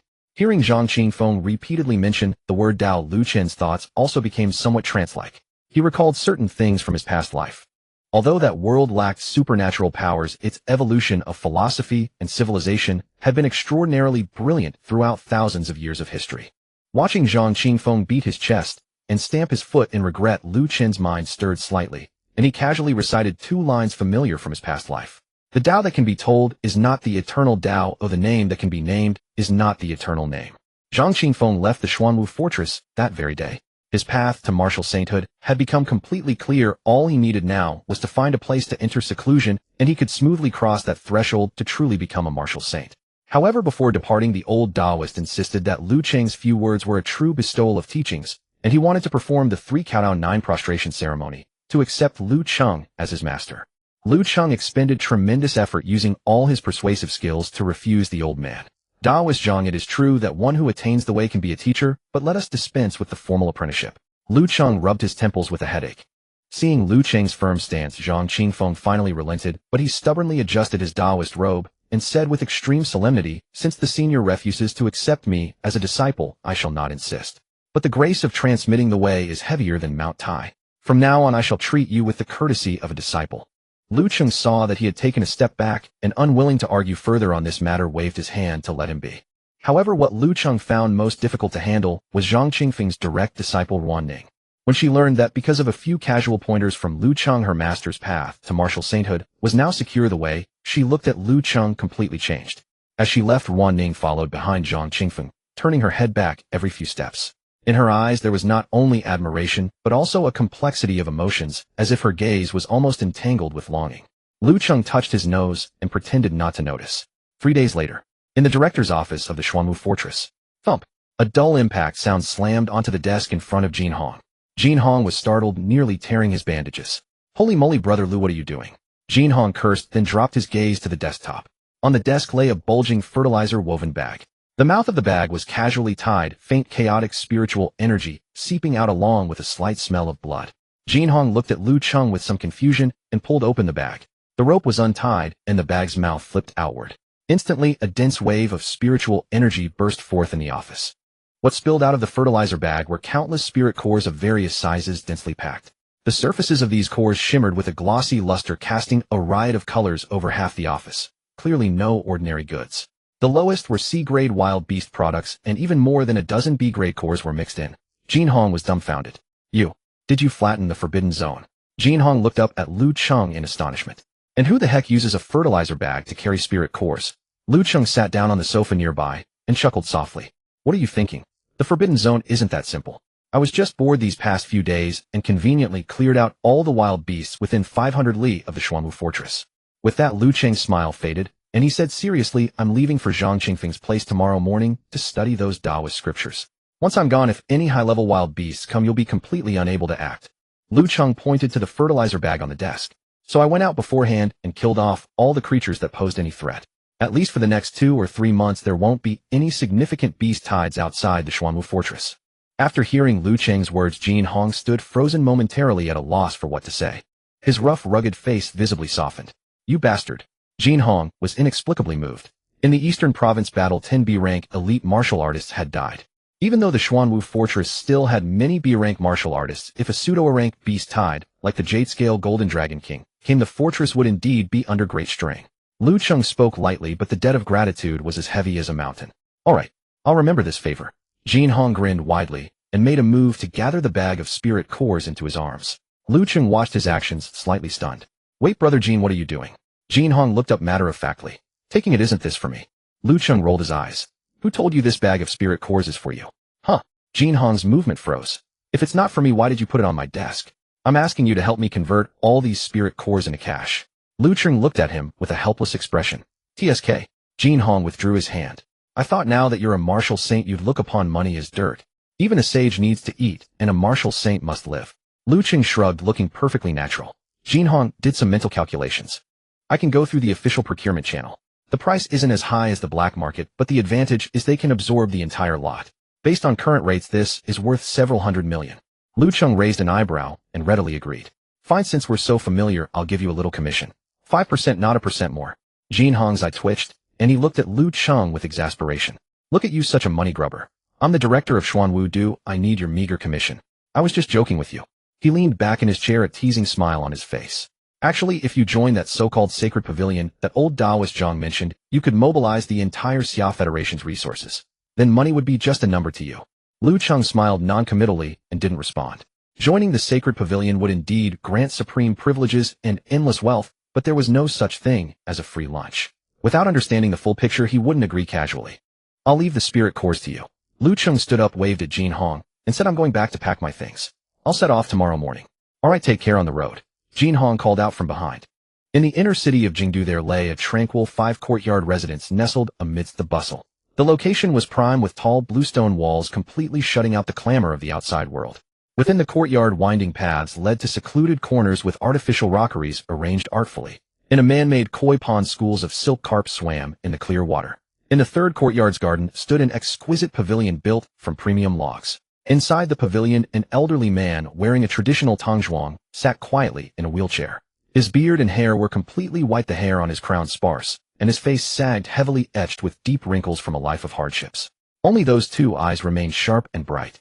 Great-grandfather, this is the Xianpin pill that master asked me to bring you. Ruan Ning, dressed in simple casual clothes, held an exquisite wooden box with both hands and carefully presented it to the elderly man. The old man glanced down at the wooden box. Xiao Ning, my time is nearly at an end. There's no need for me to take such precious pills. Ruan Chang's voice was hoarse, carrying the faint air of twilight. Take it back to old Zhang, or give it to those in need. This broken body of mine would waste any medicine. Great-grandfather master said the Xianpin pill can extend your lifespan. Ruan Ning looked at him with pleading eyes. Sighing, these are ailments left from my youth, there's no need. Ruan Chang had gently exhaled and did not reach for the box. His gaze shifted to the flower beds beyond the pavilion, deepening. If I hadn't been so obsessed with practicing the Suishing fist back then, perhaps I'd have a few more years to live, or even touch that realm. Ruan Chang's tone carried a hint of desolation.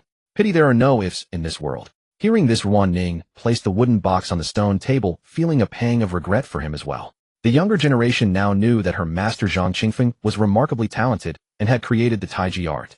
But few realized that her great-grandfather Ruan Chang, sitting in that wheelchair, had once been a peerless genius who shook the region. If Zhang Qingfeng was the type who achieved success late in life, then Ruan Changhe was the favored son of heaven living amid praise since childhood. When Ruan Changhe first awakened, his vitality value was already over 700. From then on, his martial path advanced steadily with hardly any bottlenecks. Before turning 30, he had become a standout among B-rank martial artists. Unfortunately, all this brilliance came to an abrupt halt after he broke through to A rank. At 40, he broke through to A rank, standing at the peak that ordinary martial artists dreamed of. It was only then, in a moment of despair, that he discovered his primary cultivation method, the swashing fist, was fundamentally incomplete. The subsequent techniques were lost. There was no further progress possible. This once brilliant genius was ultimately trapped at the A rank by a flawed martial art. Not only was there no hope ahead, but he was also tormented by the side effects of the incomplete technique to the point of agony. Great-grandfather, why did you only discover the swashing fist was incomplete after breaking through to A rank? Didn't anyone notice before? Ruan Ning couldn't help but ask. Ruan Changhe gave a self-deprecating smile. It was my talent that built me and my talent that broke me. Because before me no one in Daxia had ever cultivated this technique to such a height. A complex emotion flickered in Ruan Changhe's eyes. The swashing fist, as one of Daxia's rare heaven-grade martial arts, had a low threshold but a high ceiling. To popularize martial arts, the authorities simplified the most basic part of the swashing fist and renamed it the swasher fist, making it the entry-level technique for all citizens across Daxia. Ruan Ning nodded. She had practiced the swasher fist in school. It was indeed easy to learn, benefiting health and regulating vitality and qi. But just because the swasher fist is simple doesn't mean the swashing fist is easy either, Ruan Changhe said with a grimace. The further you progress in this technique, the greater the difficulty and power. As its name suggested, while it couldn't truly shatter stars with a single punch, it was possible to obliterate a city with one blow. Ruan Changhe sighed deeply. What a pity, when I reached A rank I discovered the path ahead was blocked, and changing cultivation was no longer possible. At that time desolate beasts frequently attacked. As an A rank martial artist, I could not possibly cripple myself and cause Daxia to lose an A rank fighter. They're their great-grandfather, let's not dwell on the past. Ruan Ning squatted down and forcibly pressed the rosewood box into Ruan Changhe's hands. Keep the Xianpin pill safe, this was emphasized by Master. He said there aren't many old friends left, you must take care of yourself. Feeling the weight of the box in his palm, Ruan Changhe finally shook his head with resignation. He sighed and waved for Ruan Ning to put the box back on the stone table. All right, this old man will accept it. Looking at his gracefully poised great-granddaughter, Ruan Changhe's expression gradually softened. Xiao Ning, you're not young anymore. Is there a promising young man in your heart? Ruan Ning was massaging his shoulders. Her hands paused. Then she said helplessly, Great-grandfather, why do you keep bringing this up again? Our Ruan family's daughter is so beautiful with both figure and strength. I hear many pursue you at Jingwu University, surely none catch your eye. Ruan Changhe chuckled playfully. Ruan Ning's cheeks flushed imperceptibly. At the moment her great-grandfather mentioned it, an image of a certain person flashed through her mind. Lu Cheng. Thinking of Lu Cheng, Ruan Ning's face grew redder, but since he seemed uninterested in her, she couldn't help but feel disappointed. Having lived nearly 100 years, Ruan Changhe had seen it all. Seeing Ruan Ning's hesitant and wistful expression, he understood immediately. What? You really have someone in mind? Ruan Changhe perked up. Tell Grandpa, which family's boy is it? As long as he's from Daxia, even if he's the direct heir of a top A-rank martial family, our Ruan family is absolutely suitable in status. Ruan Ning found her great-grandfather's eagerness both amusing and exasperating, quickly shaking his arm. Great-grandfather, stop teasing me, it's not what you think at all. Ha ha, Xiao Ning, Grandpa has lived so long that I've walked more roads than you've eaten salt. Ruan Changhe patted Ruan Ning's back of the hand and said earnestly, they say a man chasing a woman faces a mountain, while a woman chasing a man faces only a veil. If you truly meet someone you like, don't let them slip away, Grandpa, trust your judgment. The image of Lu Cheng lingered in Ruan Ning's mind. She knew Lu Cheng was not from any prestigious family. He was an ordinary person. Yet he far surpassed those born into noble houses. He was a martial saint standing above all martial artists. Could such an existence truly be interested in her? To avoid her great-grandfather's relentless questioning, Ruan Ning forced herself to change the subject. Taking Ruan Changhe's hand, she began chatting about his glorious past. For an elderly man, nothing brought more joy than reminiscing about those formidable years. Hearing Ruan Ning bring it up, Ruan Changhe was indeed distracted and began enthusiastically recounting those legendary tales. And Ruan Ning, though ostensibly listening attentively to her great-grandfather's story, her thoughts had drifted entirely elsewhere. If all went as expected, that man would probably come to seek out Master. In Kyoto, the Purple Gold Mountain. As a millennium-old capital, the Purple Gold Mountain preserves the most intact ancient architectures of various styles. Red walls, bracket sets, and glazed tiles are arranged in a picturesque disorder under the shade of green trees, exuding a profound sense of history. The Martial Equipment Pavilion is one of its iconic structures. Originally named the Heavenly Heart Pavilion, this multi-story building has 9 levels. After the resurgence of spiritual energy, the Great Xia government established the Martial Equipment Department, promptly renaming the Heavenly Heart Pavilion as the Martial Equipment Pavilion and setting it as the department's headquarters. At that moment, a streak of light pierced the azure sky. Lu Cheng tore through the clouds, flying all the way from the Xuanwu fortress. Every now and then he felt something sweeping over him. He was scanned at least dozens of times throughout the journey. However, these scans merely brushed past him without any follow-up reaction. Above the purple gold mountain, Lu Cheng looked down and saw 2 rows of personnel neatly arranged in the square before the Martial Equipment Pavilion. A red carpet was laid on the ground with honor guards standing on both sides. Yuan Tingkong, dressed in a sharp sky blue military uniform, stood with his hands behind his back, his posture as straight as a spear. Just 10 minutes earlier, the Kyoto Airspace Monitoring Center had detected Lu Cheng's arrival. As the second-in-command of the Martial Equipment Department, Yuan Tingkong immediately gathered his men to prepare for the reception upon receiving the news. He gazed into the distance, blinking only after long intervals. He tried to catch sight of Lu Cheng in advance. Suddenly, Yuan Tingkong felt a blur before his eyes and heard a low sonic boom. A gust of wind swept across the square, causing the flags of the honor guards on both sides to rustle. Lu Cheng had already landed steadily before Yuan Tingkong. Yuan Tingkong's pupils contracted slightly, then without a moment's hesitation, he immediately bowed in salute. "Senior Lu, welcome to the Martial Equipment Pavilion." Lu Cheng sized up the middle-aged officer before him, noting his square face and a certain martial spirit in his brows. The spiritual energy fluctuations emanating from his body were quite steady, clearly indicating formidable strength. "You are?" Lu Cheng asked. "I am Yuan Tingkong, Deputy Minister of the Martial Equipment Department." Yuan Tingkong's attitude was extremely respectful. "Senior Lu, those radar scans along the way were part of Kyoto's daily defense mechanism. If you dislike the feeling of being watched, our department can register your spiritual energy signature into the system. From then on, whenever you travel, the entire Kyoto air defense radar will automatically avoid you, ensuring no disturbance." Hearing this, Lu Cheng was inwardly amazed. He once again deeply felt the weight of the title Martial Saint. In this era of spiritual resurgence, the Great Xia could even shut down defense radars to accommodate a Martial Saint's personal comfort. Such privilege was indeed somewhat exaggerated. However, Lu Cheng was not one to flaunt his status. He smiled nonchalantly. "No need for that. The whole country is unsettled now. The radar system is there to protect Kyoto's safety." Yuan Tingkong saw that this newly ascended Martial Saint was so reasonable and completely without arrogance, and a flicker of admiration shone in his eyes. "Thank you for your understanding, Senior Lu. Come, let me introduce you." Yuan Tingkong turned sideways and began enthusiastically introducing the people behind him. These were mostly the top brass of the Great Xia Martial Equipment Department. Ordinarily, each of these individuals could shake an entire province with a single stomp. But now this group of high-ranking officials, whose average age was well over 50, were all visibly excited, surrounding Lu Cheng tightly like starstruck youngsters. "Senior Lu, I've long admired you. Senior Lu, could I have an autograph? Senior Lu, are you married?" Everyone eagerly stretched out their hands, hoping to shake hands with the new Martial Saint. Although Lu Cheng was somewhat unaccustomed to such an enthusiastic scene, since they had practically elevated him to the heavens, he could only maintain a polite smile and exchange pleasantries with each of them. After a full 10 minutes of social niceties, Lu Cheng finally found an opening and asked Yuan Tingkong, "Minister Yuan, may I ask if priest Zhang Qingfeng is around?" Yuan Tingkong replied with a hint of apology. "To be honest, Senior Lu, Minister Zhang has been in seclusion since returning from the Xuanwu fortress a few days ago. However, before going into seclusion, he repeatedly instructed that you might come in a few days to examine the Taoist scriptures, so all preparations have been made awaiting your arrival." With that, Yuan Tingkong gestured with his hand. "Please follow me. I'll take you to the collection room." Lu Cheng nodded. "Much obliged." Along the way, Lu Cheng followed Yuan Tingkong as they walked deeper into the Martial Equipment Pavilion. Yuan Tingkong was extremely enthusiastic, acting as a guide. He made no attempt to hide any of the core facilities of the Martial Equipment Department, meticulously introducing various functional areas and defense deployments along the way. Passing through several corridors covered with thick carpets, they arrived outside a red wooden door on the 7th floor of the Martial Equipment Pavilion. "Senior Lu, this is where Minister Zhang has gathered all the Taoist scriptures he collected over the years from across the country." Yuan Tingkong stopped and pushed open the heavy wooden door. The room was spacious, with a full circle of enormous solid wood bookshelves lining the walls. The shelves were densely packed with various thread-bound books, bamboo slips, silk manuscripts, and even stone carvings. The preservation environment was excellent. The room had no musty smell, but instead exuded a faint scent of ink and the unique fragrance of wood.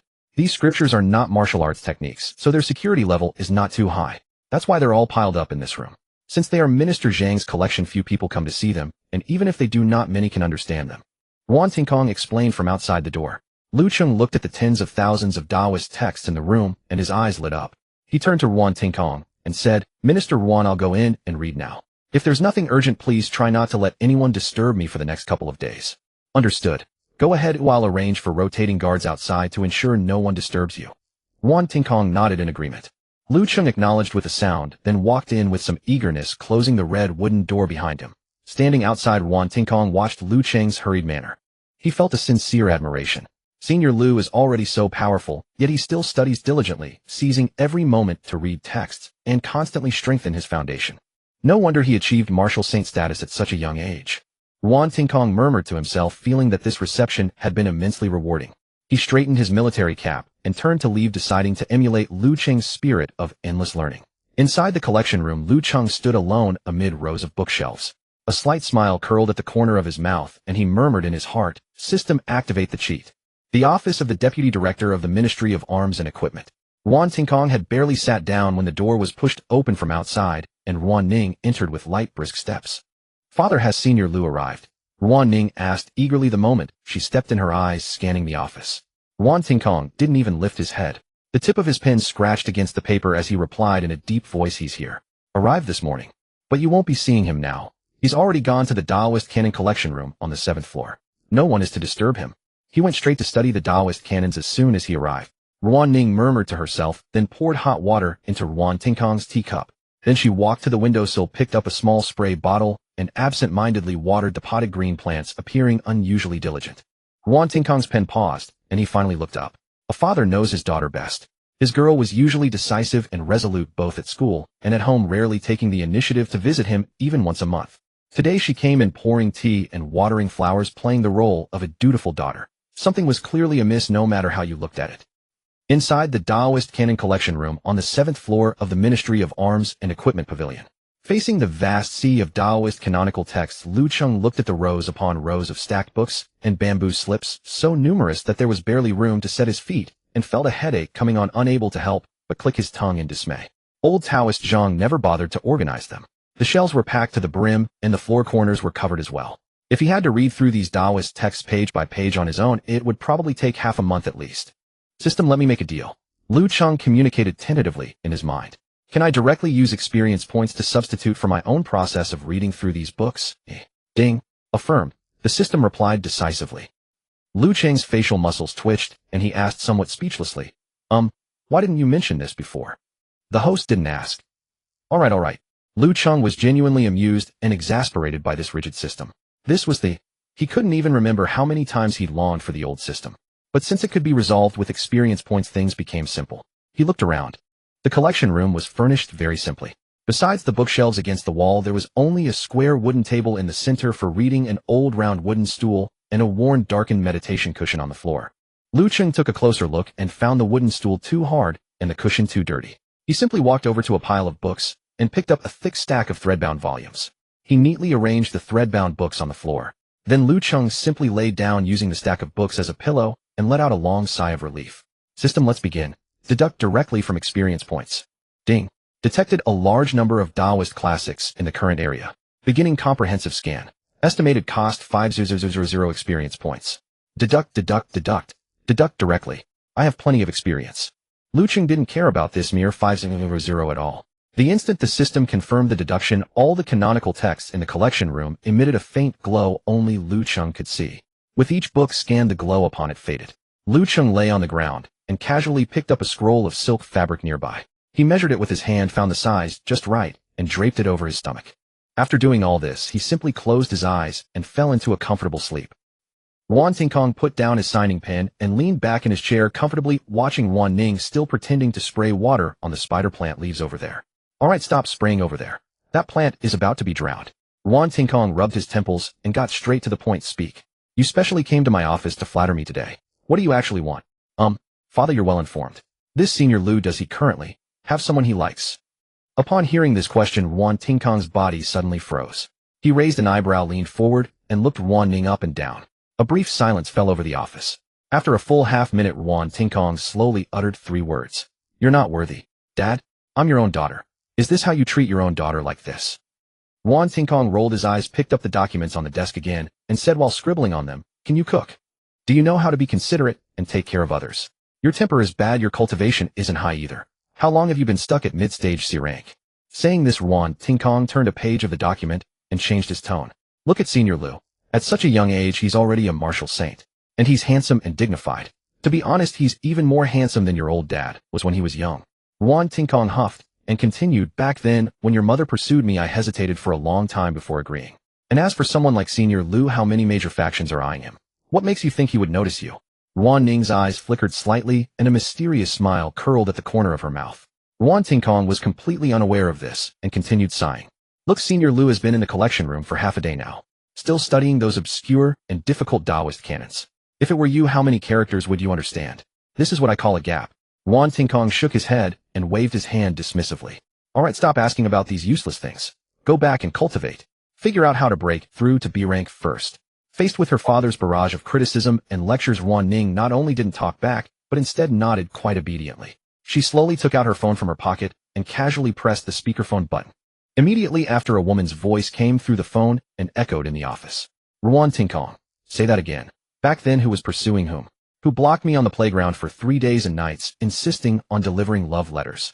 And you hesitated for a long time." The moment he heard this voice, Yuan Tingkong's previously steady body swayed violently. His expression transformed dramatically within a single second. Watching her father's dramatic facial changes, Yuan Ning smiled like a little fox. She called sweetly into the phone, "Mom, you two continue chatting. I'm going to cultivate."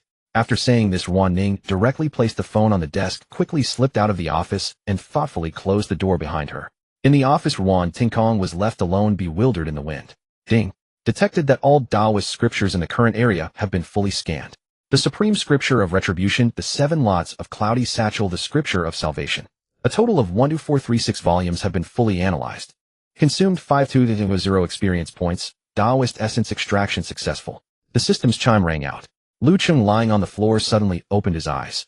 He rubbed his neck and sat up from the ground. The faint glow on the stack of thread-bound books that had been propping up his head had now dissipated, proving that these books used as a pillow had also been scanned and analyzed by the system. Before he could even stand up, the system's prompt echoed in his mind once more. Ding. Detected that the host cultivation art, the Great Luo True Scripture, has a 99 compatibility with the Taoist canon. Proceed to use it as a blueprint to refine the essence of the canon and upgrade. Hearing this prompt, Lu Cheng was somewhat surprised. Can it be fused like this? Then let's fuse. Ding. Deducting 5,000 experience points. Activating the cosmic furnace. Before Lu Cheng could react to the sheer amount of experience points consumed, he felt a thunderous explosion in his mind, as if Pango himself were splitting the heavens and the earth. In the void, the cosmic furnace unfolded with a roar. Countless intricate characters converged into a torrent, surging into the furnace from all directions. At the same time, the primal energy within Lu Cheng's body was strongly drawn, beginning to circulate uncontrollably according to the Great Luo True Scripture, cultivation art. The circulation grew faster and faster, completing one major heavenly cycle after another, even causing his meridians to feel slightly swollen. Faint traces of purple-golden light were born deep within the meridians, then swelled like a snowball, rapidly assimilating with the existing primal energy. A layer of jade-like radiance spread across his skin. Beneath this lustrous sheen, a faint purple hue glimmered, exuding an indescribable nobility. Realizing the transformation had reached its most critical moment, Lu Cheng sat cross-legged, his hands resting naturally on his knees. He felt as if he had returned to the primordial state before birth, immersed in boundless Tao essence. Returning from the postnatal to the prenatal. Aware of this, Lu Cheng immersed his entire mind and spirit in the transformation. However, he did not know that this transformation of his would stir up monstrous waves across the Great Xia Empire. Over the martial equipment pavilion, the sky, which had been clear, suddenly changed. Vast purple chi arose from nothing, gathering at the horizon. This purple chi stretched endlessly like a purple river, traversing the sky, vast and majestic. Purple chi from the east stretches for 30,000 li. At that moment, the world's primal energy seemed to be imbued with a certain spirituality, frantically surging toward the 7th floor of the martial equipment pavilion, even forming a colossal funnel-shaped cloud vortex in the sky. Boundless primal energy converged into a river drawn into the funnel. This extraordinarily spectacular celestial phenomenon instantly alarmed countless people. In the western frontier of Great Xia, at the Kunlun Forbidden Land, a pair of star-like eyes suddenly opened. The snowstorm on Kunlun Mountain halted at that moment, and the surging sea of clouds seemed to stand still. White Emperor gazed into the distant Great Xia capital, her long eyelashes fluttering. She stared at the rolling purple chi in the sky for a moment, then let out a faint murmur. Is it him again? On the square outside the martial equipment pavilion in the capital Ruan, Tingkong rushed out at the first sign of the primal energy disturbance. He stood beneath the purple light witnessing this terrifying anomaly, watching the river of primal energy ceaselessly converging toward the 7th floor of the martial equipment pavilion. He could clearly feel that his own martial bottleneck under the influence of this anomaly was faintly showing signs of loosening. What exactly has Senior Lu been doing in there? Ruan Tingkong stared blankly toward the 7th floor, his breathing becoming extremely rapid. In a hidden cave on purple gold mountain, Zhang Qingfeng sat cross-legged inside. Inside the cave the light was dim. The only 2 rows of candles had burned out, leaving only a pool of wax. Zhang Qingfeng sat cross-legged on a stone bed, his brows tightly furrowed, cold sweat beading on his forehead. He was fully immersed in comprehending the Tai Chi art. Although Lu Cheng had already pointed out the path ahead, the martial saint domain was ultimately something he had to understand on his own. He didn't think anyone could help him. He had to comprehend it himself and then condense the martial saint domain. However, after days of secluded cultivation, he always felt that he was missing the final step. Sweat dripped down, soaking his back. Just as the primal energy within his body began to churn and reverse, a sudden change occurred. Outside, the sky was covered with purple chi, instantly enveloping the cave. Zhang Qingfeng felt a jolt throughout his body. In that moment he felt that even without opening his eyes he could perceive the Tao's intent. Without using his ears he could hear the wondrous teachings. The chaotic primal energy was calmed, and the true essence of the Tai Chi art was revealed without a doubt. Zhang Qingfeng's furrowed brows completely relaxed, and the fluctuations in his aura steadied, rising steadily. His white hair began to sprout streaks of black, and his wrinkled skin became smoother. Inside the collection room, the transformation within Lu Cheng's body had finally reached its conclusion. The great Luo governs all heavens, time, and space eternal. The primordial is the origin of Qi, encompassing all phenomena. Ding. Fusion complete.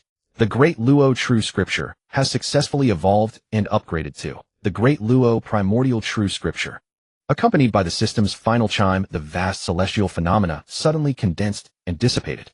Lu Cheng slowly opened his eyes and exhaled a clear breath. He looked inward and saw within his dantian's chi see a chaotic nebula of purple and gold slowly rotating, emanating a heart-stopping energy. System, open the panel.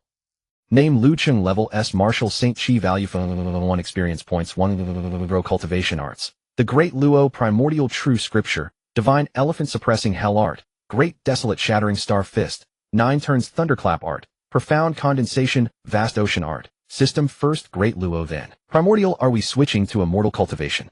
Might as well add the great heavenly immortal art and 9 transformations mystic art. Ding. The great Luo primordial true scripture encompasses all phenomena. Please explore it yourself, host. Lu Cheng shook his head and didn't dwell on the topic. He walked over to a bookshelf, casually picked up a volume, and looked at the unfamiliar characters. His eyes told him he didn't recognize these words. But strangely, the moment Lu Cheng gazed at these characters, the principles they carried naturally surfaced in his mind. He didn't need to recognize the words, he had already seen through the essence. Click. The door to the collection room opened. In the corridor, Ruan Tingkong, hearing the door, came forward to greet him. When he saw Lu Cheng, the congratulations he had prepared instantly got stuck. If the previous Lu Cheng was powerful and sharp-edged, then the current Lu Cheng just standing there gave him the illusion of being one with the surrounding heaven and earth. The Grand Tao is simple. Senior Lu, have you succeeded? Ruan Tingkong swallowed his saliva and asked somewhat dryly. Lu Cheng smiled faintly, just a small gain. Inside the first-floor lobby of the Martial Preparations Pavilion, I broke through. I'd been stuck at the D rank for 3 whole years, but with that strange phenomenon just now, it was simply a matter of time. I broke through smoothly. A burly man in uniform smashed his fist against a pillar, his face flushed with excitement. Who isn't? I was training just now when I suddenly felt a chill descend upon my head, and then my spiritual energy surged forward like a river, meeting the sea, advancing by a small rank all at once. A powerhouse like Lu Cheng, standing at the pinnacle of martial cultivation, devoted entirely to his training, would never be consumed by romantic entanglements. A man beside him was visibly leaking spiritual pressure, clearly having just broken through, unable to conceal the joy in his eyes. This wasn't limited to these mid to low rank martial artists. Several B-rank warriors stationed in the corner exchanged glances, their astonishment impossible to hide. Though they hadn't broken through on the spot, the phenomenon had deepened their comprehension of their cultivation techniques significantly, making the next rank merely a matter of time. I thought I'd never break through in this lifetime. Indeed, another replied, such a phenomenon is truly unheard of. Ruan Tingkong accompanied Lu Cheng as they walked along. Amidst the rising cheers and murmurs, he cast a complex glance at Lu Cheng beside him. Purple chi descended from the east, obscuring heaven and earth, elevating the spiritual energy density across the entire capital by an entire rank. The staff at the martial preparations pavilion nearest to Lu Cheng each received a share of the benefits. With so many martial artists breaking through en masse, even the cleaning Annie might already be at the D rank. This display of power surpassed Yuan Tingkong's understanding. At least he had never encountered anyone possessing such means. After all, personal strength comes from individual cultivation, but assisting others to advance was a completely different matter. Before Yuan Tingkong could fully recover from his astonishment, a tall figure appeared in the adjacent corridor, walking gracefully toward them. Yuan Ning wore a black V-neck fitted dress that revealed her delicate collarbone. The dress's tailored waist design perfectly accentuated her slender figure. The hem fell just above her knees, showcasing her striking legs in full view. Her legs were straight and long-toned from years of martial practice, with neither excess fat nor weakness, only the firm vitality of healthy strength. Her fair fine skin caught the corridor lights with a soft glow, her proportions impeccable like a crafted work of art. Rather than her usual casual ponytail, her raven hair was arranged into an adorable bun. She wore short boots and paused before him, bowing slightly, her bright eyes fixed on him with her hands folded before her. Her voice soft and sweet, she said, "Senior Lu, congratulations on another breakthrough." Watching from beside her, Yuan Tingkong nearly blinked in disbelief, his lips twitching involuntarily. She wasn't dressed like that 10 minutes ago. Yuan Tingkong was shocked internally, a sudden thought crossing his mind. Is my daughter really going for this? He had previously assumed she was merely drawn to him for his appearance and strength, which were undeniable. It wasn't unusual for women to feel admiration toward him, but he had dismissed Yuan Ning's interest as a passing fancy. Now the real question was, who was she dressing up for? He looked at Lu Cheng with knowing eyes. Lu Cheng was momentarily struck by Yuan Ning's presence. She was undoubtedly the most striking woman he had seen so far. Yet he reminded himself that they barely knew each other, having met only twice. So he merely nodded slightly and replied with a simple, "I gained some minor insights." Witnessing his indifferent response, Yuan Ning's eyes dimmed slightly, and she nervously picked at her palm. Yuan Tingkong watched from the sidelines and sighed inwardly. It seemed his foolish daughter was truly insignificant in the eyes of such a martial arts sage. "Sigh, it seems the old father must step in." Yuan Tingkong pondered for a moment, then stepped forward with a smile and addressed Lu Cheng. "Senior Lu, your visit to the Martial Preparations Pavilion is an honor. My grandfather has long heard of your reputation and wishes to meet you. I wonder if you might have some time these coming days to visit our Yuan family.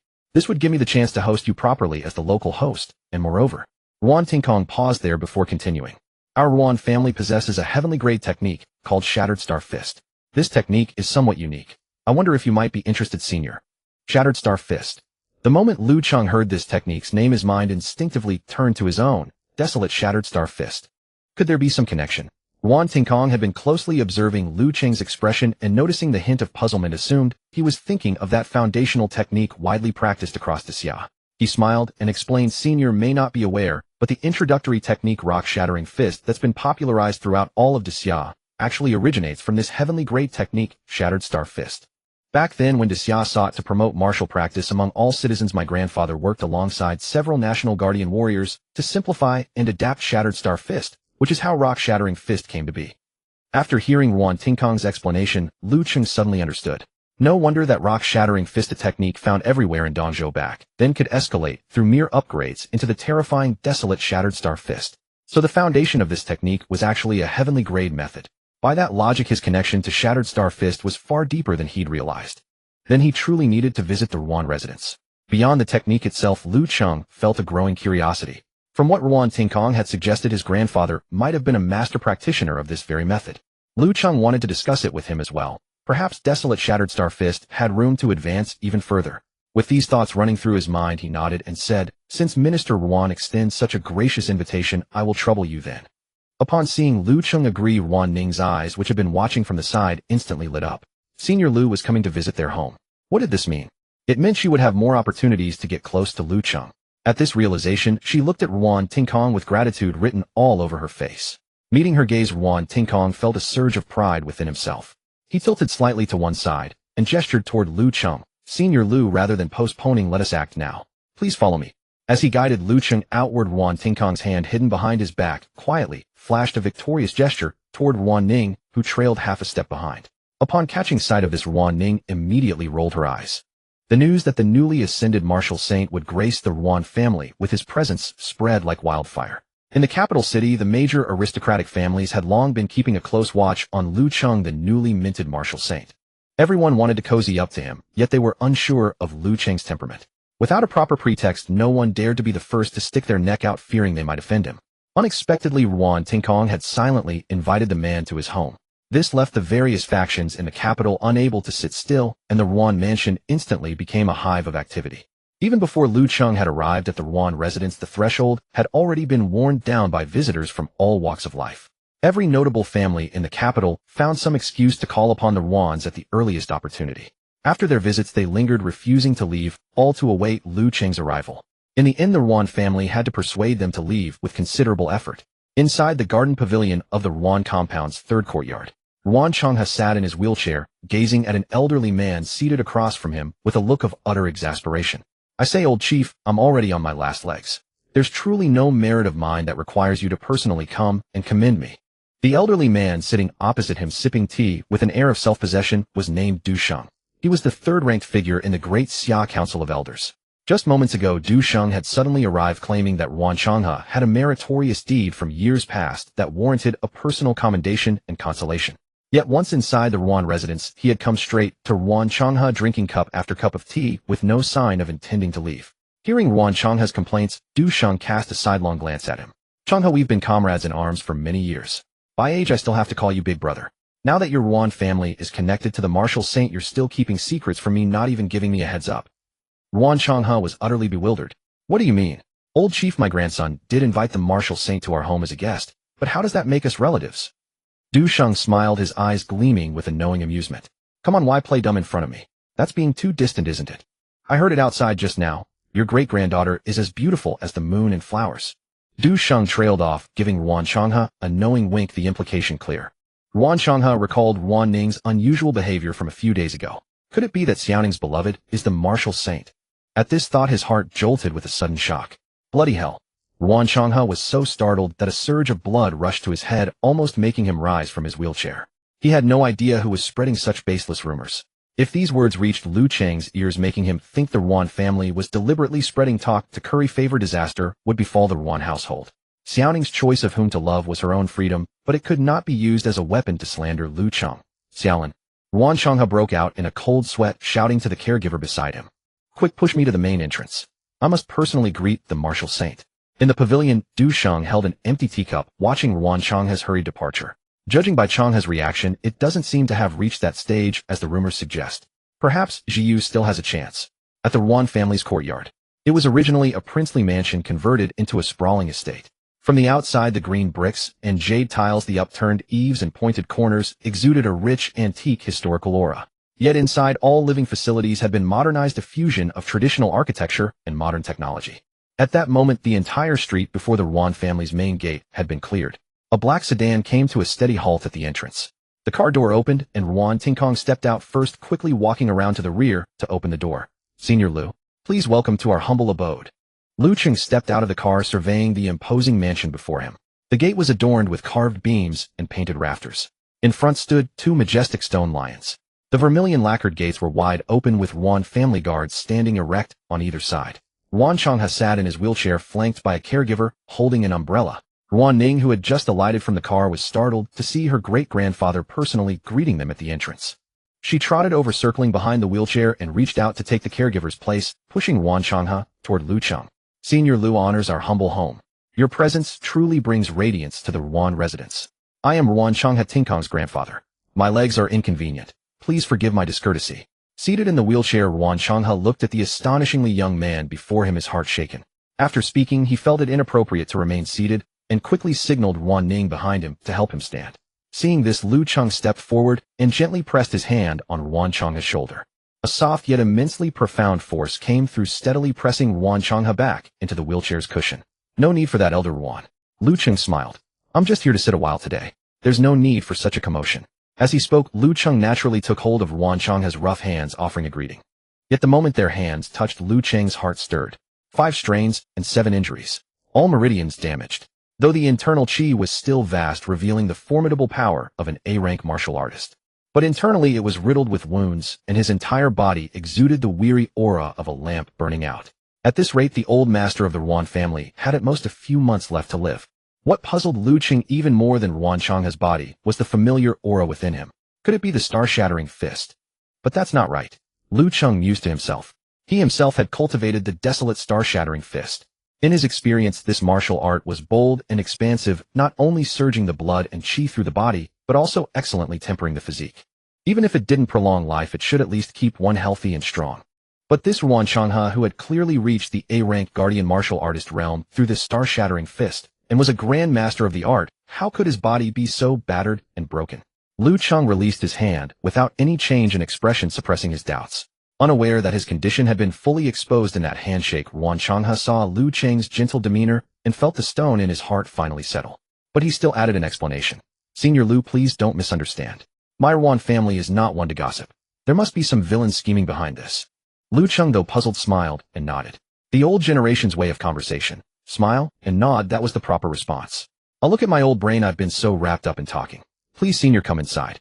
Yuan Changhe suddenly realized they were still outside the door, gesturing inward. Senior, please. Yuan Tinkong also guided him. Seeing everyone waiting for him, Lu Cheng wasted no more time and walked straight in. Yuan Ning pushed the wheelchair, while Yuan Tinkong walked beside Yuan Changhe. As their figures disappeared, the two heavy vermilion gates slowly closed. The 63 golden studs on the door shut out all prying eyes, leaving only the two stone lions standing silently in place. Passing through the main gate, the courtyard was spacious and level with official chambers lining both sides. Once the lodging for servants and officials awaiting audience in the former prince's mansion. Heading straight north, the second palace gate stood 5 bays wide, a ceremonial gate exclusive to princes. Beyond the second gate, one set foot upon the central axis of the mansion, and the site was filled with green glazed tiles, a rank emblem unique to the prince's residence. These status symbols representing rank had only been renovated by the Yuan family, not demolished. The central axis stretched northward, passing through the Silver Yuan Hall. Crossing 2 more courtyards, one arrived at the main hall, Chaoyan Xian, once the prince's reception room, now also a vital venue for the Yuan family's gatherings. In the courtyard stood a century-old wisteria vine, its tendrils drooping, enveloping the courtyard in serenity. Entering Chaoyan Xian, the interior furnishings were all made of solid wood furniture. On the central wall hung a vigorous landscape painting with bold flowing brushstrokes. Beneath it on a long table sat a bronze incense burner in the shape of a mythical beast from whose mouth a slender wisp of blue smoke slowly rose. Yuan Changhe led Lu Cheng to sit at the uppermost seat on the left. Over a dozen direct descendants of the Yuan family stood by the sides. All of them bowed reverently to Lu Cheng. Facing a legendary martial saint, these scions of noble families who usually basked in glory now dared not even breathe loudly. Lu Cheng merely accepted the salute with a faint smile. After the formalities, Yuan Changhe waved his hand, dismissing them directly. Once the reception hall fell silent, Yuan Changhe spoke to Lu Cheng with a hint of apology. Senior Lu Xiaoning's uncles and aunts are now stationed in different state bases, none of them in the capital. In this compound, only the branch of the second son Tinkong remains to keep this old man company. Pray forgive any lack of hospitality, Senior. Lu Cheng shook his head and replied gently, Not at all, Mr. Yuan. You are an elder, there is no need to keep calling me Senior. He was only in his 20s, yet being addressed as senior by an old man on the verge of death always struck him as odd. Hearing this, Yuan Changhe laughed heartily, but did not take the easy way out. In the martial arts, mastery makes the teacher. Since the senior is considerate of this old man, how about I address you as master from now on? What do you think? Lu Cheng pondered for a moment, then let it be. After a few pleasantries, a booming voice rang out. I hear Master Lu has arrived. Forgive me for not coming to greet you. Immediately 2 figures strode briskly into the reception hall. The one in front was none other than Du Sheng, followed closely by a tall, upright man with a stern countenance. At the sight of the newcomers, Yuan Tinkong, who had been sitting aside, jolted upright, straightened his back, and raised his hand in a military salute. Commander. Du Sheng casually waved his hand, signaling Yuan Tinkong to dispense with formalities. He strode up to Lu Cheng and eagerly extended both hands. Lu Cheng, taken aback, still reached out and shook hands with him.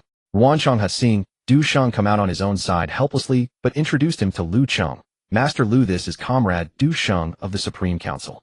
He is my old leader and also my comrade. The Supreme Council. The true decision-making level of the Great Xia Federation, the handful of individuals who controlled the entire Great Xia. The elder before him was one of them. Yuan Changhe continued. Behind him is a member of the Great Xia 28 Mansion's National Guard Corps, codenamed Kong Jinlong. Lu Cheng turned his gaze to him. Sensing Lu Cheng's eyes, Kong Jinlong slightly lowered his head, showing respect. Lu Cheng's gaze lingered on the middle-aged man for a moment. An A-level initial rank martial artist. One of the 28 mansions. Meaning there are at least 27 more like him.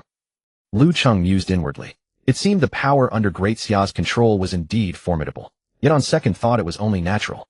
Scholars disrupt the law, warriors defy prohibition.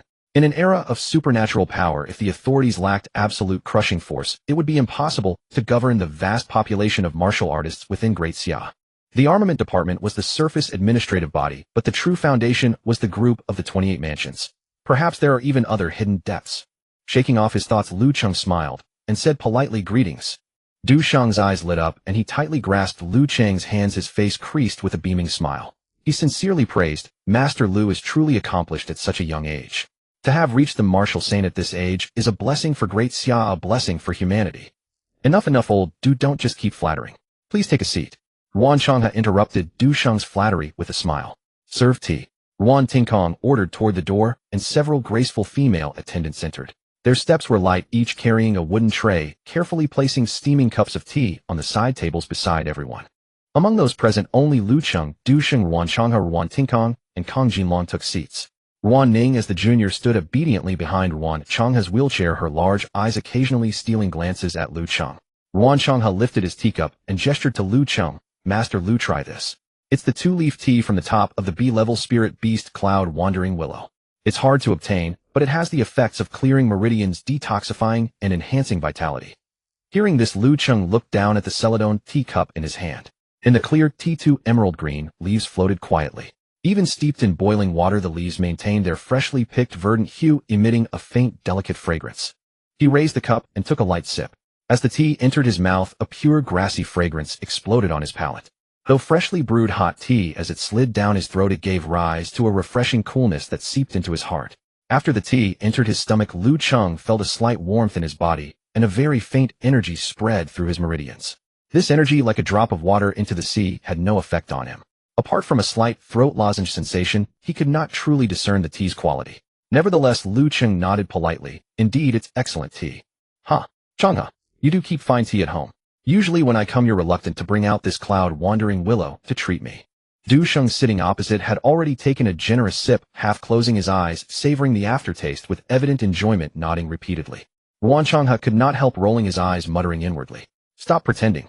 In the Supreme Council's treasury, you have a special grade tea made from A-level spirit beasts, yet you never serve it when I visit." But he still replied with a full smile, "Old leader, what words are those? Whenever you come in the future, Changhe will be here to welcome you." He made no mention of serving the cloud-wandering willow tea. The group idled in the reception hall, exchanging casual chatter. The topics ranged from ancient architectural relics in the inner city to the recent migration patterns of desolate beasts along the border. They spoke mainly of strange tales and anecdotes, with no one steering the conversation towards serious matters.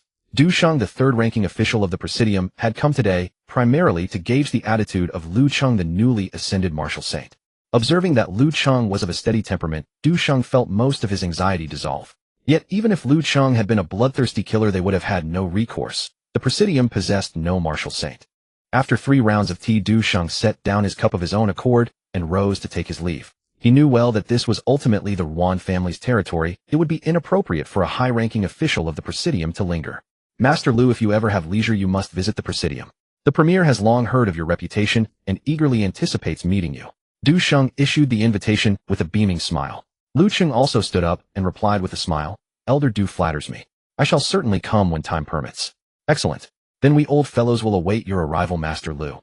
Du Sheng laughed heartily, clasped his fists to the company, and strode out of Jiayan Pavilion together with Kong Jinlong. With their departure, the hall grew smaller in number, yet the atmosphere became noticeably more animated. Though Yuan Changhe was far inferior to Lu Cheng in strength, he was an old martial artist who had lived nearly a century. His rich experience and unique insights gave him a profound understanding of the martial way. The conversation broadened and naturally drifted to the topic of the star-shattering fist. Sensing the moment was right, Lu Cheng slowly set down his teacup and said, "To be honest with you, Elder Yuan, I came along primarily for this star-shattering fist. I wonder if you would be willing to let me examine the manual." Hearing Lu Cheng's request, Yuan Changhe felt a surge of joy. Better to have requests than none. "Master Lu, you are too kind. There is no question of convenience. However, the original manual is kept at the Presidium's Armaments Bureau. The copies held by the Yuan family are only transcriptions. For true cultivation, one must consult the original." At this point, Yuan Changhe gave a bitter smile, his eyes reflecting a hint of melancholy. "Though it is a heaven-grade martial art, I am the only one in Daxia who has truly cultivated this star-shattering fist and achieved any renown." Lu Cheng nodded slightly and replied, "Yes, that is precisely why I wish to meet someone who is trained in the star-shattering fist." Without further ado, Ruan Changhe pressed a button on the armrest of his wheelchair. With a soft click, a delicate hidden compartment rose from the armrest. The compartment contained a metal tube. When opened, it revealed a rolled-up booklet. This is the star-shattering fist. Ruan Changhe shot a glance at Ruan Ning behind him. She immediately understood, took the booklet, and presented it to Lu Cheng with both hands. "Senior Lu, please," Ruan Ning said softly, her head bowed. "Thank you." Lu Cheng expressed his thanks, took the booklet, and began flipping through it at once. The handwritten copy was only 8 thin pages. The first 3 pages contained the oral formula, the middle 3 illustrated the circulation routes of qi, and the final 2 were visualization diagrams. The diagrams depicted a giant of indistinct visage standing alone in the void, throwing punches at the endless stars. Lu Cheng's gaze lingered on the meridian's pathways for a moment, comparing them in his mind with his own great wilderness star-shattering fist. He slowly closed the booklet, raised his head, and looked at Ruan Changhe in the wheelchair. "Elder Ruan, is this technique missing something?" Hearing this, Ruan Changhe's eyes widened. Master Lu saw it at a glance. He gripped the wheelchair armrest, his hand tightening, then slowly relaxing before letting out a long sigh. "Indeed, Master Lu is truly a genius. To be honest, in my youth, I was overconfident and cultivated this technique up to a rank. But after reaching A rank, I realized with horror that the technique was incomplete. In the end, the qi rebelled and backlashed, leaving me with 5 strains and 7 injuries. My cultivation could advance no further." Lu Cheng listened deep in thought. This star-shattering fist bore 40 to 50% similarity to his great wilderness star-shattering fist, but it was far less refined. "Elder Ruan, would you be willing to demonstrate the star-shattering fist for me?" Lu Cheng set down the booklet and asked. The moment he spoke, Ruan Tingkong, who had remained silent throughout, turned pale and shot to his feet. "Master Lu, please don't." Ruan Tingkong's face was urgent. "Grandfather's health is deteriorating daily. Forcing him to mobilize qi to perform the fist technique may." "Tingkong, be silent." Ruan Changhe's low command cut off Ruan Tingkong's words. He turned to Lu Cheng, and the melancholy in his eyes vanished, replaced by a fervent, almost devotional light. "I am an old man with 1 foot in the grave, of no further use to Daxia. If this worn-out body can still offer any inspiration to a martial saint, then I will not have lived in vain." "Great-grandfather Yu." Ruan Ning, standing behind him, also grew anxious. Shouting, "Push me to the open space outside." Ruan Changhe interrupted her with an order. Ruan Ning bit her lower lip, casting a helpless glance at Ruan Tingkong. He simply closed his eyes and nodded. In the end, with reddened eyes, she pushed the wheelchair slowly out of Jiayan Pavilion. Lu Cheng and Ruan Tingkong followed, and they all stepped onto the open ground outside. The century-old wisteria swayed gently in the wind, rustling softly. Ruan Changhe braced his hands on the armrests and rose unsteadily to his feet. He was not incapable of walking, but his bodily functions had declined so severely that he could not sustain much movement. Refusing Ruan Ning's help, he took a deep breath and steadied himself. In that instant, it was as if he had returned to the days of fierce battles against desolate beasts on the battlefield. "Master Lu, please watch closely." The moment the words fell, Ruan Changhe's stooped frame straightened abruptly, and a terrifying aura of an A-rank powerhouse erupted. Swirling azure, qi rose from the void around him. His face flushed red, his eyes blazing with determination. He took a single step forward, and the entire courtyard trembled violently. He brought his hands together before his chest, opening his stance, and recited, "Absorb the 4 C's qi into the acupoints like stars beginning to coalesce. Focus the mind on the highest heavens, sink the qi like a nucleus." Before the fist is thrown, the gravitational pull forms itself, drawing threads and lines, trapping all directions. Behind him, a faceless giant rose to pierce the sky. 2 steps forward, the giant's movements mirrored Ruan Changhe's. Concentrate 10,000 Jun upon a single point, transform a mote of dust into a thunderous blast. The giant faced the void, swung its fist, and struck the emptiness, triggering a series of sonic booms. "Let the stars of the heavens be my bones, let the boundless void be my flesh." With one punch, stars fall like rain, and gods and demons submit. In the center of the courtyard, violent spiritual energy surged like tides. Ruan Changhe had cast aside all concerns. With each move, the blue bricks beneath his feet cracked inch by inch. Lu Cheng, standing not far away, observed clearly. Every time Ruan Changhe executed a move, the flow of qi in his meridians became more disordered. He was using his life force as fuel to forcibly drive this incomplete heaven-grade technique. Ruan Tingkong and Ruan Ning, watching from the sidelines, were extremely distressed. Ruan Ning twisted her hands together, her eyes reddened and tears swirled in her eyes, yet she dared not cry out, fearing to disturb her great-grandfather. Ruan Tingkong's body was tense. He had already secretly mobilized his spiritual energy, ready to rush forward and catch him at any moment. At this moment, Lu Cheng's eyes followed every move of Ruan Changhe with a faint purple-gold light flickering deep in his pupils. He was capturing the principle contained in the original version of the Shattering Star Fist. With the great Luo primordial chaos true scripture as his foundation, he could already see through this mere heaven-grade technique. Ding detected incomplete heaven-grade technique, shattering star fist, being demonstrated. Would you like to consume 100 experience points to complete it? The system's voice suddenly rang out. Alas, system, you've really done me in. The purple gold light in Lu Cheng's eyes immediately dissipated as he muttered inwardly. Complete. Consumed 1000 experience points. Heaven-grade technique, shattering star fist, has been completed. Before Lu Cheng could inspect it, the system's prompt sounded again. Ding. Detected heaven-grade technique, shattering star fist. Would you like to consume 500 experience points to fuse it into desolate shattering star fist? More work. Fused. Lu Cheng gave the command without any hesitation. The next moment, the familiar rice cooker, the heaven-earth furnace, appeared again. It swallowed both the desolate shattering star fist and the newly completed shattering star fist. Two streams of fist intent from the same origin, yet vastly different, clashed wildly within the furnace. After a moment, Ding desolate shattering star fist has evolved into the first move of myriad phenomena star secret art, star burial art. Boom. In an instant, the purple gold star cloud within Lu Cheng's body spun wildly. He clearly felt that the originally bold and fierce fist technique had now completely transformed. It was no longer just a simple offensive boxing art, but had become a lethal strike under the outline of a supreme technique. Just as Lu Cheng completed the technique fusion, Yuan Changhe also finished performing the last stance. With the final punch creating a visible sonic boom in the air, the surging green spiritual energy around Yuan Changhe receded like a tide. The moment he withdrew his technique, he seemed to be drained of all his vitality. Yuan Changhe's legs gave way, and he collapsed to the ground. Great-grandfather, grandfather, Yuan Ning and Yuan Tingkong, who had been watching him closely, cried out in alarm and rushed forward almost simultaneously. Yuan Ning steadied the old man's shoulders, tears streaming down her face. Yuan Tingkong hastily placed his hand on Yuan Changhe's wrist, his face instantly turning pale.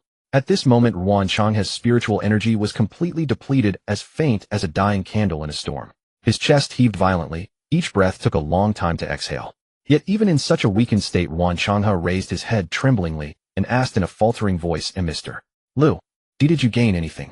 Looking at this old man who had devoted his life to martial arts, Lu Cheng felt a sense of respect. He stepped forward, approached Yuan Changhe, and spoke in a very solemn tone. Old master, thank you. Lu Cheng closed his eyes, and when he opened them again, a brilliant purple gold divine light burst forth.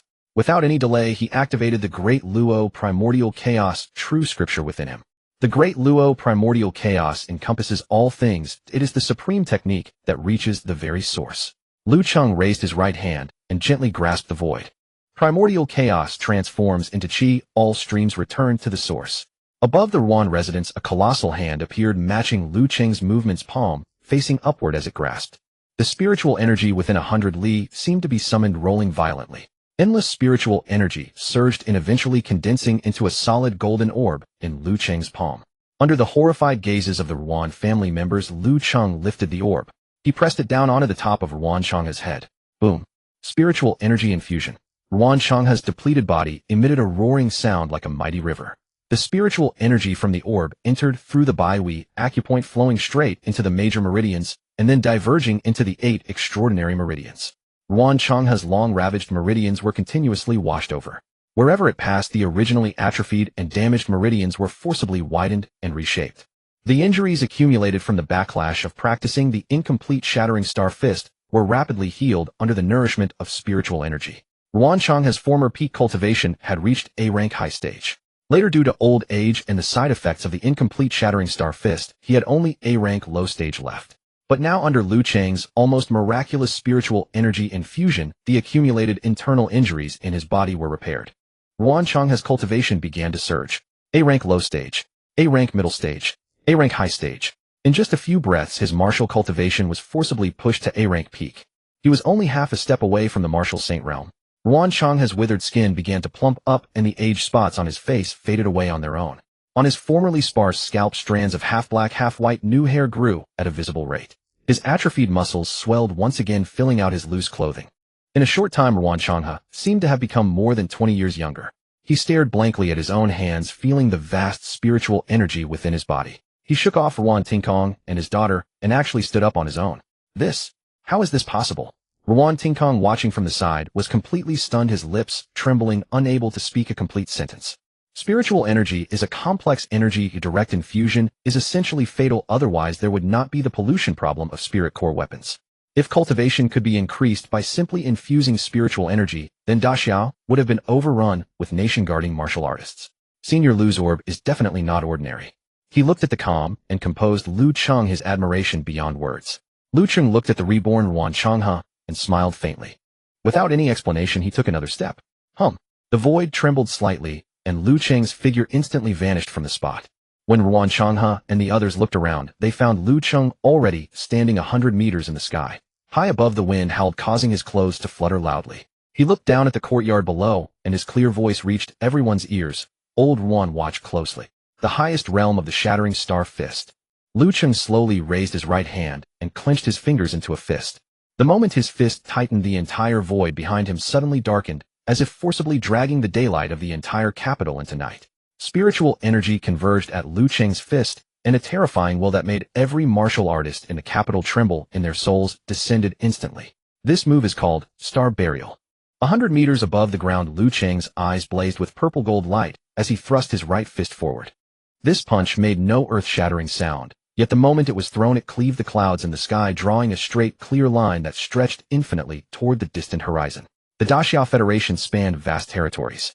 In an era where ground travel was severed by countless wild beasts, aviation had become the primary means of transit between bases.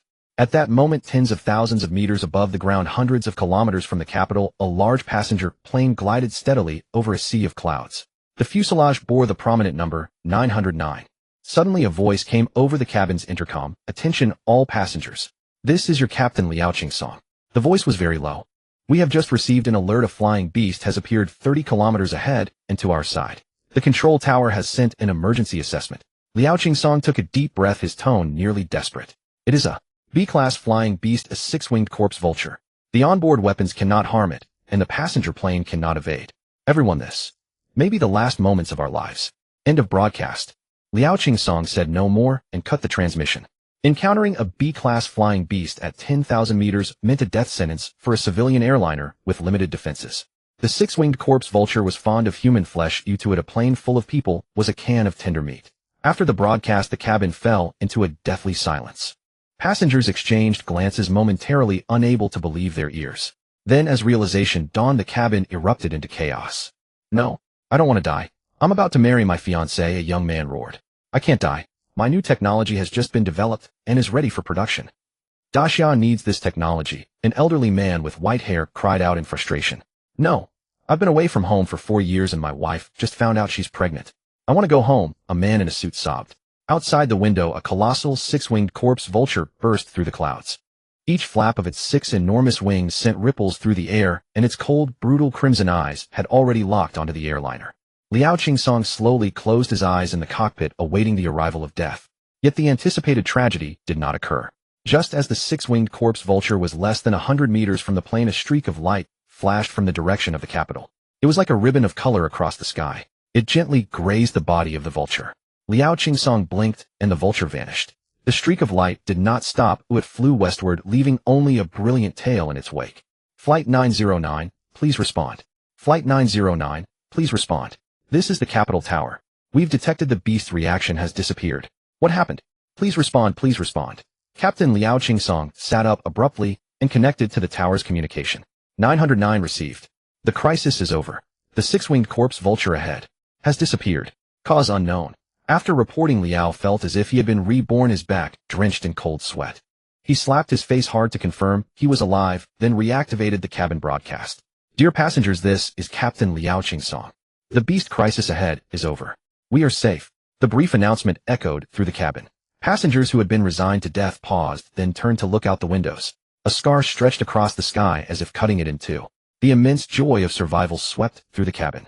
Those who had been filled with despair moments before now collapsed into their seats, weeping with relief. And that streak of light, after annihilating the vulture, showed no sign of slowing. Instead, it raced even faster into the depths of the Daxiao territory. 1,000 miles away in the Chengzhou base. As an inland base, Chengzhou had been plagued by an inexplicable rainstorm that lasted an entire month. Towering walls encircled the entire base, making it look like a giant water bucket. The endless overcast days made the air inside the base extremely damp, and everyone's mood sank as low as the gloomy sky. inside a high-rise residential building in the outer city. I've had enough. Even my underwear stinks because it never dries. A slightly overweight man stood in the living room tugging at his collar and complaining with a worried face. Maybe we should buy a dryer, his wife said from the bedroom folding clothes. Forget it, the man sighed. Chengzhou used to have barely any rain all year. What if we buy a dryer and the weather turns normal again in a few days? That would be a waste. His wife opened the wardrobe. Well, you never know. Looking at the sky, it might keep raining for who knows how long. The man scratched his hair, walked to the balcony, and leaned on the railing looking up at the sky. Sigh, this rain has ruined my mood. Enough you complain every day. Go check if your son is awake, his wife called from inside. The man responded, about to leave the balcony, when suddenly a light appeared in the sky. Boom. The thick clouds that had shrouded the entire Qingzhou land were instantly dispersed. The long-lost golden sunlight poured down in cascades, once again falling upon the city that had been gloomy for a month. The man froze on the balcony, mouth agape, staring at the streak of light fading into the distance. Honey, he swallowed. I think I've seen my last day. The Kunlun Forbidden Zone. White Emperor, as usual, sat cross-legged in the void, eyes closed. Suddenly, White Emperor's silver hair stirred without wind. A sense of crisis approached from behind. White Emperor's eyes snapped open. Before she could react, a streak of light brushed past her ear and shot straight toward the barrier of the Kunlun Forbidden Zone. Yet upon hitting the barrier, the light did not trigger any reaction. It passed through without obstruction, vanishing completely inside. White Emperor's beautiful eyes widened slightly, the veins on her forehead pulsing, her brows knitted together, and the air around her seemed to grow heavier. She clenched her fists. The second time, she whirled around, looking toward the direction from which the light had come. She raised her right hand, and the silver bracelet on her wrist flashed a few times. A melody sounded. Hello, White Emperor, you actually called me. I have to mark this down. You haven't called in 30 years. Green Emperor, cover for me. I need to go to the capital. Huh, what? Killed B-rank creature experience 1000. Lu Cheng was somewhat puzzled. I merely punched the sky. Why would there be a kill notification? But he did not dwell on the matter. The darkness that had shrouded Kyoto swiftly receded, and sunlight once again bathed the courtyard of Zhaoyinxian. The cloud sea parted in two like hair in a center part, gradually drifted back together, the straight scar across the horizon fading from view. Lu Cheng slowly withdrew his right hand and relaxed his fingers. Vital energy subsided, returning to silence. That annihilating will which had sent shivers through every martial artist in the city vanished in an instant, leaving no trace behind. He stepped upon the empty air, his figure flickering, and within mere steps he had vanished from the heavens. The next instant, Lu Cheng descended with effortless grace, settling once more into the courtyard as though nothing remarkable had occurred. His garments remained perfectly neat, his bearing utterly composed. Yet within the courtyard, absolute silence reigned. Ruancheng has stood rigid and upright, his eyes tightly closed. Lu Cheng's previous strike had opened his understanding significantly. He had practiced the Shattered Star Fist his entire life. He had believed that cultivating this technique to the A-rank level, drawing the vital energy of all four Cs into his acupoints and wielding fists carrying the force of 10,000 June. Such power represented the very pinnacle of this heaven-grade art. Even with the incomplete manuscript, he should have mastered nearly 9/10 of it. But until just now, when he witnessed Lu Cheng's strike, so profoundly simple, aligned with the great Tao itself, he realized how little he truly understood. There was no ripple of chi, no phantom of movement. Just a single blow that fell like a star collapsing from the heavens. Shattered star. Shattered star. So that is the truth. Ruancheng muttered to himself, his eyes reflecting a vast sea of stars. Countless celestial bodies collapsed in silence, returning to nothingness, yet new stars were born from the void. Nothing can be established without first destroying the old. Without death, how can life emerge? Only by thoroughly burying yesterday's stars can one forge a transcendent heavens that commands the cosmos. This is the true essence of Shattered Star. Ruancheng felt he was grasping something crucial, and immediately sat cross-legged upon the ground. Within his mind, a fierce battle raged, his youthful self arrogant, an untamed heart soaring beyond the heavens, locked in combat, with his aged self barely clinging to life, frail as paper. Two silhouettes clashed and struck at one another. At first the younger self overwhelmed the elder, forcing him back step by step. But as Ruancheng's comprehension deepened, the tables turned. Eventually the aged figure shattered the younger one with a single devastating blow. In reality, without any deliberate effort, the vital energy within his body began flowing along an entirely new pathway on its own accord. A phantom of a giant far more refined than before, with faint features beginning to emerge, flashed briefly behind him. Though Ruancheng's cultivation remained at the A rank, his martial will was undergoing a profound transformation. Though not yet a saint, he had already gazed upon the heavenly gate. Beside him, Ruan Tikong wore a bewildered expression as he glanced at Ruan Ning. She too had her eyes closed. Indeed, Ruan Ning had also gained insights from Lu Cheng's strike. Her aura was steadily intensifying. Ruan Tikong scratched his head in awkward embarrassment. Should I also close my eyes and pretend to comprehend? Among the three of us, I'm the only one who understands nothing. Across from him, Lu Cheng smiled silently. He walked alone beneath the ancient wisteria and reclined beside its roots. He had not simply handed Ruan Changhe the complete Shattered Star Fist or the Great Wilderness Shattered Star Fist. Rather, he had directly manifested the Funeral Star Art, the first form of the far more profound myriad phenomena star scripture. When he unleashed it, the Daluo domain of the martial saint realm had already enveloped the entire area. Whosoever comprehends shall surely receive. If Ruan Changhe could grasp even a fraction of the Funeral Star Art's profound meaning, he could perfect the Shattered Star Fist on his own, and breaking through to the martial saint realm would be as effortless as breathing. Senior Lu, please partake in these pastries. Seeing his grandfather and daughter both absorbed in their cultivation, Ruan Tikong found himself with nothing to do, so he simply retrieved several plates of pastries from inside the house. He no longer dared address Lu Cheng as Master Lu. Regardless of what his grandfather ultimately gained, the grace of instruction rendered him something akin to a partial teacher. Should the time come, calling him ancestral patriarch would hardly be excessive. After all, Lu Cheng in his eyes bore no distinction whatsoever from gods and demons. Lu Cheng's interest was piqued by the exquisite pastries. He gestured for Ruan Tikong to set them down. Ruan Tikong scanned the area and spotted a stone table beside the ancient wisteria. Abandoning any notion of using his own body as a table, he guided Lu Cheng to take a seat, then returned with a teapot and cups pouring a brew of Yunlu tea. Once everything was in place, Ruan Tikong stood respectfully to one side. As the beloved daughter of the Ruan family, Ruan Ning had never lacked for cultivation techniques. She had subsequently become a disciple of Zhang Qingfeng, acquiring his Taiji art technique. Yet she showed little enthusiasm for cultivation, practicing sporadically at best, which left her realm barely at the mid-stage of the C rank. Her understanding of Lu Cheng remained confined to what intelligence had conveyed. She knew he was extraordinarily powerful, the youngest martial saint in the current era, but she could scarcely fathom the true depth of his strength. It was not until today, witnessing Lu Cheng plunge Kyoto into darkness and shatter the heavens with a single fist, that her perception was utterly shattered, a sight comparable to an earthquake rocking her very foundation. For the first time, she felt with profound clarity that humans could indeed reach such heights. A hum resonated through the air as her delicate frame trembled, vital energy surging outward and her skirt rippling violently in the turbulent wind. A shock wave of vital energy erupted outward from Ruan Ning's position. Through Ruan Tikong's horrified gaze, her aura began to skyrocket uncontrollably. Mid-stage C rank, high-stage C rank, peak C rank. Yet the ascent showed no signs of halting. It only stabilized when the pressure of a B rank warrior manifested, allowing her to consolidate her breakthrough. Breaking through to the B rank at merely 20 years of age made her a prodigy capable of shaking the entire Xia Federation. Yet even now, Ruan Ning had no time to consolidate her cultivation. The moment she opened her eyes, she dropped to one knee, bowing deeply toward Lu Cheng, high above her voice clear, yet brimming with boundless reverence. Thank you, Senior, for granting this teaching. Rise. I merely demonstrated a technique for your great-grandfather, yet you were able to grasp something from it. That is your destiny. Ruan Ning rose respectfully. Her eyes no longer held the simple admiration they had once contained. Her expression hardened with resolve. She would reach higher realms of martial cultivation, all for the day she might stand beside Lu Cheng. Lu Cheng sensed something had shifted in her, though he could not quite put his finger on what it was. Likely just a lingering effect from her recent breakthrough. Half an hour later, Ruan Changhe finally opened his eyes. The cloudiness that had dulled his gaze dissipated entirely, leaving his eyes crystal clear. In that moment, he had independently perfected the Shattered Star Fist, elevating it to a true heaven-grade technique. While nowhere near Lu Cheng's godlike majesty, it was more than sufficient for him to break through to the martial saint realm. Hear the way in the morning and die content by evening.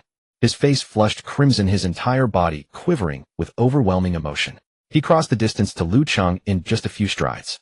This veteran of martial arts and A-rank powerhouse who had lived nearly a century for the Xia nation did not hesitate for an instant.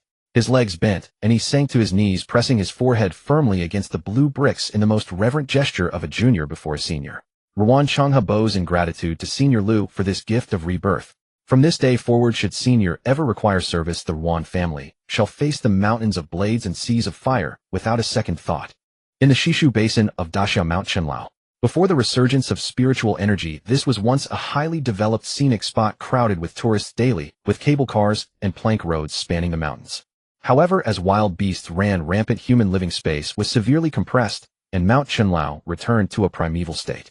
After more than 200 years, Mount Chenlao was once again covered by giant forest trees. Here the mountains are high and valleys deep, with towering trees layered in dense canopies blocking all sunlight. The mountains are perpetually shrouded in rain and mist, with poisonous miasma filling the air. The area, stretching dozens of kilometers, is devoid of human presence, with only occasional roars of wild beasts echoing from the depths of the thick fog, adding to the mystery of Mount Chunlao. Deep within Mount Chunlao lies a bottomless vertical sinkhole. The colossal corpse of a 9-headed giant serpent extends from the pit's bottom. The 9 heads stood erect, frozen in midair. The serpent's torso was enormous, its flesh withered with ribs exposed in many places. The eye sockets of the 9 heads had become hollow voids. 9 figures cloaked in wide black robes stood silently atop the 9 heads. Gusts of eerie wind howled, making the black robes flutter, their faces obscured. The black-robed figure on the central head appeared distinct, his robe of the finest quality embroidered with special golden patterns. The arrangements in Changzhou are completely ruined. The golden-patterned black-robed figure spoke slowly, his hoarse voice echoing in the sinkhole, betraying neither joy nor anger. A black-robed figure chimed in. Indeed, the 3-headed Jiao stirred up trouble in Changzhou for a month, and it was on the verge of success. But in an instant the clouds dispersed and rain ceased, and it suffered severe backlash. Now it has retreated back underground. All this month's efforts have been wasted. Another black-robed figure on a different head snorted coldly. Who did it? The 4 emperors. There is no conclusive evidence yet. The golden-patterned black-robed figure shook his head slightly. However, to be able to alter the celestial phenomena of the entire Changzhou with a single move, the one who acted must be a martial saint-level figure. It cannot be ruled out that it was the 4 emperors. A brief silence fell around them. Azure Emperor, White Emperor, Mystic Lord, and Vermilion Saint. The 4 martial saint powerhouses of Daxia. They have suppressed the Kunlun Forbidden Land for 200 years. The plan in Changzhou was crucial to them, and the original plan was perfect. But the sudden turn made Changzhou a dead chess piece instantly. Then what should we do next? A black-robed figure from another direction asked in a deep voice. If the 4 emperors acted, the matter in Changzhou may have been exposed. Daxia will inevitably intervene, so there is no need to persist with Changzhou. As he spoke, the golden-patterned black-robed figure raised his right hand and gently tapped the void. A huge map of the Daxia Federation's territories slowly appeared in midair. The map marked all the state bases of Daxia. Let the 3-headed Jiao abandon Changzhou and move to another state to continue the operation. As his words fell, a state on the map suddenly lit up. The golden-patterned black-robed figure said coldly, let the 3-headed Jiao go to Qinzhou. Qinzhou, located on the north-south divide with undulating mountains and layered peaks, was extremely suitable for the execution of their plan. A black-robed figure nodded lightly at this, and an aged voice answered from beneath the hood. All right, I will leave for Changzhou immediately, find the 3-headed Jiao, and strive to reach Qinzhou by tomorrow. However, it is severely injured and may need some nourishment. The golden-patterned black-robed figure waved his hand. Take some high-quality nourishment from the cafeteria and feed it to him.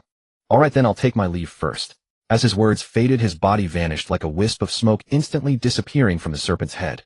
After he left, the central golden-patterned black-robed figure surveyed the remaining few and spoke in an extremely stern tone. Everyone, use all your authority within Daxia to divert the officials' attention. You must delay them. The people of Daxia are easy to handle, but... A black-robed figure on the right hesitated, then continued. But what about the newly ascended martial saint who has recently emerged?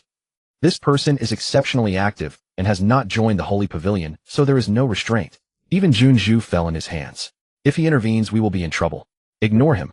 The golden-patterned black-robed figure sneered, his tone carrying an inexplicable confidence. A mere brat who just broke through, thinking he can act with impunity with some lucky encounters. If he dares to disrupt our great cause, that Lord will personally deal with him.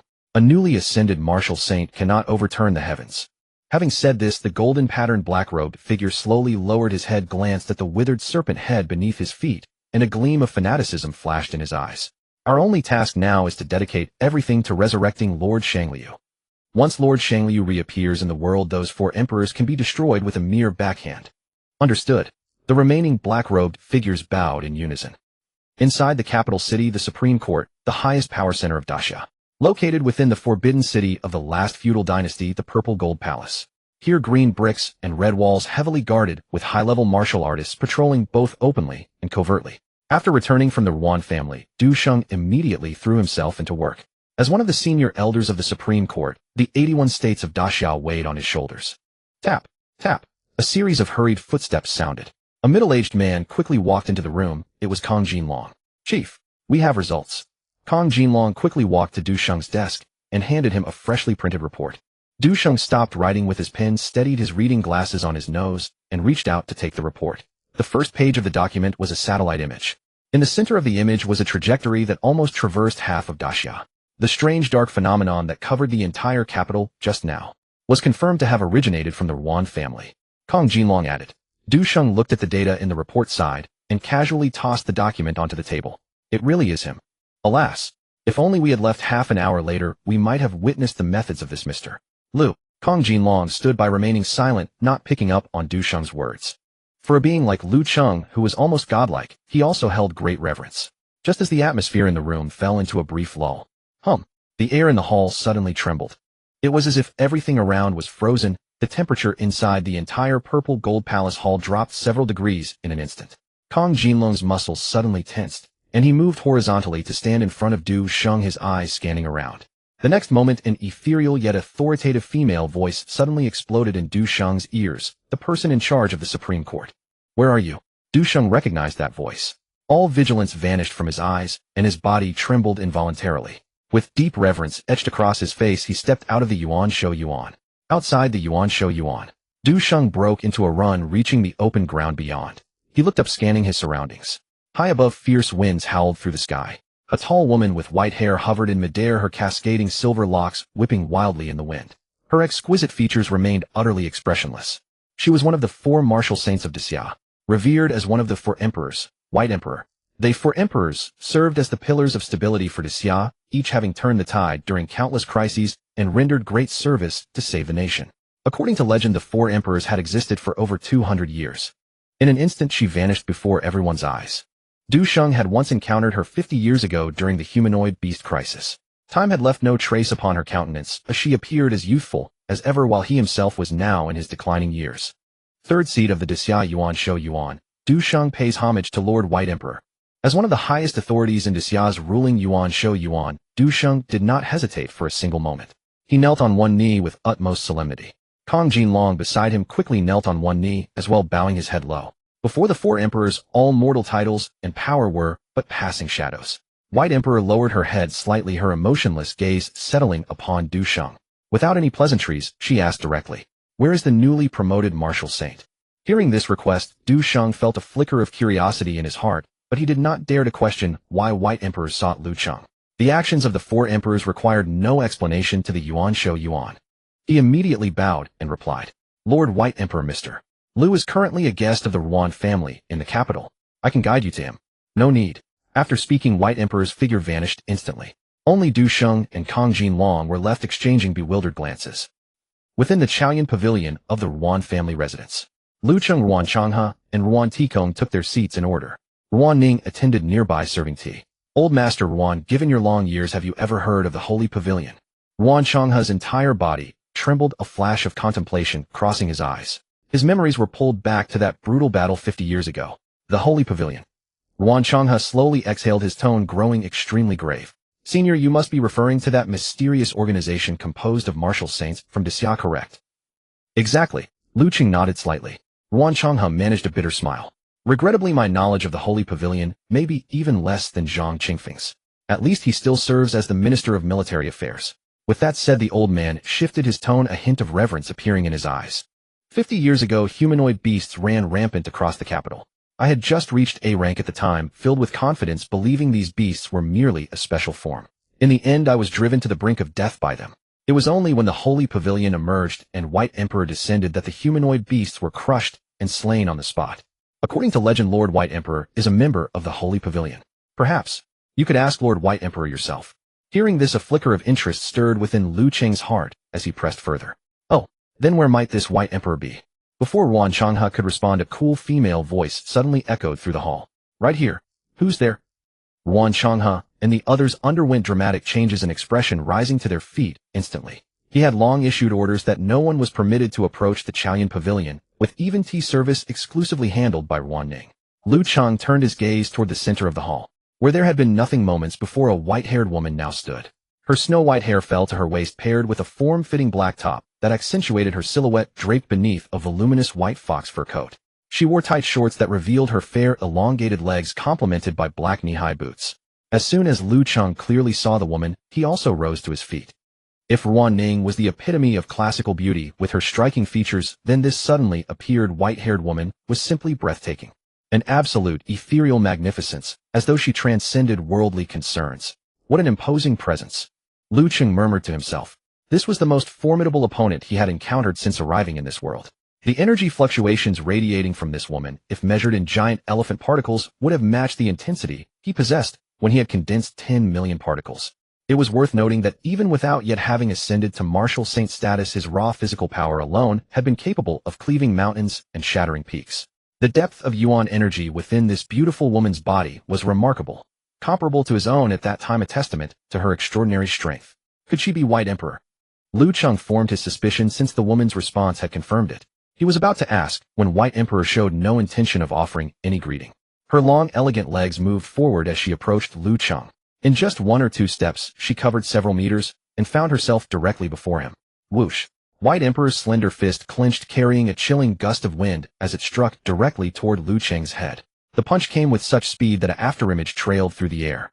Lu Cheng's brows furrowed deeply, confusion filling his mind. He had never encountered this White Emperor before, so why was she attacking him on sight? Yuan energy circulated quietly within his body as Lu Cheng prepared to counterattack. Suddenly, he sensed something was amiss. The punch, though fierce in appearance, seemed to veer slightly off course. Boom! The white-haired woman delivered her punch with an expressionless face. Her fist grazed past Lu Cheng's right ear with pinpoint precision. Lu Cheng stood motionless, feeling a cool breeze brush past his ear as a fragrant scent wafted toward him, filling him with a sense of calm. Before Lu Cheng could react, White Emperor retracted her fist and immediately launched another straight punch. The same trajectory brushing past his ear once more. After landing both punches, White Emperor withdrew her hand. The previously icy expression on her face softened slightly, curling into a faint smile. Then she turned and walked away. Ruan Tikong and his daughter standing nearby were dumbstruck. Someone dared to throw a punch at Lu Cheng, a martial saint. Only Ruan Changhe, after closely studying White Emperor, began to tremble. The memories of 50 years ago merged with the figure before him. White Emperor. The old man cried out in disbelief. His voice quivered as he spoke. Lord White Emperor, do you still recognize me? 50 years ago, when that humanoid beast was about to crush my skull, you descended from the heavens and saved my life. White Emperor paused slightly. Her long eyelashes fluttered a few times before she turned her gaze toward Ruan Changhe. The atmosphere in the hall grew still. Ruan Changhe's face filled with anticipation. After a few seconds, White Emperor withdrew her gaze and spoke indifferently. I don't recognize you. I rescued quite a few people back then. Having said this, she took a step forward. In the hall of Chaoyan Pavilion, a faint lingering fragrance still remained. Lu Cheng stared blankly at the direction where Bai Di had vanished. White Emperor had come, overthrown 2 punches, and then simply left. This bizarre behavior left him momentarily bewildered. How intriguing. Lu Cheng chuckled softly. The next instant, his vital energy surged violently. His entire form blurred, transforming into a streak of light as he chased after the direction Bai Di had departed. Only after both Lu Cheng and Bai Di had disappeared did Ruan Ning, who had been in a state of utter stupor, finally heave a heavy sigh of relief. Lu Cheng might not have felt it, but that didn't mean they hadn't. That woman just now hadn't even been targeting them, yet she still sent chills down Ruan Ning's spine. She turned to look at Ruan Changhe, hesitating as she asked, Great-grandfather, who exactly was that just now? Does Daxiao truly have a female powerhouse of such a level? Hearing Ruan Ning's inquiry, Ruan Changhe let out a long sigh, and the reverence in his eyes surged once more. She is Bai Di, one of the 4 martial saints of Daxia. Ruan Ning's eyes went slightly blank. She had grown up in the capital, accustomed to all kinds of martial artists, but Bai Di's appearance today shattered her worldview. That woman not only possessed strength that transcended the mundane, but her appearance and aura also reached a level that made it impossible for anyone to look directly at her. Thinking of Bai Di's full silhouette, Ruan Ning involuntarily glanced down at herself. For a moment, this newly promoted B-class heiress of the Ruan family felt an inexplicable sense of inferiority welling up within her. I always thought breaking through to B-class at 20 made me an unparalleled genius. Ruan Ning's hands resting on her skirt tightened slightly, and a deeply conflicted light flickered in her beautiful eyes. But compared to her, what am I? I don't even have the right to face Senior Lu directly. In that moment, Ruan Ning silently resolved in her heart that she would never be the same as before. She would train like mad, or she would become a martial saint. Ruan Changhe turned to look at Ruan Tinkong, his expression grave. Tinkong, from this day forth, I will go into seclusion and focus all my efforts on breaking through to martial saint. Ruan Tinkong's expression tightened. Yes, grandfather, rest assured. Leave the Ruan family to me. Focus on your seclusion. Ruan Changhe gazed into the sky beyond the door. I'll just have to see who breaks through first, old Zhang or me. Above the capital, Bai Di, clad in a snow-white fox fur coat, was swiftly traversing the high sky. Her speed was extreme, Each burst left a long trail of white sonic boom clouds in the air. Suddenly, Baidi's long eyelashes fluttered twice. She halted abruptly in the void. Directly ahead of her a figure appeared. Lu Cheng trod upon the void, his hands clasped behind his back, blocking Baidi's path. He turned around. You must be Baidi, correct? Baidi stopped, her beautiful eyes fixed on Lu Cheng for a few seconds before she suddenly blurted out, "You're very fast." Lu Cheng's eyebrow twitched involuntarily. Hearing an incredibly beautiful woman tell him in a completely flat tone that he was very fast felt oddly off. He cleared his throat. You'd better add the word speed in there. Baidi nodded. Very seriously, she said, your speed is very fast. Lu Cheng rubbed his forehead in exasperation. Forget it. His expression turned serious. I've only recently stepped into this realm and don't know much about many things. I have some questions I'd like to ask you. Baidi listened, and then shook her head very bluntly. I don't know.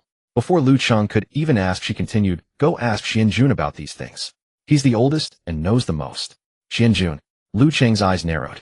Where is he? Wait a moment. Baidi raised her pale right hand.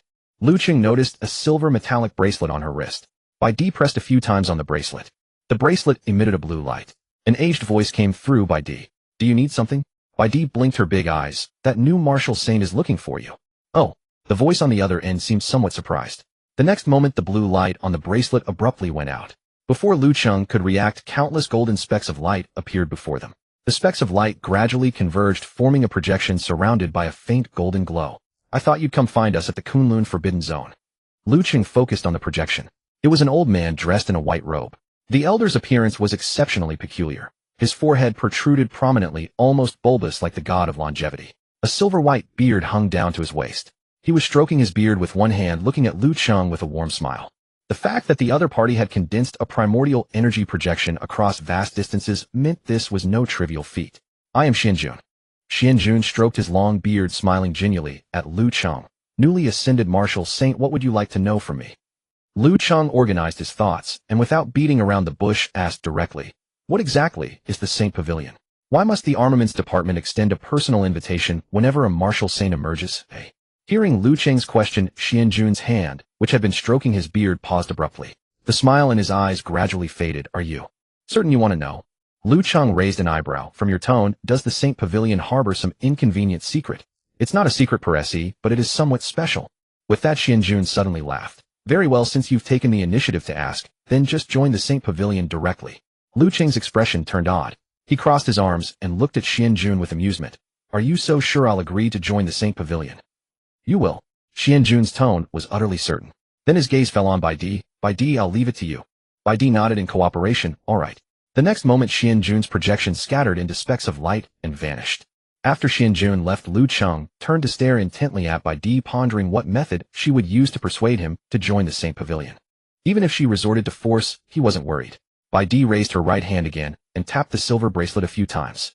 With a hum, a projection screen materialized. Baidi pointed at the pattern in the center of the screen and said, come on, scan this QR code.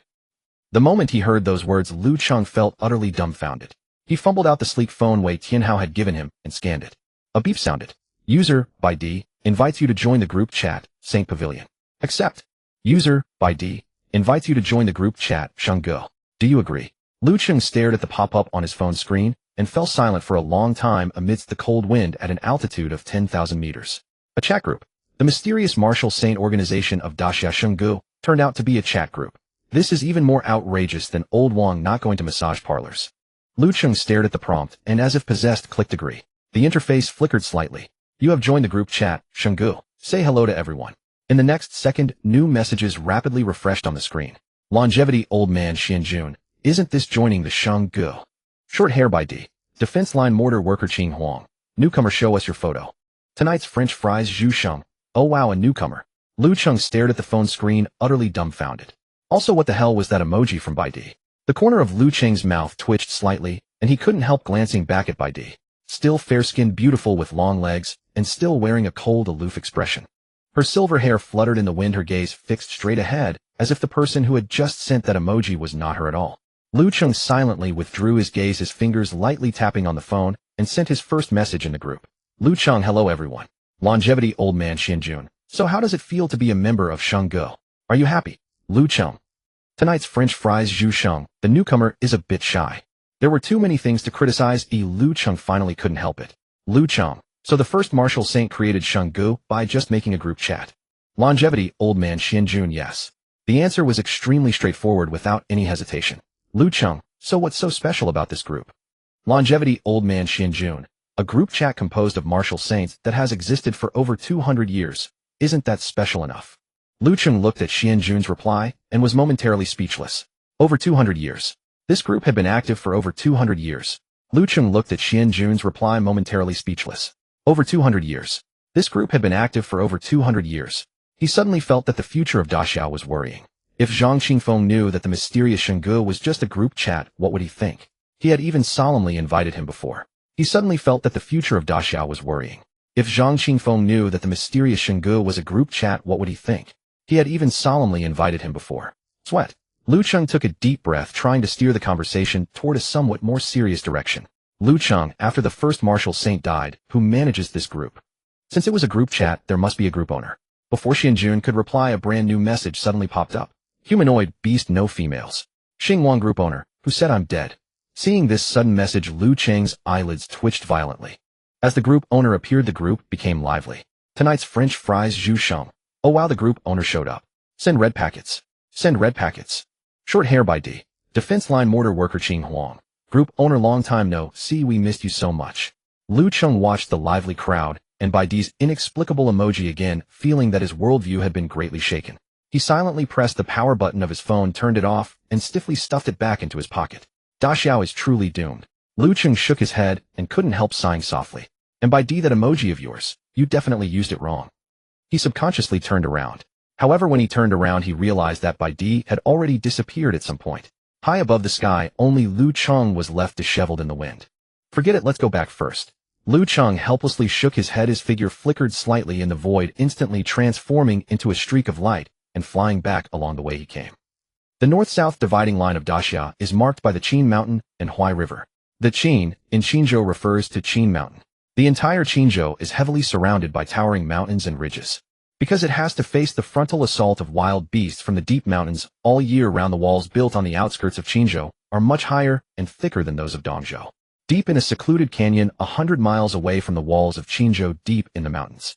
Fog was dense, humidity was extremely high, and the ancient trees around were intertwined with twisted roots, creating a gloomy and terrifying atmosphere. At the depths of the canyon, a 100-meter-high waterfall was roaring loudly, stirring up a sky full of white mist. Beside the pool beneath the waterfall stood a figure in a black robe. Sanzhou Jiao. The black-robed man's voice was hoarse. As his words fell, the waterfall that had been flowing down suddenly trembled violently. Countless streams of water began to flow upward, converging in midair. Within just a few breaths, those reversed currents transformed into a massive beast over 100 meters long. The beast was pale white all over, resembling a giant serpent, but what was most striking was that it had 3 heads growing from its neck, each with a horn on its forehead. Sanzhou Jiao. Stabilizing its form, 3 pairs of blood-red vertical pupils stared at the black-robed man below, continuously emitting hissing sounds from its mouths. Sanzhou Jiao immediately raised clouds and summoned rain, flood Qinzhou for me. The black-robed man pointed towards Qinzhou and coldly issued the order. However, after hearing this, the 3 huge heads of Sanzhou Jiao in midair only twisted a few times impatiently, its massive body still coiled in the mist, showing no intention of moving. Instead, a hint of human-like greed appeared in its blood-red eyes. Seeing this, a very displeased cold snort came from under the black-robed man's hood. Fine, I'll give you 10 each day. Hearing the black-robed man's words, the largest head in the middle of Sanzhou Jiao suddenly lunged forward, while the heads on both sides emitted urgent, hissing sounds. Obviously, this number was far from satisfying its appetite. The black-robed man clenched his fists. 20. Sanzhou Jiao's massive tail gently swayed in the air, stirring up a violent hurricane, and its 3 heads shook simultaneously. Hiss, hiss, hiss. 30. No more than that. The black-robed man's voice sounded impatient. Sanzhou Jiao's 3 heads exchanged glances, then let out a few satisfied hisses. Immediately after, its massive body suddenly dispersed in the air, turning back into countless streams of water, and with a heavy plop, fell into the pool below. The interrupted waterfall began to flow again as if nothing had happened. The black-robed man stood by the pool, took a deep breath, and forcibly suppressed the anger in his chest. Wild beasts are just wild beasts, insatiably greedy. He looked at the now calm water surface, a flash of malicious cold light in his eyes, and spat hatefully. 30 people a day. No matter how many consumables there are, they can't withstand this beast's daily consumption like this. Having said that, the black-robed man looked towards Qinzhou. Oh well, we still need it. When Shang Liu is revived, it will be the first to devour you. As his words fell, the black-robed man's body exploded, turning into black smoke and dissipating on the spot. Wild beasts are just wild beasts, insatiably greedy. He looked at the now calm water surface, a flash of malicious cold light in his eyes, and spat hatefully, 30 people a day. No matter how many consumables there are, they can't withstand this beast's daily consumption like this. Having said that, the black-robed man looked towards Qingzhou. Oh, well, we still need it. When Shang Liu is revived, it will be the first to devour you. As his words fell, the black-robed man's body exploded, turning into black smoke and dissipating on the spot. After returning to the Yuan family's ancestral mansion, Lu Cheng couldn't resist unlocking his phone and entering the Sheng Gu chat group. Although only a few people were present, the group remained surprisingly lively.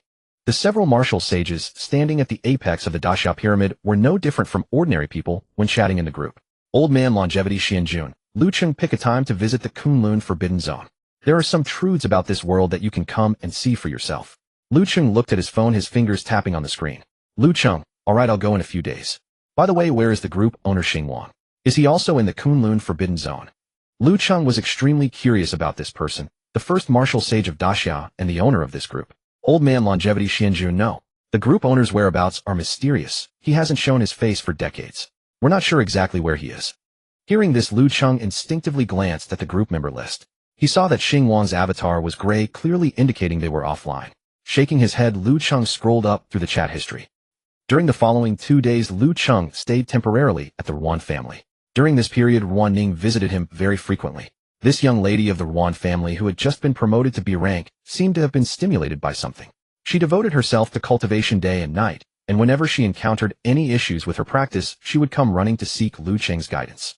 If this had been before he began cultivating the Deluo Han Yuan Jinjing, facing Yuan Ning's questions, Lu Cheng would most likely have chosen to deflect with jokes and humor. After all, he had previously relied solely on Deep Blue's point allocation. How did martial arts techniques circulate? How did primordial energy flow through the meridians? He knew nothing about it. But ever since obtaining the Deluo Han Yuan Jinjing, everything had become completely different.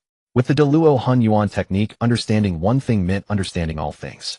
Lu Cheng's current perspective had reached an incredible level. For ordinary martial arts techniques, including Zhang Qingfeng's Taiji Gong, as long as Yuan Ning performed it in front of him once, he could immediately perceive its hidden profundities. Taiji Gong emphasizes leveraging an opponent's force against them and overcoming rigidity with softness. When you were practicing just now, your primordial energy stalled at the Qihai acupoint for half a breath, which caused your strength to break. Again, the primordial energy travels through the Taiyin Lung meridian. Lu Cheng sat on the stone bench, casually offering a few words of guidance in a calm tone. However, these casually spoken remarks fell upon Yuan Ning's ears like the thunderous resonance of ancient bronze bells. Yuan Ning's brows instantly relaxed, and following Lu Cheng's corrections, she circulated her energy. The originally obscure and difficult to control primordial energy suddenly flowed several times more smoothly. Thank you, Senior Lu, for your guidance. Yuan Ning's beautiful eyes were filled with astonishment and admiration. Over these past 2 days, every piece of advice from Lu Cheng had given her the overwhelming sense of clouds parting to reveal the sun.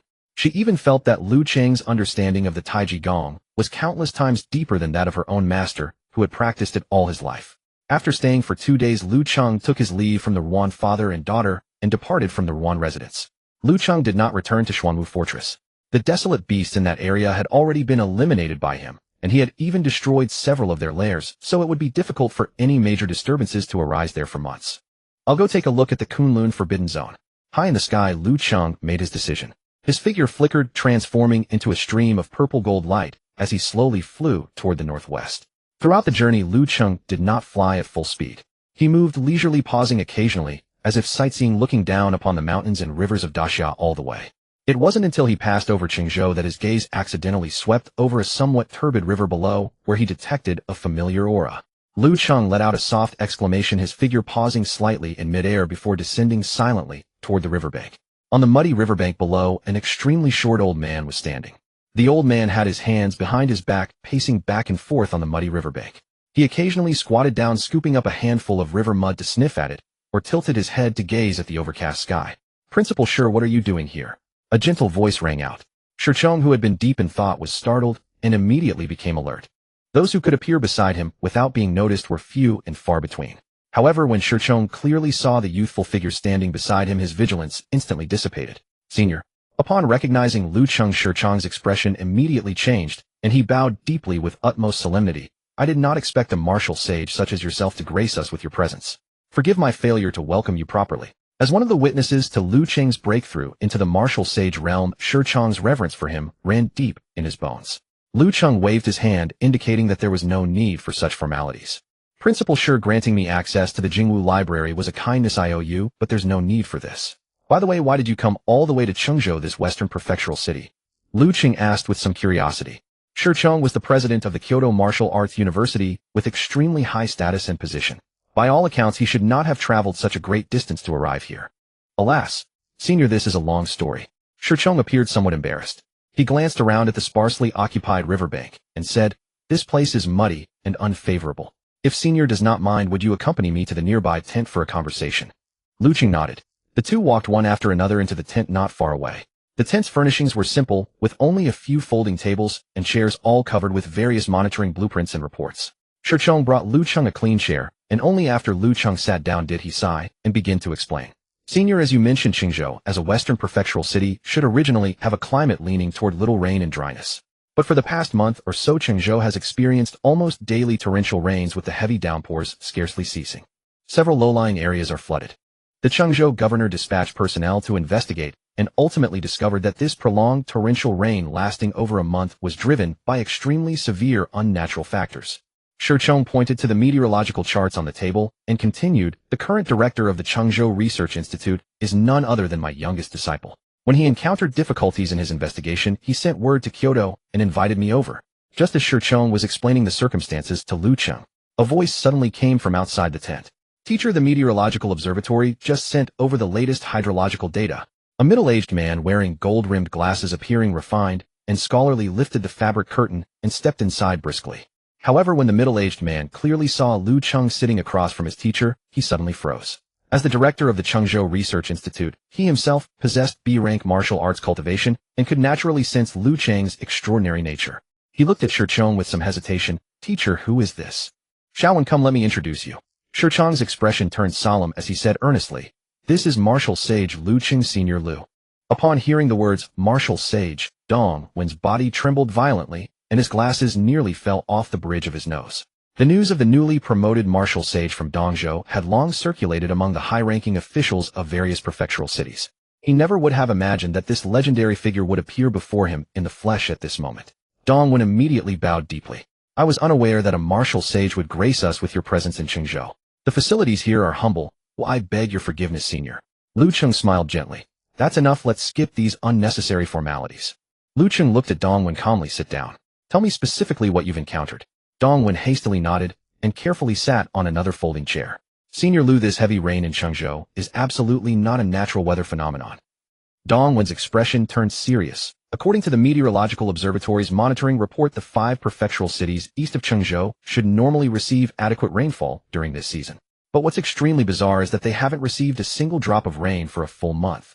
Shi Cheng, standing nearby with a grave expression, added, "It feels as though all the rainfall meant for those other 5 prefectural cities has been concentrated entirely in Chengzhou." Yes, that's not all. The rain clouds are also highly unusual. Whenever they dissipate from one area, they quickly reform into denser clouds elsewhere, as if possessing some form of life. "So this is man-made?" Lu Cheng asked. Dong Wen sighed. "We thought the same thing, but how is that possible? Even artificial rainfall merely supplements natural precipitation conditions. It's impossible to achieve such precision." Lu Cheng pondered for a moment. "Come outside with me." Having said this, Lu Cheng lifted the curtain first and stepped out of the tent. Shi Cheng and Dong Wen exchanged glances and followed closely behind. Lu Cheng stopped in the open area. He raised his right hand, curled his fingers into a claw formation, and directed it toward the vast sky above, executing a slow, grasping motion. To Shi Cheng and Dong Wen's horror, the clouds within a 10-mile radius began converging. They started compressing and stacking together at a terrifying pace. In merely a few breaths, the clouds above their heads grew increasingly dense and dark. Rumbling. In an instant, torrential rain poured down. Shi Cheng and Dong Wen's vision became completely obscured. Lu Cheng slowly retracted his right hand. He turned his head and spoke in a calm manner. "Controlling clouds and summoning rain is not difficult. I can do it myself." Witnessing Lu Cheng standing calmly while keeping the downpour at bay, both Dong Wen and Shi Cheng's minds went blank. They stood frozen like wooden statues, utterly dumbstruck. Half an hour later, a convoy of over a dozen state government vehicles came to a halt on the main road beside the riverbank. The doors swung open, and a large group of high-level martial artists swiftly disembarked, forming 2 orderly rows. A middle-aged man was the last to step out. Li Jingyan, the governor of Qingzhou, ignoring the muddy bank, trotted all the way to Lu Cheng's presence. A martial saint descends upon Qingzhou, and I have failed to welcome you from afar. Truly a grave offense, a grave offense. Li Jingyan, about 50 years old, had a square face with faint gray at his temples, exuding a calm and dignified aura of one long accustomed to authority. You flatter me, Governor Li. I am merely passing through. Lu Cheng smiled and nodded. Li Jingyan bowed, slightly stepped aside, and gestured toward the most exquisite lead vehicle, respectfully extending an invitation. Senior, please do me the honor of visiting the governor's mansion. I have prepared a modest meal to welcome you and cleanse the dust of your journey. Lu Cheng glanced at him and did not refuse. Since Cheng and the others still had investigations to continue, Lu Cheng boarded the vehicle alone. The Chunlao Mountain Tianqing. A 9-headed serpent stood with a ferocious visage in the pit. Upon the central serpent head, a man in a golden-patterned black robe sat cross-legged. Whoosh! On the serpent head to his right, a wisp of black smoke materialized out of thin air. As the smoke dissipated, it revealed a tall, gaunt figure in a black robe. Xiang Yi, that newly ascended martial saint Lu Cheng, is currently in Chengzhou. The newcomer's voice carried a hint of chill. Oh. The golden-patterned black-robed man Xiang Yi slowly raised his head. Beneath his hood was an expanse of pitch-black darkness. Has he sensed something? No, that should be impossible, Xiang Yi muttered to himself. Then, what should we do? Should we avoid his edge? Xiang Yi let out a cold laugh. Avoid his edge? Lord Xiang Lu's resurrection plan cannot afford any setbacks. Send Xiang Wu to contact that lord. Immediately launch 100 beast tide and surround Qingzhou. Make sure to keep this Lu Cheng trapped in Qingzhou. What if the 4 emperors intervene? Xiang Yi slowly rose to his feet. He stepped on the withered serpent head, looking down from on high at the endless darkness deep within the Tianqing. The 4 emperors. They won't be able to come. Those in the Kunlun Forbidden Land will keep them occupied. Having said that, Xiang Yi turned his head and looked at the black-robed man on his right. Xiang Yi, your position is crucial. For the time being, do not contact me. Wait for the opportune moment. Understood. The black-robed man Xiang Yi gave a slight nod, then transformed back into a wisp of black smoke and vanished from the spot. After Xiang Yi left, Xiang Yi reached out and gently tapped the air. A ripple of energy spread out, forming an image before him. Xiang Qi, how are things progressing in Qingzhou? Xiang Yi inquired. The image revealed the black-robed man from Qingzhou. Progress is going very smoothly. The torrential rain has already begun. However, Xiang Qi's tone wavered with hesitation. That beast's appetite is simply too enormous. It demands 30 rations a day, and if not given, it goes on strike. The stockpile in our cafeteria might be running a bit tight. No matter, Xiang Yi said without a trace of emotion. Contact any available members and have them restock. There are plenty of G-level consumables. All right, Xiang Qi responded. Xiang Yi waved his hand, directly erasing the image, and the Tianqing once again fell into deathly silence. Qingzhou Inner City. Lu Cheng, personally accompanied by Governor Li Jingyan, spent 3 days in Qingzhou. During these 3 days, Li Jingyan was meticulous and exceedingly warm in his hospitality. First, he invited Lu Cheng to the Qingzhou Martial Arts Academy, where he delivered a speech that caused a citywide sensation before tens of thousands of young martial artists. Although Lu Cheng merely stood on the stage and casually uttered a dozen or so perfunctory sentences, it still ignited an unprecedented frenzy of martial arts training. Subsequently, Li Jingyan took Lu Cheng to visit the Qingzhou Martial Arts Technique Repository. He had the Qingzhou martial artist troops form ranks and receive an inspection from Lu Cheng, the martial saint. Qingzhou was originally a millennium-old ancient capital rich in historical depth. Even after the Qi resurgence, it still retained a considerable number of ancient buildings. Li Jingyan personally drove, taking Lu Cheng to tour various scenic spots in Qingzhou. However, it was during these days of sightseeing that Lu Cheng profoundly perceived the vast chasm like a deep ravine between the high-ranking aristocratic families and the common people. In the outer city of Qingzhou, ordinary civilians and low-level martial artists were licking their wounds after the torrential rains. With over a month of continuous rain, the streets and homes in the outer city were mostly flooded and countless displaced people crowded into makeshift shanties. This was just one scene he witnessed. There were countless other scenes he did not see. But once inside the inner city, what unfolded before Lu Cheng's eyes was a paradise built entirely from money, power, and martial might. Vintage-style aristocratic manners rose one after another. Behind the exquisite gates lay another world. Because Governor Li Jingyan personally accompanied him the entire way, no cliched incidents of aristocratic scions picking a fight occurred at all. Every aristocratic scion who saw Li Jingyan's official vehicle showed the utmost respect. From beginning to end, they never learned Lu Cheng's identity. Of course, they were not worthy of knowing. Inside a top-tier estate called Imperial Court, aristocratic scions clad in luxurious attire with their arms around beautiful young companions laughed and bantered as they mingled at the ball. The fountain pool in the center of the ballroom was even mixed with various precious beast materials, making the water sparkle. Wine, women, and song, wanton extravagance. The rich reek of wine and meat, while the poor freeze and die by the roadside. Lu Cheng declined Li Jingyan's invitation and did not enter. As the evening lights began to glow, Lu Cheng sat in the back seat, gazing through the window at the fleeting splendor and absurdity, his eyes calm and unruffled. Li Jingyan, who was driving, observed Lu Cheng's expression through the rearview mirror and explained cautiously, "Senior, the aristocratic scions, after all, are prone to extravagance and debauchery. However, each year, they also provide substantial financial support for Chengzhou's defense lines. If Senior finds it displeasing, I can have these estates sealed off immediately." "No need." Lu Cheng closed his eyes calmly. The aristocratic families were deeply entrenched. As Li Jingyan said, they maintained various resource supports for the Great Xia. He could slaughter all the aristocratic families, but within 100 years new ones would emerge, repeating the cycle. Moreover, Li Jingyan himself was the head of the largest aristocratic family in Chengzhou. In silence, Li Jingyan personally escorted Lu Cheng to the highest standard state guest house in Chengzhou. This was a place used to receive top-tier dignitaries with magnificent architecture and extremely tight security. Lu Cheng was assigned to the top-floor presidential suite. The room's decor was the epitome of luxury, with a floor covered in the pure white pelt of a high-level beast and walls adorned with antique calligraphy and paintings. Late at night, Lu Cheng changed into clean clothes, held a cup of warm tea, and stood silently before the massive floor-to-ceiling window. His gaze pierced through the glass, overlooking the brilliantly lit inner city of Chengzhou below. The governor of Chengzhou Hm. Lu Cheng took a sip of tea, a faint playful smirk curling at the corner of his mouth. So meticulous in every detail, not a single flaw to be found. Quite interesting. The next morning, Chengzhou was bathed in bright sunlight. Just as Lu Cheng rose, a knock came at his door. He opened it to find Li Jingyan, the governor of Chengzhou, standing outside. Today, Li Jingyan wore a form-fitting combat suit for ease of movement, his expression solemn. The moment he saw Lu Cheng open the door, his face instantly broke into a smile.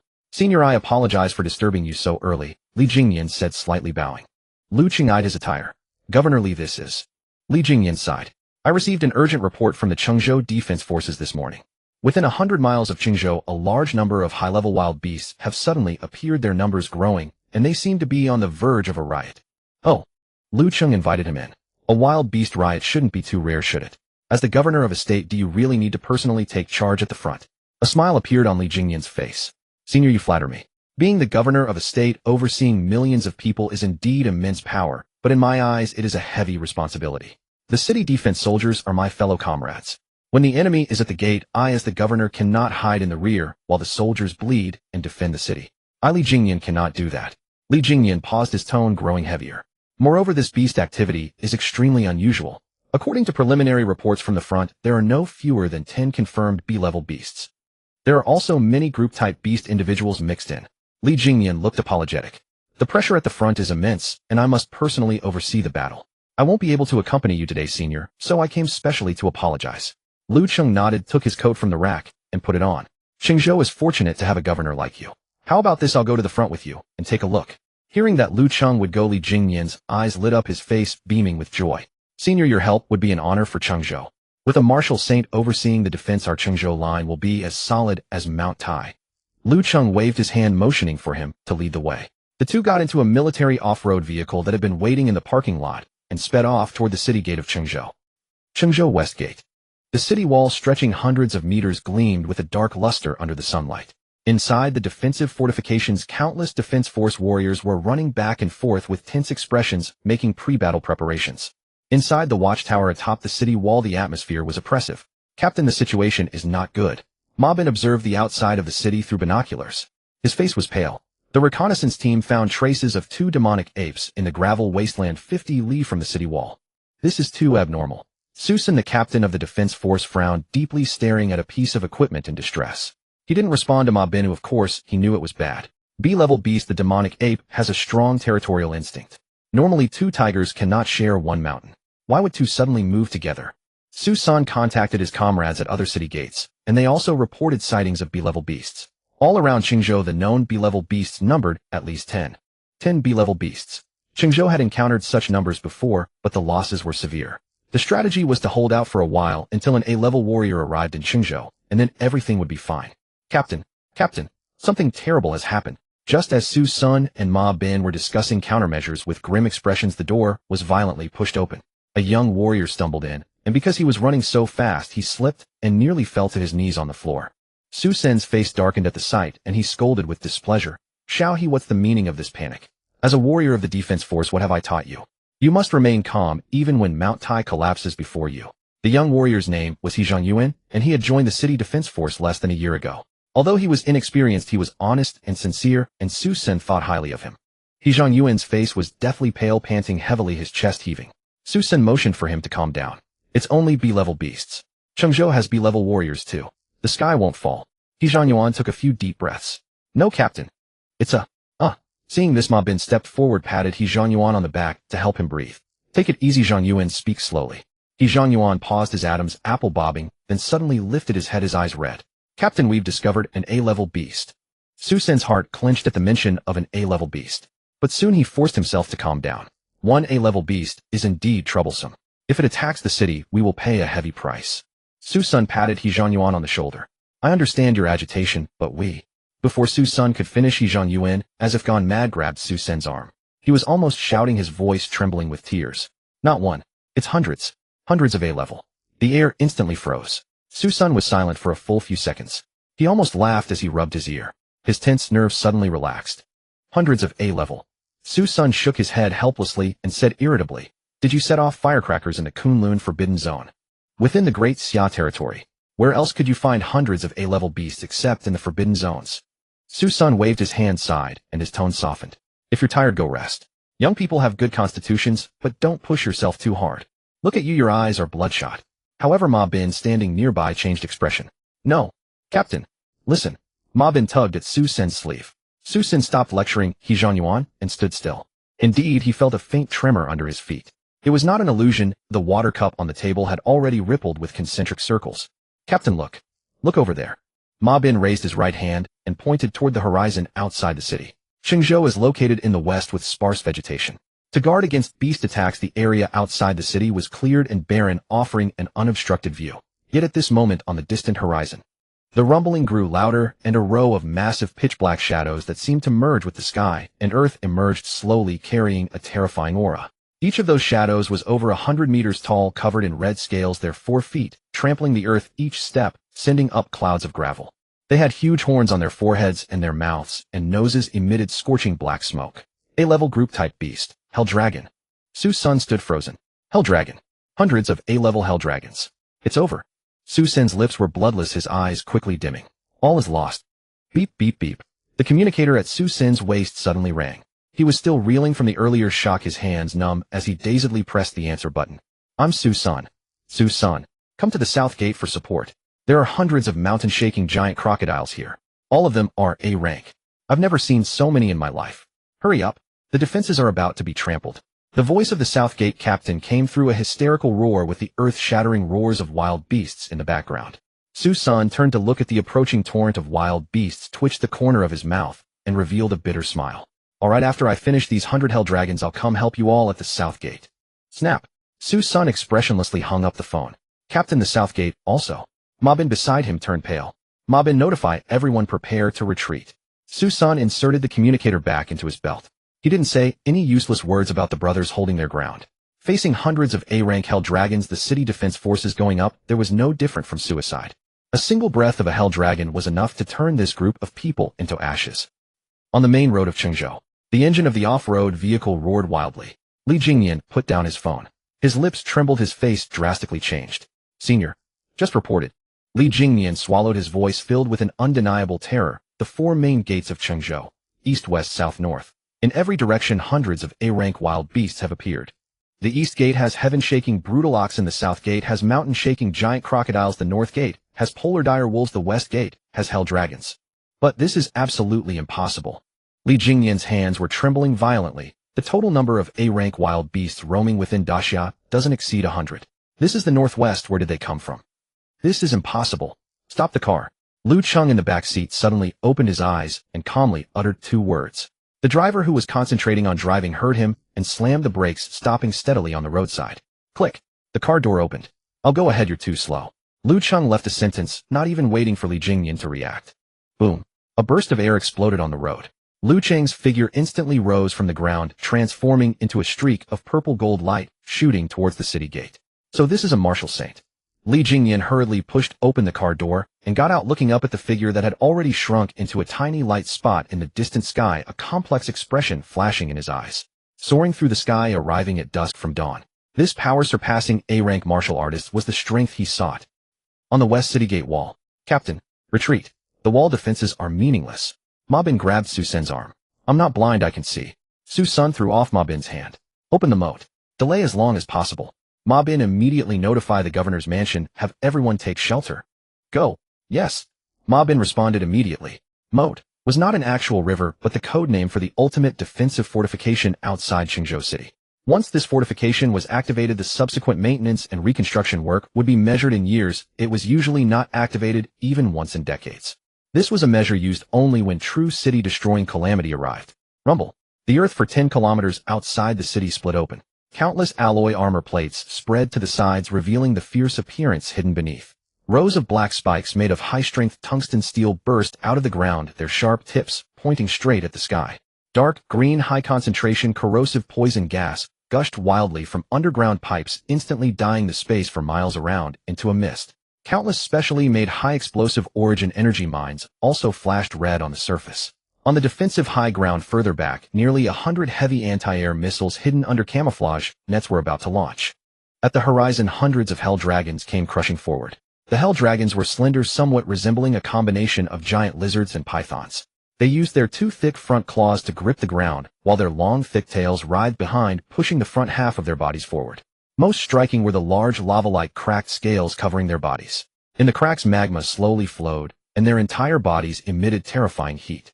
The three hell dragons in the front reached the edge of the moat first. What greeted them were heavy origin energy missiles pouring down. Dense explosions burst on the three hell dragons, small mushroom clouds rising into the sky, kicking up clouds of dust. However, when the smoke cleared, the hell dragons were completely unharmed. Those missiles, powerful enough to reduce a building to rubble, only scraped off a bit of their outermost scales. Immediately after, the dark green high-concentration corrosive poison gas enveloped their massive bodies. Yet the hell dragons treated it as nothing, emitting two streams of hot black smoke from their snouts, directly blowing away the surrounding poison gas. Moreover, even the high-pressure water jets specifically designed for fire attribute wild beasts, upon contacting the hell dragon's scales, were directly vaporized into white steam. Crunch, crunch. The ground spikes were crushed into scrap metal under their heavy four-footed stomps. The high-explosive mines detonated under their feet, utterly useless. These three hell dragons walked through the moat, as if on flat ground. Behind them, more hell dragons followed, advancing side by side, the ground shaking more violently. Although I expected this outcome, seeing it with my own eyes still makes one unwilling. Su Sen stood at the highest point, looking at the devastated moat fortifications, clenching his fists. This so-called impregnable defense line was as fragile as a joke before these true giants. All troops retreat. Fall back to the inner defense line. Su Sen turned sharply, shouting at the top of his lungs to issue the retreat order. With Su Sen's command, all the defense forces retreated without hesitation towards the inner city defense line of Qingzhou. However, the hell dragon in the front suddenly opened its mouth. Its ferocious maw gaped wide, the lava cracks on its neck lit up instantly, and a column of blue flame blasted from its mouth. Boom. The dragon's breath swept across, directly hitting the city wall. The wall instantly melted into a huge hole. Run! Su Sen turned his head, shouting with eyes wide open. But it was too late. Two defense soldiers running at the back were swept by the surging blue flame column before they could flee. They didn't even have time to scream, their bodies instantly engulfed by flames. Beast! Su Sen cursed angrily, speeding up his retreat towards the inner city. More and more hell dragons arrived at the foot of the wall. They all opened their massive mouths in unison. Fierce blue flame dragon breaths intertwined in the air into a sea of fire pouring onto the wall. The several hundred-meter-high wall was melted in a short time, revealing a huge gap. At the gap, several hell dragons poked their heads in. Several pairs of huge vertical pupils, each the size of a millstone, looked around, greedily searching for any living creature. At the breach of the west city gate of Qingzhou, several hell dragons thrust their heads into the inner side of the city wall, black smoke billowing from their nostrils. Soon they spotted a few members of the defense forces who had not escaped in time. The leading hell dragon opened its gaping maw, ready to swallow the defenders whole. Suddenly the sky darkened abruptly. In an instant, the light of day was eclipsed, night and day reversed. Apart from the glowing lava on the hell dragons' bodies, the world was plunged into pitch-black darkness. Then high above in the sky, a figure wreathed in violet light materialized, becoming the sole beacon in the dark firmament. Lu Cheng gazed down upon the 100 or so colossal hell dragons below, his expression calm. the Daluo Hunyuan true scripture, silently began to circulate. A resonant hum striking directly at the soul echoed through the air. In the next moment, 100 streaks of violet light coalesced out of thin air. They flew precisely above each hell dragon's head, transforming into human head-sized orbs of light. The orbs spun and swelled like budding blossoms. After a few rotations, they burst into full bloom. At the moment of blooming, the heads of the 100 hell dragons exploded simultaneously. Dark red gore mixed with shattered bones rained down like a grand blood shower. Dong, dong, dong. Deprived of their heads, over 100 headless corpses crashed to the ground, slamming heavily onto the scarred earth and raising a massive cloud of dust. Killed A-level creature X1 experience 10000. Killed A-level creature X1 experience 10000. At this time, Su's son, who had already run far away, was still clutching a monitor. He was constantly observing the situation near the city wall through the remaining surveillance cameras. However, when he saw on the screen the frozen image of the hell dragons collapsing, his fleeing steps came to an abrupt halt. He stared wide-eyed at the screen, his face filled with disbelief. What just happened? Su Sen's voice trembled slightly as he stood frozen in place. Behind him, Ma Bin and several other soldiers also stopped, looking at their commander in confusion. Before Ma Bin could ask, everyone felt a blur before their eyes. A young figure materialized out of thin air before them. Lu Cheng said calmly, "All the A-level wild beasts have been dealt with. The remaining B-level and below are yours to handle." Su Sen stared blankly at the man before him, his mind going blank in that instant. Before he could utter a single word, Lu Cheng's figure transformed into a streak of violet golden light and vanished into the sky in an instant. He left behind only the bewildered defenders on the ground, along with the 113 lifeless giant beast carcasses. Qingzhou South City Gate. The carnage here was far more brutal than at the West Gate. Gong Yang, the commander of the South City Defense Force, chose not to retreat. However, in the face of an absolute disparity in power, so-called persistence seemed utterly futile. Roar! A mountain-shaking giant crocodile over 100 meters in length and covered in grayish-brown carapace let out a deep rumbling roar. Its thick tail, like a small building, swept across with tremendous force, smashing the structures on the city wall into rubble. Gong Yang, wielding a specially made heavy sword, channeled his blood energy to its peak, let out a battle cry, and leaped to strike at the crocodile's eye. Yet the defense of an A-level wild beast was far beyond what an ordinary B-level warrior could breach. The mountain-shaking giant crocodile merely closed its eyes slightly, and the hard eyelid sent the heavy sword flying. In the next moment, the massive tail whistled through the air and struck Gong Yang's chest. Gong Yang was sent hurtling backward, his alloy battle armor shattering inch by inch, blood gushing from his mouth, countless ribs broken. Without the alloy armor, he would have been torn apart. Even so, he could no longer stand. A shadow loomed over him. The mountain-shaking giant crocodile stepped heavily over Gong Yang's head, its cold, beastly eyes filled with mockery. It raised its front claw high and stomped down mercilessly. No escape, no defense. Gong Yang lay on the ground, watching the shadow growing larger in his sight, a bitter smile curling at the corner of his mouth. He slowly closed his eyes and murmured farewell. A chway, ong. A trumpet-like sound, as if piercing through the primordial age, carrying boundless majesty, suddenly exploded across heaven and earth. Gong Yang's heart jolted violently, and he instinctively opened his eyes. Then he witnessed a scene of such overwhelming shock that he would never forget it for the rest of his life. A towering golden elephant, radiating dazzling golden light, standing 1,000 meters tall, as if cast from molten gold.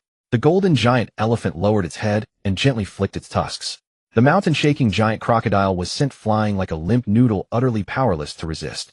The giant elephant raised its head to the sky and let out a deafening roar. It lifted its two front legs high, carrying an earth-shattering force, and stomped down heavily.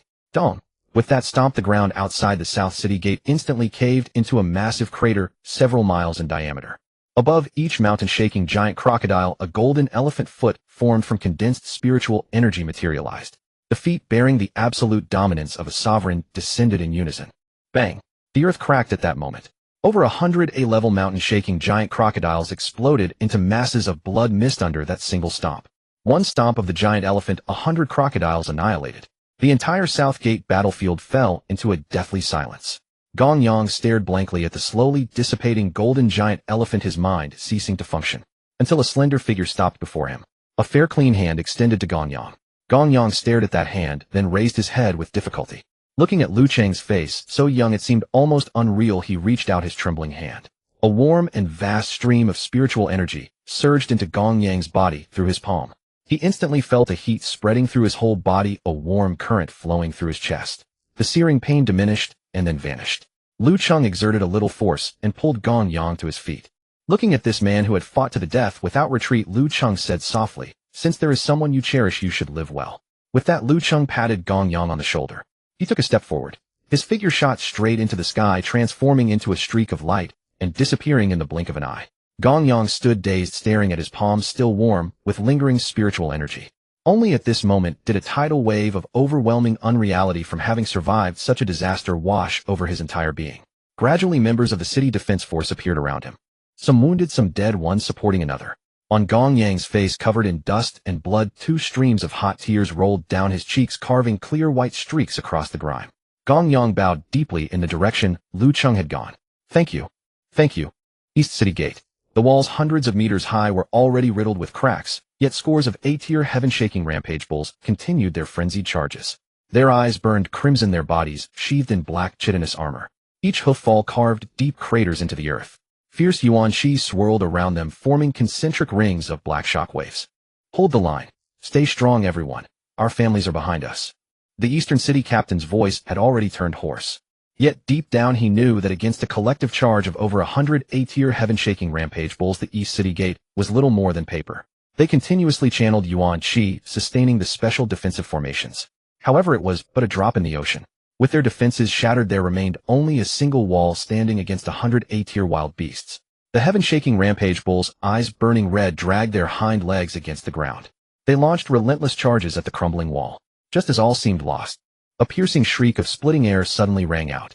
A purple-golden streak of light, like a falling meteor, shot forth and crashed down directly in front of the charging bull herd. As the dust cleared, Lu Cheng's figure emerged. Confronted by the black tide of rampaging bulls descending upon them, his expression remained cold.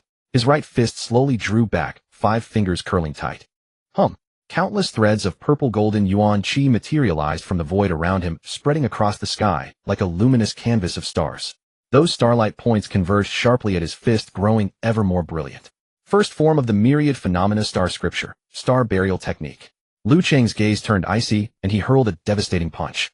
Boom! A pillar of purple-golden force 100 meters in diameter instantly tore through the entire battlefield. Wherever it passed, space warped and twisted, and blinding light carved a swath through the entire bull herd. Under the crushing weight of absolute power, the massive bodies of the heaven-shaking rampage bulls disintegrated into dust upon contact. As the force dissipated, a scorched ravine, 1 kilometer wide and 5 kilometers long, now marred the plain outside the East City Gate. Over 100 A-tier heaven-shaking rampage bulls no longer existed. Kill A-tier creature X1, experience 10000. System notifications kept echoing one after another, but Lu Cheng didn't even glance at them. His figure flickered, and he once again dissolved into a streak of light, vanishing from the spot. North City Gate. Over 100 polar wolves, their bodies clad in silver-white fur as hard as steel, glared predatorily at the city defenders on the walls. Countless yuan qi missiles rained down into the beast horde, yet could only cause the wolves' fur to curl slightly. Individual wolves bared their massive fangs, droplets of highly corrosive saliva dripping from their jaws as they advanced step by deliberate step. At that moment, Lu Cheng's figure appeared silently before the wolf pack. What is that? Wu Xian's face registered shock. Lu Cheng swept his gaze across the scene. His body's 10 million giant elephant particles began to stir violently. He raised his right foot and brought it down heavily. Thud!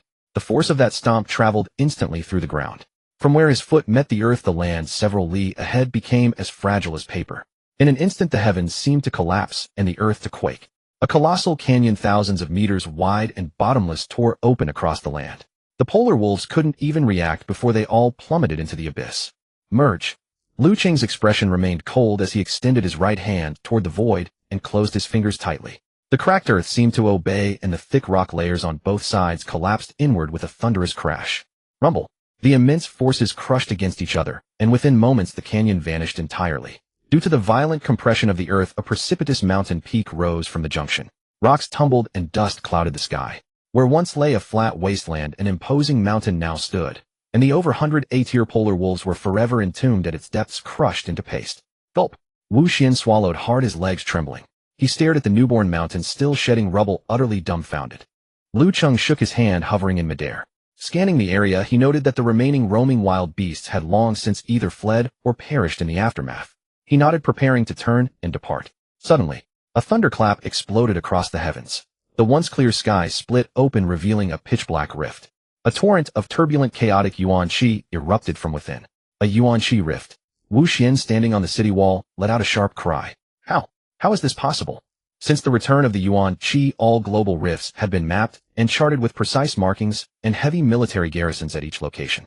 Those fissures might have expanded over time, but no one had ever reported a new one forming. This sight completely shattered Wu Xian's understanding. The rift continued to widen rapidly, extending hundreds of meters across the horizon in the blink of an eye. Then, roar, howl, screech. Eerie beast roars echoed from within the rift. Countless hell dragons, polar wolves, heaven-shaking rampage bulls, and tremor-mountaining crocodiles poured from the rift, like raindrops crashing heavily onto the ground. Their auras also reached A-tier level, and their numbers were staggering, sending chills down spines. Lu Cheng hovered quietly in the air, watching the beasts continuously fall and pile higher, a hint of amusement in his expression. No wonder so many A-tier wild beasts suddenly appeared at Qingzhou's 4 gates. So the source is here. Lu Cheng had encountered only a handful of A-tier beasts in his lifetime, yet they were appearing here as if worthless, which was itself highly unusual. But does sheer numbers truly matter? In the blink of an eye, the beasts falling from the rift had already reached a staggering number, hundreds crowding together on the plain. Just then, at the deepest point of the rift within the churning Yuan Qi, a dark, crimson vertical eye suddenly opened. It gazed fixedly at Lu Cheng. You are the newly promoted Marshal Saint Lu Cheng. Human, you truly are far stronger than those trash. A voice neither fully male nor female echoed from the rift. However, that's all you have. The vertical eye opened wider. Children, assemble. As the words fell, a surge of dense Yuan Qi erupted from the rift. It immediately shrouded the beast pile below. Roar. The creatures emitted mournful, agonized wails. As the people on the city walls watched, the flesh and blood of those hell dragons, buffaloes, giant crocodiles, and wolves began to melt and fuse together. Bones intertwined, scales and armor tore violently, then rearranged themselves. In just a few breaths, those high-tier beast bodies completely vanished. In their place stood a monstrous entity towering thousands of meters high. It stood upon the earth, clouds swirling around its massive form. An ox's head, a dragon's tail, wolf fangs, and crocodile scales.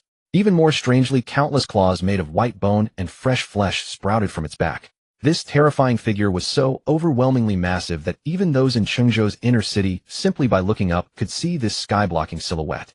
A wave of despair engulfed the entire city of Chengzhou.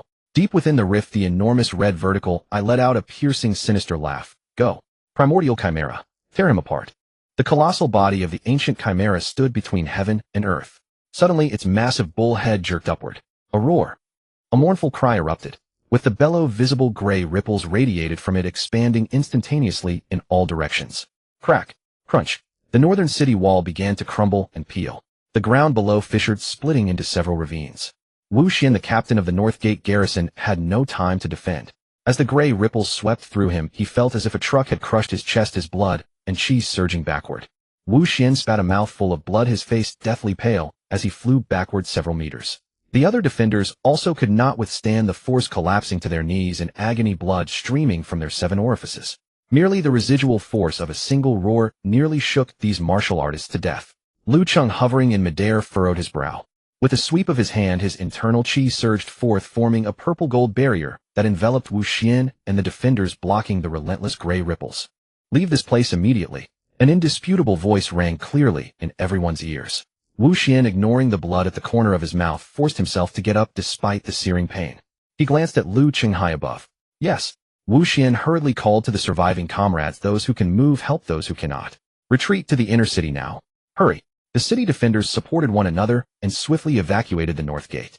At that moment, the colossal creature on the plain began to stir. The lower half of the ancient chimera perfectly fused with the bodily structure of the heaven-shaking savage bull. Its forelegs, thick as towering pillars, shook the earth with every step. Lu Cheng studied the monster. I'm curious. This patchwork of hundreds of A-class wild beasts, does it reach S level?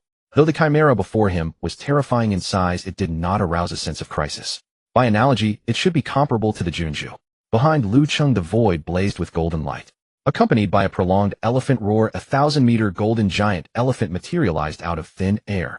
The elephant's 1,000-meter frame was already astonishing, yet it still stood far shorter than the ancient chimera. A trumpet. The golden giant elephant raised its head, its 4 stout legs stamping through the void, and in a few strides charged straight toward the ancient chimera. The elephant rammed forward, its head colliding with the chimera's massive bull skull. Bang! Crash! Thud! The 2 colossi clashed violently on the northern plain. The sheer force of their collision sent the topsoil flying into the air. A brief stalemate ensued. Suddenly, the bony claws on the chimera's back elongated and surged forth. Hundreds of bone claws rained down like a canopy, latching onto the golden elephant's body and savagely tearing at it. A continuous sound of shattering. The golden elephant's surface began to crack. In moments its radiance dimmed. Lu Cheng remained still in the void, coldly observing the monster's performance. He nodded slightly. Not bad. It can perfectly fuse the brute force of the heaven-shaking savage bull and the defense of the heaven-shaking crocodile, even tearing apart the giant elephant. Lu Cheng was not surprised. The divine elephant-suppressing hell art he cultivated grew exponentially in power with each stage.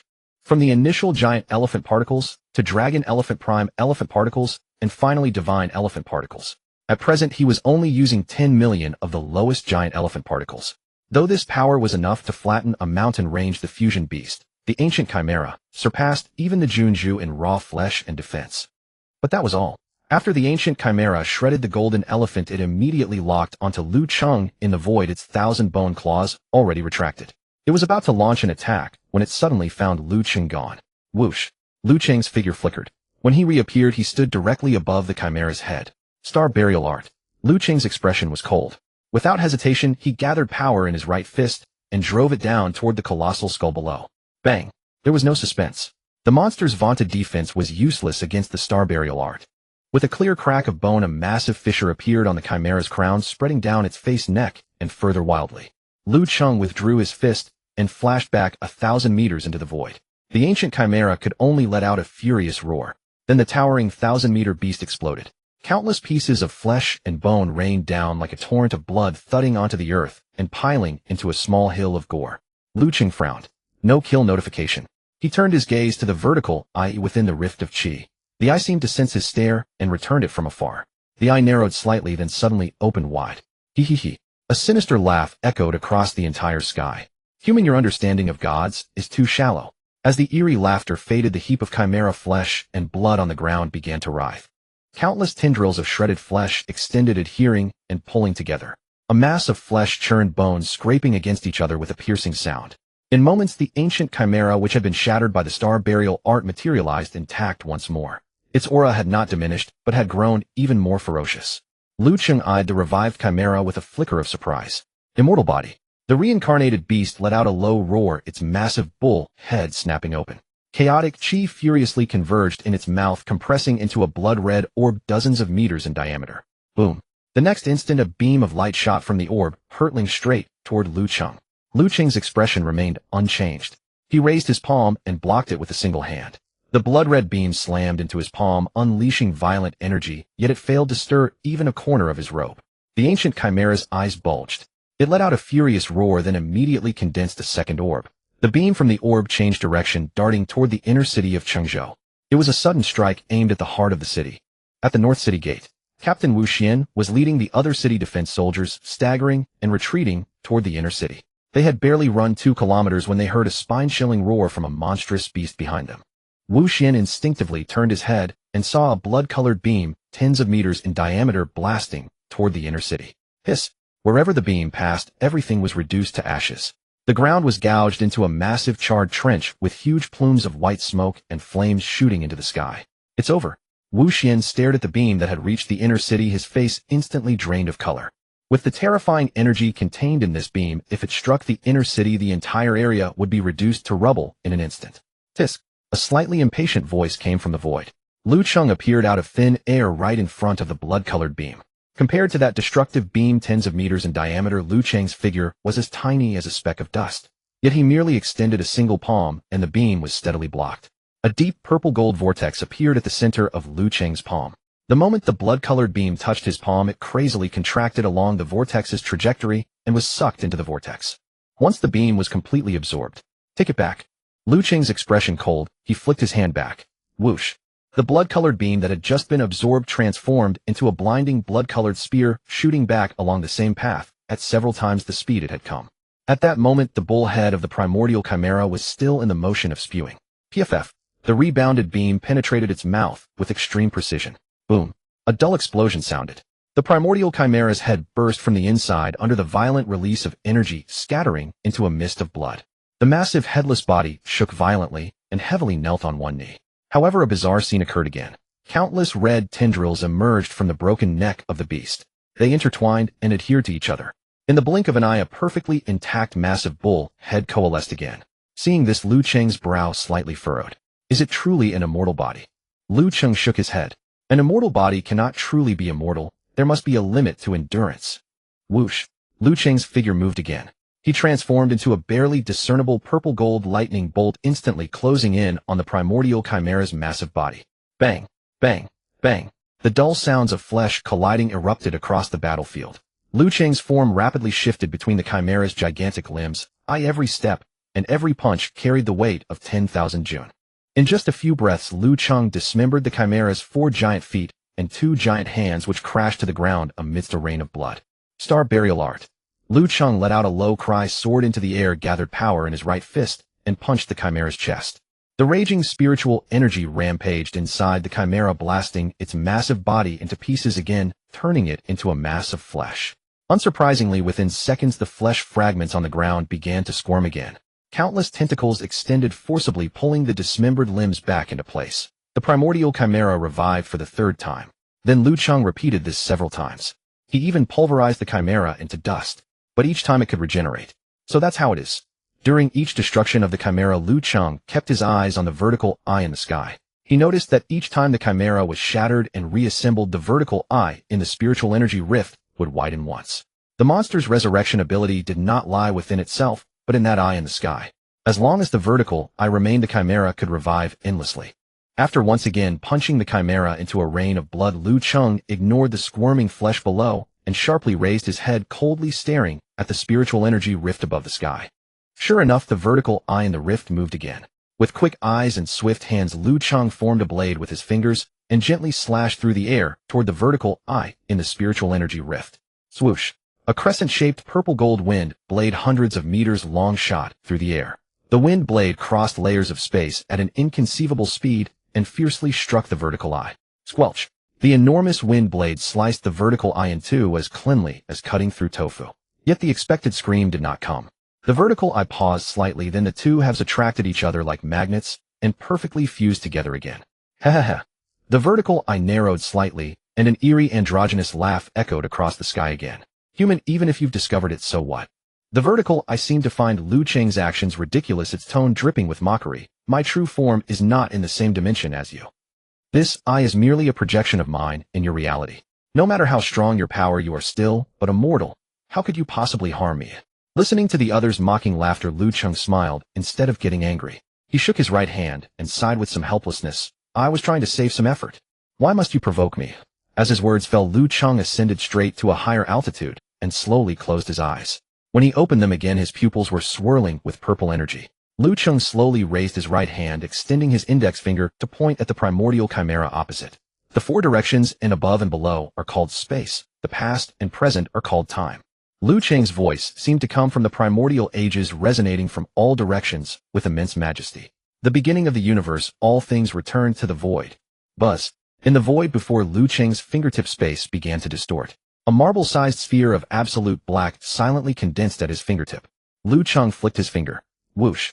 The marble-sized black sphere drifted slowly toward the chimera. Wherever the sphere passed, the void seemed to be scooped out. The surrounding spiritual energy, wind, air, and even light were forcibly sucked into the sphere. The primordial chimera abruptly raised its head, staring at the approaching sphere. It sensed a great crisis, yet when it tried to flee, it found the surrounding void had been frozen. The primordial chimera could not move an inch. Roar! At this moment, the terrifying beast with an immortal body actually let out a fearful whimper from its throat.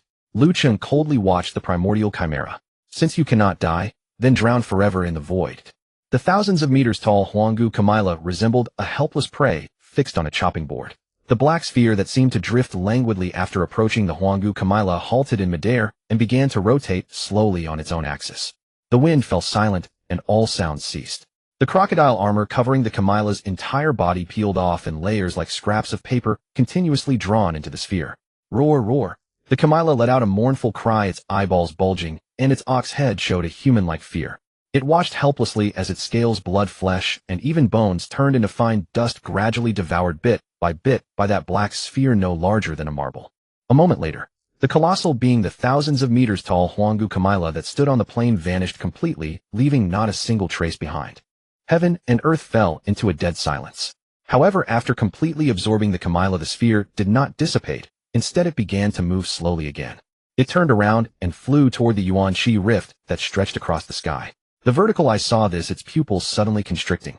It clearly also sensed the terrifying crisis contained within that black sphere. Get away. The vertical eye emitted a bloody light, its eyeball bursting with bloodshot veins. However, the moment the sphere approached the vertical eye found itself unable to move. Finally, as if resigned to fate, it gave up struggling, and its bloody light receded. Fine, very good. I have you now, Lu Cheng. A furious roar full of malice came from the depths of the rift. The next moment, the sphere's suction erupted. The vertical eye was torn by the sphere, then twisted and disappeared. As the vertical eye disappeared, the Yuan-Chi rift seemed to lose its support and slowly closed. Swish! A nimble figure landed on the dilapidated northern city wall after a few leaps among the ruins. It was Li Jingyan, the governor of Chengzhou. At this time, the northern city gate's wall was already more than half destroyed. Lu Cheng's figure silently landed beside Li Jingyan. Senior, finally found you. The moment Li Jingyan saw Lu Cheng, a look of relieved joy immediately appeared on his face. He wiped the fine sweat from his forehead and said with a wry smile, I rushed to the western city gate, but Captain Su's son said you had already finished the battle and headed to the southern city. But when I arrived at the southern city gate, Gong Yang said you had gone to the eastern city. I chased and ran all the way, but I couldn't match your speed at all. Li Jingyan's tone was filled with complete admiration. Lu Cheng looked at him and smiled slightly, all resolved. Leave the rest of the post-war work to you. Yes, yes. It's really too much trouble for you. Li Jingyan's expression turned serious, and he bowed deeply to Lu Cheng with utmost solemnity. If not for your intervention, our Chengzhou would have been destroyed. On behalf of the 2 million citizens of Chengzhou, I thank you for your noble righteousness. Since everything is fine, I'll go back to the guest house to rest. Lu Cheng waved his hand, indifferent to these words. All right, senior, take care. Lu Cheng's figure instantly transformed into a purple-gold streak of light and disappeared into the sky in the blink of an eye. After Lu Cheng left, only Li Jingyan remained on the empty, dilapidated northern city wall. He stood at the edge of the wall, silently gazing at the devastated scene outside the city. The originally flat and vast plain now had a scorched black trench 1 kilometer wide and 10 li long.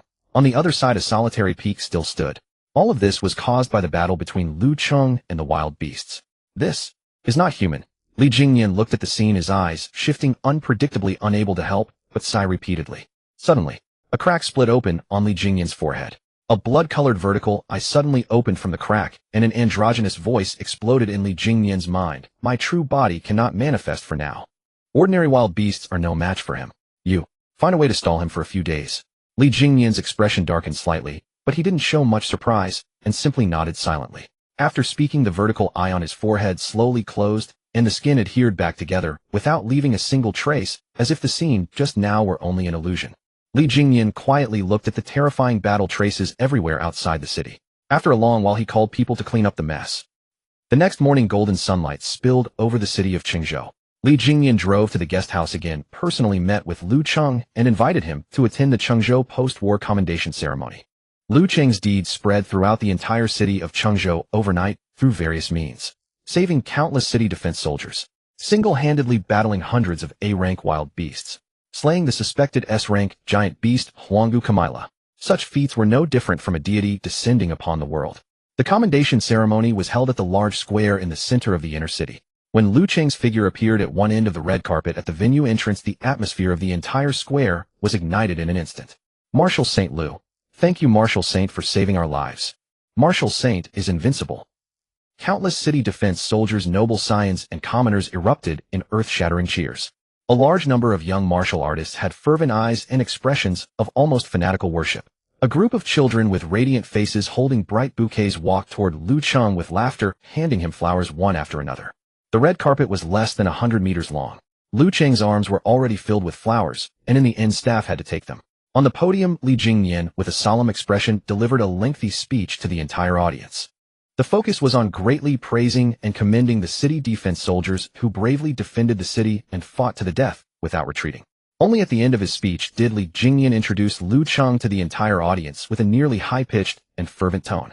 Facing the overwhelming cheers and applause, Lu Cheng maintained only a faint smile, throughout his eyes calm, without showing any impatience. Facing Li Jingyan's almost brainwashing speech, he only nodded at appropriate moments. Watching the governor of Chengzhou, who was energetically whipping up the atmosphere, Lu Cheng curled his lips. He was becoming more and more interested in this governor. Chengzhou, governor's mansion. A huge three-dimensional holographic topographic map of Qingzhou was suspended in midair, flashing various icons and data. Governor Director Guan and Director Naylan have arrived. The secretary's voice sounded from the side. The woman who was frowning in thought in front of the three-dimensional map turned around. Guan, the governor of Qingzhou, one of the rare female governors among the 81 prefectures of Daxia. Though nearly 50 years old due to her profound cultivation, she appeared to be only about 30, with sharp, yet restrained eyes and an air of composure that came from long years in a high position. Upon hearing the secretary's report, Wang Ying's tightly furrowed brows immediately relaxed. Show them in quickly. A moment later, inside the governor's reception room. I am truly ashamed that I have troubled you two to come all the way from the capital at great effort, Wang Ying said as she personally poured tea for the two.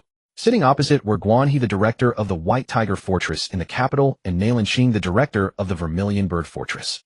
Naylan Cheng took the hot tea from Wang Ying and gently shook her head. Governor Wan, you need not be so polite. The 81 prefectures of Daxia are bound together. If Qingzhou is in trouble, it is our duty to support each other. Guan He, sitting beside her, nodded without saying much. Naylan Cheng's expression turned serious. Governor Wan, since we are already here, please explain the whole story in detail. What urgent situation requires both of us to leave the capital? Upon hearing this, Wang Ying did not answer immediately. She turned and gave her secretary a meaningful look. The secretary understood and bowed out, closing the door behind him. The entire reception room was left with only the three of them. Wang Ying took a deep breath and her expression instantly became grave. Directors Qingzhou has encountered a major problem. Inside the reception hall, Wang Ying, with her fingers interlaced, spoke in a grave tone. A week ago, a torrential rain began in Qingzhou. It has persisted for an entire week without any sign of abating. Naylan Cheng paused, the teacup in her hand hovering midair as she lifted her gaze to Wang Ying. Is there something wrong with the rain? Exactly, Wang Ying nodded. At first I didn't suspect this storm. After all, rain is a natural phenomenon. It's not uncommon for localized areas to experience downpours for 10 days or even half a month. But the night before last I received an anonymous email. What email, eh? Naylan Cheng set down her cup and leaned forward slightly. Wang Ying rose, retrieved a tablet from the office drawer, swiftly tapped the screen a few times, and then handed the tablet to Naylan Cheng. Please take a look, both of you. Naylan Cheng accepted the tablet, while Guan He, who had been silent, turned his head slightly to cast his gaze upon it. The screen displayed the email interface. The sender field contained only a single letter, X. The email body itself was starkly minimal, containing only 8 characters. Qingzhou's torrential rain, something sinister lurks. Investigated. Wang Ying resumed her seat and pressed her fingers against her temples. I didn't take it seriously at first, given the rampant rumors nowadays. But this email was different. It bypassed the triple firewall of the governor's mansion and landed directly in my private mailbox. This mailbox is designated for internal communication among Daxia's high-ranking officials using a completely internal network. Outsiders could never know the address. Naylan Cheng's expression darkened. Her pale fingers tapped lightly on the edge of the tablet twice. That means the sender either possesses a backdoor into Daxia's core network, or they themselves are part of the high-ranking hierarchy. That's my thought as well, Wang Ying agreed with a nod. So I investigated the sender's device information and address, but both turned out to be falsified, of no use whatsoever. Wang Ying continued. Unable to identify the sender, I couldn't simply ignore it. So I immediately contacted Gu Bing, the director of the Qingzhou Research Institute, and asked him to retrieve the meteorological satellite monitoring data. After his investigation, the results came out. The celestial phenomenon over Qingzhou is indeed abnormal. This rain follows a pattern. A trace of anxiety flickered in Wang Ying's eyes. The Meteorological Bureau conducts cloud layer analysis every day. We discovered that all the cumulonimbus clouds during this period did not form through natural convection. Instead, they all originated from a fixed coordinate point, then spread outward at an extremely uniform speed, gradually extending to other areas. Hearing this, Naylan Cheng turned to Guan He, who had remained silent. Are there any wild beasts or martial artists within Daxia capable of influencing such a vast celestial phenomenon? Guan He, arms crossed, leaned back on the sofa, his brow furrowed in contemplation. He fell into a brief silence. After a long moment, he finally spoke.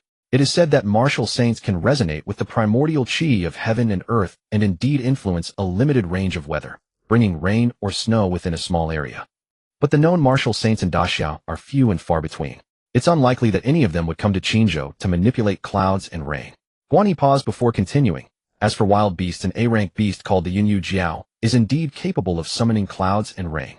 But its maximum range is at most 10 li in radius, far from enough to cover the entirety of Qingzhou. Naylan Cheng nodded in agreement. The Yunyu Jiao has long been extinct in the inland regions. The last confirmed sighting within Daxia was 30 years ago in Haizhou. Qingzhou lies in the heartland, which is not its natural habitat. It's unlikely to be that beast.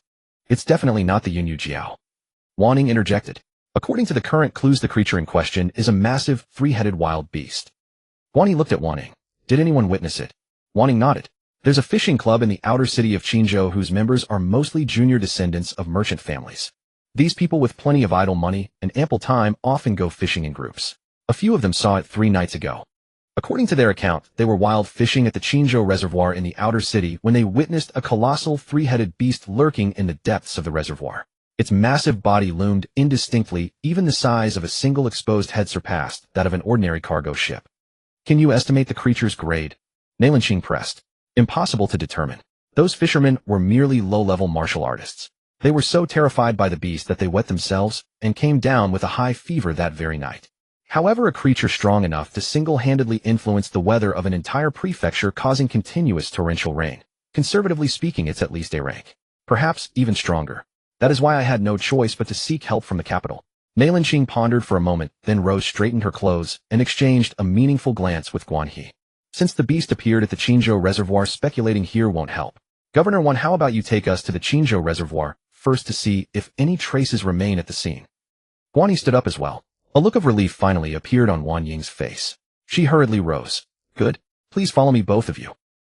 Meanwhile, tens of kilometers outside Qingzhou city. Qingzhou reservoir. This is the edge of the outer city, serving as Qingzhou's freshwater reserve. Due to water resource protection, ordinary people rarely set foot here. At this moment, dark clouds pressed down from the sky and muffled thunder rumbled continuously within the clouds. The torrential rain had been falling for an entire week, and the water level of the reservoir had soared to the historical red alert line. Deep water area center of the reservoir. Sanzhou Jiao, you've been discovered. Move immediately. A voice transmitted into the deep water. The previously calm surface suddenly churned upward, forming a massive whirlpool. Whoosh. The water surged violently outward, accompanied by an intensely cold aura. Deep within the whirlpool, a colossal shadow began to stir slowly. Then the whirlpool shrank, the shadow sank deeper and deeper, its figure gradually blurring until it vanished completely. At Qingzhou reservoir, the wind howled fiercely. A low-profile black SUV sped through the heavy rain, its wheels churning mud and water splashing through puddles, before finally stopping at the foot of the flood control embankment. The car door opened, and Wanning quickly stepped out, accompanied by Guanyi and Nailanqing. The torrential rain continued unabated, and the three of them erected a chi shield to keep the rain at bay. At this moment, the reservoir was engulfed in a downpour, the sky was gloomy, and the boundary between sky and water was indistinct. Looking out, waves surged across the hundreds of square kilometers of water surface. The turbid lake water churned with white foam, wildly crashing against the dam. As soon as Nailanqing stood still, she closed her eyes and let her hands hang naturally. Wisps of chi emanated from the soles of her feet, seeping into the ground and then spreading into the water. Guanyi stood beside her, letting the wind whip his clothes noisily, his gaze fixed on the water. A few minutes later, Nailanqing suddenly opened her eyes, her expression turning extremely grim. A flash of regret flickered in her eyes. We're too late. It just left. What exactly was it? Guanyi asked in a low voice. Nailanqing's fingers trembled slightly. It's very strong. Her expression was exceptionally grave. The residual aura is too overwhelming. This is definitely not an ordinary A rank. This thing is beyond imagination. Wanning, standing behind, heard their conversation, and her face paled slightly. An unknown wild beast surpassing an ordinary A rank lurking in Qingzhou was like a sword hanging over the heads of all the people.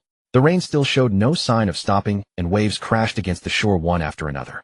Nailanqing looked around the empty embankment, glanced at Wan Ying, and furrowed her brows tightly. She analyzed calmly. Governor Wan, from the moment the three of us met at the governor's mansion to the decision to come to this reservoir, how much time has passed? Wan Ying was slightly startled, thought for a moment, and replied, at most definitely no more than an hour.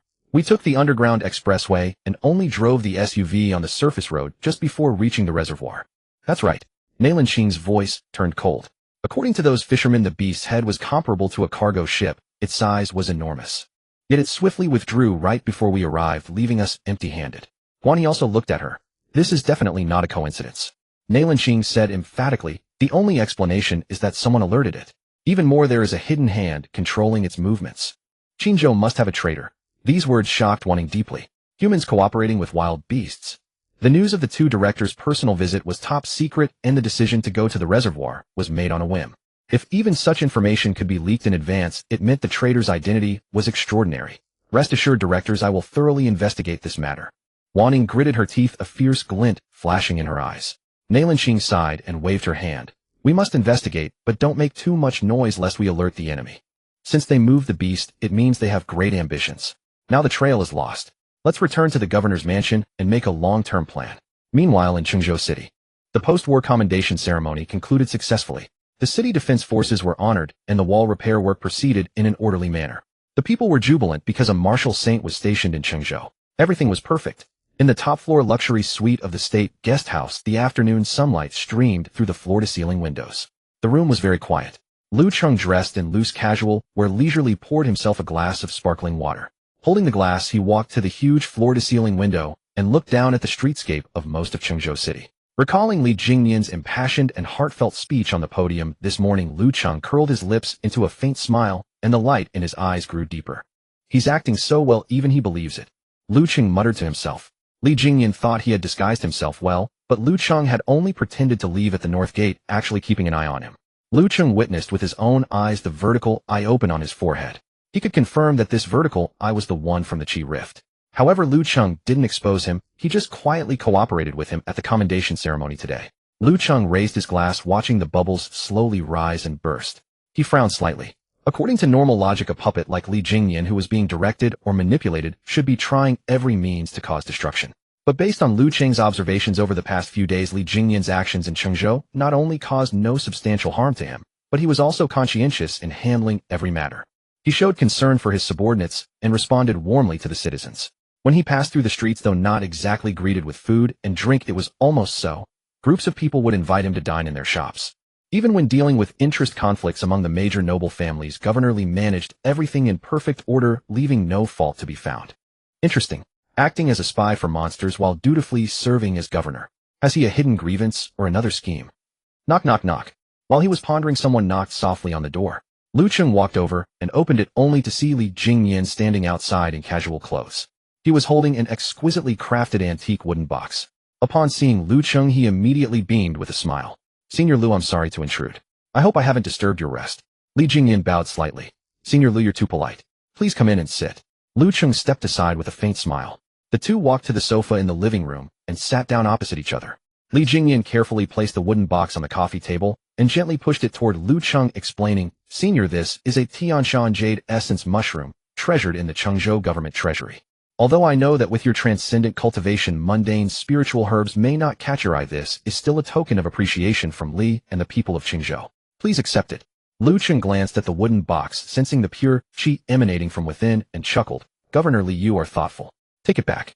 This item is of no use to me. Li Jingnian was not disappointed. Instead, he rubbed his hands together somewhat sheepishly. Lu Cheng smiled faintly. Governor Li, is there something else? Li Jingnian looked at Lu Cheng with anticipation. It's like this. The day after tomorrow evening, the governor's mansion, together with several major martial arts families in the city, plans to hold a Chengzhou martial arts exchange conference at Mingyue Villa. At that time, young talents from Chengzhou and several nearby cities will all be present. As he spoke, Li Jingnian secretly observed Lu Cheng's expression and continued earnestly. Now that Chengzhou City has just suffered a great flood and a calamity from wild beasts, morale is somewhat low. If these young people are fortunate enough to receive your guidance, even just a few words, it will be immensely beneficial to their martial arts path. So I venture to ask you to attend this exchange conference. Good. Of course, if you're not free. What? I said yes. Lu Cheng repeated with a smile. Hearing Lu Cheng's prompt agreement, a flash of relieved joy flickered in Li Jingnian's eyes. He quickly stood up to take his leave. Thank you for your great kindness, Senior. Then I will go back and start preparations immediately. I won't disturb your cultivation. I will personally drive to pick you up the day after tomorrow evening. Lu Cheng nodded with a smile and saw Li Jingnian out of the room. As the door closed, Lu Cheng's smile gradually faded. He walked to the sofa and lay down casually, pulling out his phone from his pocket and opening the Sacred Pavilion group chat interface. It had been 2 or 3 days since he logged in, and he discovered that the chat had 99 messages with the 4 emperors frantically ing him. Longevity, old man Xinjun. Lu Cheng, boy, weren't you coming to Kunlun? I've prepared fine wine, where are you? Tonight get some fries, Zhu Sheng. Lu Cheng, come quickly, I have something fun here. Defense line concrete worker Qing Huang. Lu Cheng, come to me first, I have beauties here with especially long legs. Hair a bit short by D. Lu Cheng looked at the chat records on the screen, collapsed on the sofa, and couldn't help rolling his eyes. I don't believe you guys. What fine wine and beauties. I lose, so boring. Also by D's emoji sticker was sent wrong again. After thinking for a moment, Lu Cheng still replied. Lu Cheng, I'm in Chengzhou instructing the younger generation. In the inner city of Chengzhou, at the Bright Moon Manor. As the most expansive garden within the inner city, its pavilions and towers were scattered in a harmonious layout shimmering with lights of various hues. Today this manor, which on ordinary days opened only to officials and noble families, had thrown its gates wide open to all martial artists from the surrounding prefectures. At the center lay an enormous open-air arena, its surrounding stands packed with a dark sea of spectators. Li Jingyan arrived as promised, personally driving Lu Cheng to the Bright Moon Manor. Senior Lu, not only have martial artists from the major martial arts families of Chengzhou come today, but many renowned signs from neighboring Yuezhou, Mingzhou, and Yanzhou have also rushed here overnight. Li Jingyan explained while leading the way. Lu Cheng, dressed in a black jacket with his hands in his pockets, listened and gave a faint smile, neither agreeing nor disagreeing. The moment his figure appeared on the main platform of the arena, the previously noisy and chaotic battlefield fell instantly silent. Whether they were the lofty scions of noble families or the fierce young warriors from afar, all rose to their feet upon catching sight of Lu Cheng's silhouette. Then thunderous applause and cheers soared into the sky. Greetings to the martial saint. The shouts rang out in unison as waves of young martial artists flushed with excitement, their eyes burning with fervor. In this era where martial arts reigned supreme, a living martial saint was a goal they could scarcely aspire to in their lifetimes. Lu Cheng sat down in the main seat, raised his hand casually, and his voice carried across the entire arena. Sit, no need to be formal. Today is your exchange meeting. Everything is arranged by Governor Li. With the martial saint's permission, the atmosphere in the arena revived, even more fervent than before. Soon 2 young martial artists leaped into the ring. Chen Feng of the Chen family in Yuezhou, please enlighten me. A burly youth cupped his fists in salute, exuding an imposing aura. He was already a C-rank martial artist. Opposite him stood a slender man with sharp eyes, Wu Fan of the Wu family in Chengzhou. Before his words faded, Chen Feng struck first. With a single stride, the floor cracked open in several places, and his entire form transformed into a black lightning bolt, carrying a piercing sound of breaking air straight at Wu Fan's chest. Wu Fan moved like a ghost, his body twisting unnaturally backward and sliding away. His figure vanished in an instant, then reappeared directly behind Chen Feng. Excellent footwork. Cheers erupted from the stands. The two exchanged blows back and forth, clashing dozens of times within just a few minutes. Chen Feng triumphed by virtue of his abundant primal energy, overpowering with sheer force. Wu Fan, relying on his agile movements, struck at vital points. In the end, Chen Feng forced back Lin Shiyue, who was running low on energy, with a wide-ranging attack, winning by a hair. Throughout the entire event, Lu Cheng sat in the main seat, sipping the sparkling water prepared by the manor, while watching the young martial artists' battles below. To his current eyes, their techniques were riddled with flaws, and their use of primal energy was crude, yet the vibrant youthful energy left him with a pleasant feeling. The first day of the exchange passed quickly. Only as the sun set behind the mountains did the contests in the arena gradually draw to a close. In that day, Lu Cheng had indeed seen many promising young talents, some of whom rivaled even the scions of the great families in the capital in terms of aptitude. That evening, Li Jingyan hosted a grand banquet in the banquet hall of the Bright Moon Manor. The banquet not only invited the major martial arts families, but also dozens of representatives from the city defense forces who had made outstanding contributions during the beast attacks. This toast Li raised to the unyielding backbone of Daxia. Li Jingyan stood on the stage, his face flushed, holding a wine glass, his voice unusually high. The audience burst into thunderous applause, and the soldiers of the city defense forces all had reddened eyes. Lu Cheng sat in a specially arranged VIP seat, holding a glass of sparkling water. He disliked alcohol. He watched calmly as Li Jingyan weaved between the tables.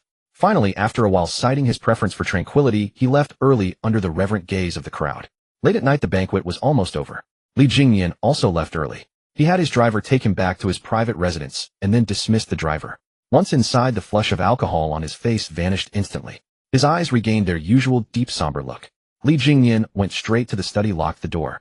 He walked over to a row of heavy mahogany bookshelves, reached out, grasped a bronze horsehead ornament on the third shelf, and twisted it forcefully to the left. Click! The entire wall behind the bookshelf slowly sunk inward, revealing a dark stairway descending downward. Li Jingyan stepped inside and pressed the closing mechanism. The wall sealed seamlessly again, and the study returned to silence. Down the stone steps, the surrounding air grew colder, and a layer of white frost condensed on the stone walls. At the end of the stairs was a secret chamber of less than 20 square meters. At its center alone rested an ice coffin, emitting a faint cold aura. The moment Li Jingyan saw the ice coffin, tenderness and love appeared on his face. He hurried to the coffin, his hands trembling as they stroked the cold lid. Inside the ice coffin lay a boy of 8 or 9 eyes, closed face ashen and bloodless, a corpse. Son, this is the last time. Li Jingyan lowered his head, pressing his forehead against the icy lid, his voice hoarse. I will finish this final task for them. When it's done, you will truly be resurrected. Then Dad will no longer be a governor and will stay with you every day. He knelt silently beside the ice coffin, murmuring endlessly to the frozen corpse. He spoke of the boy's childhood bedwetting incidents, of the promise to take him to Haijo to play. Wait a little longer for Dad, it's almost time. A smile lingered on Li Jingyan's lips, but tears slid from his eyes, dripping onto the ice coffin and instantly forming frost flowers. After a long while he slowly rose, took one last deep look at the ice coffin, then turned and left the secret chamber. The study's secret door opened again, Li Jingyan emerged, and the chamber sealed perfectly. In a corner of the study a figure also dissipated. Qingzhou. The rainstorm continued. The door to the office of the director of the Qingzhou Research Institute was knocked. Director Gu, the 13 water samples you requested have been brought to Lab 3. A young researcher in a white coat knocked gently. Gu Bing, who was buried in his work, slowly raised his head. He was a scholarly-looking old man in his 50s with his hair meticulously combed, wearing rimless glasses and a kind countenance, enjoying immense prestige throughout Qingzhou. Oh, Shaoli, I see. Gu Bing adjusted his glasses, revealing a gentle smile. You go ahead and run the basic tests on the water samples. I'll finish these documents and join you shortly. All right, Director, take your time. The young researcher bowed and withdrew, closing the office door behind him. Listening to the researcher's footsteps fading away, the kind smile on Gu Bing's face vanished in an instant. His eyes behind the lenses narrowed, glinting with a sinister light. That woman Wan Ying has her brain turned to water. Just a week of rain, and she summons people from the capital. Is she that alert? Gu Bing gnashed his teeth, though they are only two mere A ranks. Their identities are too sensitive. I can't easily make a move, or the capital will notice and ruin the grand plan. As he finished speaking, Gu Bing's body stiffened abruptly. A crack split open in the center of his forehead. A blood-colored vertical eye opened, and an eerie androgynous voice resounded in Gu Bing's mind. The merged beast has failed. Even my projection was destroyed by that Lu Cheng. Li Jingyan is stalling him with a delaying tactic, but that can only buy a few days. You must speed up your side.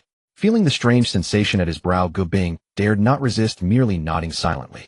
Only when the blood-colored eye closed and the skin returned to normal did he let out a long breath. After a while, Gu Bing went to the coat rack, took down his white lab coat, and put it on. The kind smile returned to his face. Since you're so keen on investigating, I'll give you something to do. Gu Bing pushed open the office door and headed toward Lab 3. Qingzhou Research Institute Laboratory No. 3. The heavy blast-proof glass doors slid open to both sides, and a wave of chemical odor rushed to meet them. Inside the laboratory, various high-precision instruments were arranged.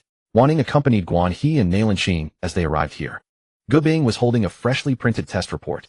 His face looked somewhat weary, but his eyes remained resolute. Governor Wan, directors, you've come at just the right time. Gu Bing handed over the report, his expression grave. 13 water samples collected from different regions of Qingzhou have all been thoroughly tested. Nailan Qing took the report, her gaze scanning the complex data indicators. Dean Gu, what are the results? Is there anything unusual about the water? Gu Bing shook his head.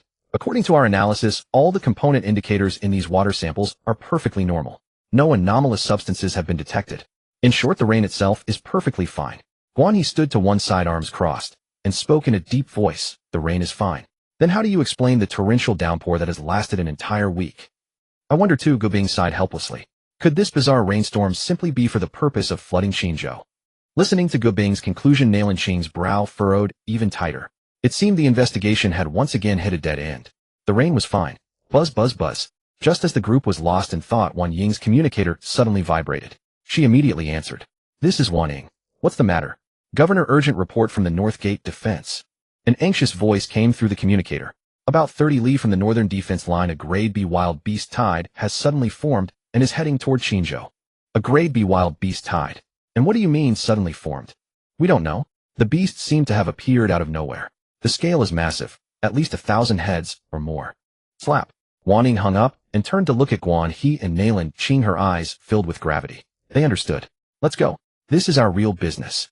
Without a moment's hesitation, Nailan Qing slapped the test report onto the experiment table and strode out of the laboratory first. Governor Wan, stay in the city to coordinate. We'll handle it. Guan He threw out the words and followed.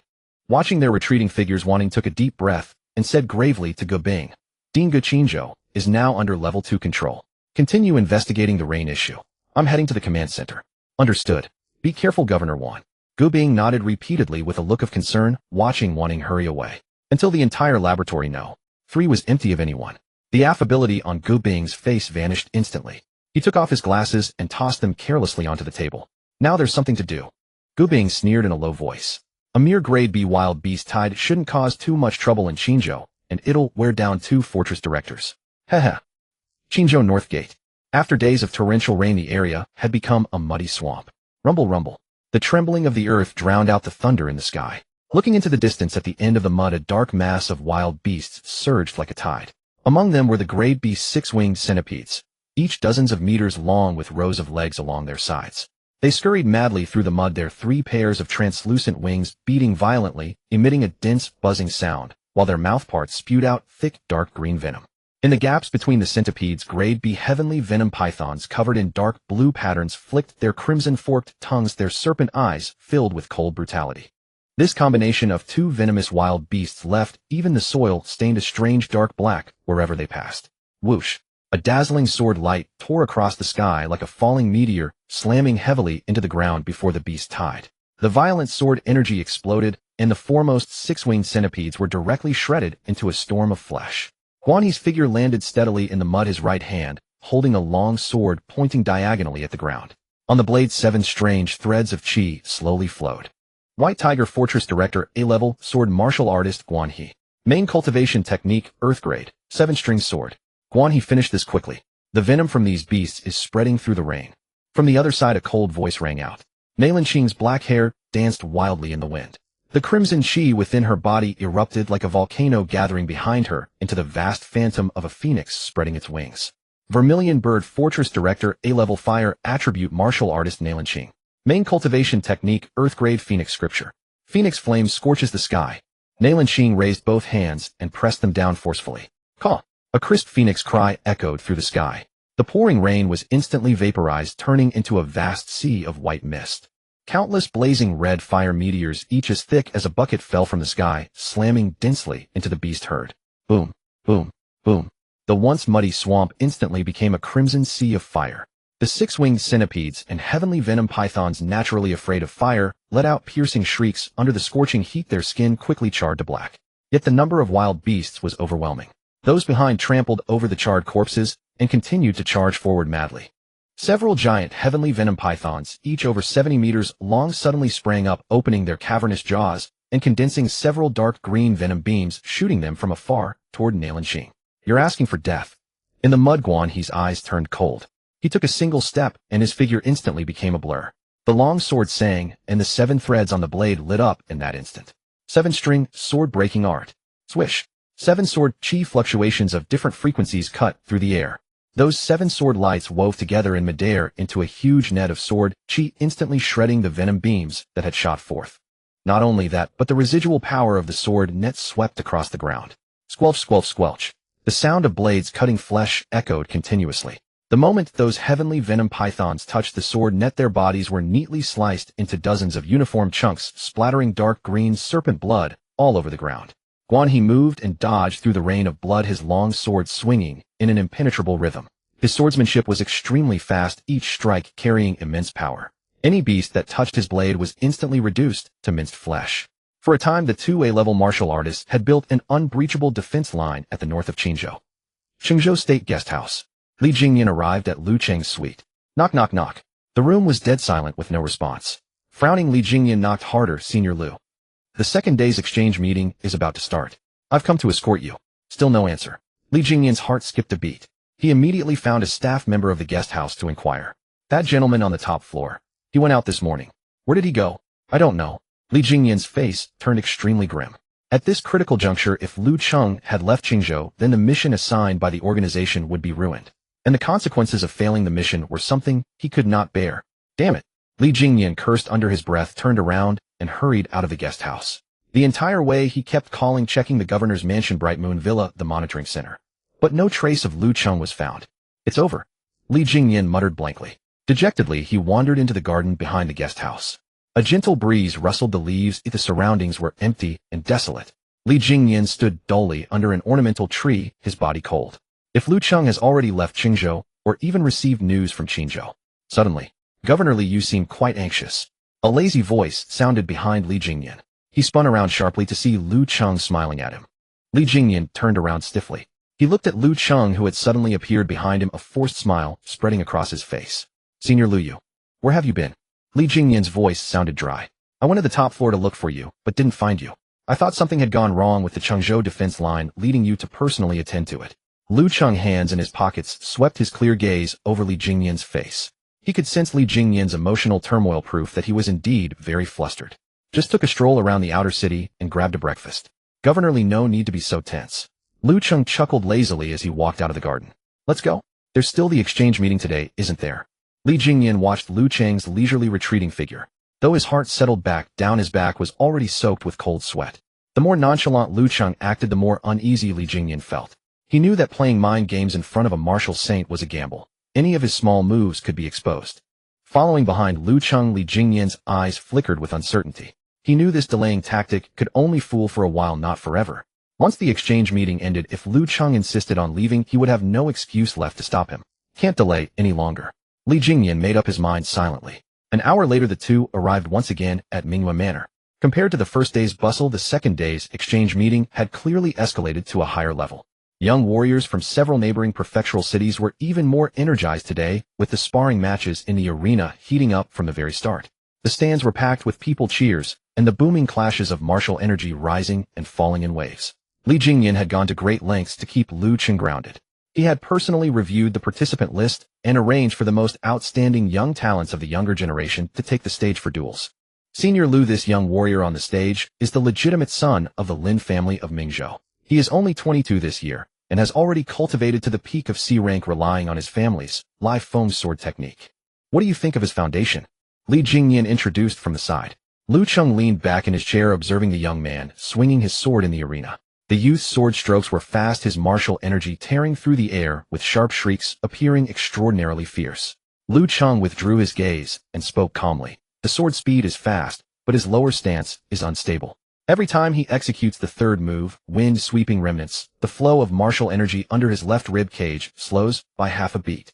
If he faces an opponent of the same rank, all they need to do is strike at the precise moment of his sword stroke, piercing 3 inches into his left ribs to break his sword momentum. Lu Cheng's voice was not loud, yet wrapped in martial energy, it clearly reached the ears of the young Lin warrior on the stage. The young man on the stage felt as if struck by lightning, his originally fierce sword strokes halting abruptly. He adjusted the flow of his martial energy according to Lu Cheng's guidance. The next moment, the youth's martial energy suddenly smoothed out, and a 3-foot-long cyan sword glow burst from his longsword. His aura directly reached B rank. With a few days of secluded cultivation, he would be able to break through. Thank you, Martial Saint Senior, for your guidance. The young Lin warrior was overjoyed. He immediately sheathed his sword, knelt down, and kowtowed heavily toward the main platform. The stands fell into a dead silence, then erupted in cheers, 10 times more fervent than before. A few words to make a C-rank expert have an epiphany. Such was the power of a martial saint. Immediately after, Li Jingyan hurriedly arranged for a burly warrior from Yinzhou, who specialized in fire element fist techniques, to take the stage. In less than half an hour, 2 more talented youths who received guidance broke through on the spot, igniting the atmosphere of the entire Mingyue Manor. Watching the frenzied cheering crowd below, Li Jingyan secretly breathed a sigh of relief. As long as Lu Cheng was willing to quietly mentor the younger generation, his goal was achieved. Outside the north gate of Qinzhou, the rain continued to pour. On the swampy ground outside the city gate, countless charred corpse fragments were scattered. A horde of 1,000 B-rank wild beasts composed of 6-winged centipedes and heaven-poison pythons had finally been slaughtered to the last under the powerful suppression of 2 A-rank martial artists, Guan He and Nailan Qing. Guan He sheathed his sword, the 7 strands of martial energy on the blade gradually dimming. Nailan Qing slowly rained in her martial energy, fine beads of sweat forming on her forehead. Guan He crouched down, dipped his finger into the water on the ground. Guan He, what's wrong? Nailan Qing frowned slightly. Guan He looked at the rainwater mixed with poisoned blood on his fingertip, his face growing grim. Something's off. Look at how this poisoned blood is flowing. Nailan Qing followed his gaze. Logically, the swampy ground was thick and muddy. The poisoned blood from the dead beasts should have spread widely on the surface, mixing with the mud. Yet now the poisoned blood from the thousands of beasts did not spread outward, but instead seeped deep into the ground, as if guided by some intelligence. If this continues, the groundwater veins of Qinzhou will all be contaminated. Nailan Qing's expression changed instantly. These beasts had not charged blindly. They were organized and premeditated. Guan He stood up straight, flicked the poisoned blood off his fingertip, his eyes cold. The appearance of this beast horde is no accident. Let's go back first. Half an hour later, Guan He and Nailan Qing returned to the governor's mansion. Guan Ying had also learned of the contamination issue and broke out in a cold sweat. She immediately issued an emergency isolation order through the command center. Let's collect some poisoned blood samples. Nailan Qing turned to Guan Ying. Send them to the research institute first. Have Dean go formulate the corresponding antidote in the shortest possible time. Otherwise, once the groundwater is contaminated, most people in Qingzhou won't be able to withstand this deadly poison. At the Qingzhou Research Institute, Wan Ying and the other two hurriedly delivered several poisoned blood samples to Gubing. Gubing still wore his amiable expression. He took the samples with a grave look, performed a preliminary analysis on the spot, then sighed, and looked at the others with some difficulty. Governor Wan directors. The toxin activity of these two beast species is extremely strong. I'll need some time for component analysis. An antidote will be difficult to develop in a short time. Dean Gu, the lives of everyone in Qingzhou depend on this. Please be as fast as possible. Wan Ying said sternly.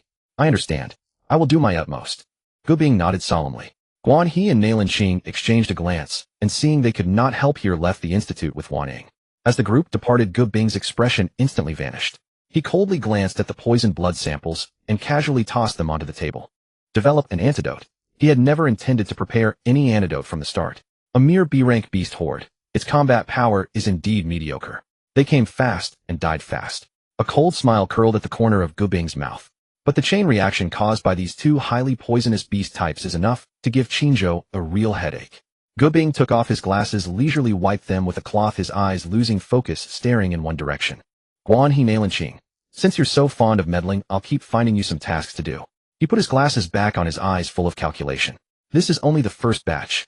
Since you're so good at killing, I'll send you a few more batches of more interesting beast hordes. In Qingzhou, at Li Jingyan's private residence. The study was dark with no lights on. Li Jingyan sat behind his desk as a wisp of black smoke materialized before him. The black smoke dispersed into a smoky screen. Xiang Yi, I can't delay Lu Cheng for much longer, Li Jingyan said, his voice tinged with anxiety. The martial arts exchange at Bright Moon Manor will end the day after tomorrow.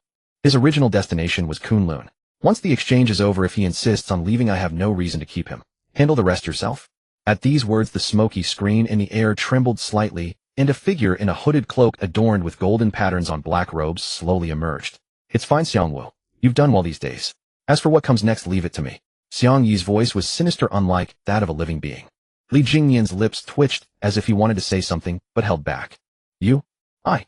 He couldn't help but stare at Xiang Yi's projection, trembling slightly as he asked, can Lord Shangliu truly revive my son? Hearing Li Jingyan's question, Xiang Yi laughed again. Of course. Lord Shangliu's power far exceeds mortal imagination. He is a deity. Reviving an ordinary mortal is but a trivial matter. The face beneath the black robe was indistinct, yet the scrutinizing gaze seemed to pierce through layers of space, landing directly on Li Jingyan's face. Just remember, bring your son's body intact to Qingzhou in 21 days. Then the Lord shall descend upon the world, and your son's eyes will open once more. With a whoosh, the smoky screen in the air dissipated. The study fell silent again. Li Jingyan clenched his fist, then slumped back into his chair, closing his eyes in exhaustion. Wonder if I do this. Will you forgive me? After a long silence, his whisper echoed again in the dim study. You will, won't you? Surely you will. After all, everything I do is to save our son. Oh, you mean Li Jingyan's wife and son both died 10 years ago? Lu Cheng raised an eyebrow, his gaze shifting to the window. A voice soon came from the other end of the line. It was Du Sheng, the third seat of the Yuan Shou Yuan, far away in the capital. He sat before a computer screen viewing a top-secret file. Yes, Mr. Lu. This is all the information I could find on Li Jingyan's personal records. Du Sheng paused, then added with a hint of admiration. In his 17 years governing Qingzhou, the region has remained stable, with not a single breach by wild beasts. The Yuan Shou Yuan rates him as a highly responsible and selfless governor. Lu Cheng stepped away from the window and sat back on the sofa. Is that so? Then please send me the detailed file directly to my email. My address is... Of course, Mr. Lu. I'll send it right away. Du Sheng chuckled. Mr. Lu, do visit the Yuan Shou Yuan when you have time. Certainly.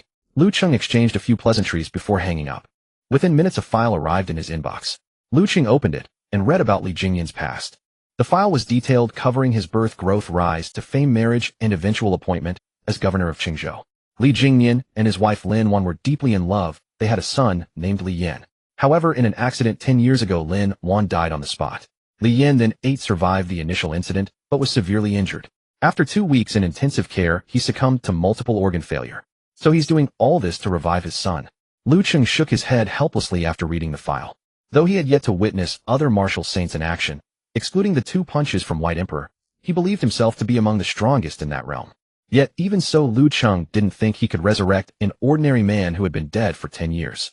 Dust to dust, ashes to ashes. That was the fundamental rule of the world. The entity behind the blood-red vertical eye might possess some skill and power, but in Lu Cheng's view its abilities were limited, certainly not enough to reverse life and death. This was nothing but a complete lie. Lu Cheng rubbed his neck and lay back on the sofa. To truly reverse causality and retrieve a dead person from the river of time, one would likely need to master the supreme chaos primordial art at its highest level. But he had only reached the mere third level of that art, and breaking through that had already consumed tens of millions of experience points. The recent beast tide in Qingzhou, over 400 A-grade beasts and 1 S-grade ancient chimera, had barely offset that massive expenditure. According to the general outline of the supreme chaos primordial art, the ultimate cultivation level was the 36th heaven of the Great Luo, the realm of the Great Luo heaven. That was the supreme state of binding causality, reversing time and space, and unifying all selves. Such power was beyond Lu Cheng's current imagination. After all, his supreme chaos primordial art lacked the specific techniques for the subsequent 26 heavens. The fused techniques, he had only covered the first 10 heavens. According to the system's explanation, the so-called 36 heavens of the Great Luo were merely a theoretical extreme. Whether the host could actually reach that step was beyond the system's estimation. Tisk, what a useless system. Lu Cheng muttered, pillowing his head on his hands, a strange glint flashing in his eyes. He silently calculated, if this experience consumption rate continues, breaking through the 9th and 10th heavens would require an astronomical amount of experience points. What if I find a way to capture that big eye alive? Lock it in a dark room, and have it produce wild beasts for me every day. All I ask is 1,000 A-grade beasts daily. If each is worth 100,000 experience points, that's 100 million a day. In an unknown space, ancient and decaying gray mist filled the air, devoid of any sound. Only suffocating silence. Deep within this unknown space, a shadowy, indescribable figure concealed in endless mist, radiating terrifying pressure, inexplicably trembled. The figure's full form was unclear, hidden in gray mist. Only at the center of its head, a blood-red vertical eye stood out sharply. Suddenly, the pupil of that vertical eye contracted. I have sensed a threat. The martial arts exchange meeting at Minghui Villa had ended. The night was deep. In the top-floor suite of the state guest house, Li Jingyan stood to the side, his smile somewhat forced. Senior Lu, are you sure you won't stay a few more days? Li Jingyan probed. Although Chengzhou cannot compare with the rich resources of Jiangnan Prefecture City, it is still a place of outstanding people and spiritual energy. It still preserves many ancient relics from before the primordial energy revival. If you are interested, I could arrange. Lu Cheng sat on the sofa, downed the sparkling water in one gulp, then set down the cup and stood up. My purpose for this trip was always Kunlun. If I hadn't seen an acquaintance, I wouldn't have stopped. Moreover, I've already stayed in Chengzhou for quite a while. Lu Cheng waved his hand, cutting off his words. He paced over to Li Jingyan, raised his hand, and gently patted him twice on the shoulder. Lu Cheng looked at him, his clear eyes revealing no emotion. Li Jingyan felt his scalp tingle under the stare, and his back began to sweat. Until Li Jingyan's forehead also showed sweat. Only then did Lu Cheng speak calmly. Governor Li, you must have a sense of what can and cannot be done. After saying this, Lu Cheng didn't glance at him again, and turned to enter the inner room. Li Jingyan stood frozen, knowing that Lu Cheng was dismissing him. He wiped his forehead, obediently withdrew from the room, closed the door behind him, and hurried back to his residence. In the study, the light was dim. A smoke screen rose again before Li Jingyan. Xiaomi, Lu Cheng is leaving Chengzhou for Kunlun tomorrow, Li Jingyan said in a low voice, sounding slightly uneasy. The figure in the smoke screen nodded slightly, without uttering a single word. With a swish, the smoke screen dispersed, and the study fell back into dead silence. The night passed without incident. Early the next morning, just as dawn broke, Lu Cheng left the state guest house, transformed into a beam of rainbow light, and shot into the sky, leaving Chengzhou. His destination was clear, the Kunlun Mountains. Above the clouds, the fierce wind howled. Lu Cheng pulled out his phone and skillfully opened the Sacred Pavilion's WeChat group chat. Lu Cheng said, I'm here, anyone free to pick me up? As soon as the message was sent, the previously quiet group chat immediately replied. Longevity Old Man Xuanjuan said, waving hand, no time, we've all been very busy. Just come straight to my place, I'll send you a location. Then the group immediately popped up a map location card. Hair a bit short, Baidi said, Sigmund. Defense line Ash worker Qing Huang said, something might have happened in the Kunlun Forbidden Zone. Your timing is good. Then tonight's Fries Zhuxing said, there's been more activity lately than in a whole year. I'm exhausted. Watching the group chat, Lu Cheng casually put away his phone and muttered curiously, in the Kunlun Forbidden Zone, you can still send a location. Without pausing, he accelerated through the clouds and mist, following the coordinates Xianjun sent. The mountains and rivers below rapidly receded. After half an hour, the rolling, majestic Kunlun Mountains appeared on the horizon. The entire mountain range stretched for thousands of kilometers like a giant dragon lying across the vast land. Here stood one of the world's 7 highest peaks, also the highest peak of the Kunlun Mountains, Gongwang Mountain. Gongwang Mountain was the location of the largest and most terrifying primordial energy rift known in Daxia. Lu Cheng flew swiftly and soon arrived at the mountainside of Gongwang Mountain. As soon as he approached the area, the primordial energy permeating the air rushed toward him like a torrent many times more concentrated than in Jingdu. The higher he flew, the more intense the unsettling aura became. Lu Cheng looked up at the summit of Gongwang Mountain, then soared straight up to 10,000 meters. As he ascended amid the swirling clouds and mist, a somewhat slender figure sat cross-legged in the void, surrounded by faint flickering light resonating with the heavenly and earthly primordial energy of the entire mountain range.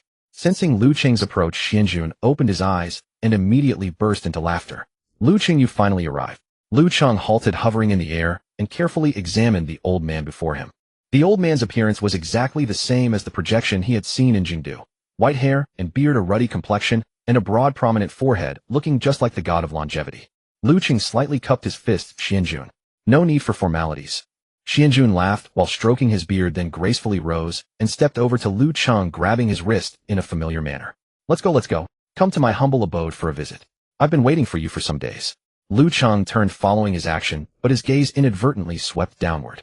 Now looking down from 10,000 meters at the summit of Gongwang Mountain, beneath the thick ice and snow, there was a deep hazy darkness. And on the surface of the entire Gongwang Mountain, a hemispherical pale golden film covered it, with complex inscriptions flowing across it like a giant inverted bowl, sealing the entire peak within. Inside the film, countless huge and ferocious shadows writhed violently, struggling to break free with claws and fangs. Are you suppressing this formation? Lu Cheng pointed at the pale golden film below and asked. Xianjun stroked his long beard and chuckled. That's right, this formation was set up by Xingwang, the group owner of our sacred pavilion. He put a lot of effort into suppressing this largest rift back then. Xianjun paused and continued to explain. The four of us each guard one direction in accordance with the four symbols. I guard the Qin position. Lu Cheng was a bit surprised upon hearing this and looked at Xuanjuan, who was still holding his wrist and about to leave. If you leave now, won't the formation be unguarded? Xianjun waved his hand and said cheerfully, Hi. How could I keep watch all the time? If I couldn't leave for even a moment, how could Baidi have gone to Jingdu to find you? As long as there is no major problem, leaving for a short while is absolutely fine. No sooner had he spoken than the pale golden film below suddenly bulged upward in a large lump. A gigantic face shot out from the depths of the formation, violently pressing against the film. The giant face lacked any facial features, looking like a severely deformed human face, tightly wrapped in transparent plastic wrap. It squeezed desperately inside the great formation, pushing the film into a high bulge, and let out a piercing roar. Humans, when we get out, we will devour you all. The giant face twisted and roared its sound waves, causing the void to explode with a bang. Lu Cheng pointed at the giant face below, which was almost about to break through the film, and twitched the corner of his eye. Are we sure it's okay to leave here? Xianjun glanced at the giant face, still smiling, without any change in expression. It's fine. With that, Xianjun raised his hand and waved it forward. Whoosh! The primordial energy in heaven and earth converged madly, and in an instant a massive palm 100 meters wide condensed in the void, slapping down toward the giant face below. Slap! A crisp, immense sound rang through the sky. The roaring giant face was instantly slapped askew and retreated inward. Even the formation film bounced with a duong sound, then quickly returned to its original state and settled. Xianjun withdrew his hand, shook it, and said to Lu Cheng with a smile, Hee, let's go. Lu Cheng, come to my place for a visit. After saying this, he released. Lu Cheng took a step forward, and his figure teleported hundreds of meters away, instantly appearing in the distant void. Lu Cheng hovered and placed the corners of his mouth twitching slightly. Then his form turned into a streak of light and followed. On a mountain peak several miles away, a fierce wind howled, carrying fine ice crystals. This peak also belonged to the Kunlun mountain range, but compared to the towering and majestic Gongwang Mountain, it appeared much smaller. Lu Cheng followed Xianjun onto a clearing on the mountainside, staring at the abrupt building before him, a look of surprise spreading across his face. Unlike the quaint thatched hut or stone house he had imagined, this was a 3-story mountain villa brimming with modern style. The entire structure featured extensive floor-to-ceiling glass and warm-toned walls with clean and concise lines, exuding a strong sense of modern technology. He then looked at the figure walking ahead, clad in a loose white robe. Xianjun, with his snow-white hair and beard resembling an ancient immortal, made Lu Cheng's lips twitch involuntarily. Xianjun leisurely walked to the villa's entrance and slightly raised his head. Ding! Identity verification successful. Welcome home. As a prompt sound rang out, the door slid smoothly open to both sides. Watching Xianjun deftly scan his face to open the door, Lu Cheng couldn't help but quip, Isn't this house a bit too trendy? Xianjun turned to glance at him, stroked his white beard, and chuckled. Young man, why are your thoughts so old-fashioned? What's wrong with modern architecture? It has air conditioning and underfloor heating much more comfortable than those drafty stone caves. This old man is here to guard, not to torment himself. Lu Cheng followed him into the villa. The interior was as warm as spring, with soft light gray carpet underfoot, a large sofa set in the center of the living room, and a full range of projection equipment and smart appliances. How was this villa built? Lu Cheng examined the luxurious decoration, curiosity stirring within him. Xianjun busied himself by the marble coffee table in the living room, bringing out a set of antique purple clay teaware. As he skillfully boiled water and rinsed the tea, he replied with a smile, "With the authority of a martial saint, asking the Supreme Council for a house is easy. Just give them a word, and the capital will immediately send people to build it. And don't underestimate the speed of Daxia. Their craftsmanship and efficiency in infrastructure are remarkable. They can erect a villa on this snowy mountain in just a month." As he spoke, Xianjun took out an exquisite metal tea canister from the cabinet under the coffee table and grabbed a handful of tea leaves into the pot. "It seems Lu Cheng has arrived." A voice rang out in the living room.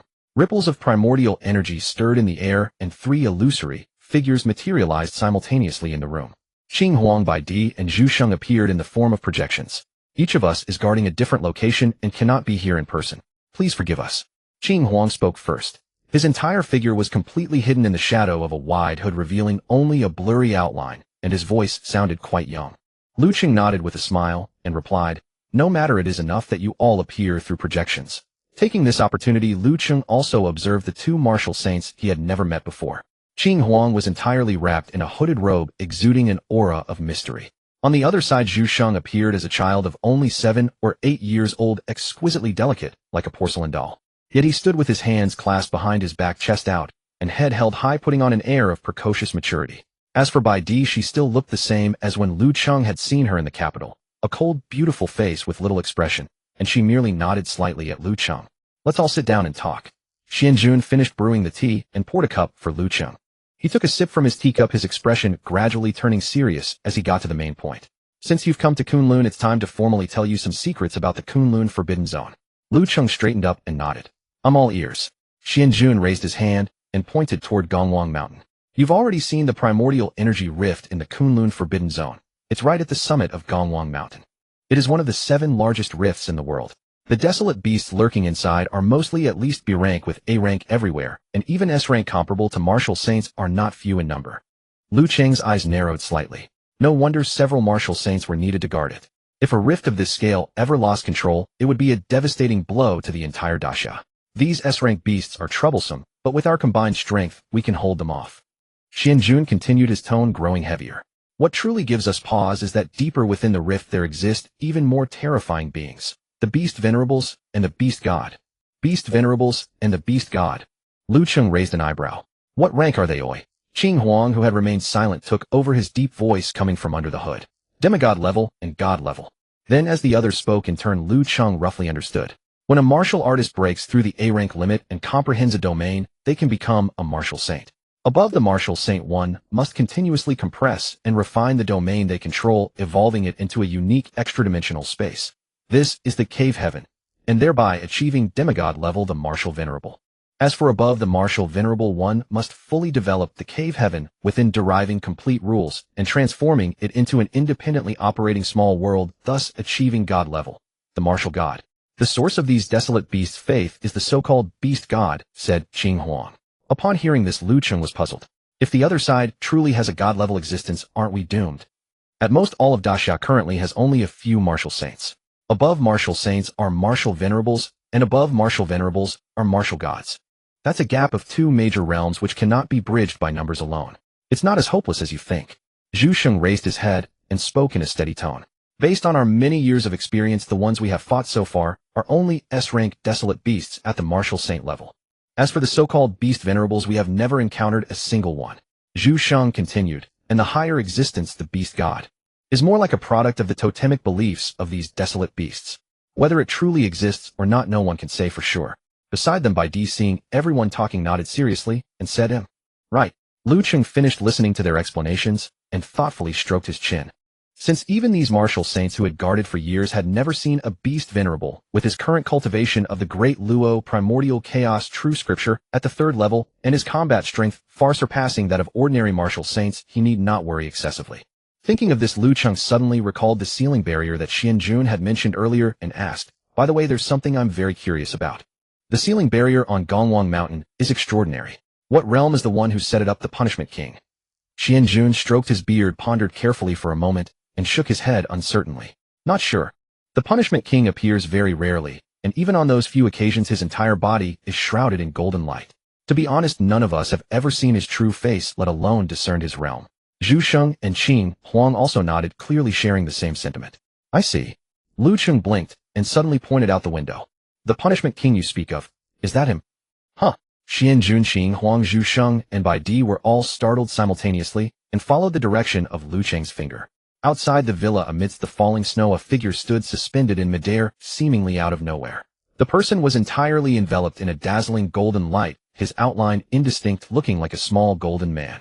The small golden man floated silently above the ground, gazing through the floor-to-ceiling window at the people inside the living room, utterly soundless. Outside the floor-to-ceiling window the fluttering snowflakes abruptly froze. A golden light flashed, and the little golden figure that had been outside the window vanished, silently reappearing in the center of the villa's living room.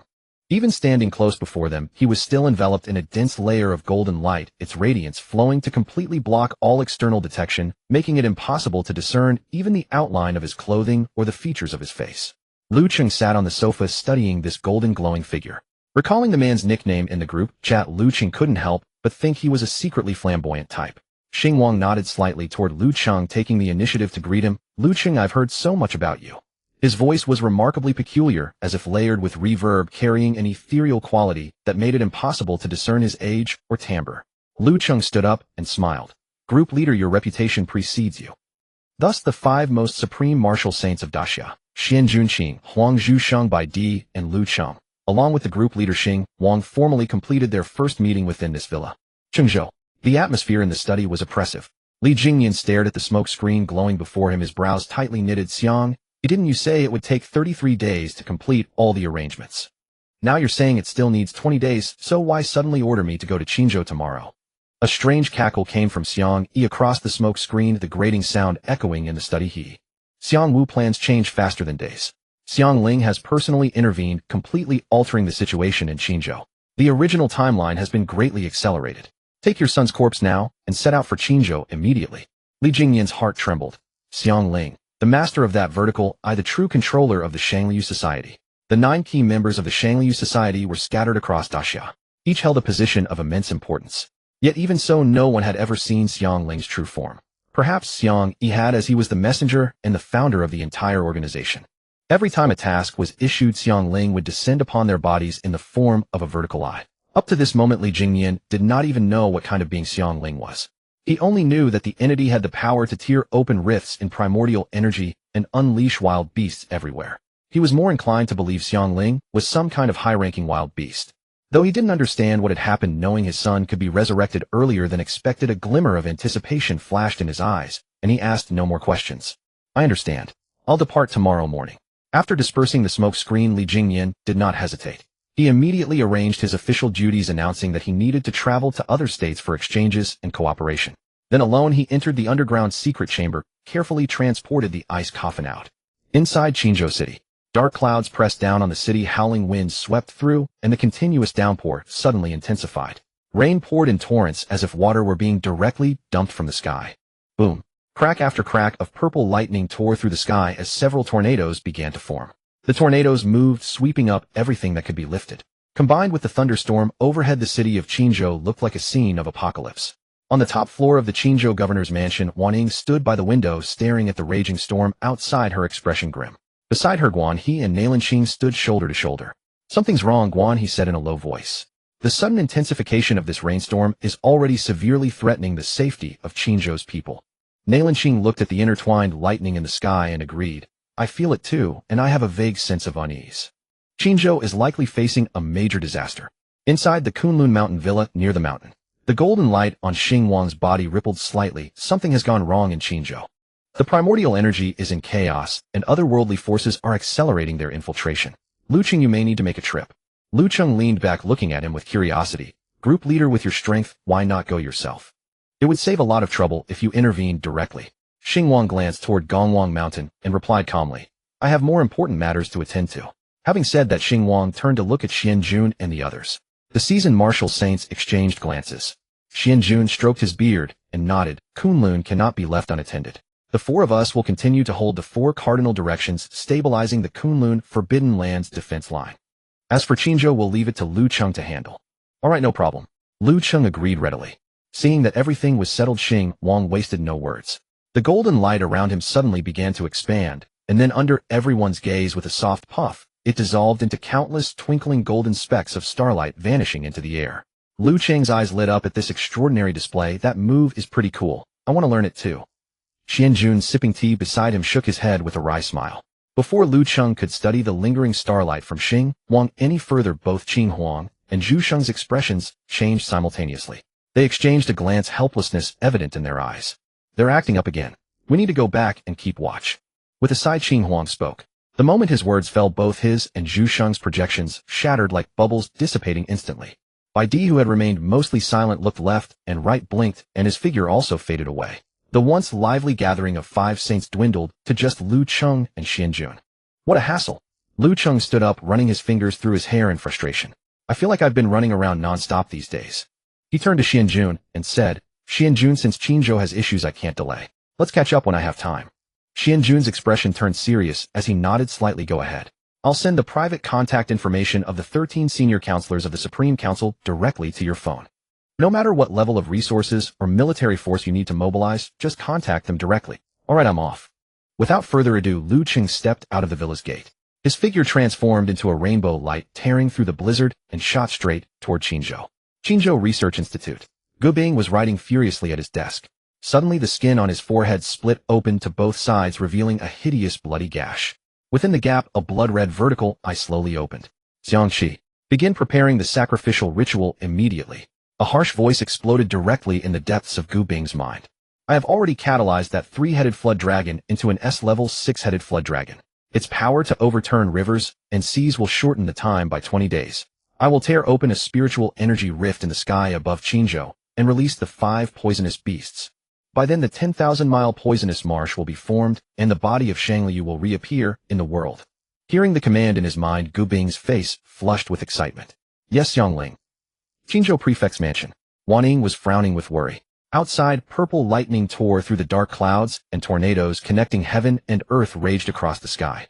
They swept through streets and buildings, uprooting streetlights, vehicles, and even structures. Prefect, something terrible has happened. A secretary rushed into the office, his face ashen and bloodless, and said anxiously, a new spiritual energy rift has appeared in the sky above Qingzhou. Upon hearing this, Wan Ying's expression changed drastically. He spun around sharply and said, what did you say? A new spiritual energy rift. The secretary wiped the rainwater from his face. Yes, a rift not recorded in any registry. The rift is 10 kilometers long, over 100 meters at its widest point, and the width is still increasing. In addition, there is another matter. The secretary said with a strange expression, a large number of people have suddenly gone missing in Qingzhou City. We have compiled statistics, and these missing persons share a very consistent characteristic. They are all obese individuals weighing no less than 300 g.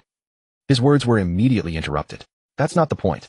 Wan Ying slammed the table in agitation. The missing persons can be investigated later.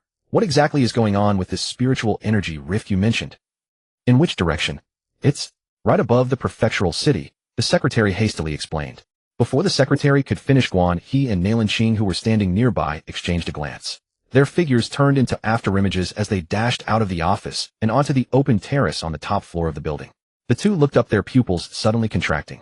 Above Qingzhou, the dark clouds were violently torn apart by an invisible force, revealing a rift that stretched across the sky. Chaotic spiritual energy surged out from the rift, accompanied by countless twisting black shadows within. Then they saw dense swarms of wild beasts squeezed out of the rift. Not good. Guan He drew his long sword, his heart pounding violently, feeling a great disaster looming. However, an unbelievable scene occurred. The thousands of wild beasts that had surged out of the rift exploded in midair at an altitude of several kilometers before they even reached the ground. Bang, bang, bang. The explosions rang out one after another, even drowning out the thunder, wildly echoing through the clouds.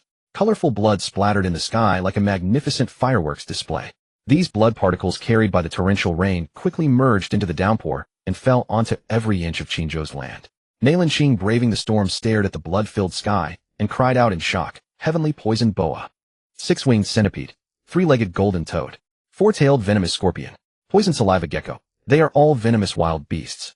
And not a single one is below B rank. As more and more wild beasts exploded in the sky, tens of thousands of poisonous blood droplets followed the rain into the river's underground water networks and every street. The entire Qingzhou visibly transformed into a black, foul-smelling, poisonous marsh.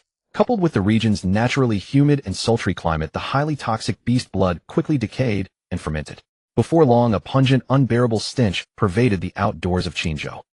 On the other side, at a temporary landing field on the outskirts of Qingzhou City, a pitch-black helicopter landed steadily. Li Jingyan, wearing a black trench coat, hoisted a custom-made ice coffin onto his shoulder and slowly stepped down from the helicopter. His feet trod the muddy, stinking black, poisonous marshes sols emitting white smoke, but Li Jingyan didn't care at all. His eyes were resolute, his face full of anticipation. As long as he brought his son's corpse to the designated location, the all-powerful deity Shangliu would perform a miracle, allowing his son, who had been dead for 10 years, to open his eyes again and call him father. Li Jingyan carefully used his spiritual energy to shield the rain from falling on the ice coffin and headed straight for the Qingzhou Research Institute. Tens of thousands of meters above the sky, a private jet belonging to Jingwu University was cruising steadily above the clouds. Inside the cabin, Shi Chongqing, the president of Jingwu University, was leaning back in his seat, his feet 50 centimeters off the ground. He was rubbing his temples wearily. Dong, dong. Suddenly, two crisp tapping sounds came from outside the window. Shi Chong was startled, turned his head to look out the window. His pupils instantly dilated, and his glasses nearly fell off in fright. Outside the airplane window, a figure in a black jacket with hands in his pockets was leisurely treading on the void, maintaining a speed perfectly synchronized with the aircraft and flying side by side. In the stratosphere, 10,000 meters high, fierce winds and violent air currents traveling at hundreds of kilometers per hour automatically dissipated upon approaching within half a meter of that figure without even stirring a corner of his clothing. The newcomer was Lu Cheng, who had rushed from Kunlun at full speed to Qingzhou. He looked at Shi Chong inside the cabin, grinned, and his voice, transmitted through secret sound transmission, rang clearly in Shi Chong's ear. President Shi, what a coincidence. A line of black lines immediately appeared on Shi Chong's forehead. He hesitated on how to respond to Lu Cheng, but then heard the other's voice again. Just speak directly, I can hear you. After his initial surprise, Shi Chong immediately understood. Indeed, how could I possibly fathom the methods of a martial saint? To withstand subsonic speeds and the fierce winds at 10,000 meters with his physical body and still casually chat while walking alongside the aircraft. In the entire Daxiao, probably only this martial saint could pull off such an absurd feat. Lu Cheng maintained a speed synchronized with the plane, smiled indifferently, and said, I happened to pass by and saw your private jet, so I stopped to say hello. By the way, how is the investigation going in Qingzhou? Shi Chong sighed helplessly and replied, the investigation into the Qingzhou rainstorm incident is mostly complete.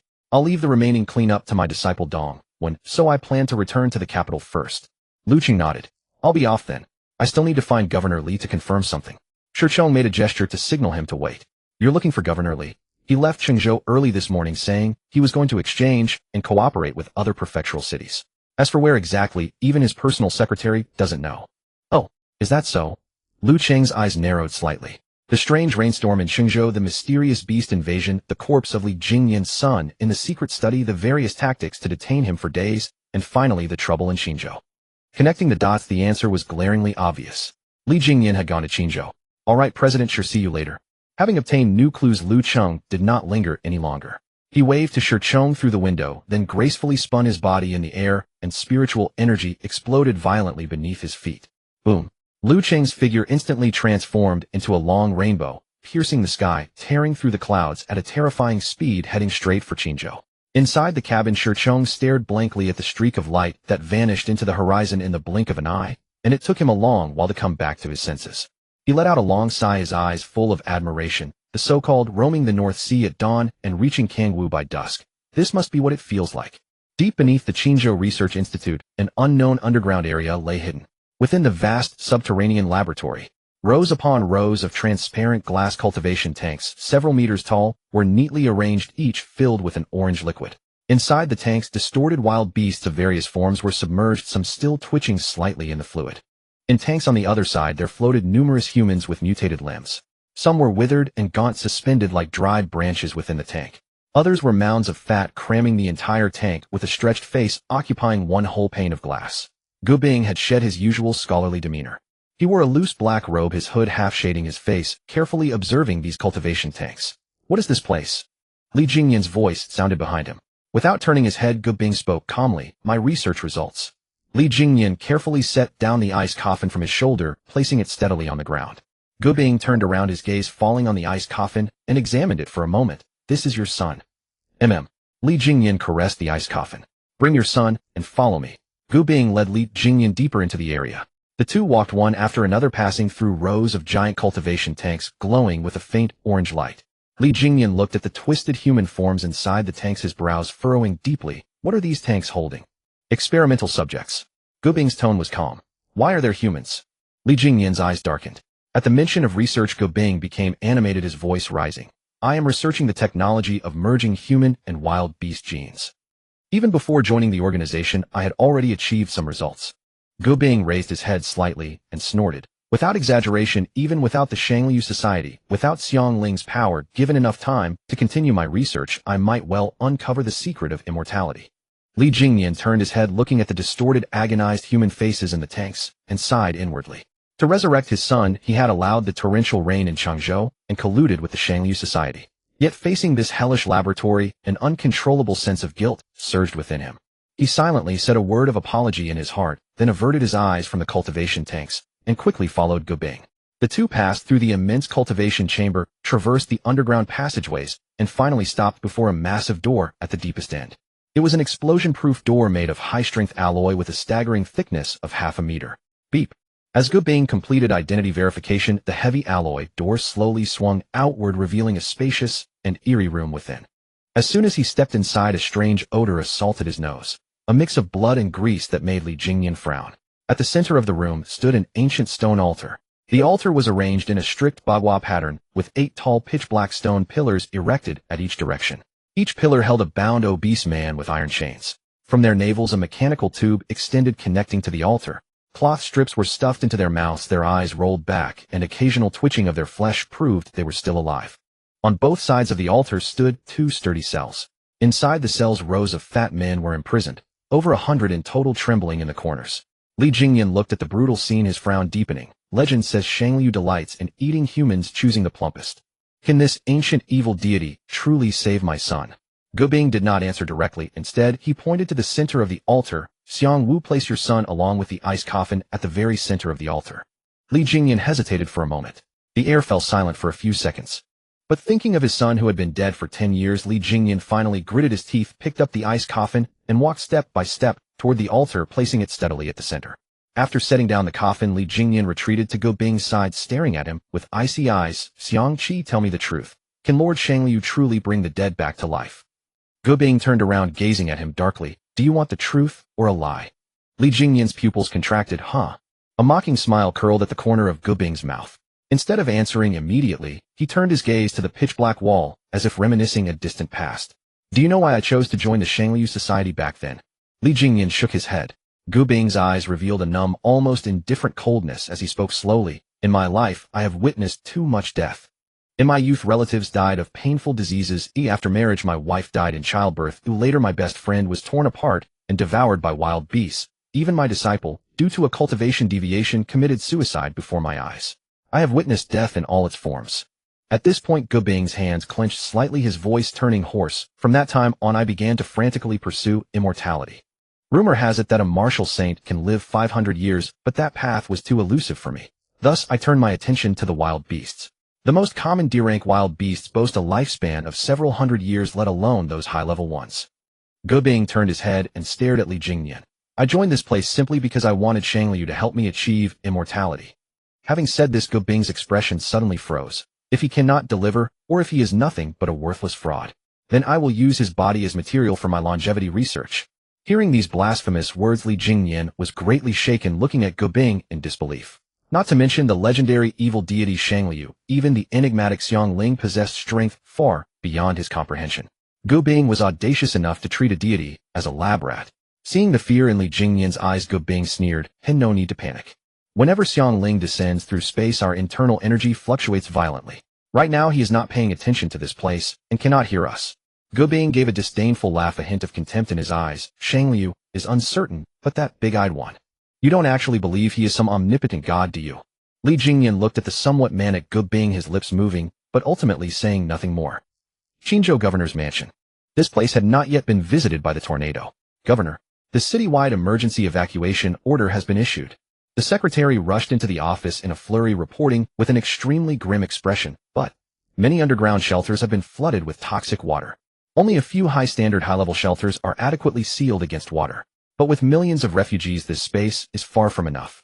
Wanning stood before the three-dimensional map of Qingzhou, looking at the flooded areas marked on it, and slammed her fist on the table. Cutting corners.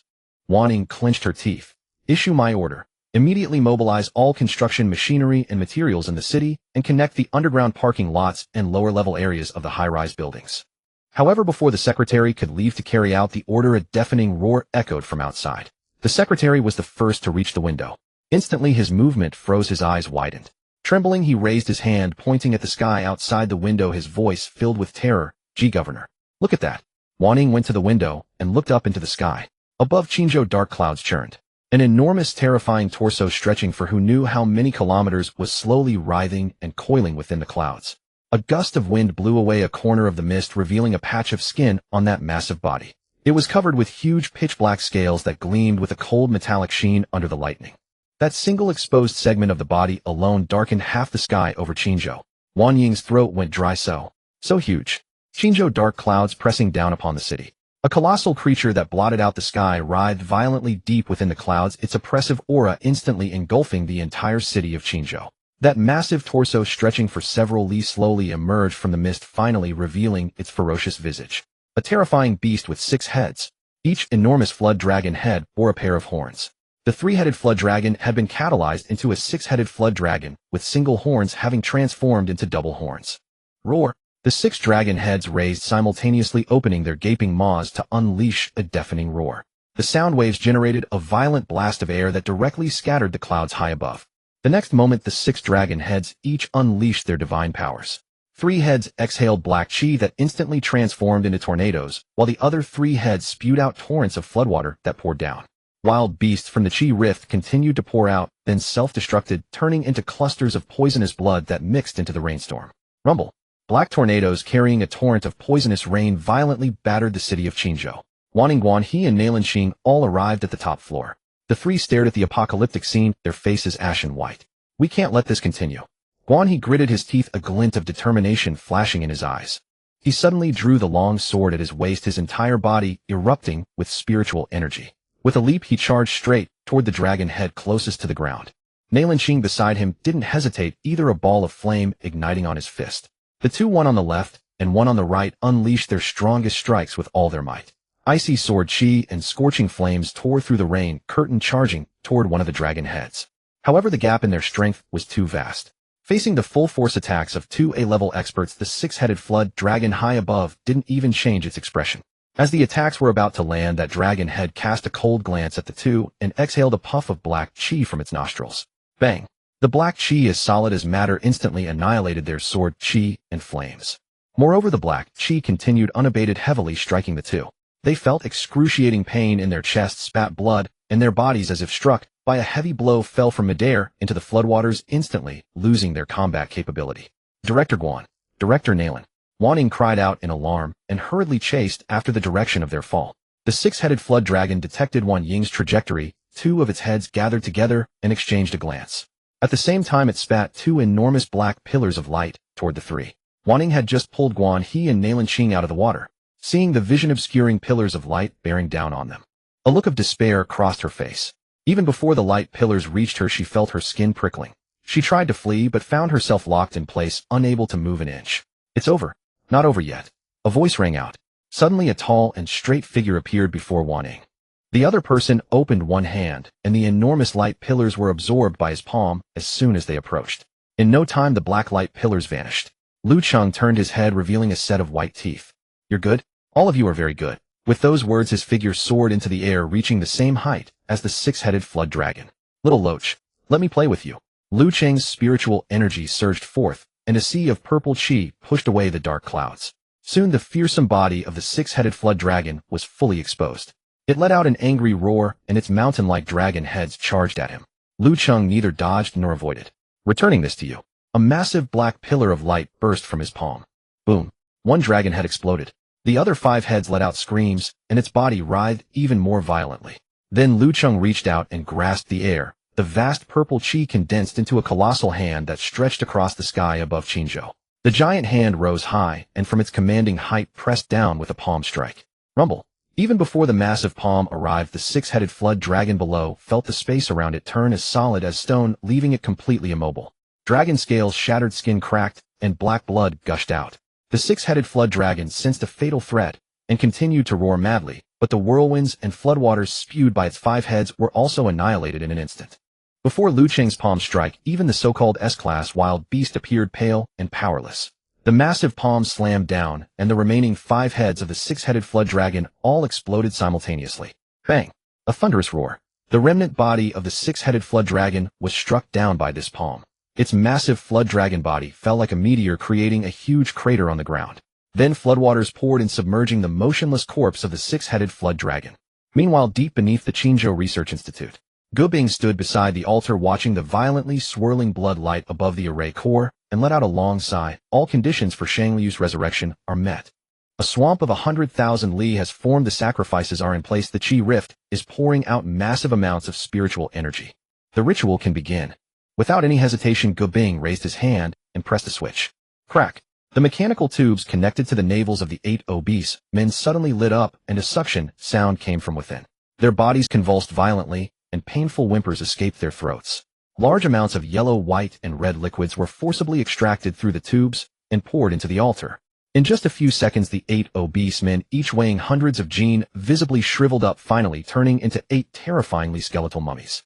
Then the Bagua altar erupted with blinding blood light. Boom! A blood-colored pillar of light shot into the sky, directly piercing through the underground rock layers. Hiss! A voice from the ancient times rang out, piercing the heart and shaking one's soul. Amid the 10,000 zhong blood light, strands of violent black chi surged from all directions, rapidly condensing above the Bagua altar. A phantom with 9 snake heads slowly gathered and took shape in midair. A huge crater appeared in Qingzhou City, within which lay the corpse of the 6-headed flood dragon. Lu Cheng descended from the sky and examined the 6-headed flood dragon. My! His eyebrows raised slightly as he looked down into the deep pit from above. Escaping by shedding its shell. Despite having all its heads shattered, this 6-headed flood dragon had not died on the spot. It had discarded its outer shell and fled to who knows where. Forget it, I'll deal with it when I have time.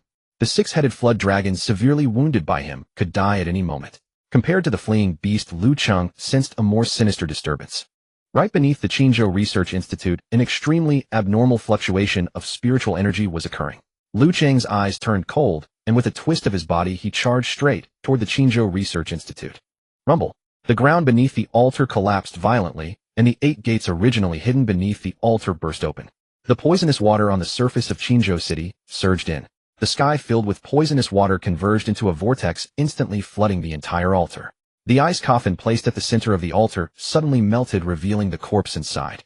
It was a boy's corpse, as pale as paper, none other than Li Jingyan's son Li Yan. Large amounts of poisonous water, blood energy, and black chi swirled around Li Yan's body. Directly above the altar, the phantom of Shang Liu had already formed a distinct outline. 9 ferocious snake heads twisted around, exuding a suffocating malevolence. Suddenly the 9 snake heads stopped, writhing simultaneously, their serpentine eyes fixed on Li Yan's corpse. An angry voice suddenly rang out, "Bloodline of the Emperor Yu." Above the Bagua altar a sinister wind howled. The illusory 9-headed serpent body of Shang Liu writhed violently in midair. "Bloodline of Yu Huang." A piercing roar exploded abruptly. The colossal 9-headed phantom transformed into a streak of pitch-black light, diving downward and plunging directly into Li Yan's corpse. Witnessing this, Li Jingyan's expression shifted drastically, and he cried out in fury and alarm, "Stop! What are you doing?" Before his voice faded, a crack split open on Li Jingyan's forehead. A hideous blood fissure that automatically gaped, revealing Xiang Ling's blood-red vertical eye. "Haha, isn't this resurrecting your son?"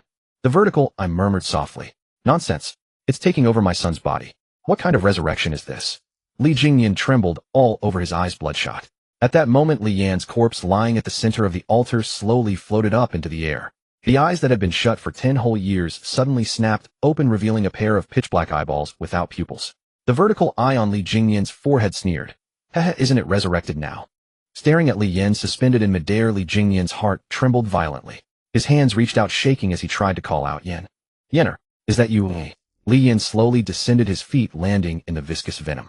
He stood there with those pitch-black eyes motionless like a wooden puppet. No matter how Li Jingyan called, he received no response. Panic seized Li Jingyan.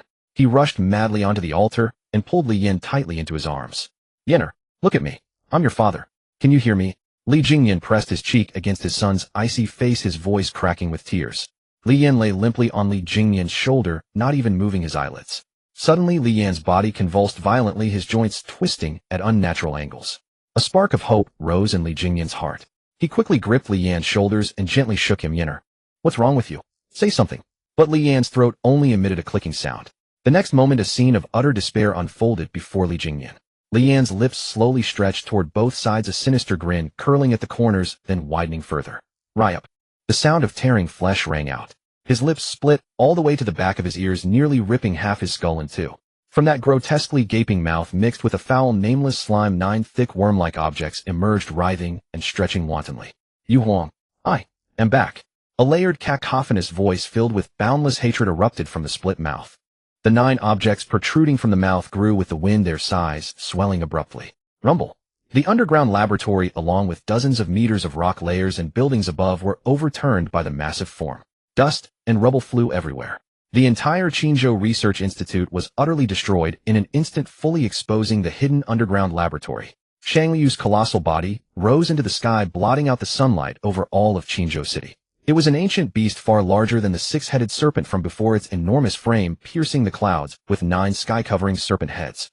Each head loomed like a mountain covered in age-old pitch-black scales emanating oppressive might. And at the end of the abdomen connecting the 9 heads dangled a tiny pale corpse, Li Yin himself. Li Jingyan collapsed to the ground, staring blankly up at his son's body, hanging from the beast's end. His eyes lost all luster, his mind a complete blank. He had schemed and endured humiliation for 10 full years only to have delivered his own son's corpse to the evil god as a vessel for its descent. The blood-red vertical eye on his forehead rotated slowly, and Xiang Ling's mocking voice echoed, "Desperate, aren't you?" Xiang Ling unhurriedly revealed an even crueler truth. "Your wife was a descendant of the ancient sage King Yu Huang, bearing the bloodline of Yu Huang in her veins. In ancient times, Yu Huang suppressed and beheaded Shang Liu, sealing it. Before dying, Lord Shang Liu left a curse. After 10,000 generations, it would use the blood and flesh of Yu Huang's descendants to descend upon the world anew. Years ago, I sacrificed your wife only to discover that her bloodline had been diluted over the long ages, insufficient to support Lord Shang Liu's resurrection. Then, I found that the child she bore you, Li Yin, he inherited a purer bloodline of Yu Huang." Xiang Ling's tone carried a hint of smugness. Even so, Li Yan's bloodline was still insufficient. "So I planted a seed within his body. Nurtured for 10 years, that seed has finally fully matured enough for Lord Shang Liu to use." Xiang Ling's words were like a steel blade, piercing Li Jingyan's heart, shattering the 10 years of his perseverance into pieces. He knelt on the ground, his face etched with despair. On a high platform at the edge of the ruins, Lu Cheng stood with his hands behind his back in the wind and reigned silently, observing everything. With his current hearing, he could clearly catch every word of the dialogue between Li Jingyan and the vertical eye. After hearing Xiang Ling's account, Lu Cheng's expression turned extremely peculiar. Spiritual energy has only been reviving for 300 years. The corner of Lu Cheng's mouth twitched almost imperceptibly as he silently complained, "Ancient sage King Yu Huang. The Yu who controlled the floods. Yu Huang killing Shang Liu. Isn't that a myth? Did I transmigrate into a proper world?" But grumbling aside, Lu Cheng looked up and fixed his gaze on the terrifying monster. The 9-headed Shang Liu soared into the sky, its 9 massive serpent heads probing everywhere between heaven and earth. The heads seemed to have no physiological limit, their necks able to stretch and extend infinitely. Whoosh, whoosh. With piercing screams, 4 of the gigantic heads suddenly shot out, crossing dozens of li to strike precisely at the east, southwest, and north city gates of Qingzhou. Boom, boom, boom, boom. 4 earth-shattering explosions erupted almost simultaneously. The towering city gates of Qingzhou, along with large stretches of the city wall, crumbled into pieces. The walls collapsed, allowing the endless venom inside and outside to merge and flood everywhere. Wherever Shang Liu's serpent heads passed, the sky darkened, fierce winds and rain howled, venomous marshes spread, and a nauseating stench filled the air. In the distance, Wan Ying, carrying the severely wounded Guan, he and Nailan Qing finally struggled to reach the Qingzhou Research Institute. The 3 stared at the colossal beast that spanned heaven and earth, their eyes filled with indescribable shock and terror. What is this? Can we really win?" Wan Ying's voice trembled. At the center of the ruins, Li Jingyan knelt on the ground, his hands clenched into fists, his nails digging deep into his flesh, oozing blood. All his hopes, all his perseverance, everything he had become a complete joke at this moment. Extreme remorse and fury transformed into a towering flame of hatred in his chest. He suddenly lifted his head, staring fixedly at his son's corpse hanging in the sky, and let out a desolate, desperate roar. Ah! I'll fight you to the end. Li Jingyan's roar echoed through the curtain of rain. He rose from the ground, his eyes bloodshot, his 5 fingers curled into claws, and he plunged them fiercely into his own forehead. A squelch. Blood spattered, streaming down his cheeks. Without even a frown, Li Jingyan exerted force with his fingers, digging out the blood-red vertical eye in the center of his forehead along with the surrounding flesh and bone. Between his fingers, the gouged-out blood-red eye still revolved eerily, emitting a dark crimson glow. A ethereal mocking voice emerged from within. It's useless, hee. I am a god. I am omnipresent. Li Jingyan's face was deathly pale, the area around his eye sockets covered in flowing blood, hideous and terrifying. He clenched his right hand, and the yuan qi in his palm exploded with a bang. A puff. The blood-red eye in his palm, along with the flesh and bone, was instantly crushed into powder, slipping through his fingers and falling into the water. Then, his face covered in blood, Li Jingyan leaped up directly. He is actually A rank. Guan Ying recognized Li Jingyan from a distance. Except for the upper 13 prefectures, all prefectural governors were B-rank warriors. And Qingzhou, which Li Jingyan governed, was located in the northwest and was not one of the 13 prefectures. Logically, Guan Ying and Li Jingyan, both being ordinary prefectural governors, should have been of comparable cultivation. But the fluctuation of yuan qi that Li Jingyan had just erupted was far beyond B rank. Although she did not understand what had happened, she sensed that Li Jingyan seemed to have betrayed humanity. On the other side, Li Jingyan leaped into the air, grabbing Li Yan's leg, and then climbed up, embracing Li Yan's cold torso. There was a huge hole in Li Jingyan's forehead, his face covered in blood. Blood tears flowed from his eyes. Wanner, Yenner, I couldn't protect you. A desperate wail pierced the sky. At that moment, the yuan qi within Li Jingyan's body suddenly reversed, and a dazzling red light burst from his 7 orifices. Boom! An earth-shattering explosion detonated in midair. Li Jingyan self-destructed. The violent force blasted himself and Li Yan's corpse into a mist of blood that filled the sky. In a corner of the ruins, Gu Bing, cloaked in black, silently witnessed the entire process. He watched the blood mist drifting in the air, his eyes devoid of any ripple. He looked at the massive body of Shang Liu and shook his head with some disappointment. Another false god indeed. His voice was low. With that, Gu Bing's body began to melt grotesquely, turning into a pool of black water in the blink of an eye, merging into the flood and vanishing completely. On a distant platform, Lu Cheng silently watched this scene, not stopping Li Jingyan's actions. He knew Li Jingyan had his reasons, but the things Li Jingyan had done were real. As early as in Qingzhou, Lu Cheng had already investigated, colluding with evil heretics, smuggling G-class civilians to feed wild beasts. Lu Cheng had once given him a chance, even specifically warned him, but in the end he had not given up. There are countless people with difficulties in the world. Doing evil is doing evil. There is no whitewashing it. In midair, the end of Shang Liu's torso was originally Li Yan's corpse. As Li Yan's corpse shattered, the Shang Liu in the sky remained indifferent. With the corpse gone, the Shang Liu, freed from the limitation of the skin, began to appear its lower half. At the same time, its already enormous body began to expand violently again. For hundreds of li, thousands of li, tens of thousands of li. The massive serpent body extended endlessly into the distance, rolling incessantly within the high clouds. Finally, a serpentine body stretching for an unknown distance, like a black iron great wall spanning heaven and earth, coiled over half of Daxia's sky. Black qi blocked the sun, and dozens of prefectural cities were shrouded under this suffocating dark cloud. On the ruins outside Qingzhou City, Guan Ying shielded Guan He and Nalanqing, looking up at this colossal creature that seemed to occupy the entire sky. Her breath halted. This is really a wild beast. Guan He's voice was hoarse and blood still seeped from the corner of his mouth. Nalanqing clenched her fists, her eyes somewhat numb. The 6-headed wild beast just now is pitifully small compared to this thing. Not only Qingzhou, but at this moment dozens of cities in central Daxia saw countless citizens take to the streets, staring blankly at the sky. Originally it was noon, but the sunlight was completely blocked. The sky was filled with dark clouds, and a thick body like a sprawling mountain range was lying across the clouds. Is the sky falling? What is that thing? Look over there. Is that a snake? Why is it so huge? Help! My yuan qi detector is off the scale. The yuan qi value has exceeded the upper limit. Soon people discovered that poisonous rain began to fall from the clouds, eroding large tracts of land into black toxic swamps. Alarms sounded in every prefectural city. Kunlun Mountains, Gongwang Mountain. The 4 emperors each guarded one position. The moment Shang Liu's body spread, the 4 suddenly opened their eyes at the same time. Xianjun guarded the Qin position. He suddenly looked up at the high clouds. Deep within the layers of cloud, a massive form could be faintly seen, slowly writhing, emitting a heart-stopping aura. Such formidable might. Could it be the legendary beast Sovereign? Xianjun frowned, his expression grave. He himself had killed S-rank wild beasts, but even an S-rank wild beast could not exert such a level of pressure. It seems I must go help Lu Cheng. Xianjun stood up Yuan Qi, surging ready to head to Qingzhou. However, just as he was about to move, the Gongwang mountain barrier beneath his feet suddenly erupted in turmoil. Bang, bang, bang. The impacts were continuous. Various ferocious faces pressed against the barrier membrane, pushing out huge bulges. From the depths of Gongwang mountain came piercing roars. Xianjun stopped looking at the crumbling barrier beneath his feet, a trace of helplessness flashing in his eyes. He halted in midair, sighed slightly, and could only sit cross-legged again. Vast Yuan Qi roared out from within him like a heavenly river pouring down, continuously pouring into the barrier, suppressing the turmoil below. Lu Cheng, you can only rely on yourself. Xianjun murmured, closed his eyes, and devoted all his energy to channeling Yuan Qi to reinforce the seal. At the same time, the same turmoil occurred at the positions guarded by Qing Huang, Bai Di, and Zhu Sheng.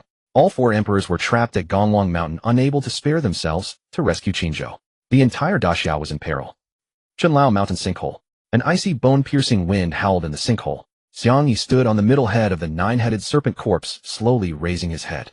His gaze seemed to pierce through the clouds, looking at the colossal creature spanning across Daxiao's sky. Not bad.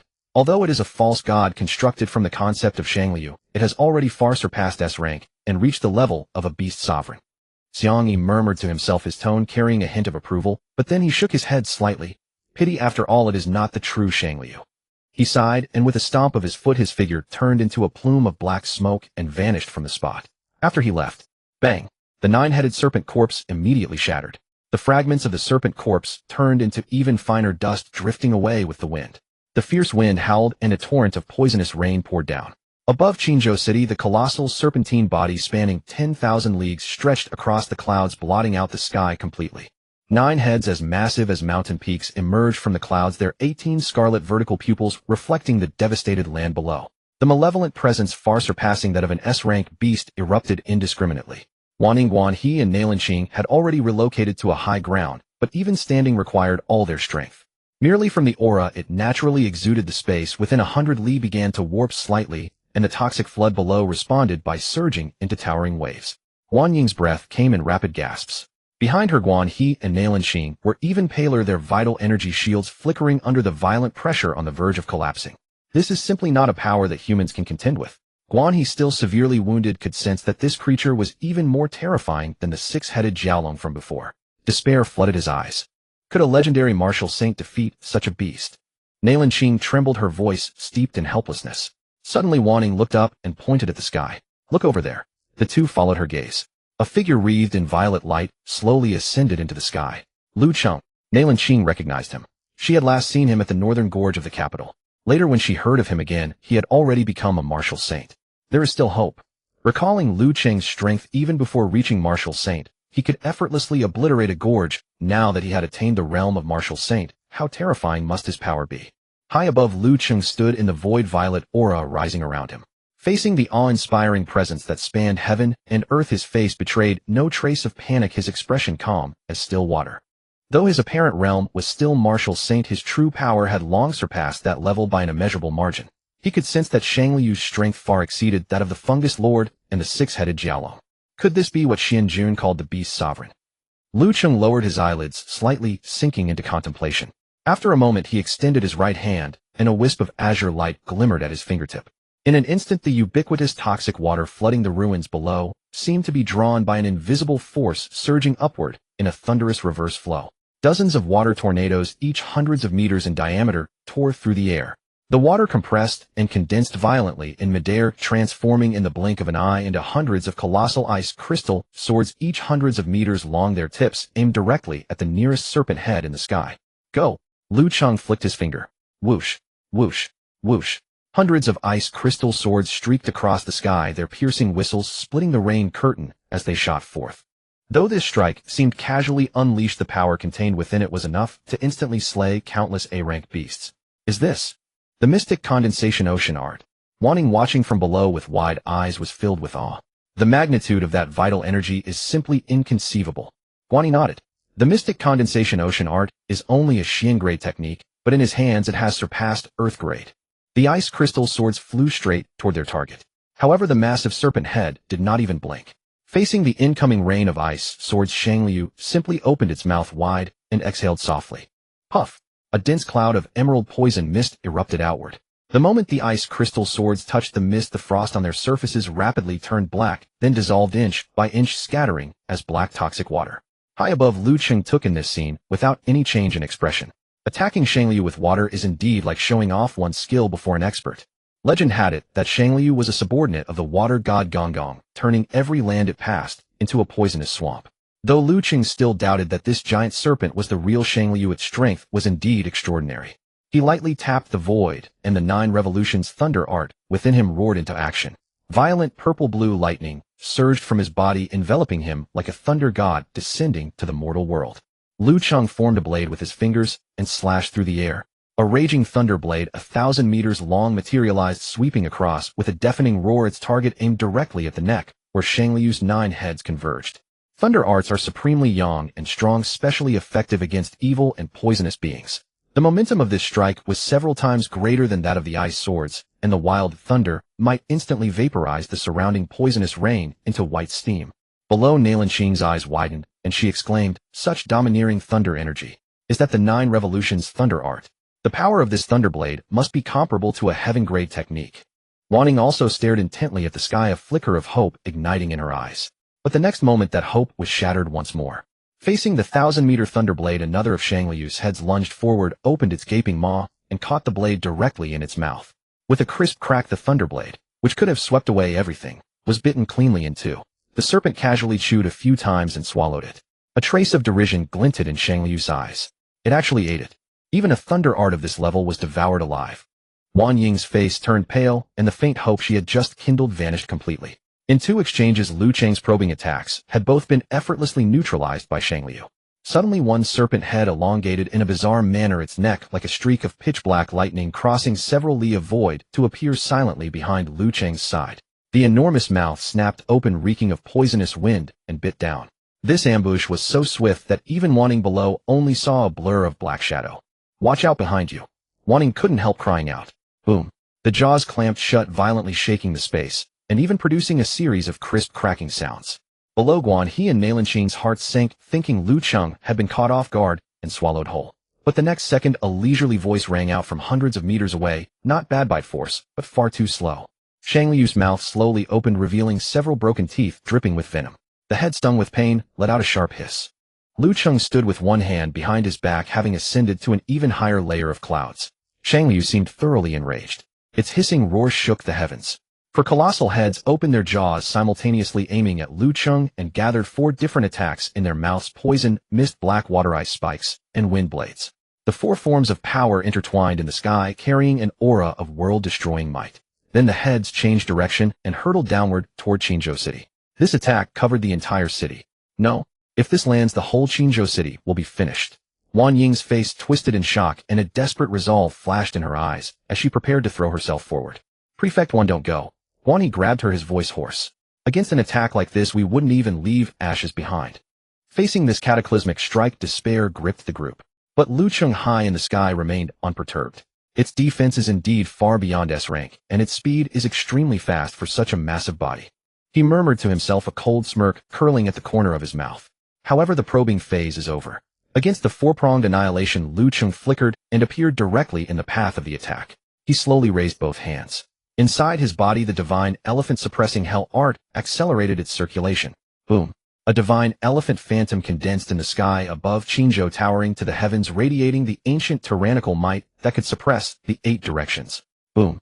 The 4 forms of annihilation attacks detonated midair with violent shockwaves hurtling straight toward the land of Qin province.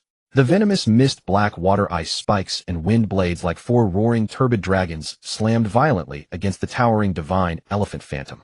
The divine elephant stood unmoved. The ancient ferocity rippled in layers, blocking the destructive force that could have obliterated Qin province city, unable to advance a single inch. On the ruined high ground below, Wanning blinked, almost believing she was hallucinating. Blocked. Nalanqing's face was filled with joy, her beautiful eyes full of shock. "It's that person's dragon elephant art." Guani's expression cracked. "You call that dragon elephant art?" He leaned weakly against the ruined wall behind him, a bitter smile tugging at his lips. "Is this the martial saint?" Above, seeing all attacks blocked, Shangliu was utterly enraged. Its roar tore through the sky, causing the floodwaters below to churn violently. The next moment, the bony flesh at the necks of Shangliu's 9 massive serpent heads began to writhe violently, producing a sound of flesh tearing. Plop. Except for the central head, the other 8 serpent heads directly detached from the colossal torso. No blood gushed from the severed ends, instead thick black chi seeped out quickly, sealing the wounds. The 8 serpent heads hung suspended in the void, their eyes wide with fury, their thick necks twisting wildly among the clouds. Then the 8 heads traced eerie trajectories through the air like pitch-black meteors, dancing recklessly and darting in and out of the clouds. Cheng Liu had entered its berserk form. Its might surged step by step, each of the 8 heads connected to a segment of neck, intertwining and spiraling as they lunged toward Lu Cheng's divine elephant phantom. Rumble. The serpent heads collided with the divine elephant phantom. Each impact sent world-shattering shockwaves, instantly clearing the surrounding clouds. The 2 forces clashed atop the clouds, darkening the sky and earth. Cheng Liu's 8 heads danced wildly, each bite leaving dark corrosive marks on the divine elephant phantom, while the phantom's trunk and massive feet smashed back, shattering Cheng Liu's scales and sending black chi flying. In the great Xia capital, the Council of Elders. The vast meeting hall was brightly lit, the atmosphere nearly frozen.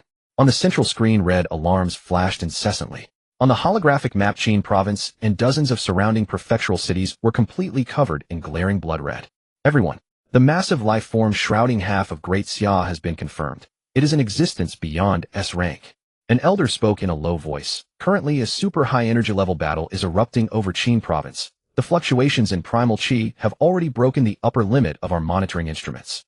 At the main seat, Chief Elder Wan Chongkong of the council stared grimly at the enormous shadow spanning half of Great Xia on the screen.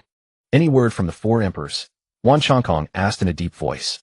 We sent a request, but it seems they are tied up by the Kunlun Forbidden Zone and cannot come. A stir ran through the hall, and many elders looked grim. With the 4 emperors occupied, who in Great Xia could stop this beast sovereign?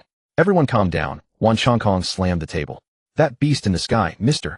Liu is holding it off. Just then an emergency communication screen popped up in the corner of the main display.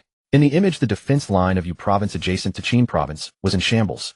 Due to the toxic rain and earth tremors caused by Cheng Liu's arrival, the wild beasts outside Yu province city had gone mad, crashing against the city walls. Several A-rank wild beasts had breached the defenses. Civilians were screaming and fleeing, and the defending soldiers were fighting hand-to-hand in blood. Calling the council. The defense lines of Yu province and Ji province are in crisis. The catastrophe brought by Cheng Liu has driven all wild beasts in nearly 8 neighboring prefectural cities into a frenzy. Seeing this, the elders' faces turned ashen. These beasts are taking advantage of the chaos. If the beast tide charges into the cities, the casualties will be incalculable. Wan Chongkong turned his head and looked at the 3rd seat elder Du Sheng, issuing a decisive order. Immediately mobilize the 28th Star Guard. Send them all out, rushing to the disaster-stricken prefectural cities for rescue. They must sweep away all the wild beasts causing trouble and stabilize the people. And what about the one in the sky? Should we launch a space-based strike to support Mr. Liu? Du Sheng couldn't help asking. Wan Chongkong took a deep breath, his gaze fixed on the map of Qin province. The battle in the sky is beyond our interference. Nuclear weapons and space-based weapons would likely be useless against that thing and might even block the view, hindering Mr. Liu. Trust Mr. Liu will do what we must. Understood.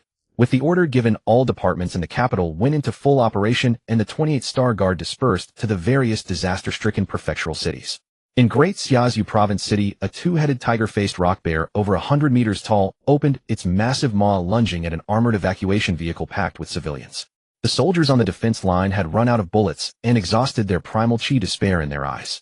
Just as the giant bear's paw was about to crush the armored vehicle, a dazzling golden light severed the paw at the shoulder. Blood sprayed wildly, and a flying kick sent the 100-meter giant bear toppling.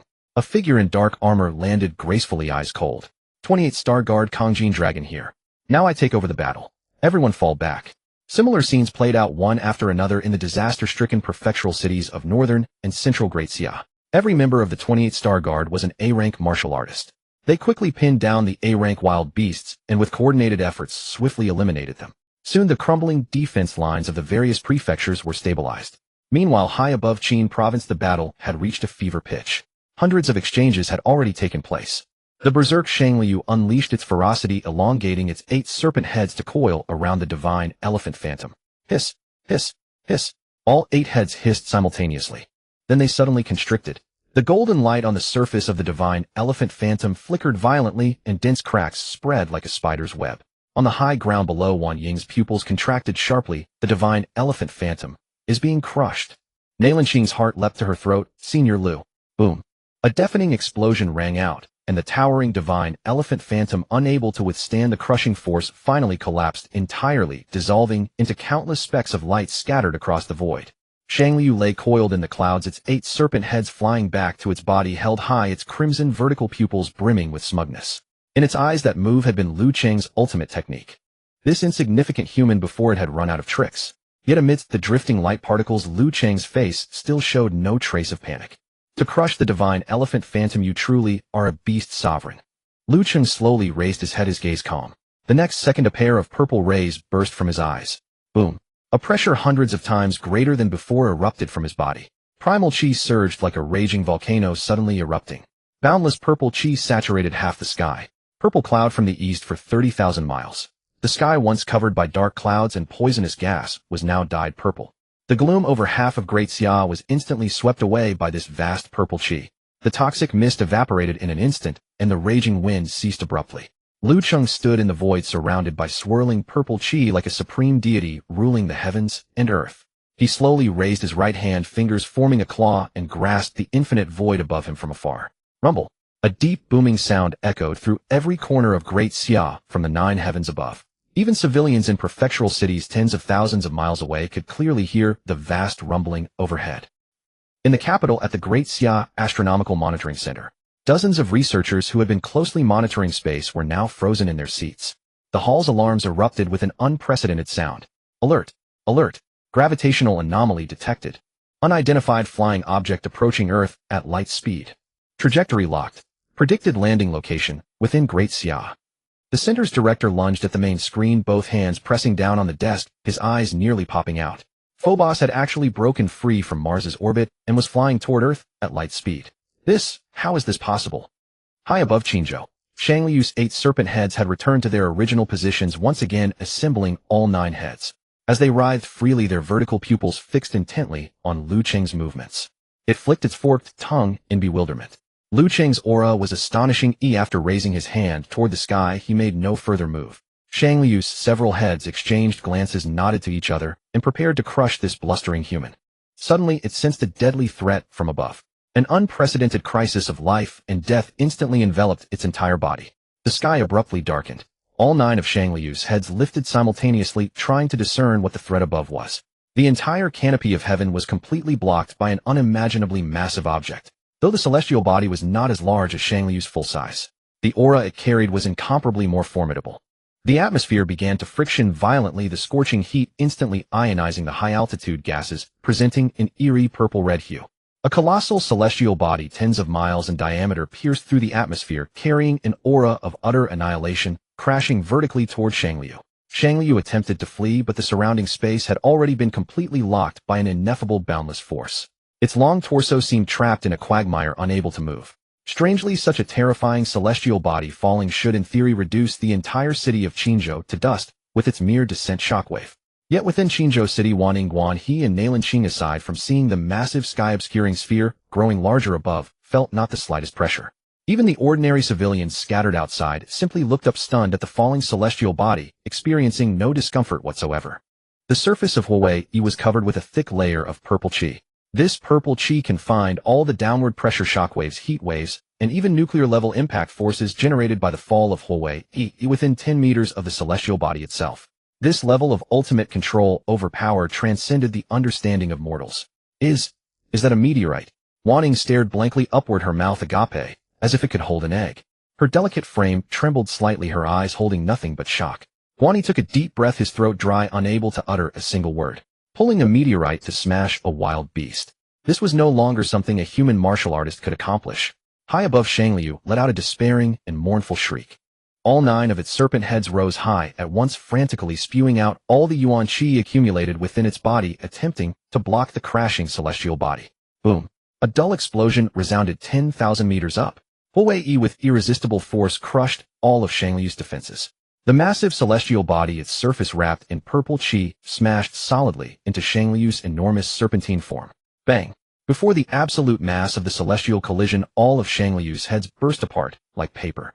Black flesh fragments and poisonous blood evaporated violently under the celestial body's pressure. After Shang Liu's 9 heads shattered into pieces, its massive torso was also broken into segments, falling one by one from the sky. Its remaining flesh disintegrated inch by inch, bones crumbled to powder, and the body turned to ash. Shang Liu had fallen. The survivors below in Qinzhou City gaped, staring blankly at the sky. Shang Liu's massive form had vanished completely, yet Huawei, tens of kilometers in diameter, was only slightly worn. It hovered in midair, merely a kilometer above the ground. Looking at a huge planetary satellite from a kilometer's height, the overwhelming sense of giant object terror made countless hearts skip a beat. Is it dead? That monster. Is it dead? In Yuzhou City, Kong Jinlong, who had just dealt with the twin-headed bear, lifted his head, struck as if by lightning. In every disaster-stricken city of Daxia, all who raised their eyes toward Qinzhou's sky had their minds go blank. Many people did not know where the meteorite came from, they only knew that the beast had been crushed by it. Yet before the crowd could recover from the shock, a scene that shattered their worldview even more appeared. Suddenly, a purple light appeared beneath the meteorite. Lu Cheng stood in the void, his body suffused with purple qi that filled heaven and earth. He looked up at the massive Huawei, his expression solemn, and with his right palm, he pushed upward through the air. Go back. 2 light words echoed through the void. Boom. The vast purple qi enveloping Huawei, he suddenly erupted into violent motion. This enormous satellite actually rose from the ground, shooting straight into the sky. Whoosh. Huawei tore through the atmosphere, trailing a blinding purple flame, penetrating the blue planet's atmospheric barrier at incredible speed, and flew back into the vast frigid space. In the void, the purple qi acted like an invisible giant hand, dragging Huawei across a vast distance, and precisely pushing it back into its original orbit around Mars. The dark clouds and poisonous mist above Qinzhou vanished without a trace. Sunlight pierced the atmosphere, spilling onto the ravaged land, a clear, boundless sky. Lu Cheng withdrew his right hand, stepped through the void, and his form transformed into a streak of purple light, disappearing into the horizon. Jingdu Daxia Astronomical Monitoring Center. The entire hall was dead silent, broken only by the beeping of instruments. Dozens of top astronomical experts stared dumbfounded at the real-time orbital tracking map on the large screen. On the screen, the trajectory of Huawei was crystal clear. It had flown here, and then it flew back. Moreover, it had returned to its position in Mars orbit, maintaining its original path. This unbelievable observation shattered the cognition of these astronomers. Director. A young monitor's voice trembled, breaking the silence. Huawei has been restored to its position. The director of the astronomical center slapped himself, tilting his glasses. He stared blankly at the screen, then slumped into his chair. Pulling a satellite with bare hands, smashing an S-class beast, and then pushing the satellite back into its orbit tens of millions of kilometers away. The director muttered to himself, his eyes hollow. How is this possible? This defies science and martial arts. Meanwhile, within the Supreme Council, the image on the large screen froze on the scene of Huawei flying back into space. The entire hall was so quiet one could hear a pin drop. Chief Elder Wan Changkong rose from his seat. Ever composed, his hands now trembled. Beside him, Third Elder Du Sheng's mouth hung wide open, his eyes nearly popping out. Du Sheng. Wan Changkong's voice was hoarse. Here. Du Sheng jolted. List Mr. Lu is the highest priority above everyone in Daxia. After speaking, Wan Changkong let out a long breath, his eyes filled with reverence and relief. Daxia having Mr. Lu truly is the nation's great fortune. Kunlun Forbidden Land. Atop Gongwang Mountain, the barrier erupted with towering light. The turmoil within gradually subsided. The 4 emperors simultaneously raised their heads toward Qinzhou, where the vast purple qi had not yet dissipated. Such terrifying power. Was that the summoning of a celestial body just now? Xianjun withdrew his gaze, nearly pulling his beard off, his tone filled with incredulity. We thought we were all martial saints. But the younger generation is formidable. At another guarding position, Zhu Sheng's mouth dropped open. Is this even martial saint? Are you sure it's not martial god? Are we really at the same cultivation level? In the great Xia Yuzhou City, several A-class warriors of the 28-star constellation's guard were locked in battle with 200-meter-tall A-class twin-headed tiger-faced bears. Sand and stones flew through the air as shockwaves erupted. Kong Jinlong. The one on the left is about to go berserk. Block its retreat. A team member shouted. Kong Jinlong wiped the blood from his face, his body blazing with golden light. Just as he was about to leap forward, a dense purple radiance cascaded down from the sky. The group instinctively looked up. A slender figure stood alone in the vast heights high above. It was Lu Cheng. His eyes were cold, and he glanced down at the sprawling beast tide and poisonous marsh below. He raised his right hand and casually drew a circle in the void. A hum vibrated the air. The circle, formed by primordial energy, instantly expanded, transforming into a massive sun spanning 1,000 meters in diameter. Blazing purple flames roared on the surface of the purple sun, and an indescribable scorching heat descended from the heavens. The next second, the purple sun hung high, its radiance enveloping all of Yuzhou. Yet the members of the 28-star constellations felt only a gentle current of air brush over them. Their wounds began to heal, and the fatigue suddenly faded. As for the rampaging wild beasts, whether B class or the more ferocious A class, the moment the purple light touched them, raging flames erupted on their bodies. With a mournful cry, the two enormous A-class twin-headed tiger-faced bears turned to ash on the spot. The beast tide that covered the mountains and fields was annihilated in mere seconds. The foul, poisonous marsh on the ground evaporated instantly, the raging floodwaters receded, and dry earth was revealed. Kong, Jinlong, and the others stood frozen, watching the beast tide that had pushed them into a bitter struggle turn to dust. They swallowed hard, their throats dry. Before they could react, the purple sun in the sky dissipated, and Lu Cheng's figure had already vanished. One after another in Jizhou, Yinzhou, Qingzhou, Hanzhou, Huzhou, Lu Cheng's silhouette appeared high above several severely afflicted state capitals. Wherever he went, he casually drew a blazing purple sun that hung in the sky. Where the purple sun passed, wild beasts turned to ash, poison marshes evaporated, and flooding subsided. The struggling warriors and commoners stared blankly at the divine miracle in the sky, unable to speak for a long time. Qingzhou lay in ruins. The sky had cleared. In Qingzhou city, survivors emerged from shelters, the governor's office began tallying casualties, and warrior units started clearing the streets of water and mud. At the ruins of the Qingzhou Research Institute, Governor Wanning, pale-faced, was listening to reports from other department heads. Guan He and Nailanqing were bandaging their wounds on site. They were severely injured and would need further treatment at a proper medical center. Governor Wan, look over there. Nailanqing suddenly pointed at the huge pit below. Wanning followed her gaze, and her expression darkened. This was the underground area of the Qingzhou Institute. The ferocious beast seemed to have emerged from here. The Shangliu, bursting out from the ground, had collapsed the underground laboratory, hidden dozens of meters deep, exposing its interior. The three of them hurried forward. At the bottom of the rubble and twisted steel, numerous transparent culture tanks were scattered. Most of these tanks were now broken, releasing a pungent odor. Thick orange liquid lay on the ground, seeming heavier than water, not mixing with the flood, but settling here. Among the ruins they found several corpses with twisted faces. Their forms were grotesque. Some were half-human, half-beast. Nailanqing and Guan He exchanged a glance, their faces changing. Human experimentation. And it was an evil experiment, fusing wild beast genes with human genes. Guan Ying's face turned ashen. Where's Gubing? She demanded sharply. The Qingzhou Institute was under Gubing's charge. This lab was beneath the institute. He couldn't have been unaware.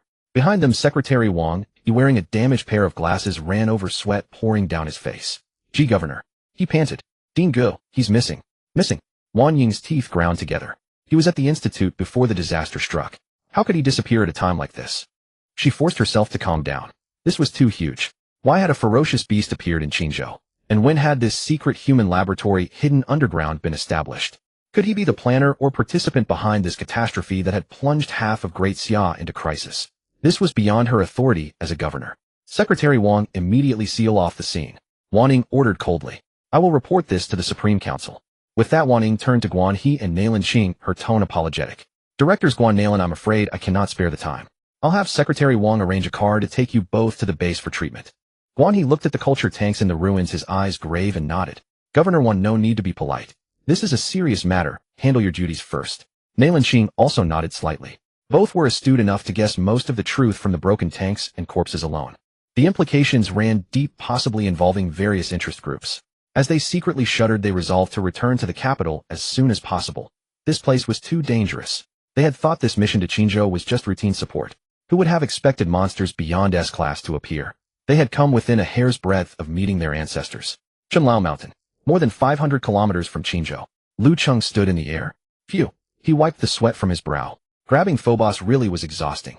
He had originally tried to seize the moon, the closest celestial body to Earth. But the moment his mind touched it, he realized its mass was too great. He couldn't pull it, and forcing it might cause Earth to collapse first.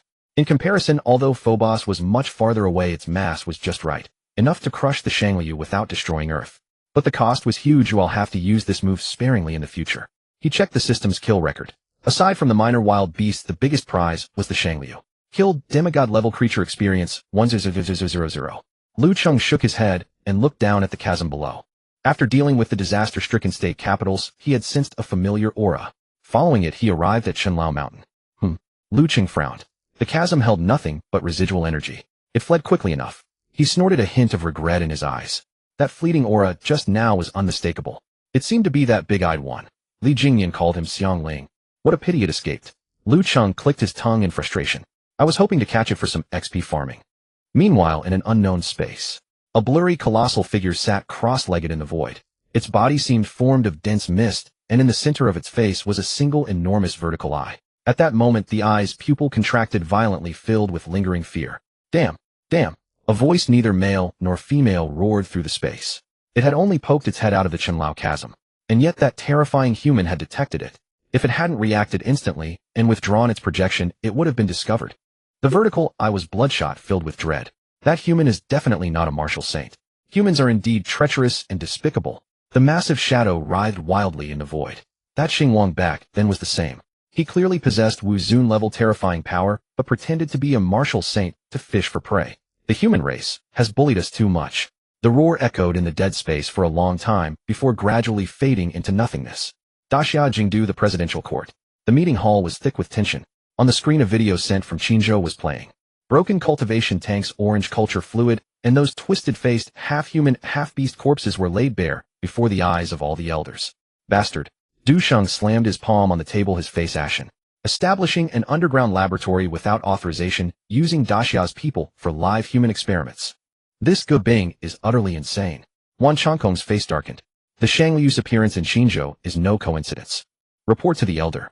An official stepped forward quickly and bowed, presenting a document. No trace of Ge Bing has been found in the entire Qinzhou. Wan Chongkong's eyes turned icy. Pass my order.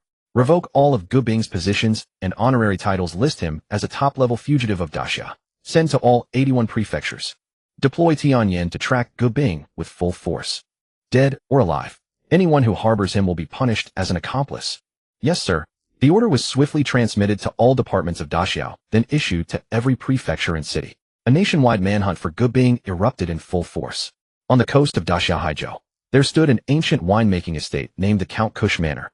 Before the reawakening of Qi, this manor was funded and built in Daxia by an old count from the Euro Federation, with an architectural style leaning toward medieval castles, solemn and mysterious. After the Qi reawakening, the manor changed hands several times, its ownership long since blurred, and it has now become a forgotten, secluded place. In the deepest part of the manor, a spacious banquet hall, the curtains were drawn tight, not letting in a single ray of sunlight. In the center of the hall stood a 10-meter-long, intricately carved blackwood table. At the head of the table sat a figure in a black robe with golden patterns. It was Xiang Yi. On either side of the table sat 7 other figures, also cloaked in black robes, the atmosphere chilling and oppressive. Xiang Yi scanned the room. Everyone's here, I see. Then let's begin the meeting. He spoke slowly. Xiang Qi, your identity has been exposed. The entire Daxia is after you. The black-robed figure on the left slowly removed his hood, revealing Ge Bing's face. Ge Bing picked up the goblet on the table, took a sip of red wine, and chuckled. The impact is not significant. My preliminary research is already complete. There was no point in staying in Qinzhou any longer. He adjusted his glasses, a glint of madness flashing in his eyes. I have obtained all my experimental data. I can continue elsewhere just as well. A black-robed figure on the right snorted coldly. Easier said than done. Although Xiang Wu's defection was expected, we severely underestimated Lu Cheng's strength. Even the Shangliu incarnation was destroyed by him. Our entire plan has collapsed. At the mention of the name Lu Cheng, the air in the hall seemed to freeze. The Shangliu incarnation, though not the Shangliu itself, was an existence surpassing S rank. Placed anywhere, it would be a catastrophe of apocalyptic proportions, yet it was annihilated by that man through means utterly incomprehensible. Ge Bing's smile faded. That Lu Cheng. Could it be that he has already attained martial god? Impossible. A black-robed figure opposite immediately denied. A martial god cannot be born on the current blue star. Before the words faded, buzz. A chilling, malevolent aura enveloped the hall. The 8 black-robed figures all shuddered simultaneously. The next moment, a crimson vertical eye opened on everyone's forehead. A voice neither male nor female exploded directly in their minds. He is right. A martial god will not exist in this world. Even a martial venerable is subject to various restrictions. Otherwise it wouldn't be just Lu Cheng who came, as Xinguang would have come too. Upon hearing the name, Xinguang, the black-robed figures fell into an instant silence. The hall was so quiet you could hear a pin drop. Xinguang, the first martial saint of Daxia. It was he who had sealed the Kunlun forbidden land, causing them to be hampered at every turn, unable to carry out large-scale plans. Xiang Yi, seated at the head, said, Then Lord Xiangling, what should we do next? There is no one left in the organization who can deal with Lu Cheng.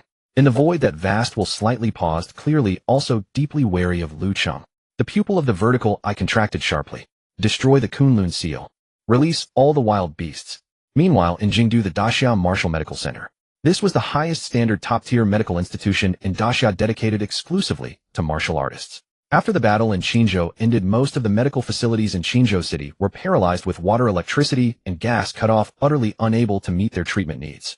Guan He and Nalanqing, after receiving simple treatment, took a special plane back to Jingdu overnight. Their injuries were severe: multiple internal organ ruptures, over a dozen broken bones, depleted qi, and damaged meridians. In the VIP intensive care unit inside a single bed ward, a pleasant fragrance wafted through the air. Guan He lay on the hospital bed, wrapped from head to toe in bandages like a mummy, only his eyes and mouth visible, unable to move even a bit. Bang! The ward door was slammed open. A burly figure carrying a bag of fruit swaggered in. It was none other than Jin Hong, the director of Xuanwu Fortress. A smile on his face, he bellowed as soon as he entered. "Old Guan. Heard you're back. How are you doing?" Guan He's eye twitched violently. He strained to turn his head and glared at Jin Hong. "Jin Hong, you did that on purpose, didn't you?" Guan He's voice was somewhat hoarse. Previously, Jin Hong had been severely injured by the bacteria lord, his entire body wrapped in bandages. Guan He had specially gone to Xuanwu Fortress to visit him, during which Jin Hong suffered various embarrassments due to his physical inconvenience. Now that he himself had ended up like this, Jin Hong had rushed over without a moment's delay. Surely there was no good intention. "Hey, what kind of talk is that?"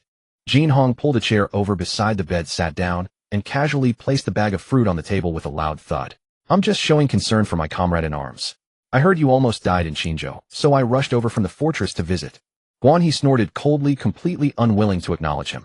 Jin Hong leaned in, carefully scrutinizing Guan He's face that only showed his eyes, clicked his tongue, and his eyes revealed a barely concealed amazement.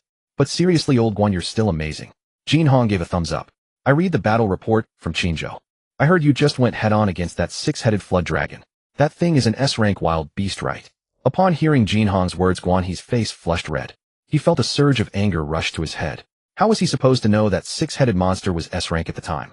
"Why aren't you talking?" Jin Hong saw Guan He's face, turned red, and laughed even more happily. He peeled a banana and stuffed it into his own mouth. "Get lost." Guan He gritted his teeth and spat out the word, then closed his eyes. Out of sight, out of mind. Jin Hong chuckled, but didn't continue to provoke him. He turned his head to look at the clear sky outside the window, put away his joking expression, and sighed. "But speaking of which, that move of Brother Lu's, has it already surpassed Martial Saint?" Guan He opened his eyes, stared at the ceiling, his gaze filled with awe and relief. "Probably," Guan He said softly. "That kind of power is simply not something a martial artist can achieve." In Qinzhou, Yuzhou, Jizhou, Yanzhou, every city that had been saved by that purple flame sun was now at this very moment discussing the same person in every street and alley. Who exactly was that powerful being who manifested in the sky? Countless people were posting on the internet and official forums searching. Who was that big shot? Does anyone know? No idea. It's too terrifying. He waved his hand, and a sun hung in the sky, directly evaporating an A-rank desolate beast. Isn't A-rank the highest level? Human evolution doesn't include me. I guess the authorities have hidden some martial arts realms. Like in my game Gacha, above A-rank, there are SSSR. 1. However, no matter how the people clamored and raged, the hero who had saved Daxia had long since departed, leaving no trace behind. Meanwhile, Lu Cheng, the person involved, had already traveled thousands of miles and quietly returned to the depths of the Kunlun Mountains. Jingdu, the presidential palace, the council hall. The atmosphere was solemn and dignified. Chief Elder Wan Changkong was holding an emergency meeting with the 12 elders to discuss matters related to post-disaster reconstruction. Du Xing, seated on the left side, suddenly saw his phone light up. It was his special phone, which only a few important people could reach. Du Xing looked down at the caller ID, his eyes suddenly widening, his heart skipping a beat. "Chief, it's Mr. Lu's call." Du Xing jerked his head up and shouted in a low voice. Wan Changkong, who was about to speak, froze, a sharp light flashing in his eyes, and immediately slammed the table, shouting, "Answer it now." After saying this, Wan Changkong raised his hand and waved to the crowd, saying sternly, "Meeting adjourned. Mr. Lu is looking for us." The entire council hall instantly fell silent. The elders, who had been flipping through documents, all stopped their work, held their breath, and turned their eyes in unison toward Du Xing. Just because of this one phone call, the core brain governing the entire operation of Daxia came to a halt, and all work arrangements were set aside. Du Xing took a deep breath to calm his excitement, pressed the answer button, and turned on the speakerphone. "Hello, is this Elder Du? I plan to live in the Kunlun Mountains. Can you build a house here?" Lu Cheng's clear voice came through. No pleasantries, no nonsense. He said it all in one sentence. The council hall was so quiet that a pin drop could be heard, and all the elders heard clearly. Du Xing perked up, immediately sat up straight, and replied respectfully, "Of course. What are your requirements? Size, floors, or other needs?" After thinking for a moment, Lu Cheng on the other end said, "Something similar to Xianjun's place will do." We'll decide the exact location when your engineering team arrives. Yes, rest assured, Mr. Lu will get it arranged perfectly, Du Sheng assured firmly. Just as Du Sheng was about to ask for details, Lu Cheng's hesitant voice came through the phone. Wait, the Kunlun Mountains have a harsh environment. Would building there be a huge waste of resources and manpower? Hearing Lu Cheng's concern, Du Sheng's expression turned serious and he immediately said loudly, rest assured, our engineering team are all martial artists inherently more efficient than ordinary people. In terms of cultivation, they may not match A-rank martial artists, but in construction they're the best in all of Daxia, even the best in the world. Good. Call me when you arrive. Goodbye. Beep. The call ended and the dial tone echoed in the silent hall. Du Sheng slowly put away his phone, looked around at all the elders present, his face flushed with excitement, and said, everyone, this is the first time Mr. Lu has made a request to us. Wan Chongkong immediately stood up, waved his hand, and shouted, dispatch the top engineering team immediately. Then he suddenly thought of something. Oh right. Wasn't Xian Jun's house built by Xiao Long's grandfather? Let Xiao Long lead the team this time. No matter the cost or resources, we must ensure Mr. Lu is satisfied. In an instant, the relevant departments throughout Jingdu became active. The Kunlun Mountains. Snow-covered, wind howling. Inside Xian Jun's villa, Xian Jun lifted a celadone teapot and poured a cup for Lu Cheng, who was sitting opposite him, a fragrant aroma spreading. Ever since the incident in Qinzhou had concluded, the Gongwang mountain barrier had been unusually quiet, with no more desolate beasts frantically attacking the barrier. Xian Jun, who had rare leisure time, invited Lu Cheng to his home for tea. Oh, you're going to live here too? Xian Jun asked, a little surprised. Lu Cheng thanked him, took the cup, and said with a smile, yes. With so many desolate beasts in Gongwang mountain, I want to have a good exchange with them. Xian Jun, hearing this, did not suspect anything else, thinking Lu Cheng had a very high sense of duty and was willing to guard this place. Little did he know that the other person was actually eyeing the experience points within Gongwang mountain. A flicker of approval flashed in Xian Jun's eyes, and he smiled as he began to exchange martial arts experience with Lu Cheng. Xian Jun spoke freely, narrating his insights and understandings in a detailed manner. Lu Cheng sat opposite, listening quietly, occasionally nodding and casually offering his own understanding. Although he mainly relied on cheating to enhance his strength after cultivating the great Luo primordial true scripture, his comprehension had greatly improved and his understanding of martial arts was now on a completely different level. The few words he casually uttered struck at the very essence, causing Xian Jun to nod repeatedly and feel deeply shocked. The two chatted freely inside the room, the atmosphere very harmonious. The next morning, above the outer reaches of the Kunlun Mountains, a rumbling sound echoed. A large heavy transport plane slowly descended against the cold wind. The cabin door opened and the 100-person Jingdu engineering team successfully arrived at Kunlun.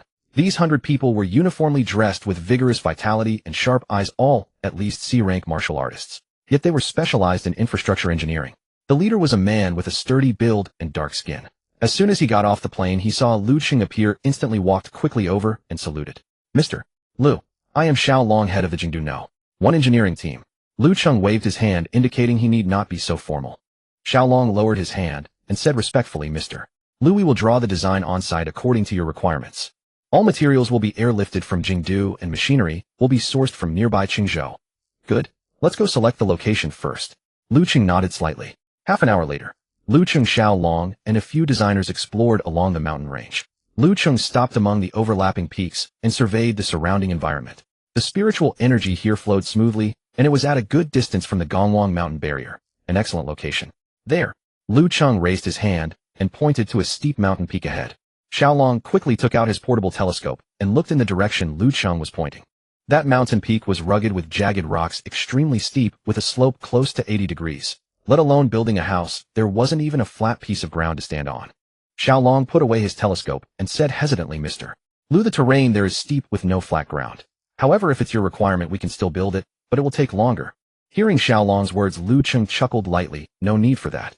With that, Lu Cheng stepped forward, his entire body soaring into the air, directly hovering above that mountain peak. The cold mountain wind rustled his clothes. Xiao Long and the several designers behind him all looked up, gazing at the slender figure in the sky, their eyes full of awe. Lu Cheng stood high in the sky, his expression calm as he raised his right hand and traced a circle in the air. A pale purple spiritual energy flowed along his fingertips, instantly outlining a halo in the void. The space trembled slightly. The halo rapidly expanded in the air in the blink of an eye, reaching a diameter of over 100 meters. Lu Cheng pressed his right hand downward. The massive halo descended vertically, slamming down toward the steep mountain peak. Whoosh! There was no earth-shattering explosion, nor any flying debris or broken rocks. That halo was like a super tunnel boring machine, pushing through from top to bottom. The extremely hard mountain body, under the crushing force of the halo, silently disintegrated and shattered like a cake, directly turning into fine dust that scattered with the wind. In just a few seconds, the originally steep and rugged mountaintop was forcibly erased by a large chunk, revealing an extremely flat, smooth, circular clearing like a mirror. Xiaolong and the others were frozen in place. Clatter! The telescope slipped from his hand and fell, hitting his foot without him even noticing. Xiaolong's mouth hung open, staring blankly at the huge flat ground that had appeared out of nowhere, his mind a blank. Lu Cheng slowly descended from the high altitude, looked at the dazed Xiaolong, and said with a smile, "The site is ready. Leave the rest to you." Atop the peaks of the Kunlun Mountains, several designers meticulously measured the extraordinarily flat circular clearing, discussing and taking notes as they planned the villa's design. Xiaolong gazed at the smooth level ground with not a single grain of sand remaining, and his reverence for Lu Cheng deepened. He exhaled a plume of vapor. The altitude here was considerable, and temperatures had already dropped below freezing. He approached Lu Cheng and exclaimed with genuine admiration, "Mr. Lu, that was nothing short of divine intervention.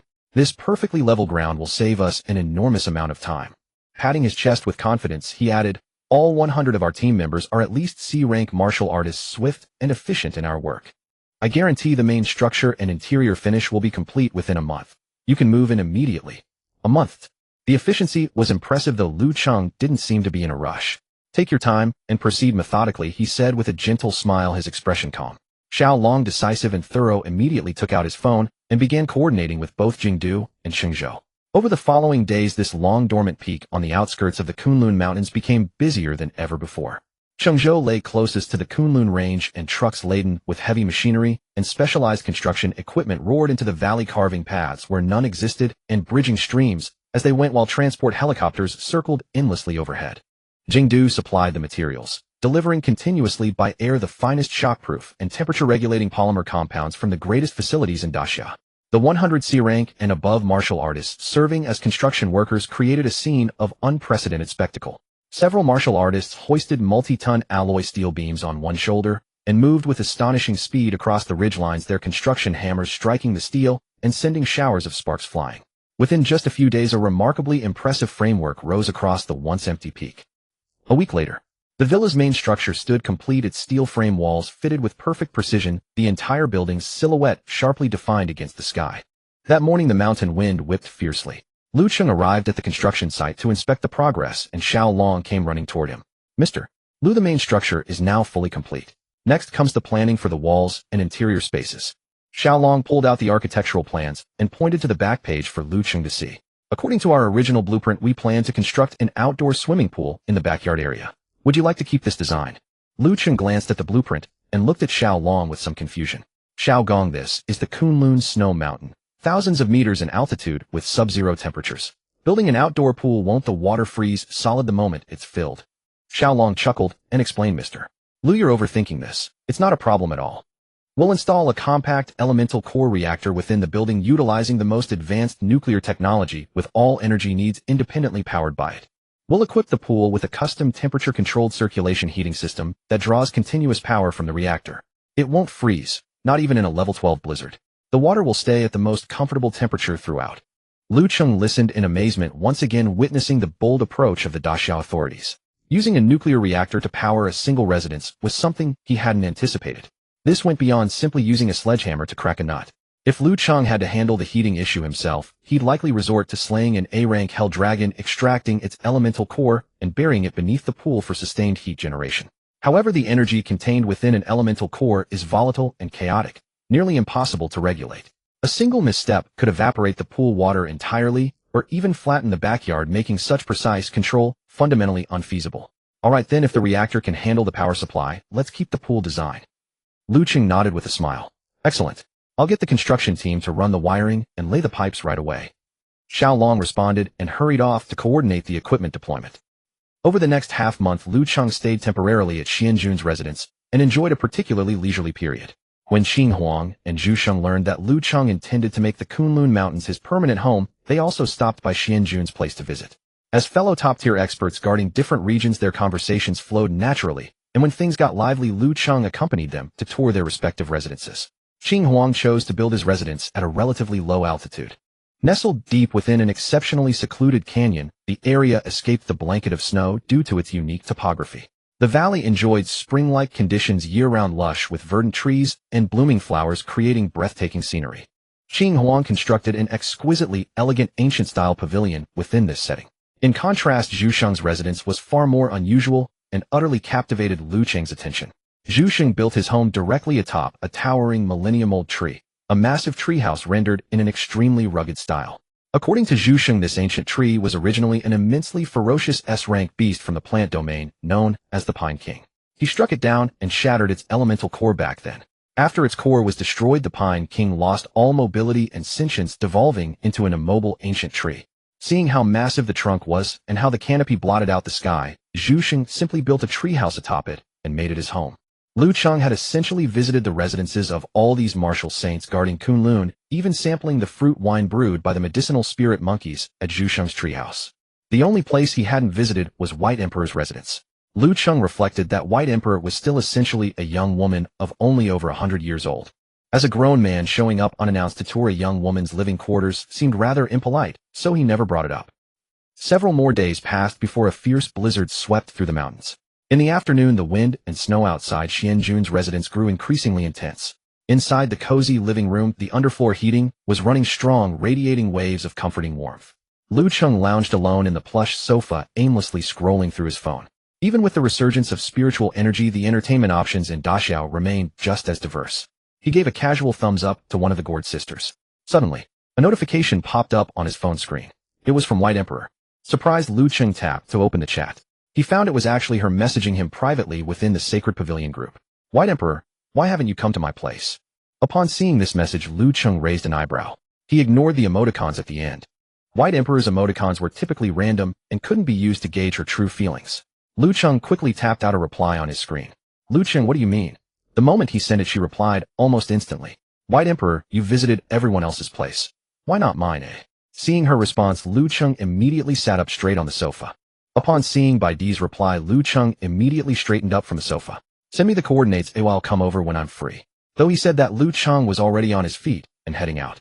No sooner had he left Xianjun's residence than Bai Di sent a satellite location. The address was a snow-capped peak in the Kunlun Mountains, one of the highest in the range. Lu Cheng put away his phone. The bitter wind howled, carrying snowflakes that lashed against his face. He lightly tapped the snow with his toe, instantly soaring into the air as a streak of rainbow light flying toward the coordinates. The mountain wind roared and the swirling snow was repelled by an invisible aura 3 feet from Lu Cheng's body. As he traveled, he silently pondered Bai Di's situation. Bai Di had a cold demeanor and was one of the few female martial saints in Daxia. He guessed her residence was likely austere and stark, perhaps even an ice castle. After more than 10 minutes, Lu Cheng crossed thousands of miles of snowy mountains and halted high above a peak. Gazing down, he spotted a building and double-checked the coordinates. A dreamlike 3-story luxury villa stood isolated in the snow. Suppressing the odd feeling, Lu Cheng approached and rang the doorbell. Ding dong, ding dong. After a moment, the door slowly opened a crack. Bai Di peeked out. She wore a loose pink fluffy pajama set with pink bunny slippers on her feet, and her long white hair fell messily over her shoulders. Seeing Lu Cheng outside, her expression remained unchanged, as cold as ever. But then, bang! Bai Di slammed the door shut, making the whole house tremble and shake off a layer of snow. The wind howled outside, and Lu Cheng stood before the door, a line of black streaks appearing on his forehead. About 10 seconds later, the door slowly opened again. Bai Di reappeared. Now she had completely changed her attire: black leather boots, a sleek black form-fitting top, and an extravagant white fox fur coat draped over her shoulders. Her white hair was smooth and glossy, her gaze indifferent, as aloof as ever. It was as if the person in pink pajamas and bunny slippers had never existed. Lu Cheng's mouth twitched violently. How fast could she change clothes? Bai Di composed stepped aside and said, "Please come in." Lu Cheng stepped inside. As soon as he entered the living room, he was stunned by the scene before him. The living room was spacious and bright, with a warm white plush carpet. In corners beside the sofa and at the stairway, plush toys of various sizes were piled everywhere. They filled the room, giving it a vibrant, youthful atmosphere. Bai Di walked to the center and pointed to the largest brown bear plush. "Sit." Lu Cheng hesitated, then sat down on the giant bear-shaped sofa. The moment he sank into the soft filling, half his body was enveloped in the bear's embrace. He struggled to poke his head out. "Catched." Bai Di's cool voice came from behind. Lu Cheng instinctively raised his hand. A cold can of lemon soda landed in his palm. Bai Di held a similar can, pulled the tab, and with a hiss, white bubbles frothed up. She took a small sip, her gaze drifting to the side, silent. Lu Cheng opened his soda and drank the slightly sour-sweet liquid sliding down his throat. Refreshing. The living room fell into an awkward silence broken only by the sound of fizzing soda. 5 full minutes passed. Bai Di finished her soda, tossed the empty can. It landed perfectly in the trash bin. She walked over to Lu Cheng, grabbed his arm. Lu Cheng instinctively tried to resist. Bai Di, this is too fast. You. Alright, you can leave now. She cut him off. Lu Cheng was full of question marks. Before he could react, Bai Di pushed him outside the villa door. Bang! The door slammed shut. Lu Cheng stood in the freezing wind, still holding the soda. He had only taken 2 sips from utterly bewildered. She had summoned him just to share a soda and endure 5 awkward minutes. This woman's logic was beyond normal reasoning. Lu Cheng sighed, helplessly shook his head, took another sip of soda, and flew back to Xianjun's residence. In Xianjun's villa living room. What? You went to Bai Di's house? Qing Huang, who had dropped by again, leaped up from the sofa, eyes wide, exclaiming, "She called me to cover her shift after 30 years. I've known her for years, and I've never been to her house." Qing Huang stared at Lu Cheng, unable to hide his envy. Bai Di was known for being solitary and cold, never interacting privately with anyone. She rarely invited anyone into her home. Yet Lu Cheng, only a few days in the Kunlun Mountains, had been invited by Bai Di. Lu Cheng waved his hand. "Don't get the wrong idea. I only sat in her house for 5 minutes before she pushed me out." Qing Huang's mouth twitched. "Don't you act all smug." Lu Cheng sighed, too lazy to continue the topic. Meanwhile, at the construction site of Lu Cheng's villa, twilight fell and night shrouded the mountains, but the site was lit by bright spotlights as the construction team worked feverishly. Inside, a newly laid floor, a C-rank martial artist in work clothes was laying floorboards with a tool. He placed the last board in the farthest corner of the living room. The martial artist naturally crouched, using a rubber mallet to tap the board's edge, seemingly to secure it. However, in a blind spot unnoticed by anyone, his sleeve moved slightly, and a tiny spider the size of a rice grain, glowing with a faint golden light, crawled out stealthily. The small spider quickly slipped under the floorboard, burrowing downward deeper into the ground. The martial artist, expression unchanged, slowly stood up, wiped sweat from his forehead with a towel, dusted off his hands, and turned to continue working elsewhere, unnoticed by anyone. In Haizhou, along the coast of Xia, inside the banquet hall of Count Kuxi's manor, Xiang Yi, seated at the head, suddenly opened his eyes. "Everyone, Xiang Er's man succeeded. The metal-eating worm has been placed." Xiang Yi's voice echoed through the hall. Upon hearing this, a black-robed figure on the left let out a low chuckle. As expected of Xiang Er's arrangement, only he could plant an agent into the capital's special engineering team. Xiang Yi nodded and issued a new order. "Since the item is in place, create an accident to silence the engineering team. Leave no traces that might expose Xiang Er." "As you command." In the dim hall, several black-robed figures nodded in unison, murderous intent emanating. Time slipped by swiftly. Under the relentless efforts of 100 martial artists working day and night, Lu Cheng's villa was finally completed. In the early morning, the snow and wind gradually ceased over the hill where the villa stood. Lu Cheng, accompanied by Xianjun, by Di Qing Huang, and Zhu Sheng, arrived at the hill. From afar, the villa exuded an air of grandeur and stability, with its simple exterior coated in frost-resistant paint glimmering faintly in the sunlight. Xiao Long stood at the entrance with several core members of the engineering team. Their faces were etched with fatigue, yet their expressions held a hint of pride. "Mr. Lu, we have fulfilled our mission." Xiao Long stepped forward, handing Lu Cheng a key card and a booklet. The main structure, underground waterproofing and reinforcement, the whole house constant temperature circulation system, and the heated swimming pool in the backyard have all been completed and tested successfully. The small Yuan core reactor deep underground has also been activated with enough energy reserves to power the villa continuously for 100 years. All facility instructions are in this manual. Lu Cheng did not hold any ribbon-cutting ceremony. He simply invited the 4 sovereigns to be his guests. But then again, was there any more extravagant housewarming ceremony than having 4 martial saints as witnesses? Lu Cheng took the booklet and key card, pressed the card against the door, and swung it open to step inside. The entire villa was exquisitely decorated, complete with all furnishings and facilities. The design style was minimalist yet luxurious. Zhu Sheng made a tour of the house, then flopped onto the spacious sofa in the living room, patting the cushion and laughing heartily. "Not bad at all. Lu Cheng, your place is far more luxurious than my treehouse. If I ever get tired of living in the tree, I'll come crash here." Qing Huang nodded in agreement. "This Yuan core reactor is indeed excellent. Not a trace of cold air seeps in here. It's even better than that old relic of mine. You are all welcome to visit any time." Lu Cheng replied with a smile. Xianjun turned to Xiao Long and asked gently, "What relation is Xiao Xiong to you?" Startled by Xianjun's question, Xiao Long was momentarily stirred. "He is my grandfather." Xiao Long bowed, his face flushed. He had grown up hearing the legends of Xianjun, and thanks to his grandfather having built houses for Xianjun, his family had learned some secrets of the martial arts world. For instance, the existence of the 4 sovereigns. "Your family's craftsmanship is truly remarkable. I was very fond of that villa. Xianjun stroked his beard and smiled warmly. Xiaolong quickly waved his hand. You flatter me, Lord Xianjun. If you have any need, I could also upgrade your house and install a yuan core reactor. Xianjun chuckled and shook his head. No need, an old man like me is used to it. After inspecting the house, Lu Cheng was quite satisfied with the engineering team's work and handed them 3 A-grade yuan pills on the spot. They were utterly stunned. Mr. Lu will withdraw to Chengzhou for rest now. If you have any issues, feel free to contact me anytime. Xiaolong handed over a business card. Lu Cheng accepted it cheerfully. Good, take care. With a wave, Xiaolong led the 100 engineering team members, packed up their equipment, boarded a transport plane, and left the hill to report back. As the transport plane rumbled away into the distance, Lu Cheng wandered around the villa. Bai Di seemed particularly fond of the swimming pool, crouching by the edge and splashing the water, creating rippling waves. Qing Huang and Zhu Sheng were huddled in the entertainment area playing video games. Xianjun, as usual, sipped tea and stared blankly out the window. At the base of Gongwang Mountain, hundreds of meters underground in the crevices of hard rock, a dark gold spider was curled up, the devourer gold insect now one size larger than before. It had burrowed through the ground from beneath Lu Cheng's house all the way to Gongwang Mountain. The barrier of Gongwang Mountain encompassed the entire mountain, even underground. From the very beginning, the devourer gold insect had targeted the underground part of the barrier. Crunch, crunch. A faint gnawing sound echoed in the deep rock layers. The devourer gold insect extended its razor-sharp mandibles, bit into the barrier, and released a dense surge of primordial energy. As it devoured the barrier's energy, the insect's abdomen began to swell. Half an hour later, the insect laid over 100 tiny black eggs. The eggs developed at a visible speed, and eventually the eggs cracked open. Hundreds of young devourer gold insects crawled out and continued to ravenously nibble on the barrier. With each portion of energy they consumed, their bodies grew larger, and then they went on to lay eggs and breed. A terrifying geometric multiplication proceeded silently in the deep underground.